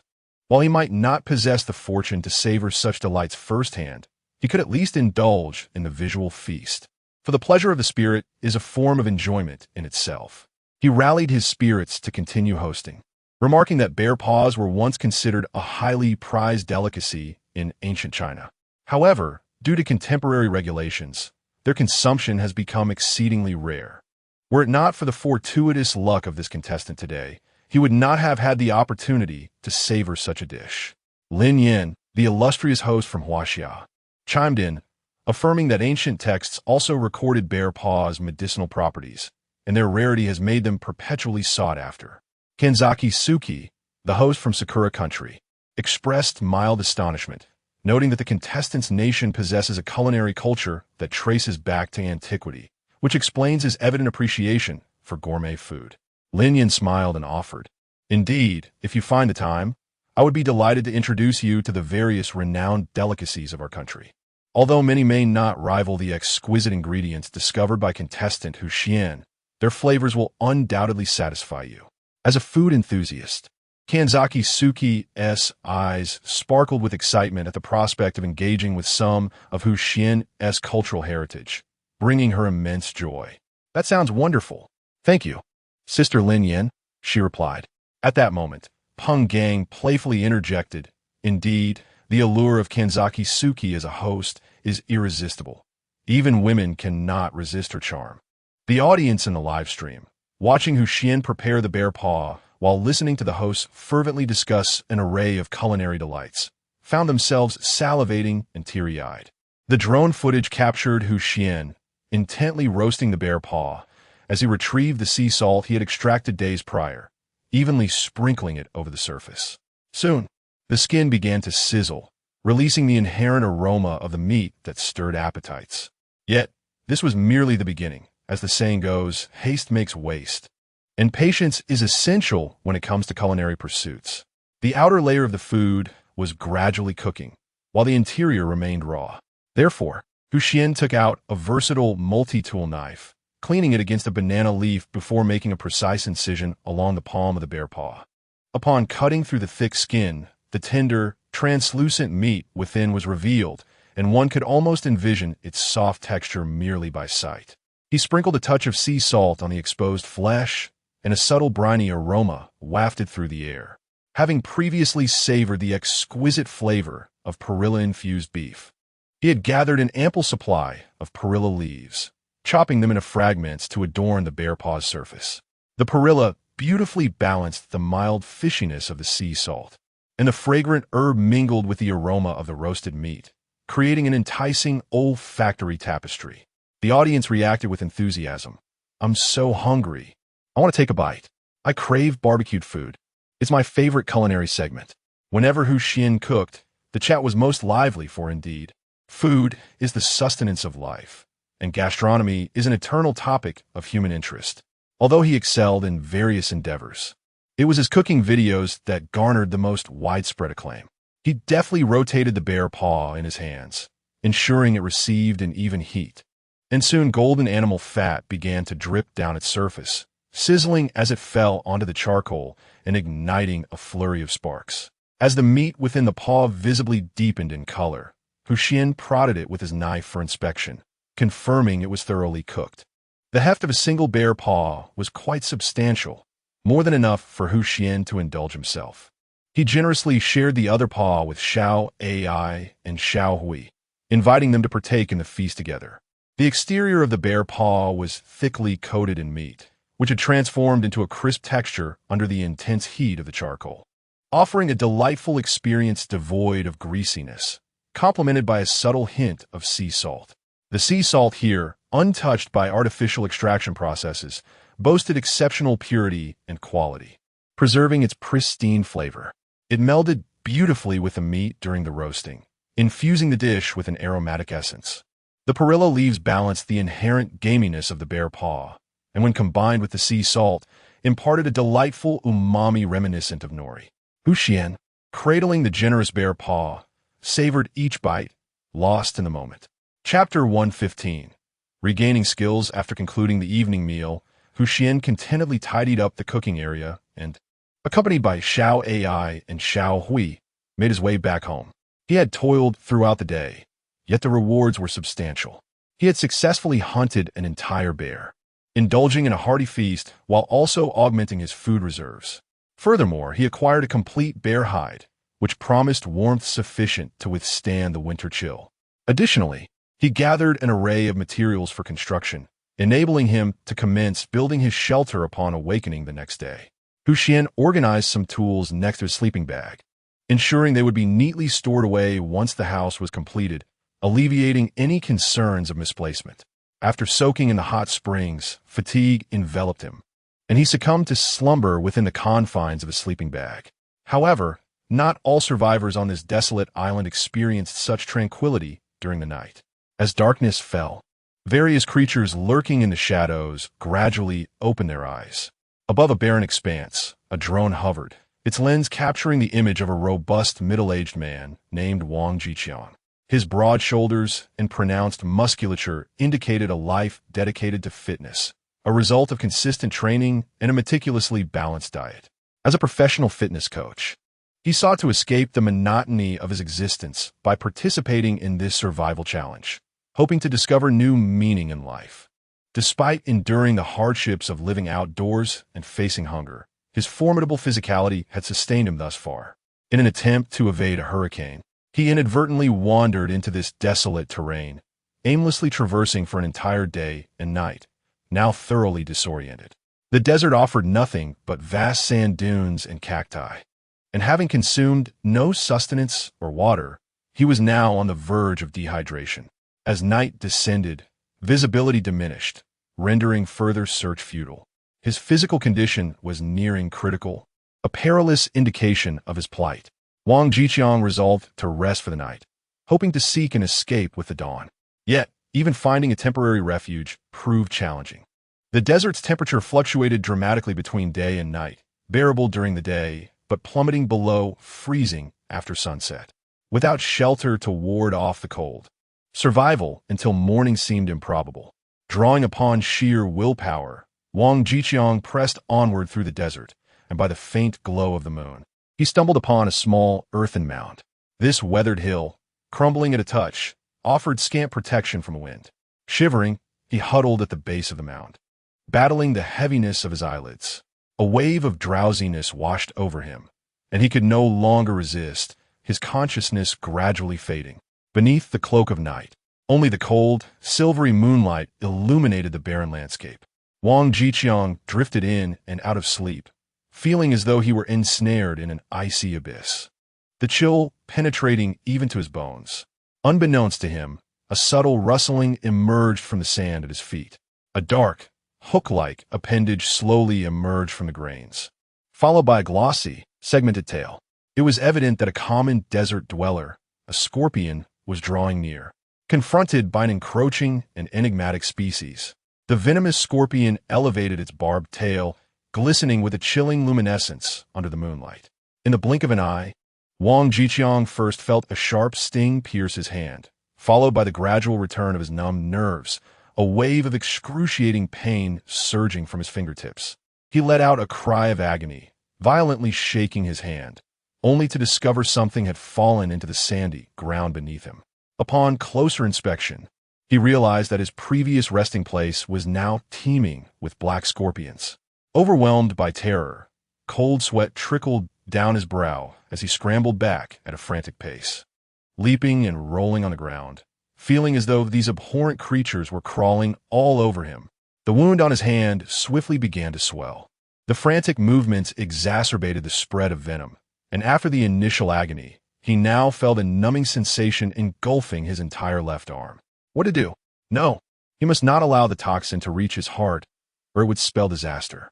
The fear of death seized his senses, compelling him to grasp a stone with his uninjured right hand, trembling as he brought it down forcefully upon his left arm. Eventually, dawn broke, illuminating the landscape. The scorching sun baked the sand to an unbearable heat, revealing a trail of blood in the desert, which led to the lifeless remains of a human arm. Another dreamless night passed. Ever since the advent of the hot spring, his nightly soaks had significantly improved his sleep quality. Xuan, nestled in his sleeping bag, stretched luxuriously, feeling invigorated. Congratulations, host, you have successfully signed in and received a reward. Intermediate sewing skill. An upgrade? Previously, he had acquired a basic sewing skill that enabled him to make clothing. He pondered what differences the upgraded skill might bring. As he sifted through his memories, he found that this intermediate sewing skill arrived at just the right moment. It not only enhanced his sewing techniques, but also expanded his capabilities beyond mere clothing to include a plethora of other items. The rudimentary fish net he crafted last summer at the beach was quite simplistic and suitable only for shallow waters, limiting his catch. However, with the upgrade, he could now create larger and sturdier fishing nets or traps for game, which would allow him to strategically deploy them daily and await his prey. By periodically collecting these catches, he could ensure a steady supply of food, significantly reducing labor while freeing up time to fortify his dwelling. Xuan swiftly contemplated suitable locations to set his traps, his mind already formulating plans. However, today's agenda was to construct a shelter, and he wondered if he could accomplish it within the day.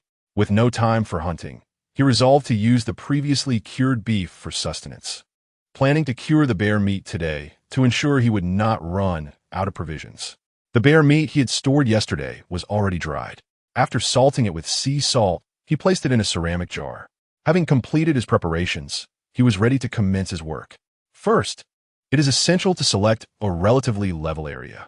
Although the rock on which Xuan currently rests is quite even, it is surrounded by solid rocks, making it challenging to lay a foundation. Furthermore, the proximity to the hot spring renders the sulfurous scent rather potent. While this may not pose an immediate issue, it is advisable to choose a location with fresher air for constructing a dwelling intended for long-term habitation. Xuan, wielding a spade, wandered through the hot spring cave and swiftly identified a suitable spot. Chapter 116, The Mind Understands. But the hands do not. Xuan selected a position nestled in the corner of a cave, adorned with a natural vent at its apex. He had previously sent his falcon to scout the area, confirming that no creatures resided within, ensuring complete safety. Two paths diverged from this spot. One led to a hot spring, which subsequently opened to an exit, while the other delved deeper into the uncharted territories of the cave. This latter path remained a mystery, potentially leading to a dead end or perhaps another exit.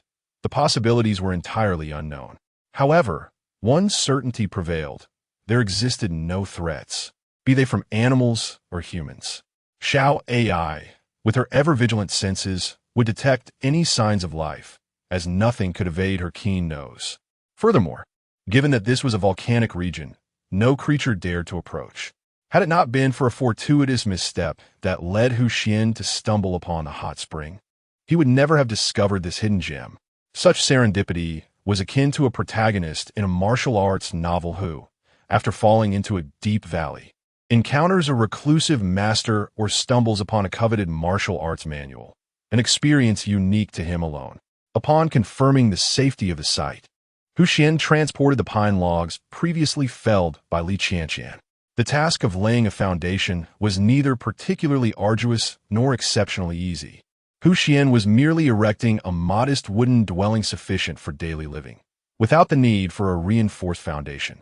Armed with a spade, he outlined the plot of land, marking 4 points, and subsequently drove the 4 logs into the earth. Once secured, the logs stood firmly, unyielding to his tests. Next, he connected several slender branches between the 4 corners, binding them with the roots of a certain fern. Thus, the framework of the house took shape, resembling a rectangular structure. He then spread the prepared grass atop the framework.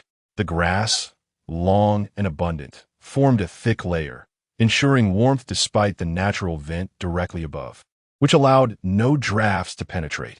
Once completed, it resembled a canopy, and the house was beginning to take a recognizable form. Next, Xuan intended to gather some branches to construct a fence. He planned to fell nearby trees to obtain the necessary materials. The process of building was somewhat tedious, and as he worked alone, he had to attend to every detail himself. Fortunately, the enhancement to his physical capabilities provided by the system allowed him to manage the considerable labor without difficulty. The logs for the walls did not need to be excessively thick, making them easily manageable with a spade. After exiting the hot spring cave, he came upon a broadleaf forest. The island boasted a plethora of plant life, many of which he could not identify, yet this did not hinder his material gathering. Soon enough, he had chopped down numerous branches, stacking them into a substantial pile. Xuan bound this collection and placed it upon Xiao AI's back, transporting it back to the cave. In this primitive environment, most individuals often relied solely on themselves. It was unlikely one could find another like Xuan, fortunate enough to have the assistance of an animal companion. Xiao AI's robust carrying capacity meant that when heavy items needed to be transported, Xuan required no effort, saving both time and labor. Soon, Xuan completed the construction of the surrounding fence, using his rudimentary carpentry skills to ensure that the walls were remarkably sturdy. He meticulously selected timber of similar dimensions while felling trees, resulting in a visually appealing and orderly appearance. To facilitate ventilation, he left a square window in one of the walls and adorned it with curtains made from the sycamore leaves he had woven the previous day. Similarly, he hung a curtain of sycamore leaves at the entrance he had crafted. As Xuan lifted the curtain and stepped inside, a modest living space unfolded before him. The 4 walls of the fence were clean and tidy, and when he drew the curtain closed, it effectively shielded him from the wind. Most importantly, this space offered him a sense of privacy, distinctly separating him from the cave, and finally providing him with the authentic feeling of residing in a place. With a few slightly thicker branches remaining, Xuan arranged them side by side and bound them tightly with vines. He then procured 4 rocks of equal height to serve as supports for the branch bed, successfully creating a simple sleeping arrangement. He placed a sleeping bag atop the makeshift bed and lay down to test it. The branches were soft and elastic, far more comfortable than resting on the rocks. Now, he needed to address the issue of lighting within the dwelling. Previously, when he slept beside the hot spring, he had relied on luminescent minerals for illumination, but the drawback was their inability to be extinguished.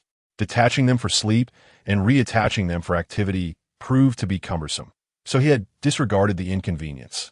Now, with his own private space, Xuan pondered how to install a controllable light source. He recalled the climbing backpack gifted to him by Li Qianqian the day before, which contained a magnifying lens, sparking an idea. Xuan retrieved a luminescent mineral and embedded it into the exterior wall of the house. Beneath the mineral, he positioned the magnifying lens, adjusting its angle until the light from the mineral was reflected through the window, illuminating the entire room. By tying a vine to the lens, he could easily manipulate its direction, effectively creating a switch. When he needed darkness, he could simply pull the vine to adjust the lens, blocking the light from entering the space. Xuan then moved a stone to serve as a table, placing a ceramic jar filled with fresh water upon it for easy access during the night should he awaken thirsty. Using some dry grass and vines, he fashioned a cozy nest for Xiao AI, placing it beside his bed. The peregrine falcon seemed ill at ease in such a confined space, so he decided to let it remain in the cave outside. Although the area was not extensive, it was more than sufficient for one person and a white tiger. Of course, this house was merely in its rudimentary form, Given the current scarcity of tools, he could only achieve this level of construction for now. Nonetheless, it was a significant improvement over sleeping on the rocks. Once he could utilize the basic forging skills provided by the system to create tools such as axes and chisels, he would be able to construct a more sophisticated dwelling. It was increasingly reminiscent of a vacation. I feel capable too. The mind understands, but the hands do not. Those who previously declared impossible are now being proven wrong. Witnessing Xuan complete the small wooden cabin, the onlookers were struck with astonishment. It is worth noting that just moments ago, they had been mocking him in the comments. Now, they were undeniably silenced. The host of the Eagle Nation, Pris, had become quite familiar with several of the most vociferous dissenters' usernames, yet those individuals had now vanished without a trace, presumably too intimidated to voice their opinions any longer. He inwardly scoffed at this group of pragmatic individuals.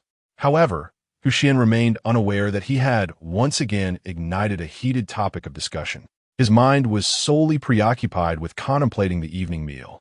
After toiling for an extended period, Xuan stretched his sore neck and called upon Xiao AI to prepare a fire for cooking. The previously marinated beef had fully absorbed its flavors, and he planned to grill beef skewers for dinner. He retrieved the seasoned meat and set off once more to the stream side, ready for a picnic. Xuan recalled the subterranean river and mused that perhaps he could construct a waterway using bamboo to channel fresh water directly to the hot springs, allowing for convenient access akin to running water, which would undoubtedly simplify matters considerably. Nevertheless, this was no minor undertaking. Numerous details required meticulous planning. Chapter 117. The beginning with a pair of hands, Xuan, carrying a substantial piece of beef, made his way to the creek alongside Xiao AI.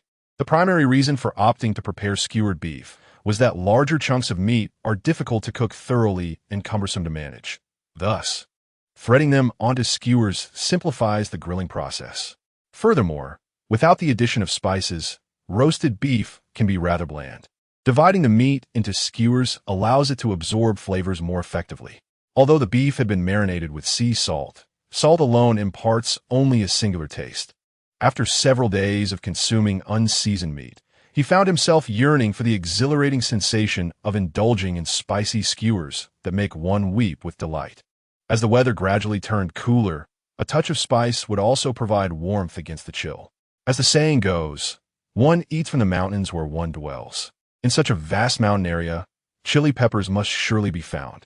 Not only chili peppers, but perhaps other seasonings could also be unearthed. The marinated beef was somewhat tough, and Xuan utilized his multifunctional army knife to slice it into long strips. He then gathered several branches, sharpened their ends, and threaded the beef onto them.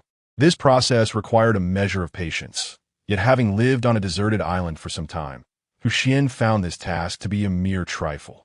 Swiftly assembling a generous batch of skewered beef, this quantity was more than adequate for a hearty meal. Each time, Xuan would share his food with Xiao AI and Xiao Hui, treating them as beloved family. Although they devoured the food with evident joy, he observed that they did not appear particularly hungry.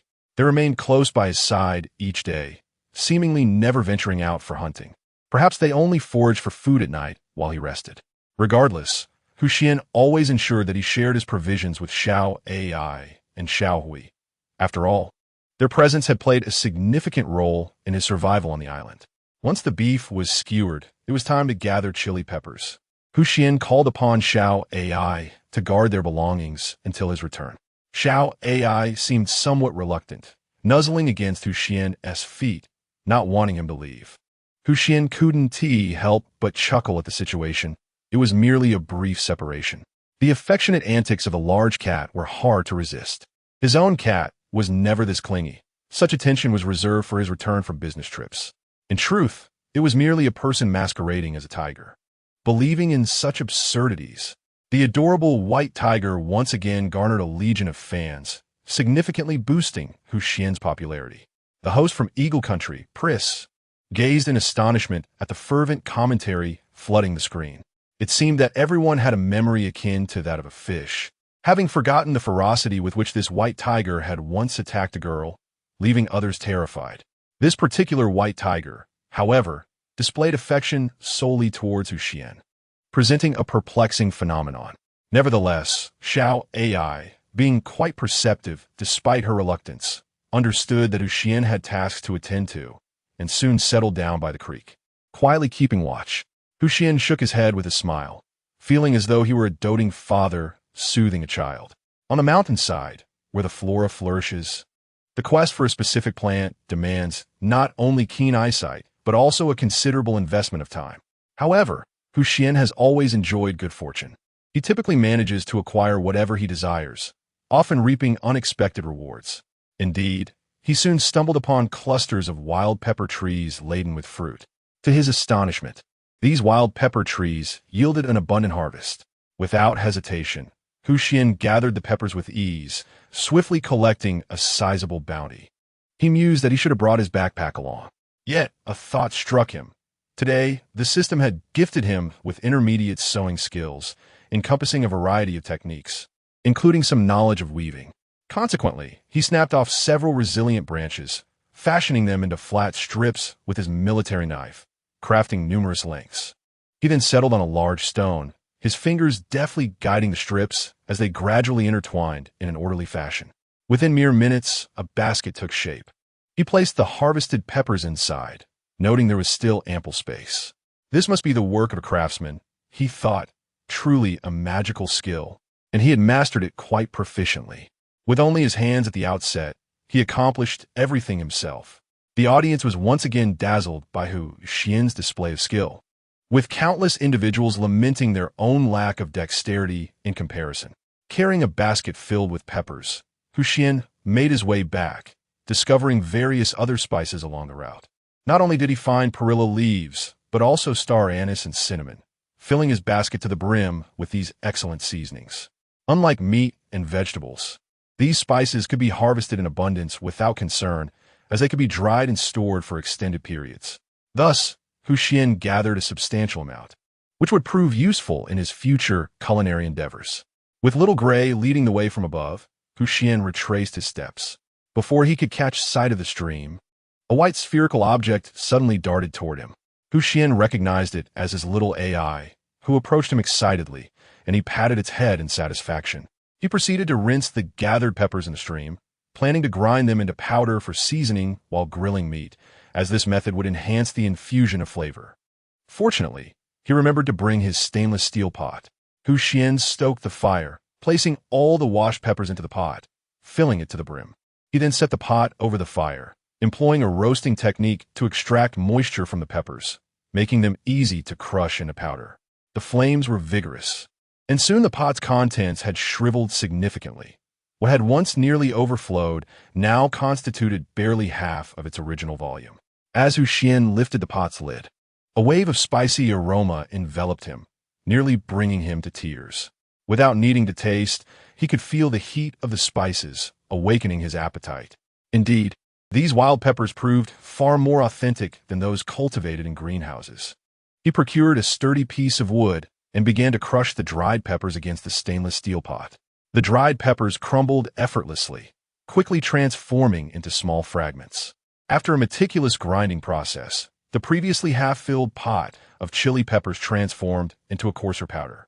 At this stage, it was already suitable for consumption.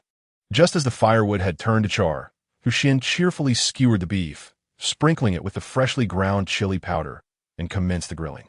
Today's menu featured grilled beef skewers, much to the delight of spice enthusiasts. Gradually, the original intent of the program faded from memory. What was being discussed earlier? This was clearly a food broadcast. With the skewers now prepared, one could only exclaim in astonishment. Several hosts glanced at other channels, witnessing chaos, then turned back to Xuan's serene scene, where time seemed to stand still as he savored the skewers. Eagle Country host, Pris, nearly spewed his drink upon seeing this, reflecting on how fortunate it was that the competitors could not view the live broadcast. Otherwise, even the most composed mindset would likely shatter at this sight. Chapter 118. The takeout has been ordered. The beef sizzled as it cooked, releasing an enticing aroma that mingled with the spiciness of chili peppers. Inhaling this delightful scent, Xuan felt as though he had been transported back to the modern world, with the lively calls of street vendors at night markets echoed in his ears. Indeed, food possesses an unparalleled ability to evoke memories. Behind every delectable dish lies a tapestry of reminiscences from generations past. Although Xuan longed for the days gone by, he recognized that having chosen this path, it was essential to embrace each day to the fullest. The beef skewers were relatively easy to cook. As he flipped them over, he sprinkled on a bit more chili powder, sensing they were nearly ready to be savored. He picked one up and brought it to his lips, the hot, fragrant steam wafting into his nostrils. After blowing gently to cool it, he took a bite. The fresh, spicy flavor exploded in his mouth, as if countless tiny particles were dancing upon his tongue, an experience so exhilarating it nearly brought him to tears. Despite being marinated, the texture of the yellow beef was still a delight to the palate, possessing a chewiness that surpassed that of fresh beef. The more he chewed, the more the chili flavor intensified, enveloping his tongue in layers that gradually spread throughout his mouth. Though the weather had turned somewhat chilly, after just a few bites of the beef skewers, beads of perspiration began to form on his forehead, the coldness dispelled, leaving him warm from within. The takeout had indeed been ordered. Since I began watching Xuan, I have gained 10 pounds. Is there truly no food program considering inviting him? Oh, but there is. At that moment, the producer of the survival program Survive on a Deserted Island, who was engrossed in the show, silently exclaimed, "Of course there is." Initially, he stumbled upon Xuan's videos on a video-sharing platform, which had gone viral, amassing over 100 million views. At first, he assumed Xuan was merely a food blogger, but upon clicking on the uploader's page, he discovered that it was actually a program from the same industry, called Survive on a Deserted Island. They had taken snippets of Xuan cooking each day and uploaded them across major video platforms, quickly garnering immense attention and dominating various rankings. Consequently, the producer immersed himself in all of Xuan's videos and subsequently followed the trail to the global live stream of Survive on a Deserted Island, now finding himself glued to the screen nearly every day. Xuan's cooking style diverged from contemporary mainstream methods, leaning more towards traditional techniques aimed at extracting the true essence of the ingredients. While this approach was largely necessitated by the limitations of his environment on the deserted island, it was undeniable that this young man possessed a profound understanding of culinary arts and knew how to maximize the inherent advantages of the ingredients. If given the chance, he would have already extended an invitation to Xuan. He had a premonition that if this young man pursued this path, he would undoubtedly transform many modern perceptions of culinary creation, ushering in a new wave of cooking trends. However, despite numerous attempts to communicate, the team from Survive on a Deserted Island had consistently declined, either non-committally or with endless delays, ultimately leaving him without any confirmation. Now, all he could do was wait for Xuan's contract with the show to expire, hoping to connect with him directly as a possibility lingered on the horizon. However, the producer remained oblivious to the fact that individuals from various industries around the globe were already closely monitoring Xuan's movements. Numerous prestigious production teams and companies aspired to secure a contract with him, yet he was merely one among countless hopefuls, rendering his chances exceedingly slim. Everything would remain uncertain until next year, when the outcome of this program would ultimately be revealed. Today, June arose early, primarily due to the delightful discovery of a flock of sheep he had encountered yesterday, which filled him with unbridled joy. As a seasoned farmer, he possessed a profound understanding of breeding techniques, with his farm home to thousands of animals. While modern practices predominantly embrace scientific breeding methods, he steadfastly believed that artificially nurtured animals held the greatest value. Unexpectedly, this skill proved invaluable on the deserted island, as he swiftly corralled the flock using his expertise. His daily routine now revolved around leading them to graze. The flock varied in size, with some even being lambs, an exhilarating discovery that indicated the presence of ewes and, consequently, the prospect of sheep's milk. On this arid island, where freshwater resources were exceedingly scarce, sheep's milk was nothing short of a luxury. And in a place devoid of currency, bartering was the only means of resource exchange, reminiscent of ancient practices. From a merchant's perspective, this sheep's milk was akin to gold. Beyond the milk, the sheep's wool could be spun into garments, providing far superior warmth compared to cotton. Moreover, many delighted in lamb, making every part of the sheep invaluable. However, Xuan faced the dilemma of the perishability of sheep's milk, which spoiled easily. In winter, after snowfall, he could create a rudimentary natural refrigerator to chill the milk. But for now, he could only hope to encounter fellow survivors with whom he could trade, exchanging fresh milk on the same day it was produced. This approach would require considerable effort, akin to the nomadic tribes of the grasslands, living without a permanent abode and perpetually on the move. Additionally, in the realm of breeding, quality feed was paramount, directly influencing the health and productivity of the animals. Finding suitable natural grazing grounds relied heavily on fortune, as the island was quite expansive, and he might not locate them before the program concluded. For now, he could only proceed step by step, as Xuan hurried to catch up with his flock and embarked on a quest for pasture. In a live broadcast, Xuan was relishing skewers of meat, beads of sweat forming on his brow. He felt that this was, without a doubt, the most gratifying meal since his arrival on the island. The spicy flavor was invigorating, stimulating his senses, and indulging in such a feast was a delightful rarity. As he devoured a substantial portion of skewered beef, he began to feel quite full. Discarding the remaining skewers seemed wasteful, not only because food waste is inherently disgraceful, especially on this island where sustenance was hard come by. While skewered beef was a commonplace dish for humans, it might be less suited for the white tiger and the peregrine falcon, who rarely consumed seasoned foods, prompting Xuan to refrain from allowing them to partake excessively. Just as he was lost in thought, a sudden chorus of bleating echoed behind him. Xuan turned to trace the sound and was greeted by a delightful sight, a large flock of adorable, snow-white lambs frolicking towards the riverbank. He was instantly enchanted. Where had this charming herd come from? The sheep quickly gathered at the stream to drink, and before long, a man appeared, following the flock. Xuan had traversed the morning in search of this very stream, herding the sheep to quench their thirst. As he approached, he caught an enticing whiff of roasted meat in the air, almost questioning whether it was merely a figment of his hunger. Yet, as he drew nearer, he was taken aback to find a formidable white tiger crouched by the stream, gripping the branch he had been using to guide the sheep tightly.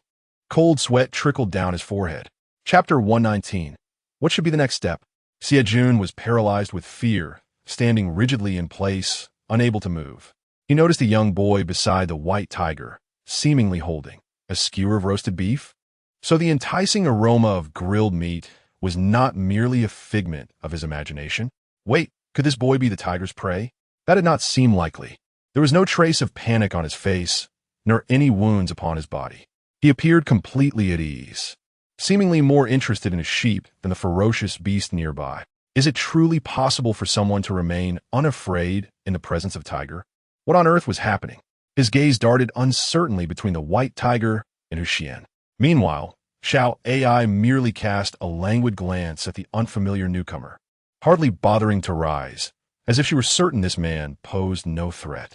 Xuan's attention was entirely focused on the sheep, contemplating the softness of their wool. Only when he turned around did he realize there was indeed someone standing there, a dark-skinned middle-aged man, gripping a long branch with several lambs at his feet. This flock must have been why he had come. Since Xuan did not initiate any attack, and Xuan did not signal any warning, it appeared that the man posed no danger, and Xuan remained still. Why you have a tiger beside you? The man stuttered, pointing at Xuan, who merely rolled her eyes in response. Xuan nodded in acknowledgement. Your beef skewers smell divine. Xuan could only smile wryly at the peculiar situation. He held a bamboo cup, sipping the warm sheep's milk, which was rich and creamy, perfectly alleviating the spiciness lingering in his mouth.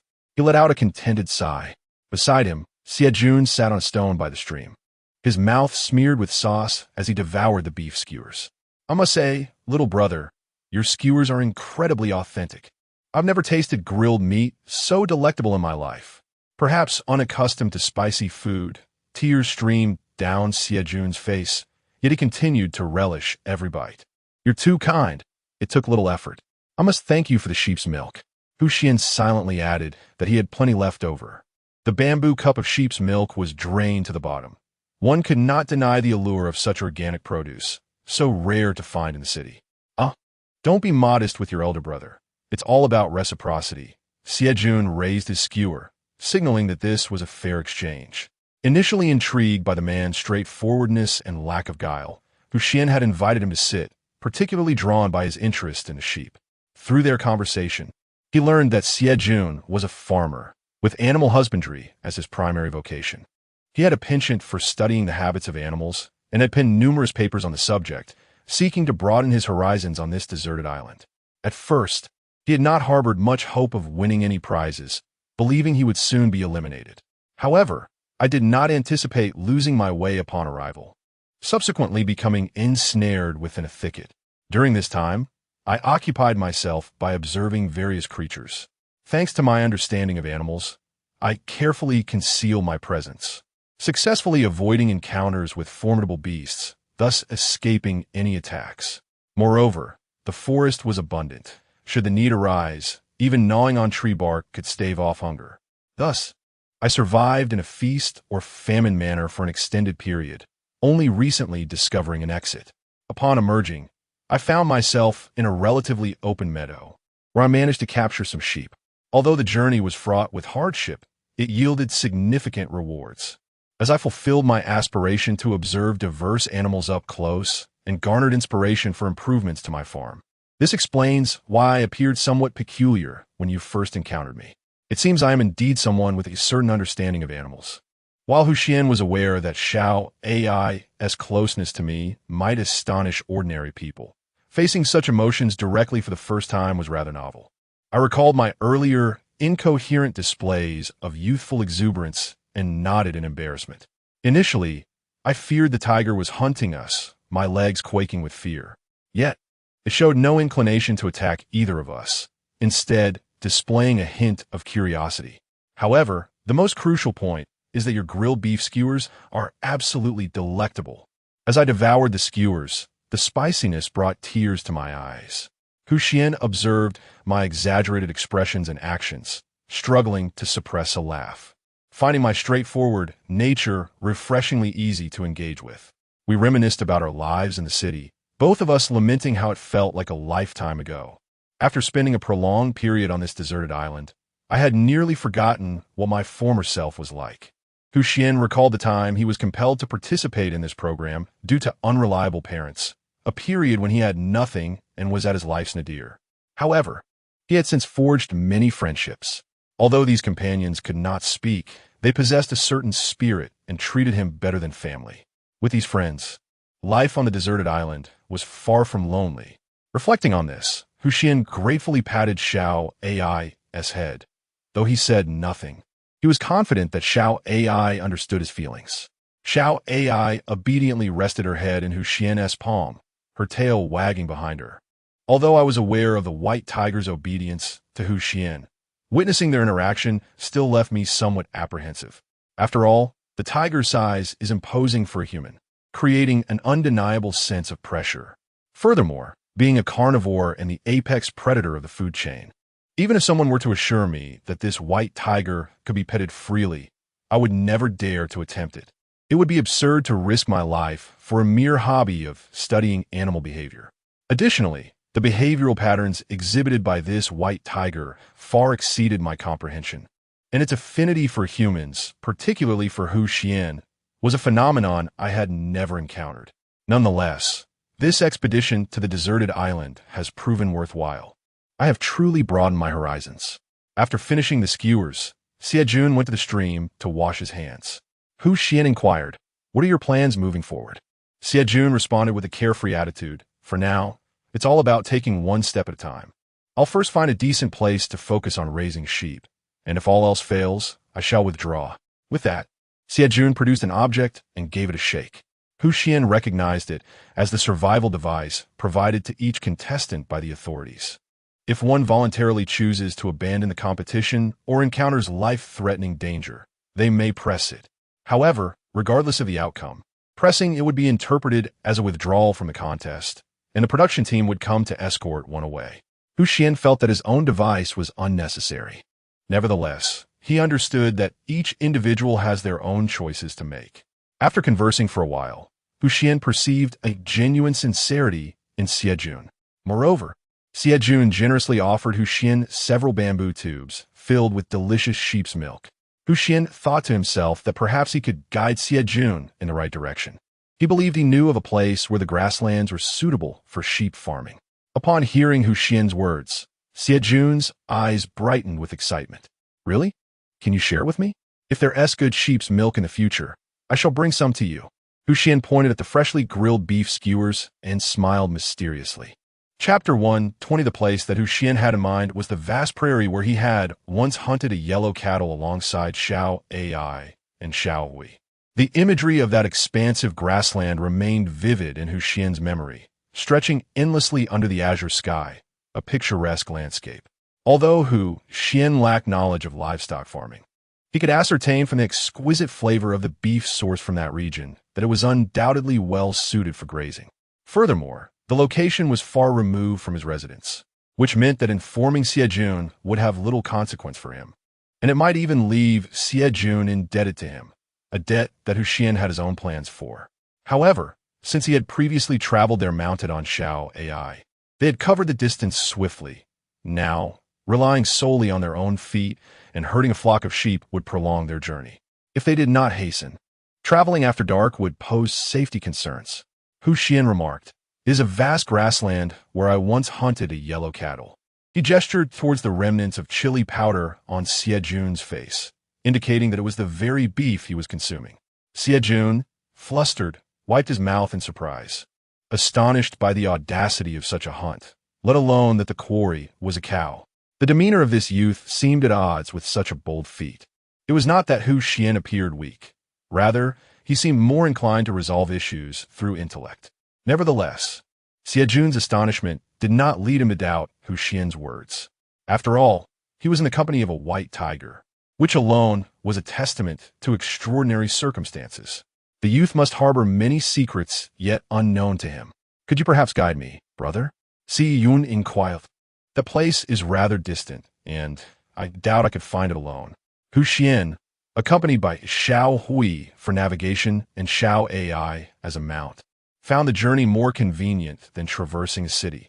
Thus, he had never contemplated the challenges of direction or distance. However, Xiejun, being an ordinary person with no resources, would likely struggle to locate the place even with verbal directions. "Allow me to accompany you," Xian offered. Xiejun, taken aback, responded, "Oh, would that not be too much trouble?" Xian shook his head. "There is no need for such formality.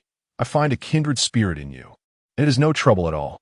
Without further ado, Xiao Hui took to the skies, leading the way as Xian set forth with Xiao Ai, Xiejun, and his considerable flock of sheep, embarking on their grand expedition. It was then that Xiejun noticed a large bird soaring above them, seemingly following their path. Not merely following, but as if it were guiding them. Upon closer inspection, he realized it was a peregrine falcon. As an enthusiast of animal behavior, Xiejun was acutely aware of the falcon's nature. Such a creature could never be domesticated, so how could it willingly lead a human? The presence of a white tiger had already left him astonished, and now this falcon appeared to be obedient to the young man, deepening Xiejun's sense of tension and reverence. Regardless of the methods employed by Xian to tame this fierce beast and avian predator, or whether he possesses some extraordinary constitution, it remains a realm beyond the comprehension of Xiejun. A surge of curiosity filled him, and although he yearned to inquire further, he hesitated, fearing that excessive questioning might suggest ulterior motives. Thus, the two continued to engage in trivial conversation, with Xiejun predominantly speaking and Xian listening, occasionally sharing his thoughts to pass the lengthy journey. Xian was capable of riding Xiao Ai, whose speed surpassed that of an automobile, making it impractical for Xiejun to run alongside, even if he had 2 additional legs. Consequently, Xian, after a prolonged period of busyness, began to walk on foot, taking the opportunity to observe the island. To his delight, he discovered the scenery to be quite splendid. The sight was undeniably spectacular, particularly the intriguing ensemble of 2 men, a tiger and a flock of sheep.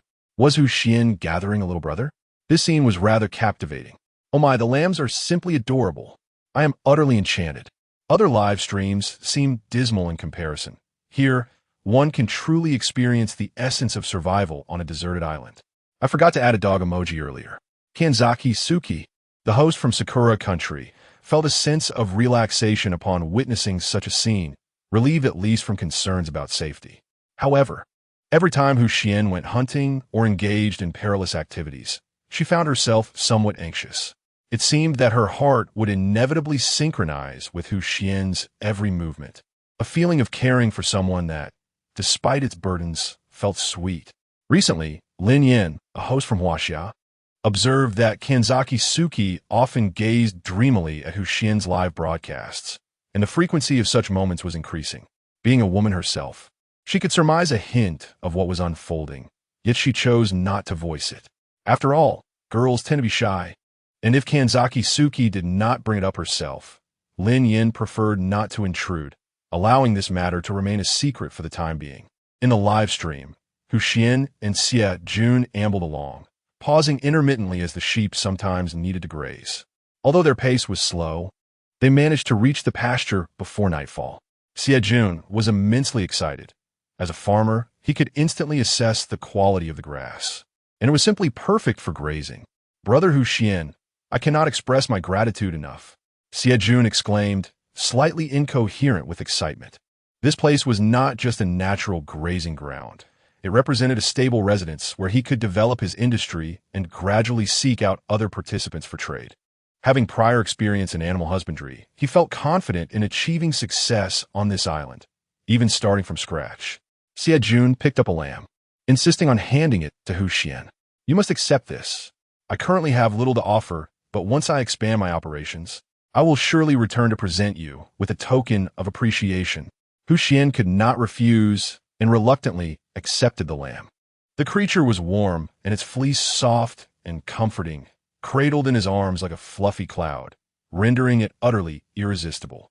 Indeed, Xuan was quite content with this token of gratitude. However, his aspirations extended far beyond mere tokens. From the very outset, he recognized the latent potential within this individual. In the nuances of conversation, it became evident that Xie Jun possessed a profound understanding of animals, albeit currently hindered by a lack of resources. Xuan thus resolved to provide him with the necessary means. Once Xie Jun harnessed these resources to generate value, Xuan would naturally reap the rewards. At that juncture, it would not merely be a single lamb at his disposal, but rather an entire expanse of pastoral resources available for his utilization. Chapter 121. After Xuan received the little lamb, he bid farewell to Xie Jun and embarked on his journey back. He estimated that it would take at most a month or two for him to reap the rewards, allowing the lamb some time to grow. The sky was nearing dusk, yet Xuan felt no urgency. After all, with Xiao AI's speed, returning to their dwelling before complete darkness was certainly achievable. Cradling the little lamb gifted by Xie Jun, which bleated softly in his arms, he felt a profound sense of healing wash over him. The lamb had been weaned and required only grass for sustenance, making it relatively easy to care for. Once it grew a bit more, its fleece could be sheared to create warm garments, just in time for the approaching winter, which would offer a greater sense of comfort. As Xuan walked back, gently stroking the lamb's wool, he suddenly heard a rustling sound emanating from the bushes by the roadside. He signaled for Xiao AI to halt, and the duo concealed themselves, quietly observing the commotion in the underbrush. A vivid plume of feathers emerged from the verdant grass, catching his eye. Following closely was a fiery red comb, and soon a robust mountain chicken squeezed its way out of the foliage. Xuan held his breath, then, like a bolt of lightning, lunged forward and seized the creature firmly in his grasp. Startled, the chicken squawked vehemently, flapping its wings in a futile attempt to escape Xuan's merciless grip, continuing to cluck incessantly. Finding the chicken's cacophony bothersome, Xuan tore a blade of grass and bound its beak. He also secured its wings and feet, rendering the chicken motionless on the ground. The world around him fell silent. Xuan tossed the chicken to Xiao AI to keep watch while he rummaged through the grass. Before long, he discovered several warm, spherical objects. Upon inspection, they turned out to be fresh eggs. Unlike those mass-produced in farms, These eggs were capable of hatching into chicks. Xuan decided against consuming them immediately, envisioning a plot of land near the volcano to raise a flock of chickens, ensuring a steady supply of eggs and meat. The mountain was abundant with resources, and the environment was pristine. All he needed to do was drive the chickens up the mountain, allowing them to thrive independently without further concern. Chicken and beef, both classified as white meat, boasted tender flesh, and he could almost envision the aromatic scent of chicken soup wafting through the air. To his surprise, this expedition had yielded both a lamb and a chicken, along with the promise of eggs, significantly enhancing his food supply. Securing the chicken with a length of grass rope, he hung it around Xiao Ai's neck. Xiao Ai cast a disdainful glance at the chicken, but obediently allowed Xuan to proceed. The earlier commotion had likely startled the chicken's companions away, but with the system bestowed tenfold luck, he was confident in locating them. Thus, Xuan and Xiao Ai continued their search, surmising that many chickens must be laying eggs in the vicinity, as they had not fled far and were easily found concealed within the grass. With newfound experience, Xuan swiftly grasped each chicken by their beaks upon capture, preventing any squawking, and fortunately, he was not pecked at all.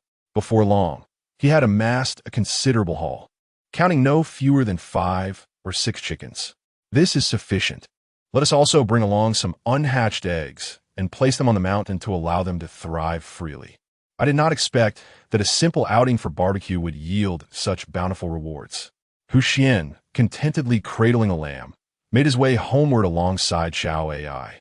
Upon finally returning to the hot spring cave, night had fallen. Xuan set aside the chickens he had caught, planning to release them at dawn after marking out a designated area. For dinner, he opted for a simple meal of eggs, yet out of compassion, he refrained from consuming them in front of the chickens, instead piling them into a shadowy corner. He then retrieved his versatile stainless steel pot and approached the bubbling hot spring water. Indeed, tonight's dinner will be hot spring eggs. What is he doing with the pot in the hot spring? It may be puzzling, but he intends to prepare hot spring eggs. This is quite common in the land of cherry blossoms. Lin Yan, the female host from Huaxia, observed the lively comments and curiously inquired of Kanzaki Suki. "Suki, have you ever tasted hot spring eggs?" Kanzaki Suki nodded, responding, "I tried it once while soaking in a hot spring. It's quite similar to what Huaxia refers to as soft-boiled eggs, though the preparation differs slightly." Male host Peng Gang remarked, "Indeed. Our soft-boiled eggs in Huaxia are made by cracking the egg and allowing the egg white to solidify while the yolk remains runny, oozing a golden liquid that is exceptionally sweet. In contrast, hot spring eggs do not require breaking the shell. They are cooked to a certain degree before being opened, resulting in a solidified yolk while the egg white remains uncooked. Moreover, eggs cooked in natural hot spring water achieve a superior texture compared to those boiled in hot water, with the egg white taking on a translucent, jelly-like consistency that melts in the mouth, deserving a perfect score." Kanzaki Suki smiled. "Indeed, Brother Pungang possesses remarkable knowledge of gourmet cuisine. Both dishes are highly nutritious, each representing the unique cultural characteristics of their respective countries, and they are far more delectable than eggs prepared using conventional methods." Pungang humbly chuckled. "I wouldn't say I understand deeply. I merely grasp the surface. It seems this dish is yet another culinary delight. Xuan's daily menu is unexpectedly exquisite." After listening to the host's enlightening discussion, Xuan's live stream must have attracted countless envious gazes, wishing to burn through the screen with their admiration. Next time, I will definitely sign up for survival on a deserted island. Well, it's best to just observe for now. The next destination may not even be this island. Who knows if there will be hot springs? Xuan enjoys the role of the buyer, while others may find themselves in the role of the seller. I advise everyone to proceed with caution. One can easily switch to other live streams for clarity. Since Xuan's rise to fame, he has undoubtedly drawn countless viewers and fans to the concept of survival on a deserted island. Some have even been inspired to participate in the program after watching his videos. Regardless of whether this is a fleeting impulse for the production team, popularity translates to investment, which is precisely what the sponsors wish to witness. As for what the experience will truly entail after participation, and whether they can endure until the end, That remains to be seen and depends on individual merit. Xuan remained oblivious to the turmoil that arose from his presence. Even if he were aware, he would be indifferent to the chaos. He filled a stainless steel pot with the warm waters of the hot spring, delicately placing several plump, round eggs within, reserving a few to be taken to the mountain the following day for the hens he had captured to hatch. He then set the brimming pot upon the rocks warmed by the spring, where the bubbling water released steam, causing the contents of the pot to churn restlessly. All that remained was to patiently await the passage of time until the eggs reached the desired state of doneness, ready to be savored. Chapter 122. Sensory Enhancement. The hot spring pool chosen by Xuan boasts a temperature ranging between 60 and 70 degrees Celsius. Consequently, the hot spring eggs cook expeditiously. After silently estimating about 10 minutes, he retrieved the pot. The mineral-rich spring water, laden with sulfur, emits a somewhat pungent aroma, reminiscent of the scent of stinky tofu and dried bean curd. Though unpleasant to the nose, they are delightful to the palate. Furthermore, when Xuan acquired the eggs, they still retained the warmth of the hen, assuring him that such fresh eggs would undoubtedly be delectable. Once the eggs had cooled, he gingerly ladled them from the pot and cracked their shells, allowing a clear liquid to cascade from the fissures. He first savored a sip of the egg white, its refreshing texture proving irresistible. The cool, viscous egg liquid melted in his mouth more readily than jelly, disappearing into his stomach within moments. Xuan then sprinkled a pinch of sea salt into the eggshell. The fine salt swiftly melded with the egg liquid. Upon tasting once more, the egg's freshness and the salt's savor danced upon his tongue, igniting his appetite. After meticulously preparing the remaining hot spring eggs, he found the yolks perfectly steamed. Consuming several left him feeling quite satiated, rendering any further sustenance unnecessary. Moreover, as it was ill-advised to overindulge at night, these few hot spring eggs sufficed perfectly. Xuan tidied the stainless steel pot and returned to the spring for a soak, alleviating the weariness of the day. Finally, he would not have to sleep on the rocks. Lying in his cozy chamber, he felt significantly relaxed, soon drifting into slumber. Another night devoid of dreams. Ever since he began soaking in the hot springs before bedtime, Xuan had noticed a marked improvement in his sleep quality. Congratulations, host. You have successfully checked in and received a weekly reward, a five-fold enhancement of sensory functions. It seems to be the time for the weekly grand gift once again. However, what does sensory enhancement entail? Unbeknownst to him, Xuan began to notice the pronounced bubbling sounds of the spring water surrounding him. How had he overlooked this while sleeping here before? The sulfurous scent of the spring penetrated his nostrils, mingled with various mineral aromas. Strangely, despite being unable to name them all, Xuan found himself capable of distinctly identifying the different scents. Not only the sounds of the spring water, but also the calls of birds and the cries of beasts filled his ears, as if the entire world had suddenly erupted into a cacophony. Xuan, puzzled, rose to his feet, astonished to find that the scene before him had become remarkably brighter. Areas that required light from minerals to be discerned were now vividly clear to him. Even the intricate patterns of each rock stood out in sharp relief. The entire cave lay before his eyes, including those previously dim corners. Suddenly, a flash of insight struck Xuan. This was the essence of sensory enhancement. His vision, hearing, and sense of smell had undergone a remarkable transformation, rendering him akin to an ultrasonic detector, with the scenery within 100 miles gradually taking shape in his mind. This gift was utterly extraordinary. Xuan could hardly contain his eagerness to venture out and test the true extent of his enhanced senses. He lifted a group of chickens he had caught yesterday, and together with Xiao Ai and Xiao Hui, they exited the hot spring cave. The morning breeze caressed him, bringing a sense of clarity to his mind. Xuan had never before perceived the vastness of the world around him. The birds perched on the branches of distant mountains, the fragrant blossoms wafting through the valley, and the gentle sound of the bubbling spring water. All of these sensations had never felt so vivid to him. What was Xuan daydreaming about? It seemed he often found himself lost in thought each morning.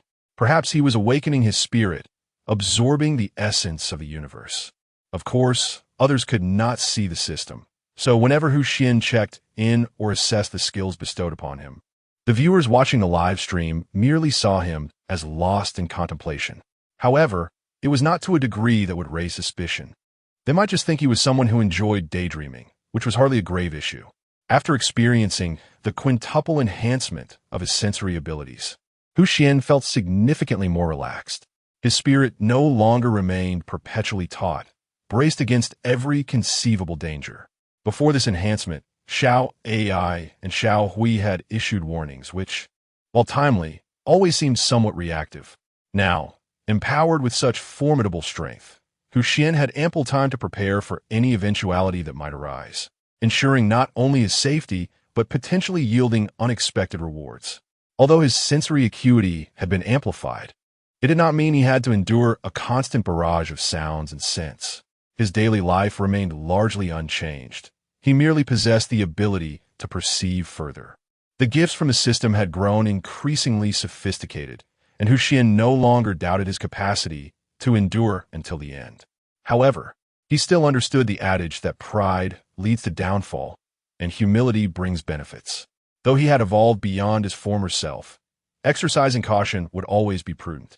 With a steady mind, his goal for the day was to establish a breeding ground on the mountainside and to let the captured chickens and lambs roam freely. The ideal location for this natural farm was at mid-mountain. The base was too close to the entrance of his hot spring cave, risking exposure of his position.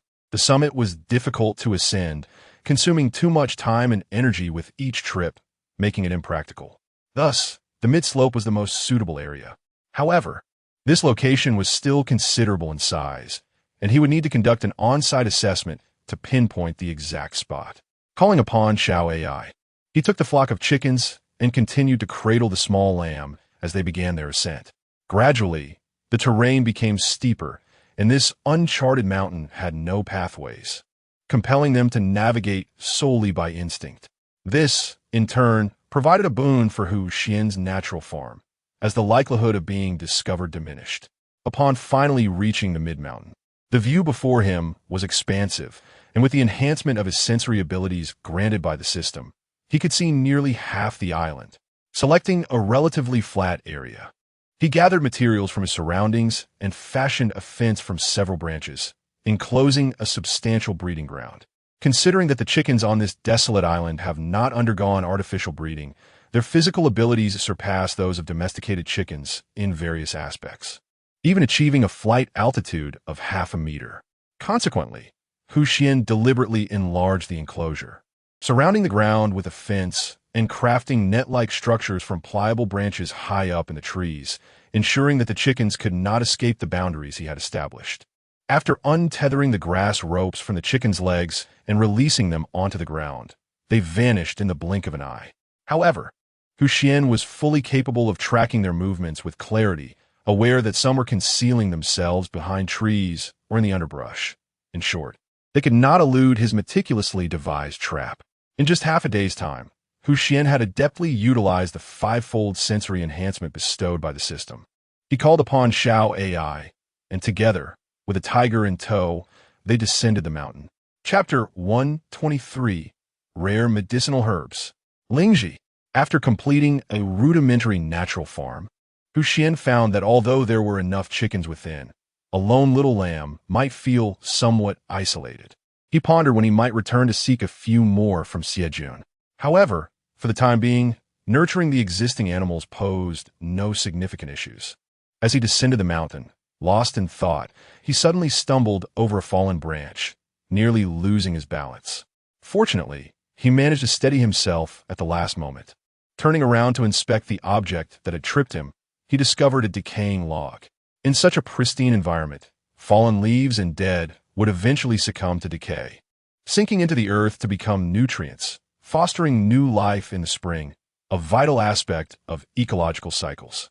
Yet, a thought struck Xuan. During the decomposition of wood, a particular plant tends to flourish. He crouched down for a closer inspection, and, as expected, near the moist ground, he spotted a cluster of black lingji. The drone accompanying Xuan gradually lowered its altitude, capturing the lingji growing on the decayed wood within its frame. Lingji, am I not mistaken? This is quite remarkable. I have exhausted my words of envy. Ladies and gentlemen, take a close look. This is indeed black Lingji. What is black Lingji, you may ask? In reality, only a handful of viewers recognized it as such, for wild Lingji differs significantly from the cultivated varieties commonly found in markets. Moreover, the specimen Xuan discovered was black, nearly blending into the color of a decaying wood, making it likely undetectable to those lacking keen eyesight. However, most people have at least heard of this remarkable plant, even if their understanding lacks depth, primarily knowing that wild Lingji is exceedingly precious. Once again, one must marvel at Xuan's fortuitous discovery. As for the informed comments regarding black Lingji, many were unfamiliar with it. Several hosts lacked the requisite knowledge in this area, not due to a lack of professionalism, but simply because the island teemed with diverse flora and fauna. Even seasoned scholars would hesitate to claim they could identify every species present. Furthermore, with the luck bestowed upon him by the system, Xuan consistently stumbled upon rare and invaluable items, which explains why many viewers struggled to recognize what he had found. To prevent the atmosphere from growing stale, the production team promptly sought external assistance, swiftly gathering various information about black Lingji and relaying it to the hosts around the globe. Lin Yin, the female host from China, cleared her throat and stated, "Indeed, we have some discerning viewers among us. What Xuan has discovered is a remarkably rare fungus, black Lingji." Male host Peng Gang added, "Speaking of Lingji, it is quite extraordinary. As a dual-purpose fungus, its consumption has a history spanning thousands of years in our country." The host from Sakura country, Kamizaki Suki, displayed a hint of surprise, exclaiming, "Has it been that long?" Peng Gang nodded, affirming that the culinary culture of Huaxia is both profound and ancient. Historical records abound with foods that are not only delectable but also possess medicinal properties, with Lingji being a quintessential example.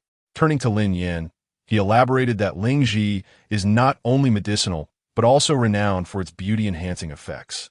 Indeed, many contemporary skincare products derive extracts from Lingji. I wonder if our host Lin Yin has taken note of this.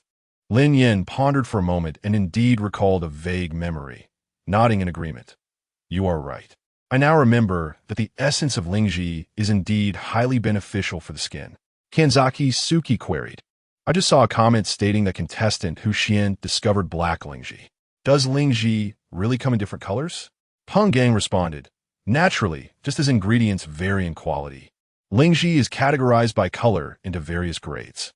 The most common and currently cultivated is white Lingji, which has low medicinal value and can be treated much like ordinary vegetables. There are also varieties such as red and purple Lingji, which interested viewers may wish to research independently. We should not delve further into those here.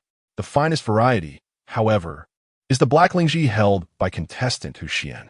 This variety primarily thrives in deep mountainous regions and has stringent requirements for temperature and humidity, making it exceedingly rare to mature.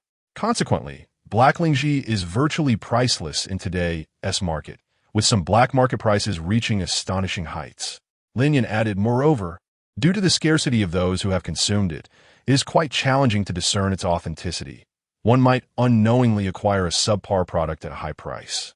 However, the black Lingji in Xuan's possession is undoubtedly genuine." Viewers mused that it was certainly impossible for the production team to cultivate such specimens on a deserted island a year in advance, and even if they had, finding them in such a complex environment would be improbable. This solidified the belief that the black Lingji in Xuan's hands is indeed a true rarity. They gained knowledge from the discussion, speculating about the selection process for the island, and noting that it was not the island's fault, as others had failed to find anything. Ultimately, it appeared that Xuan was simply fortunate. Some may have noticed the valuable ingredient, but lacked the knowledge to identify it. Xuan's repeated discoveries of rare ingredients ignited fervent discussions, with some attributing his success to the island's exceptional conditions, while the majority believed it was merely Xuan's luck, given the multitude of contestants and his unique fortune. Opinions diverged, and the barrage of comments became lively once more. For live streaming programs, the volume of comments and discussions serves as a barometer for success. As the host, one naturally delights in high viewer engagement. and enthusiastic discourse is a positive indicator of the program's popularity. Xuan, of course, is aware that Lingji is a precious ingredient, with wild varieties being particularly elusive. The specimens in his hand exhibited a remarkably uniform hue, suggesting they were cultivated in the same batch. Only the roots bore slight traces of insect damage, an inevitable occurrence for plants thriving in the wild. However, by simply removing the roots, one can safely consume the healthy parts. The reishi mushroom itself possesses no distinctive aroma.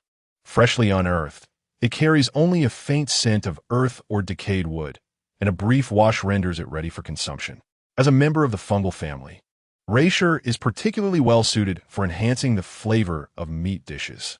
Holding several black reishi mushrooms, Xuan descended the mountain, contemplating the type of meat he would pair them with.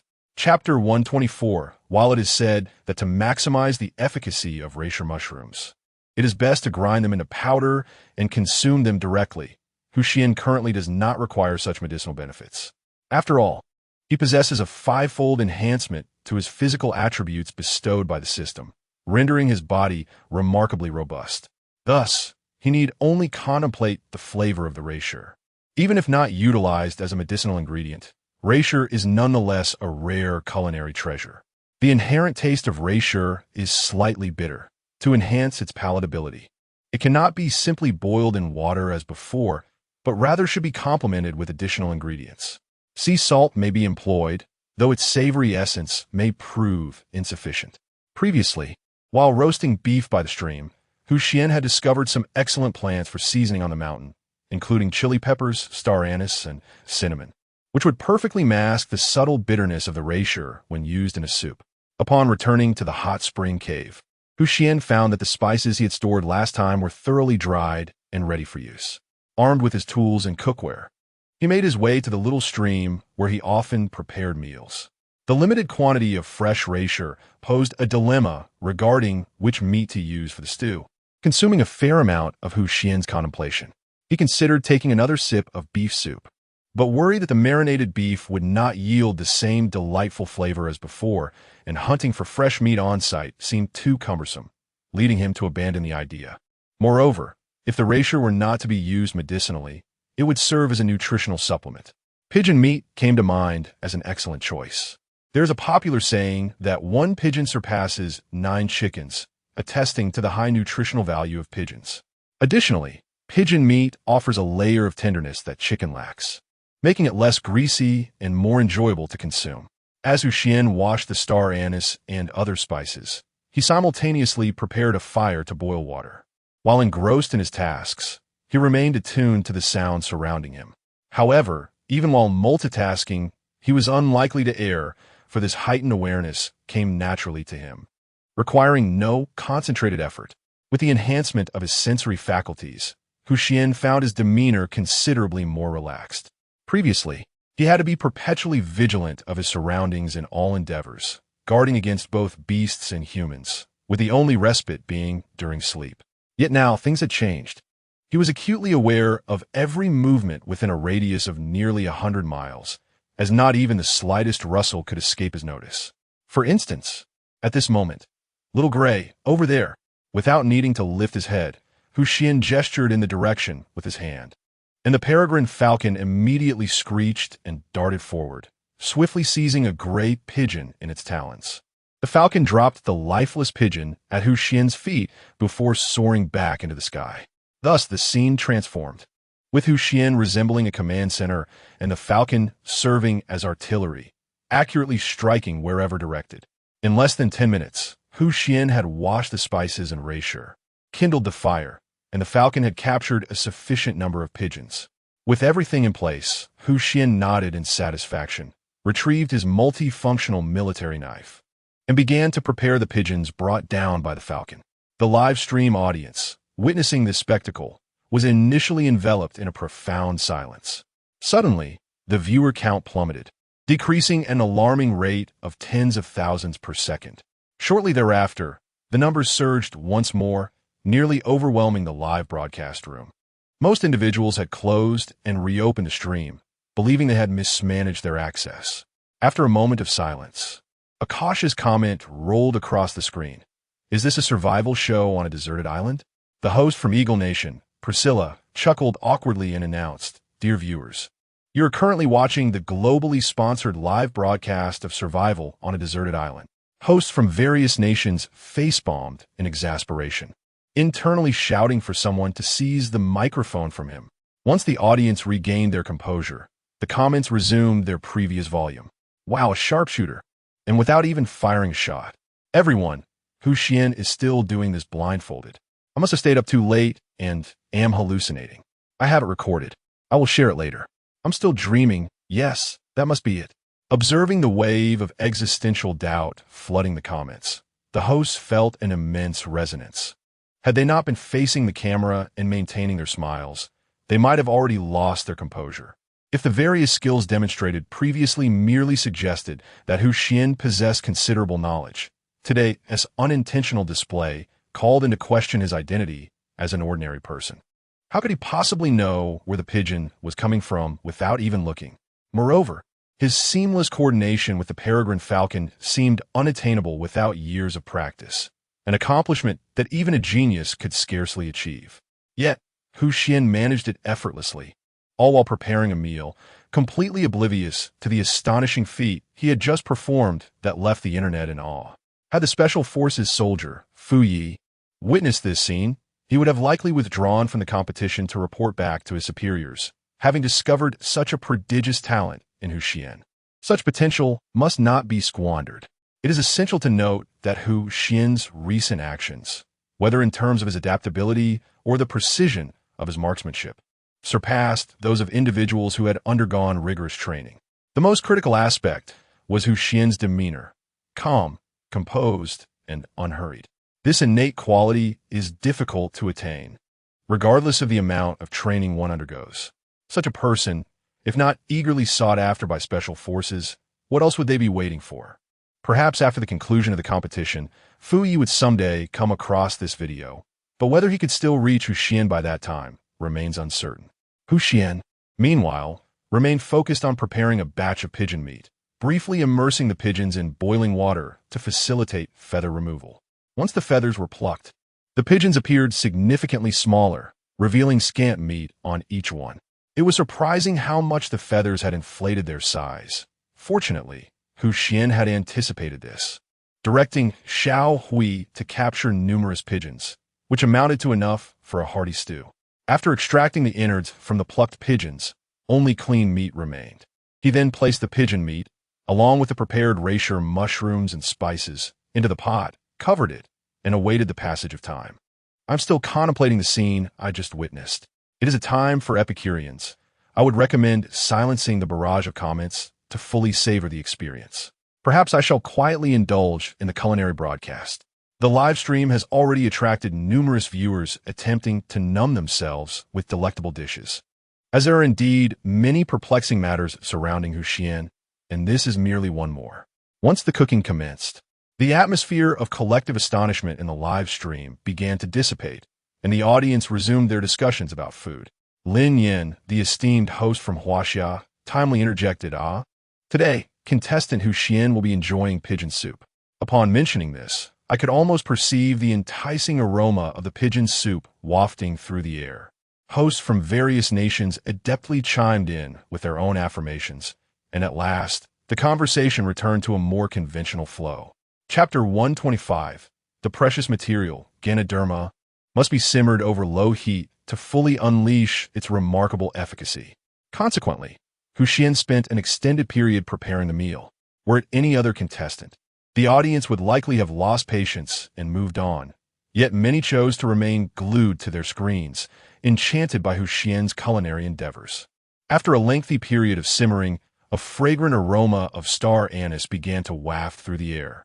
The Ganoderma itself possesses no flavor. The herbal taste associated with the Ganoderma purchased from pharmacies is due to the amalgamation of various medicinal herbs, alongside the scent of star anise. The savory aroma of the pigeon meat, now perfectly cooked, filled the air, evoking a vivid sensation of the tender meat melting in one's mouth. Having toiled through the morning, Xuan felt his hunger pangs intensifying. As the broth gradually transformed into a creamy white hue and began to bubble, he realized it was ready. Upon lifting the lid, an enticing fragrance enveloped him. It became evident why the warmth of the meal soothes the human spirit. Merely inhaling the aroma was enough to elevate one's spirit. Without further ado, Xuan carefully lifted the pot, blowing gently to dissipate the scalding steam before savoring a sip of the rich broth. The freshness of the star anise seemed to transport him back to the misty mountains, where he could almost feel the gentle morning breeze. The taste of sea salt effectively masked the slight bitterness of the Ganoderma, harmonizing with the pigeon's gamey flavor.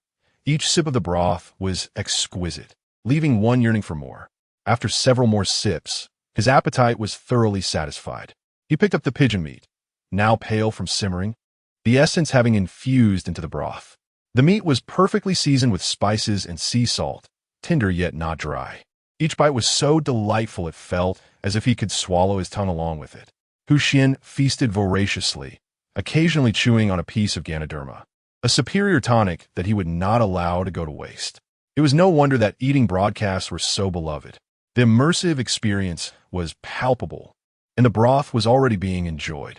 New followers, do you find yourselves salivating or simply following the routine? It dawned on him that what he had previously consumed was merely a makeshift meal. His mindset was shattered. Xuan maintained an impeccably punctual dining schedule. It remained a mystery how he managed to keep track of time. Regardless, it coincided perfectly with the meal times of the majority, leading to Xuan's live stream being dubbed Dinner TV. While many envied him, they also understood that they lacked his fortuitous circumstances. Primarily, they did not possess Xuan's luck and skill. It was uncertain whether they could survive a week on a deserted island, let alone indulge in such delectable dishes. Soon, the pot of pigeon and Ganoderma soup was nearly empty, with Xuan having consumed every last bit of the Ganoderma and leaving only bones from the pigeons. After satiating his hunger, he wiped his mouth and contemplated his task for the day. The elementary foraging skill bestowed by the system had yet to be utilized, although skills acquired remain in one's memory regardless of lack of use. Merely possessing theoretical knowledge would not suffice to support his survival in the wilderness. Much like his initial forays into basic sewing, Xuan felt somewhat clumsy during his first attempt at stitching leather. However, by the time he crafted garments from snakeskin on his second endeavor, he had become significantly more adept, producing items that were both aesthetically pleasing and practical. Thus, he resolved to venture into the mine today, hopeful for any discoveries. The climbing backpack gifted by Li Qianqian contained a helmet, which would prove invaluable for this excursion. The mine was notably deep, and Xuan had not fully explored it during his previous visit. He was uncertain how far it extended. With fortune on his side, he hoped he might swiftly uncover some useful ores. Conversely, should circumstances prove unfavorable, returning to the hot spring cave for the night might be a challenge. Although luck had favored him thus far, he understood that unpredictability existed, prompting Xuan to prepare thoroughly before embarking on any venture. Contemplating this, he returned to the hot spring cave to organize his gear. First and foremost, the engineer's shovel was indispensable. Relying solely on his hands for mining would undoubtedly delay the process until the following year. This shovel had been in Xuan's possession since his arrival on the island, and despite its extensive use, it remained in surprisingly good condition, nearly as pristine as when he first acquired it. He rummaged through his backpack and retrieved the helmet equipped with a headlamp, trying on to find it fit perfectly. With his equipment in place, he turned his attention to his provisions. Xuan procured a banana leaf, wrapping several pieces of cured beef to stow in his backpack. Freshwater posed a challenge to carry, primarily due to the lack of a lightweight container. Pottery was both fragile and cumbersome. If he could not return in a timely manner, he would face a day and night without water, a feat he believed he could endure. Initially, Xuan contemplated crafting a small sled for transporting ores, but the uneven terrain within the mine rendered such a contraption impractical. Even if he succeeded in creating a wheeled sled, transporting the ores safely would remain uncertain. Constructing a rail system akin to a railway was a daunting task for one individual, proving to be an inefficient endeavor. Thus, he decided to entrust the burden of transport to Xiao AI, which, while demanding for her, was, for Xuan, the most convenient solution. He cut a piece from the bear skin he had hunted previously to fashion a rudimentary large bag, which would serve to carry any oars he might find. Later to be transported out by Xiao AI. With everything in readiness, all that remained was to set forth. During his last exploration of the mine, Xuan had embedded the luminescent oars along the rock walls, rendering additional lighting unnecessary for this journey. Furthermore, with his enhanced sensory capabilities, he required only a faint light source.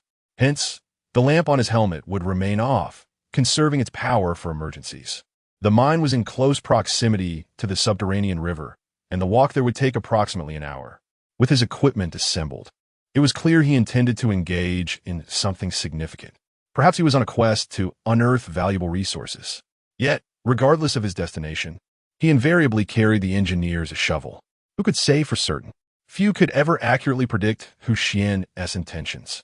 Several hosts exchanged glances, yet dared not hastily steer the conversation, opting instead to engage in trivial chatter while keeping a watchful eye on Xuan's journey.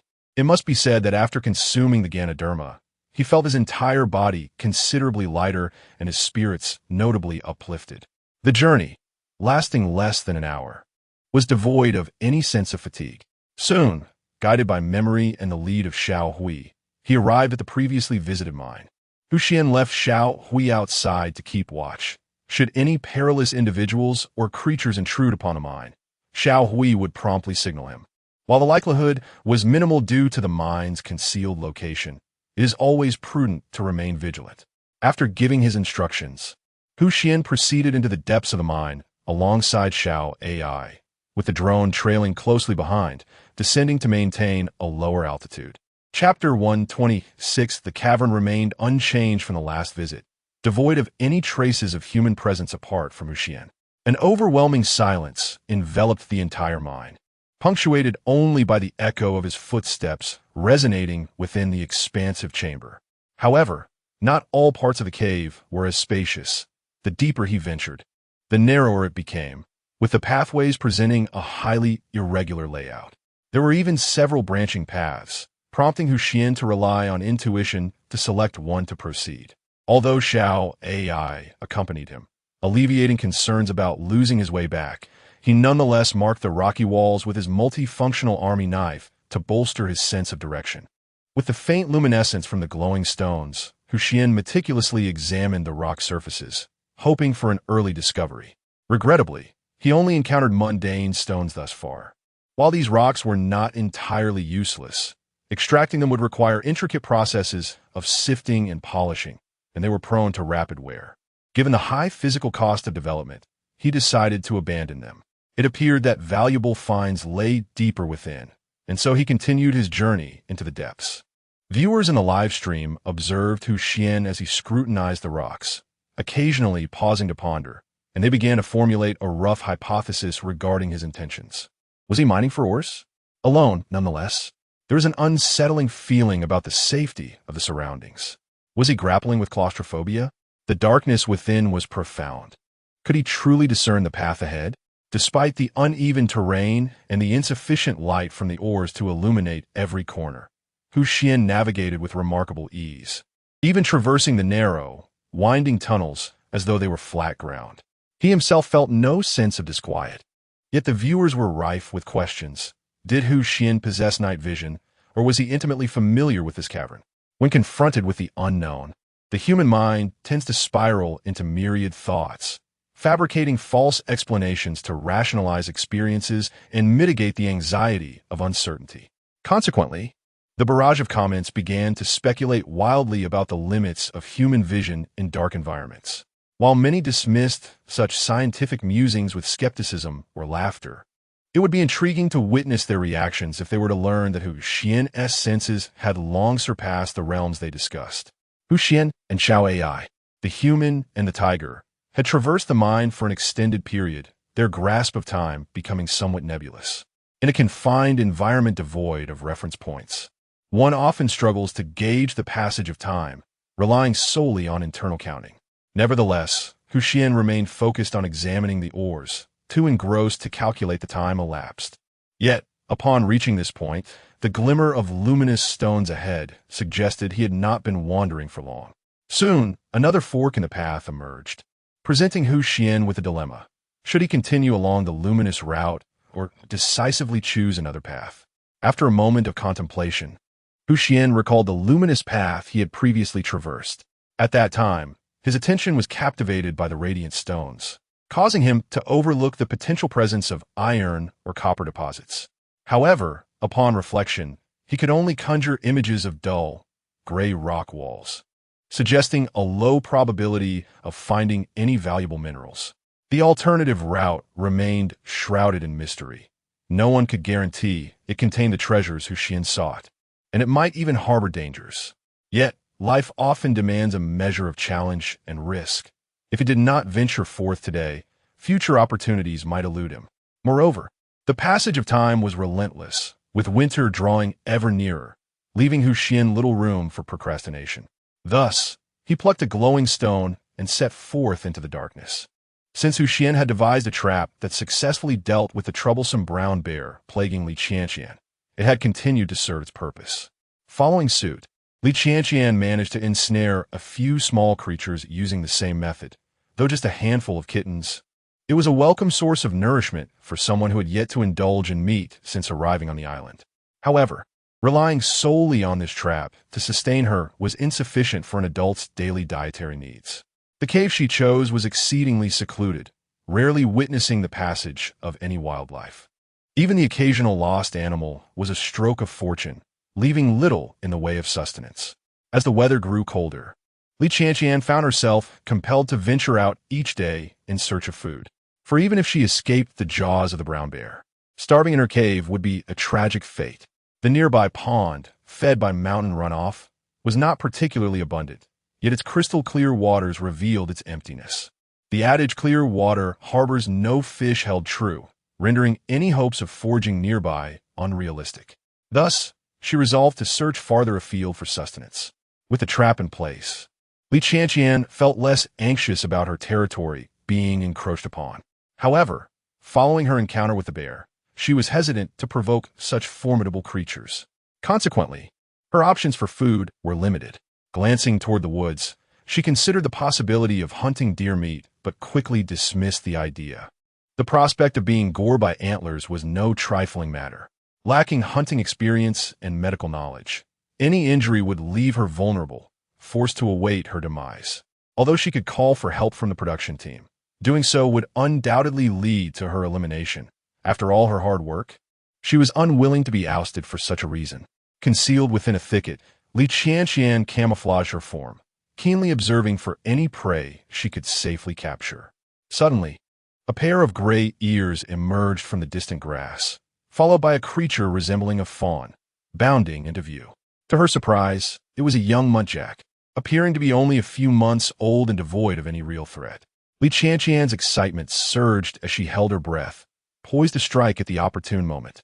Just as the moment arrived, she leaped forth from the thicket, hands outstretched, her gaze fixed upon the unsuspecting roe deer grazing nearby. Startled, the deer swiftly turned and fled, entangled momentarily by a branch. Yet, the creature's speed proved too formidable. Li Qianqian barely grazed its fur before watching helplessly as it darted away. By the time she parted the underbrush to pursue, not a trace of the deer remained. With a sigh of dejection, she resigned herself to the task of seeking her next quarry. Chapter 127. The grand finale. Fortunately, Li Qianqian's fortune was favorable. She stumbled upon a rabbit burrow and captured 2 adult rabbits. Holding the rabbits in her hands, she was nearly moved to tears. These 2 creatures would sustain her for at least 3 days to come. Upon returning to her makeshift shelter, Li Qianqian deftly skinned the rabbits and prepared them for cooking. She buried one rabbit in the snow, while she severed a leg from the other, leaving the remainder to be buried as well. The rabbit leg would serve as her dinner for the evening. After savoring the roasted leg, she nestled into her sleeping bag and gradually drifted into slumber. Meanwhile, Xuan clutched a luminescent stone and ventured into the darkness. He walked for approximately 10 minutes before pausing to scrutinize the surrounding walls with the glowing rock held aloft. At last, his efforts bore fruit. He discovered the iron-rich rock he sought. The stone's surface was a greenish hue, interspersed with prominent dark red streaks. a result of the exposed iron undergoing oxidation in the air. Xuan retrieved the luminescent stone from his pocket and embedded several pieces into the surrounding walls. Fortunately, the walls still bore soft soil, allowing him to mark his findings. After marking the site, Xuan took up his shovel and commenced mining. The rhythmic sound of metal against stone echoed for several hours until the growling of his stomach signaled it was time to pause. He consumed the cured meat he had brought along and sipped some water, suddenly realizing he had been mining for quite some time. Gazing at the considerable pile ore at his feet, he couldn't help but sigh. There was far too much to carry. Even if he disregarded the strength of little Ayla, for his pockets could not accommodate all of it. Shaking his head, Xuan resolved to take as much as he could manage back, leaving the rest for another day. With determination, Xuan emptied his bag of luminescent stones, consuming what he could and discarding what was unnecessary. He then activated the lamp on his hard hat, filling his bag with the larger pieces while stowing the smaller ones in his pockets. Securing the bag, he fastened it onto little Ayla and, together with his companion, slowly exited the mine. By the time they emerged, evening had descended, and if they lingered any longer, the sun would slip below the horizon. The night on the deserted island was fraught with peril, as countless unknown predators emerged in search of prey. Upon exiting the mine, Xuan placed a finger to his lips and whistled. Little Gray, soaring in the sky, promptly descended and perched on Xuan's arm. Thus the trio, one man, one tiger, and one falcon, cast long shadows as they journeyed homeward. Upon returning to his modest dwelling, Xuan set his belongings down and, after consuming a bit of cured meat, collapsed onto his bed, utterly exhausted. After a brief respite, he mustered the energy to rise and indulged in a warm soak in a hot spring to alleviate the fatigue of the day. Relaxing in the soothing waters, he couldn't help but reflect, this is the essence of life. After finishing his soak and enjoying a hot spring egg, he felt rejuvenated. Back in his small cabin, he meticulously prepared the items he would need for the following day and organized the ore before retiring to bed. On the following morning, after Xuan had donned his gear and checked in with the system, he summoned Xiao AI and Xiao Hui and ventured into the forest. However, Xuan did not stray too far. The island remained unfamiliar to him. His aim was to ensure his survival in as comfortable a manner as possible within his capabilities. On this outing, Xuan did not manage to locate any Lingji mushrooms. Nevertheless, fortune smiled upon him as he caught 2 wild chickens and foraged some fresh mushrooms, along with a few seasonings. This delighted him immensely, for he could prepare a delectable dish of chicken stewed with mushrooms. Reflecting on this culinary delight, Xuan mused, chicken stewed with mushrooms. Alas, there are no staples to accompany it. It would be exquisite with rice, noodles, or steamed buns. Upon returning with the wild chickens and mushrooms, Xuan set aside the mushrooms intended for today's meal and laid the remainder out to dry, ensuring that they could be rehydrated when needed, thus serving as a form of preserved food. He meticulously cleaned the wild chickens and chopped them into small pieces for later use. In a pot, he heated some animal fat, and once it was sizzling, he added an array of aromatic spices, including star anise, ginger, scallions, and garlic. Sought ing them until they released their enticing fragrance. He then incorporated the chicken, stirring until it changed color, adding water to submerge the chicken. He brought it to a vigorous boil before tossing in the mushrooms. At this stage, he could also add other vegetables. The next step was patience. He awaited the moment when the chicken became tender and ready for consumption. While the meat simmered, Xuan took the opportunity to feed the little lamb and checked if the wild chickens had laid any eggs before returning to the pot. He sprinkled in a touch of chili, then sat idly by the pot, lost in thought. As the aroma wafted through the air, Xuan snapped back to attention. Dinner was ready. Lifting the lid, he beheld the chicken, now a golden hue, saturated with broth. He lifted a piece to his mouth. It melted away, tender and succulent, undeniably a culinary delight. The mushrooms were equally impressive, exuding a distinctive fragrance, particularly those cultivated in such pristine air. The rich juices of the mushrooms mingled with the savory broth, creating a delightful symphony of flavors on his palate, while the crisp, bouncy texture of the mushrooms danced upon his tongue. Due to the addition of chili, It wasn't long before beads of sweat began to form on Xuan's brow. Meanwhile, viewers watching from afar, upon hearing Xuan's announcement of his intention to prepare chicken stewed with mushrooms, hastily ordered the same ingredients online, eager to replicate his dish. The ingenuity of the people was boundless, and most succeeded in their culinary endeavors. Observing Xuan perspiring profusely as he enjoyed his meal, the audience began to indulge in their own dishes. Unlike Xuan, the viewers had staples to accompany their meals, with most pairing their dishes with white rice, while a few opted for noodles or steamed buns. After finishing the chicken and mushrooms, they experimented by mixing the broth with their rice or noodles, or using the buns to dip. It was as if they had stumbled upon a new world. Prior to this, no one had ever thought to combine soup with their staples. With this revelation, excitement surged among the audience, and Xuan's popularity soared. Merchants eagerly awaited Xuan's endorsement of their products. After dining, Xuan, accompanied by Xiao Ai and Xiao Hui, ventured once more into the mine, resolved to retrieve all the ore that had been left behind. Although he currently had no use for it and was uncertain of its application, at least he had a preliminary plan. In the morning, as was his custom, Xuan continued his exploration of the deserted island, this time choosing a different direction, unperturbed by the prospect of getting lost, with Xiao Hui guiding him. Upon ascending a hillside and descending into a small valley, he noticed, from a distance, some red objects nestled within. As he approached, he was delighted to discover a bounty of cherry tomatoes. Overjoyed, he meticulously plucked the ripe fruit and stored them in his satchel. While foraging, Xuan recognized a familiar plant growing beside the cherry tomatoes. Was that not the upper part of a potato plant? Realizing this, he promptly set aside the tomatoes, knelt down, and carefully used his spade to excavate the potatoes. Upon unearthing a generous quantity, he deduced that more potatoes must lie beneath the surface. He placed the potatoes into a large bag he had brought along. Continuing his search, he indeed found a substantial number of potatoes, finally securing a source of staple food. Xiao Ai, laden with a bag full of potatoes, led the way, with Xuan closely following and Xiao Hui keeping watch from above. The trio returned home safely. Eagerly, Xuan emptied the potatoes onto a cool, dry surface. He washed the cherry tomatoes thoroughly, retrieved several eggs from the flock of wild chickens he was raising, and caught a rooster. Today, Xuan intended to prepare a dish of scrambled eggs with tomatoes and stewed chicken with potatoes. The cherry tomatoes, also known as small tomatoes, were perfect for the egg dish. He whisked the eggs and cut the tomatoes in half for later use.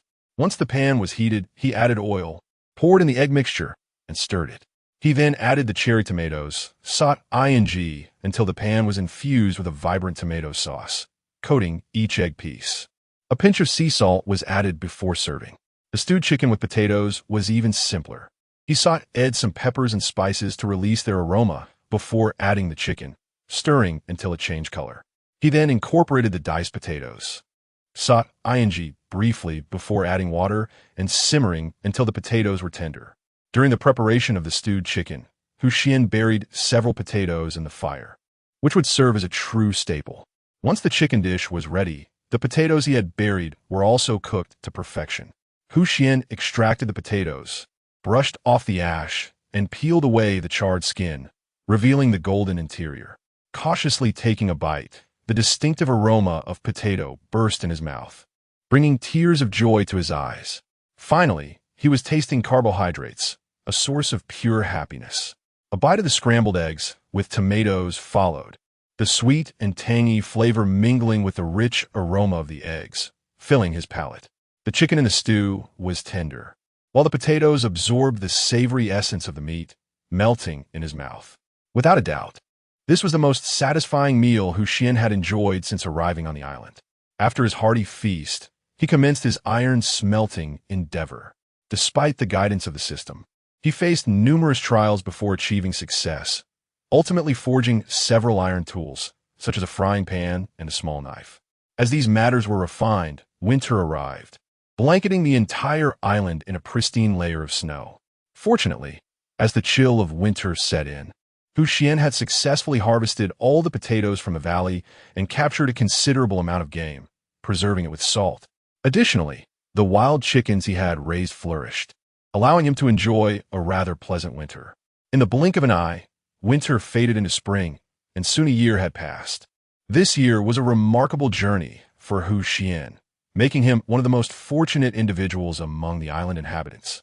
To the outside world, he undoubtedly shone as the brightest star. With a heavy heart, he bid farewell to Xiao Ai, Xiao Hui, and Xiao Bai, standing once more on the soil of modern society. At this point, his substantial debts had long been settled, and he had become the most beloved outdoor adventure streamer in the world. After accumulating wealth, Xuan invested in a project to develop the island, dedicating 2 months each year to return and visit Xiao Ai, Xiao Hui, and Xiao Bai.